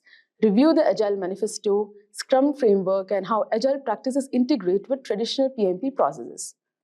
Now, while writing the exam, read questions carefully. So during the exam, read each question carefully. Make sure you understand what's being asked before you jump to an answer. Now, manage your time wisely. So time management is crucial for such exams. You have 230 minutes for 180 questions, which means you should aim for around 1.5 minutes per question and then eliminate wrong answers. So if you're unsure about a question, what you can do is use the process of elimination to narrow down your choices. So that's a wrap on our tips for passing the PMP certification exam. I really hope you found these insights helpful and that they boost your confidence as you prepare. So guys, before we move on, let us discuss our agenda for today's session. So we are going to begin our session with understanding the project management. Moving ahead, we are going to discuss about project management activities in software development. Then we're going to have a deep discussion on 5 variables in project control. Moving ahead, we are also going to discuss about phases or tasks involved in software engineering projects. And at the end, we are going to conclude our session with discussion on benefits of using phases in project. So guys, let us start with understanding the project management. So guys, project management is a discipline of defining and achieving targets while optimizing the use of resources like time, money, people, materials, energy, space, etc. over the course of project, which means a set of activities of finite duration. That's the actual definition of project management. And with that, I hope so you have got a brief idea regarding what exactly is project management. Now, we are going to move forward and try to understand what are the project management activities involved in software engineering. So guys, project management activities encompasses wide range of tasks aimed at ensuring that software projects are completed successfully. These activities are generally grouped into the following phases. The first one is initiation. In this phase, it includes project charter development, where you have to create a formal document that outlines the project objectives, stakeholders, and initial scope. Then it includes the stakeholders identification, where you have to recognize all the parties affected by the project and understand their needs and expectations. After that, we have the next phase, which is the planning. It includes scope, where you have to clearly define what is and what is not included in the project. Under its umbrella, next comes the scheduling part, where you have to create a detailed project timeline including milestones and deliverables. Moving ahead, we have the resource planning in this domain, where you have to determine what resources, means the people, tools, materials are needed, and it also includes the budgeting, where you have to estimate the cost of project and planning for the budget. Next comes the risk management. So under the planning, we have the risk management planning, where you have to identify potential risk and developing mitigation strategies, and finally have under its umbrella the communication planning, where you have to establish how information will be communicated among the stakeholders. The third phase that we are going to study about is known as execution. So guys, it includes team formation, developments, which mean assembling the project team and fostering team development. Then comes task assignment, where you have to assign tasks to team members based on their skills and project requirements. Next come under it is a quality assurance, where you have to implement the processes to ensure that software meets the required standards. Next comes under it is stakeholder engagement, where you have to keep stakeholders informed and involved throughout the project. Moving ahead, we have the fourth phase, that is monitoring and controlling. So guys, progress tracking, where you have to regularly monitor project's progress against the plan. Under it, we have the performance reporting, where you have to provide updates on the project status, including any issues or risk. Under it, we have the next, that is change management, where you have to manage the changes in the project scope, schedule, and resources. Then we have the quality control under this, and it includes conducting regular checks and testing to ensure deliverables meet the required quality standards. And finally, we have the monitoring part, where it means keeping an eye on the identified risks and looking out for new risks. And finally, we move to our last phase, that is the closure. So guys, closure includes the final deliverables, where you have to complete and deliver the final product to the client. Moving ahead, we have the project documentation under its part, where you have to compile all the project documents for future reference. Then you have to do the post-project review, where you have to conduct a review to identify lessons learned and areas of improvement. Then we have the stakeholder satisfaction, where you have to ensure all the stakeholders are satisfied with the project outcomes. And finally, you have release under this umbrella, where you have to release project team members to their next assignments. So guys, these activities help structure the work of project managers and teams, ensuring that software projects are completed efficiently and effectively with clear documentation and communication at every stage. Now let us move on and discuss about 5 variables of project control in software engineering. Project control in software engineering revolves around monitoring and managing key variables to ensure that the project stays on track. These variables include the 5 variables of project control in software engineering. Effective project control in software engineering involves monitoring and managing key variables to ensure project stays on track and meets its objective.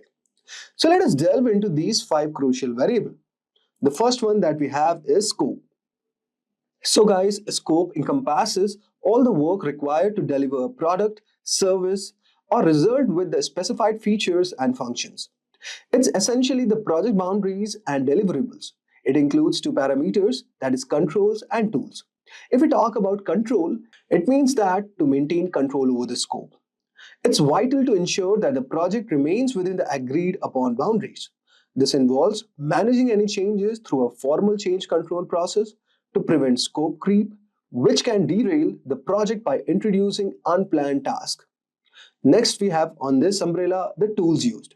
So, the common tools for scope control includes the work breakdown structure, which breaks the project into manageable sections, and requirements documentation to outline what needs to be done and change requests from to manage and approve any alterations to the project scope. Next, we have all over here is time. Time refers to the project schedule, which includes the start and the end dates, key milestones, and deadlines. It's about when things need to happen. If we talk about control, guys, it means keeping the project on schedule. It requires regular monitoring of progress against timeline. Adjustments to the schedule might be necessary to address delays or to accelerate certain tasks if needed. Here, tools used are such as Gantt charts, provide a visual timeline of project activities, project schedules, lays out the sequence and timing of tasks, critical path analysis identifies the longest sequence of tasks that must be completed on time for the project to finish on schedule, and project management softwares used are like Jira, Microsoft Project, which helps in planning, executing, monitoring, and scheduling. Now let us move to the third part, that is cost. Cost involves the budget allocated for the project, covering all the expenses such as labor, materials, equipments, and overhead. If we talk about the control parameter in this, it includes tracking project expenditures against budget and making adjustments as necessary. This might involve implementing the cost-saving measures or managing changes to the budget. Here, tools used are cost estimation models, which helps to predict expenses, budget tracking spreadsheets, and provide a way to monitor costs and earned value management, which also integrates project scope, cost, and schedule measures to help assess the project performance and progress. The fourth one that we are going to talk about is quality. Quality refers to the degree to which the project deliverables meet the required standards and satisfy the customer needs. It's about delivering a product that performs as expected as the needs of stakeholders and expectations. It involves adhering to the established quality standards through systematic testing, reviews, and inspections. We have to also address any defects or issues promptly, which is very crucial for maintaining the quality.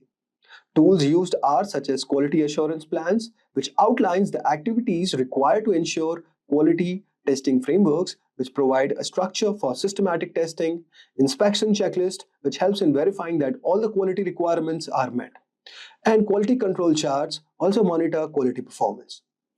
And finally, we move to our last, that is the risk. Risk encompasses the potential events or conditions that could negatively impact the project. This could range from technical failures to resource shortages.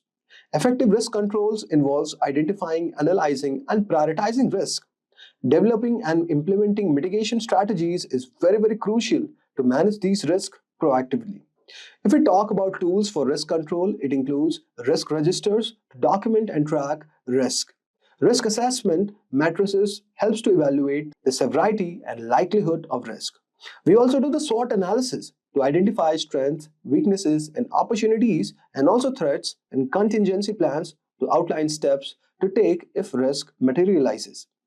So guys, by keeping a firm grip on these 5 variables like scope, time, cost, quality, and risk, project managers can navigate the complexities of software engineering projects and drive them to successful completion. Now, since we have got a brief idea regarding what are the variables in project control, let us move to our next task, where we are going to discuss the phases or tasks which are involved in software engineering projects. In software engineering, managing project often involves breaking down into manageable phases or tasks. This structured approach ensures clarity, organization, and control throughout the project lifecycle. Each phase is characterized by specific criteria and deliverables, which play a crucial role in project success. The first one that we are going to discuss is about entry criteria. Entry criteria are the conditions that must be met before a phase or task can begin. In software engineering, entry criteria ensures that all necessary preparation and prerequisites are completed before the starting phase. This can include the required resources, approvals, and documentations in place. Next one that we have all over here is exit criteria. Exit criteria ensures that a phase has met its objectives and produced the expected deliverables before moving on to the next phase. In software development, exit criteria for the coding phase might include the completed code, pass unit tests, and code reviews. This helps to prevent incomplete or substandard work from being passed along to the subsequent phases. Next we have all over here is deliverables. Deliverables are the tangible or intangible outputs produced at the end of a phase. Deliverables serves as a milestone and indicates a progress within project. In software engineering, common deliverables include requirement specification, design documents, source codes, test plans, and user manuals. Clear deliverables help in measuring progress and quality, ensuring that each phase contributes to the overall project goals. Next one we have all over here is called reports. Reports are the documents that provide information on the status, progress, and outcomes of phase or task. Regular reporting keeps stakeholders informed and allows for tracking and assessing project performance. In software engineering, reports might include status updates, risk assessment, issue logs, and performance matrices. Effective reporting helps in identifying and addressing issues early, ensuring transparency and accountability throughout the project. Now, let us discuss what are the benefits of these phases. So guys, in context of software engineering, breaking a project into phases or tasks with defined criteria and deliverables offers several benefits. The first one that we get is structured approach. It provides a clear and structured approach to project management, ensuring that each phase has clear objectives and outputs. Next, we have the risk management. Here, the entry and exit criteria helps in identifying and mitigating risk early by ensuring that prerequisites are met and quality standards are maintained. And finally, we have all over here is quality assurance, where a clear exit criteria ensures that each phase produces high quality outputs, contributing to the overall quality of the final product.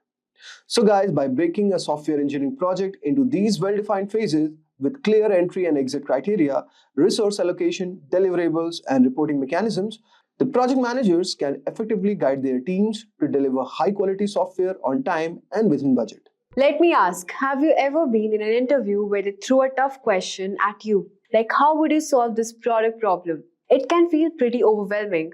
Well, don't worry. Today, I'm going to help you out to figure how to answer these product management case study questions easily. These are the kinds of questions where you have to solve real business problems, like deciding what features an app should have or how to launch a new product. Let's say you're asked to improve the onboarding process of a food delivery app. Sounds tricky, not if you want to know how to break it down. In this video, I'm going to show you how to handle these kinds of questions step by step. First, I'll explain you how to listen carefully and ask the right questions, like what's the biggest issue users are facing or what's the main goal here. Understanding the problem is the first step. Next, I'll show you how to organize your answer. You'll break the problem into small parts, think about the solution, and explain why it's a good idea. For example, if you're asked to improve a grocery delivery app, you would think about making it easy to use, keeping customers happy, and standing out from the competition. Finally, I'll teach you how to explain your thinking process. The interviewer wants to see how you can think and make decisions, not just the final answer. So by the end of this video, you'll know how to confidently solve these case study questions and show the interviewer that you are ready for the job.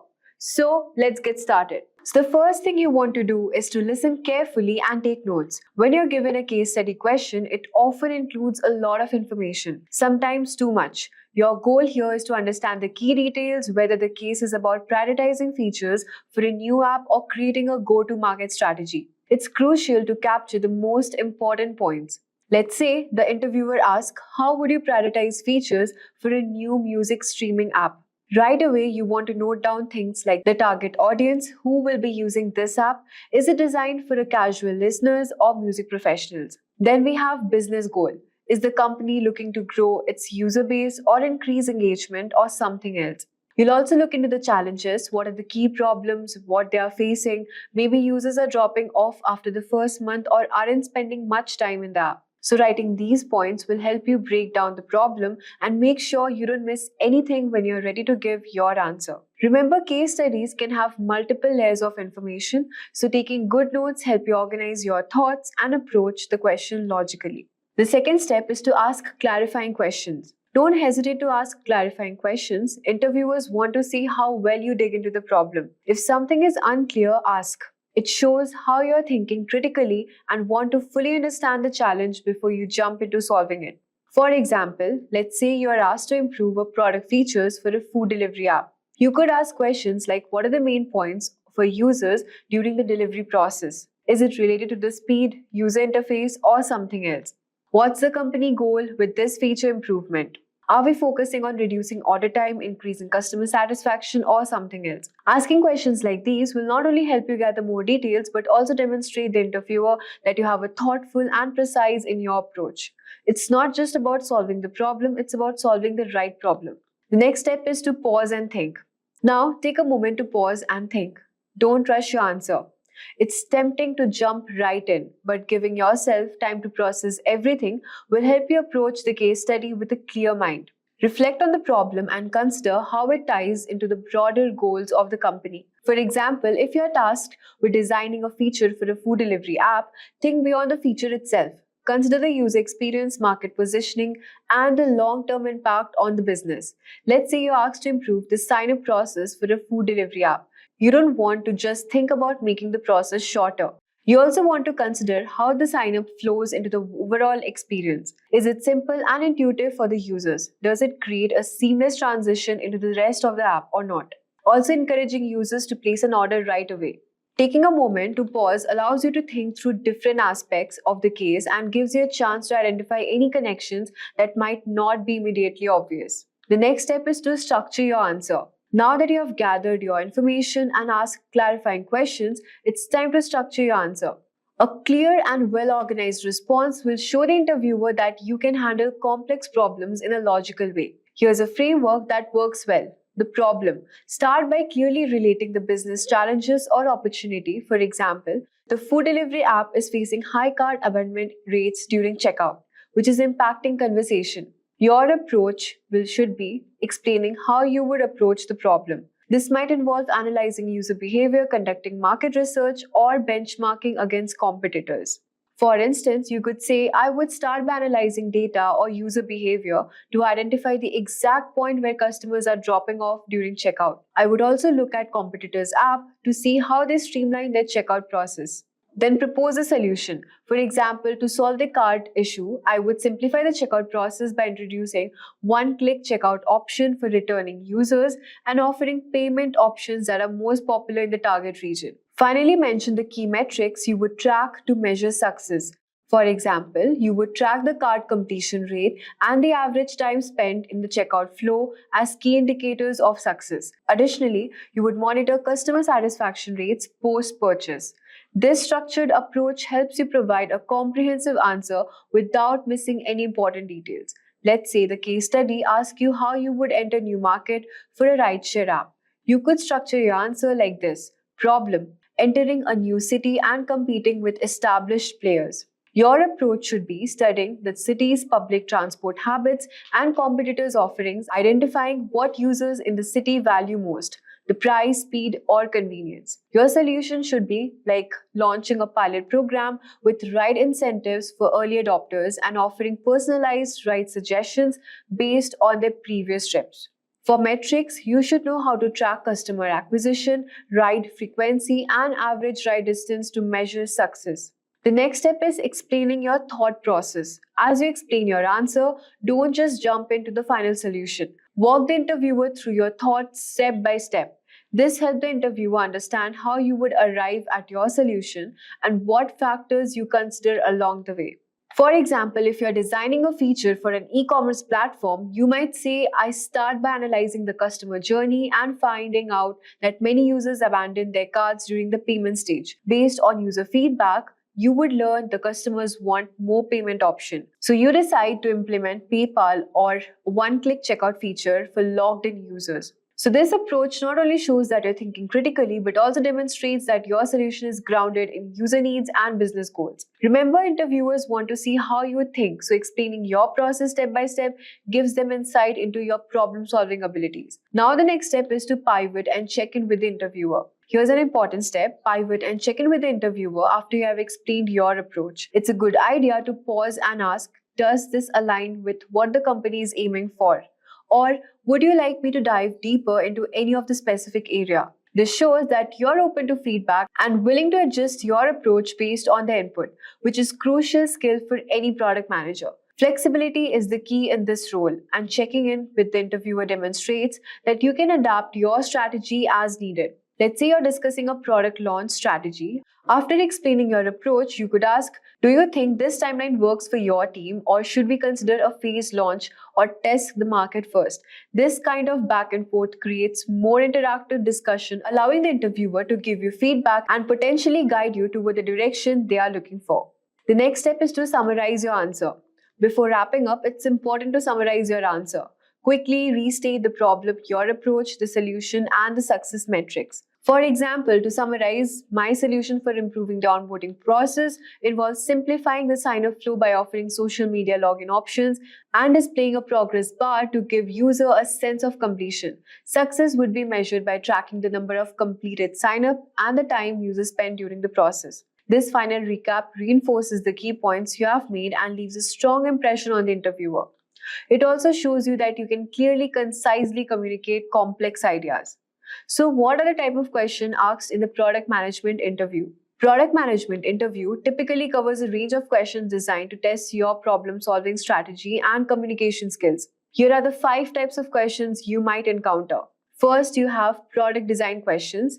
These questions ask, for example, how would you design an app for grocery delivery that provides a better user experience? The goal is to access your ability to think from the user's perspective and create intuitive solution. The second question is the go-to-market strategy questions. These questions focus on how you would launch a product into the market.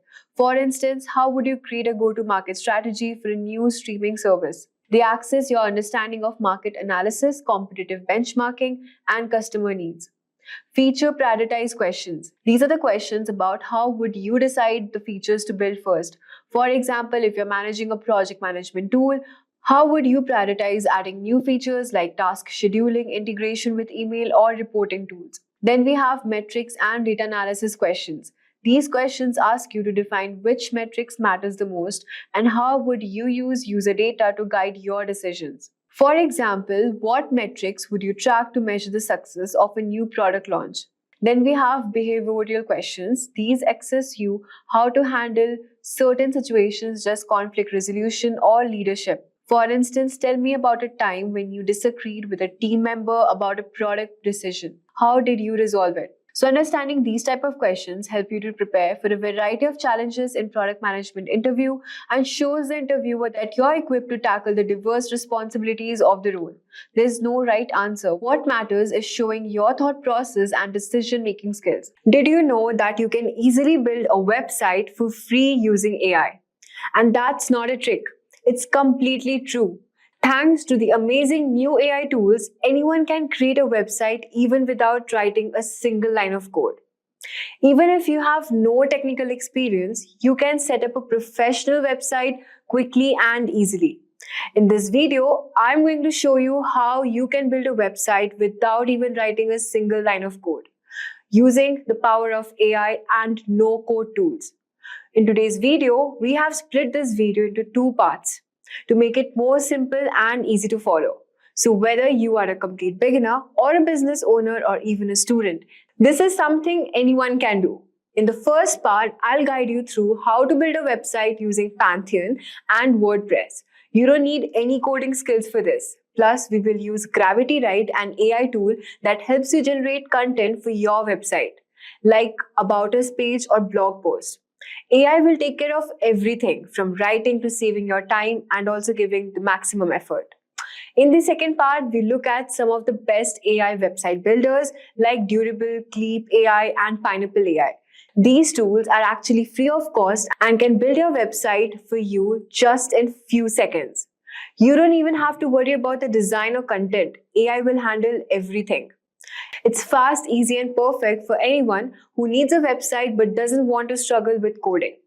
So if you're looking to create a website quickly and for free, you're in the right place. Stick around and I'll show you step by step how to get your website live using these top-notch code and AI-powered platforms. So let's get started and see how AI is making web design easier than ever. So let's move on to the demo part. Alright, so now that we know what we're going to cover, let's jump into the first part, which is building a website using Pantheon. And this is the Pantheon website we have logged in. And for this, you have to just click on Get Started. And then we will move on to the WordPress part. So here, as you can see, you have to just simply fill up your details. So I've filled up my details here and just click on Continue. Wait for a few seconds till the dashboard is being loaded. And then you have to just simply click on Create a Site. And then we will be selecting WordPress. So now as you can see, we have successfully logged into our Pantheon account and we have also created our account. Now the next step will be installing this WordPress account and then deploying our website in Pantheon in WordPress. So we will just simply click on WordPress here. Okay, you have to enter your Pantheon site name. Suppose I want to keep my name as Urban Threads India. And then just click on Continue here. So as you can see, the site name already exists. So we have to just change our name. We'll just put new over here. Let's see what it shows. New Urban Threads. And just click on Continue. So if this website name is not registered, it will successfully create my website using this particular name. So now the dashboard is being loaded. We just have to wait for a few seconds till it deploys our WordPress.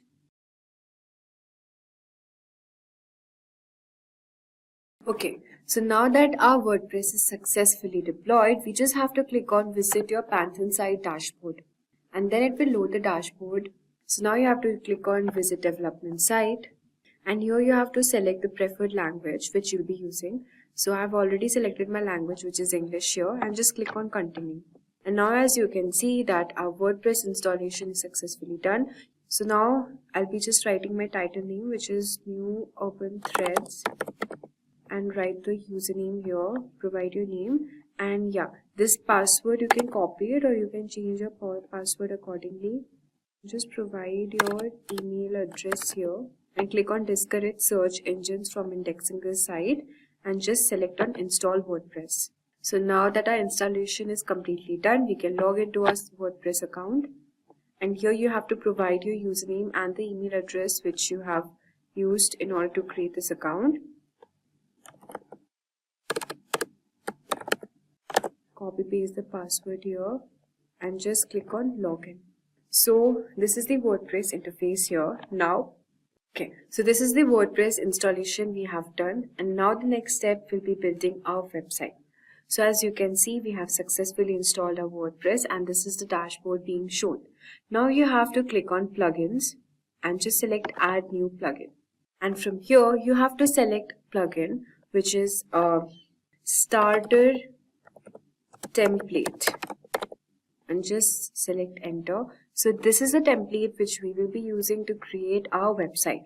So you have to install this template here, wait for a few seconds, and then click on activate. So there are two ways of building our website here. The first one is using the AI website builder, which will be using features like ZipWP to help to build a website faster. And the second step, which is quite old and traditional, which is using the classic starter template. So using this method, you have to create a website, professionally designed templates to meet the requirements. I mean, you have to just select a template, already made website template, and from there you can customize and edit accordingly. But for the first step, I'll be showing you how to make using the AI website builder. So just simply click on build with AI. Okay, and here you have to select let's get started. So as you can see, we are building our website using ZipWP, which is an AI tool that can automatically create our website content and layout, and it makes our work super easy. So now, as you can see, we are connecting our ZipWP account with this website, Pantheon website, and then we will click on continue here. Okay, so as now you can see, we have logged into our ZipWP account, and from here you can select as per as your use. So for now, we will be going with the free version and just click on get started here. So this is the verification code it has sent to my email. We'll just wait for a few minutes. So now you have to give the name of your website which you're building, which was New Urban Threads, and you just have to provide the detail. What is this website used for?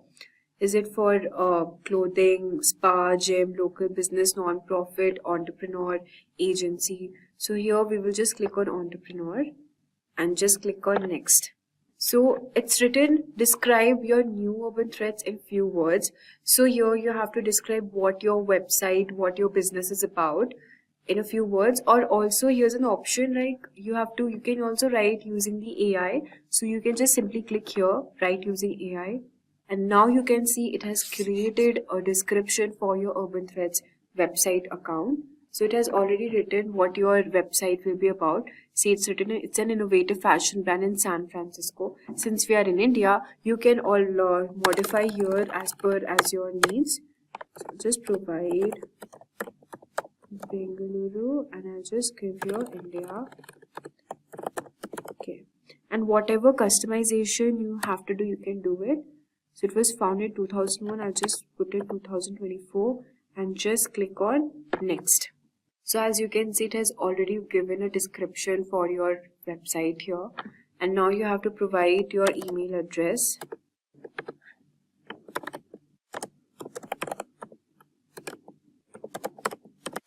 You can also add your social media account if you want to, and just click on next here. Okay, so these are the images you want to pick. So just select on the images. Since it's my clothing online store, you can just select few images from here. You can select this. You can also just simply search here fashion or street style fashion. Okay, so as you can see, these are few images it has shown for us. I'll just select this also.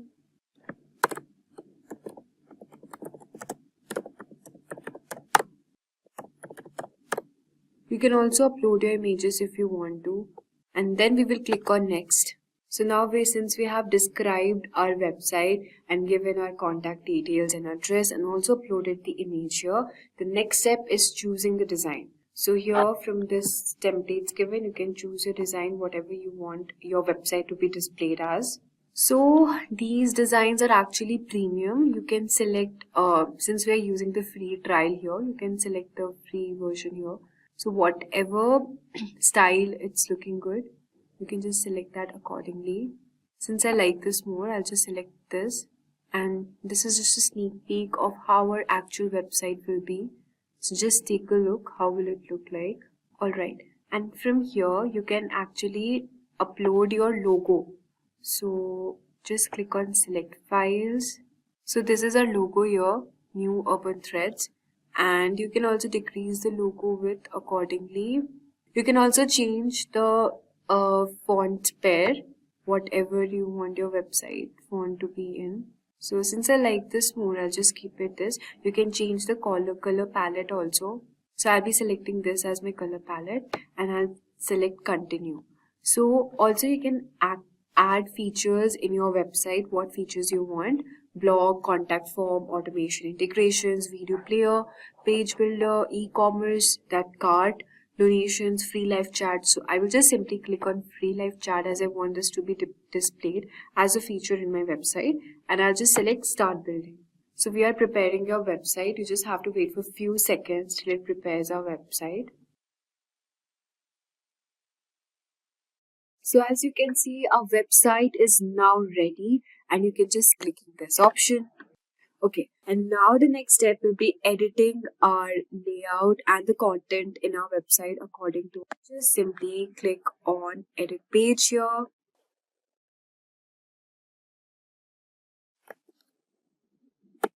So from here you can just edit the home page, sustainable or okay. So this is the description here. You can add it accordingly, or you can also ask the AI to write it or make it more shorter here. You can also change the layout of this button, and from here click on content and the image icon you want it to be. So if you want this icon to be labeled, you have to just click on select here, and what style you want in your title plus your description. You can just change it accordingly. Since I want to keep it in white color, I'll just go with it. And okay, Alex turns journey to some sustainable fashion. These are the demo post 1 reviews. You can just simply click here and change if you want to. These are the testimonials of what our customers say here. And now if you want to stay in touch, you have to just enter your email address. To continue reading, you can just select here. So see, you can just customize it accordingly and edit your layout if you want to. And the best way I do it is using an AI tool known as Gravity Write. So you can just search your Gravity Write. This AI tool will help you to generate content for your website. I'll just show you how. So you have to just enter your email address here.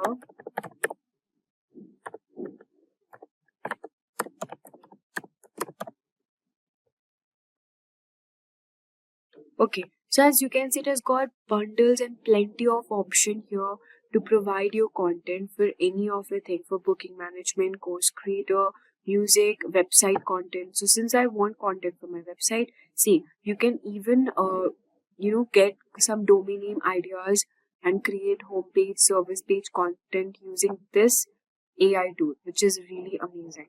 So let's go back to our web page and we will just simply save this.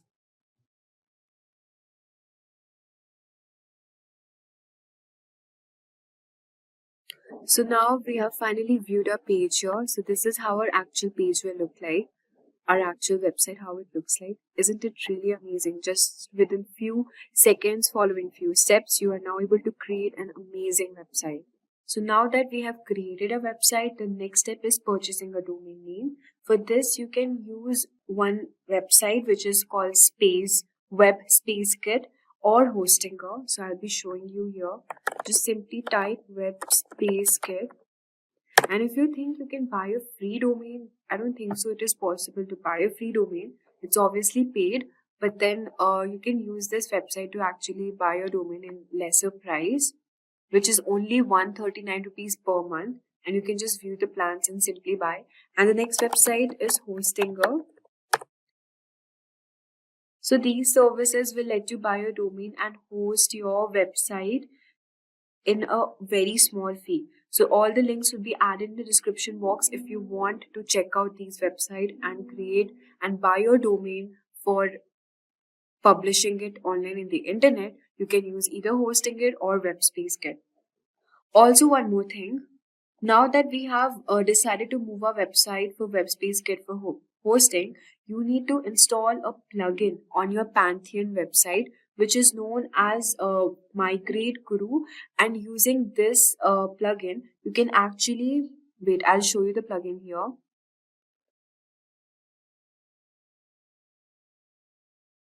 So you have to just simply click on add new plugin, and the plugin name is Migrate Guru. So we'll just search for Migrate Guru here. And using this, you have to just simply click on this. Now, why do we have to do it? I've already explained you. This will help you just have to install it on both your Pantheon site as well as your WebSpace, and it will help you to move everything over just within a few clicks. So we have now created a fully functional website using our AI. The second step was using the template version. You can also use the template version if you want to. So now that we have covered how to build a website using Pantheon, WordPress, so now we will discuss quickly the free AI tools which you can use to make your website even more faster. The first one on the list is Hookos AI. So you just have to simply click on Hookos AI Builder and it will create your website within just 5 minutes. So you have to just simply enter your email address and just click on Get Your AI Website here. As you can see, within just few steps, you have to just provide the details and the description of your website purpose. So suppose it's for travel, just simply write travel here and select categories like travel agent, equipment store. So it's a travel blog, so I'll just simply click on travel blog here. So you just can provide it accordingly what features you want to be included in your website here. So if I want to create a blog website for travel, just simply click on write a blog and just create a website. So as you can see, these are the steps here involved. So it's for my online business only.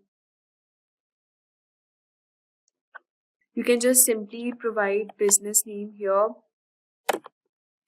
Wander with me is my website name. So now you can see we're almost finished. So select the 3 unique aspects of your business, which is affordable prices, friendly, easy navigation, and just select on continue here. Just one more step and we will be done building our website. The second step is you can either what website visitors, how you want your website visitors to connect with you. So if you want your website visitors to connect via phone or contact form, I want them to connect via contact form, and I'll just simply click on continue. So this is the layout they have generated for us for my travel blog website. Select the template you wanted. I like this one, so I'll just quickly click on this and select continue. So see, this is the website it has created for me here, and it's really good. So I really like the layout it has generated for me here, and also the font. You can just change, customize and edit your blog accordingly. If you want to keep it in pink color, you can also choose that, and also edit the images if you want to.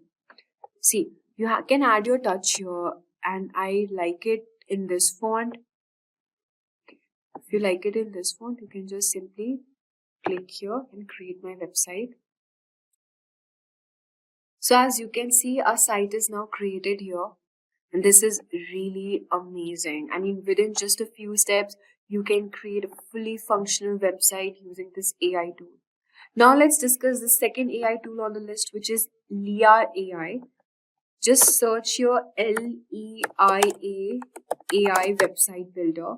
And this is also one of the amazing website builder you can create within just few seconds. You have to just click on get started here and just type, suppose I want a yoga studio website, and just click on next here. Just build my site and click on continue. So it will not take even a minute to build this website. Just click on view it. And now you can see that a yoga studio website is functionally built here. Like just within, and this is way more I guess, faster than the previous AI website we have discussed before. I mean, you do not have to even provide description and it will just generate website for you. So from here, you can just simply replace the image, delete the element you want to, and add the content accordingly. So this was way more faster than the previous website, AI website we have generated. Now let's quickly dive into the third website tool, which is Pineapple AI. Just simply type Pineapple AI website builder and see. This is the website's interface, and here also you can just simply write your website you want. For example, you want a website for kindergarten school. You want to create a website for kindergarten school offering best education in town with all the modern technologies used to educate students. And just simply click on generate here. So see, you have to train your AI and just provide the business details you want to, and just simply click on next option to generate your website.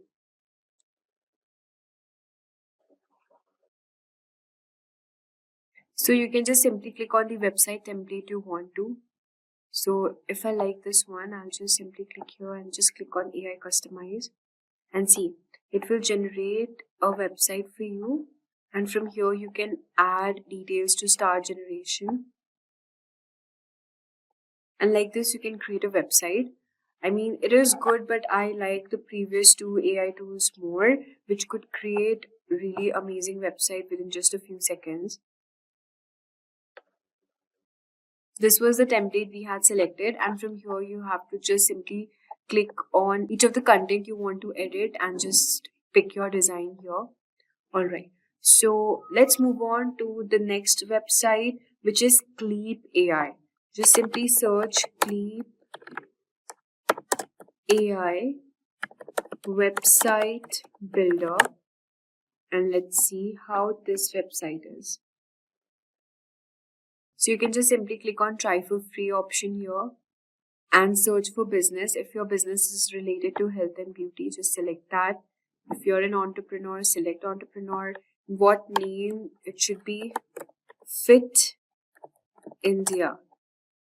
What's your goal to make money online? Location you can set accordingly. With AI, add some information.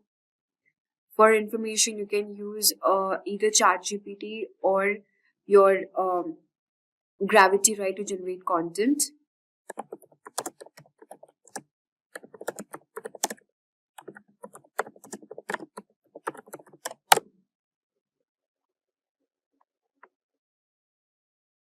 So just copy paste the content here from either ChatGPT or your this. You can also provide your logo and the picture of your choice, and just simply click on next here. You can choose any of the style you want, and now you can see that your AI is building your content. So as you can see, this website is being created using the Cleep AI tool. So this is a website. You can just click on the site settings and just change the template or the style you want, however you want to be. So let's talk about the final AI website builder, which is my personal favorite, which is Durable AI. So we just click on Durable AI and let's check how this AI will create content for us. We'll just select generate your website here. So what type of website are you building? It's you will use the same fashion online clothing store. Name of your business is Trendy Collections. Just click on generate websites. So you just have to wait for a few seconds and our website will be generated. So since I had provided my location, Bangalore, so it has created my website called Bangaluru's latest collection website. You can check it now. So as you can see, our website is now ready and you can also edit your website accordingly. This tool creates websites in a matter of seconds.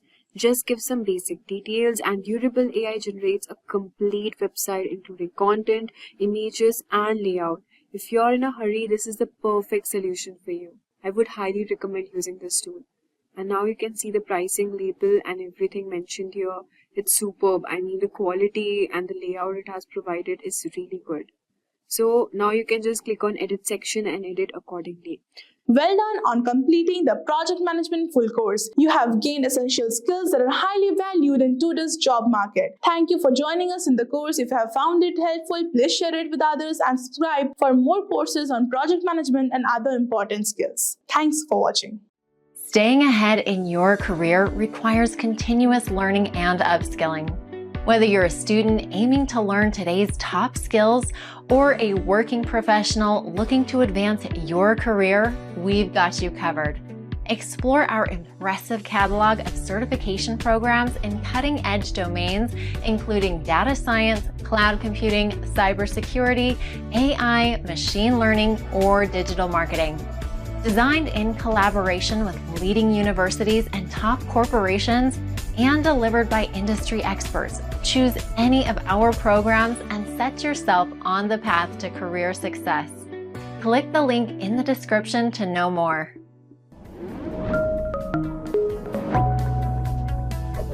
Hi there, if you like this video, subscribe to the Simplilearn YouTube channel and click here to watch similar videos. To nerd up and get certified, click here.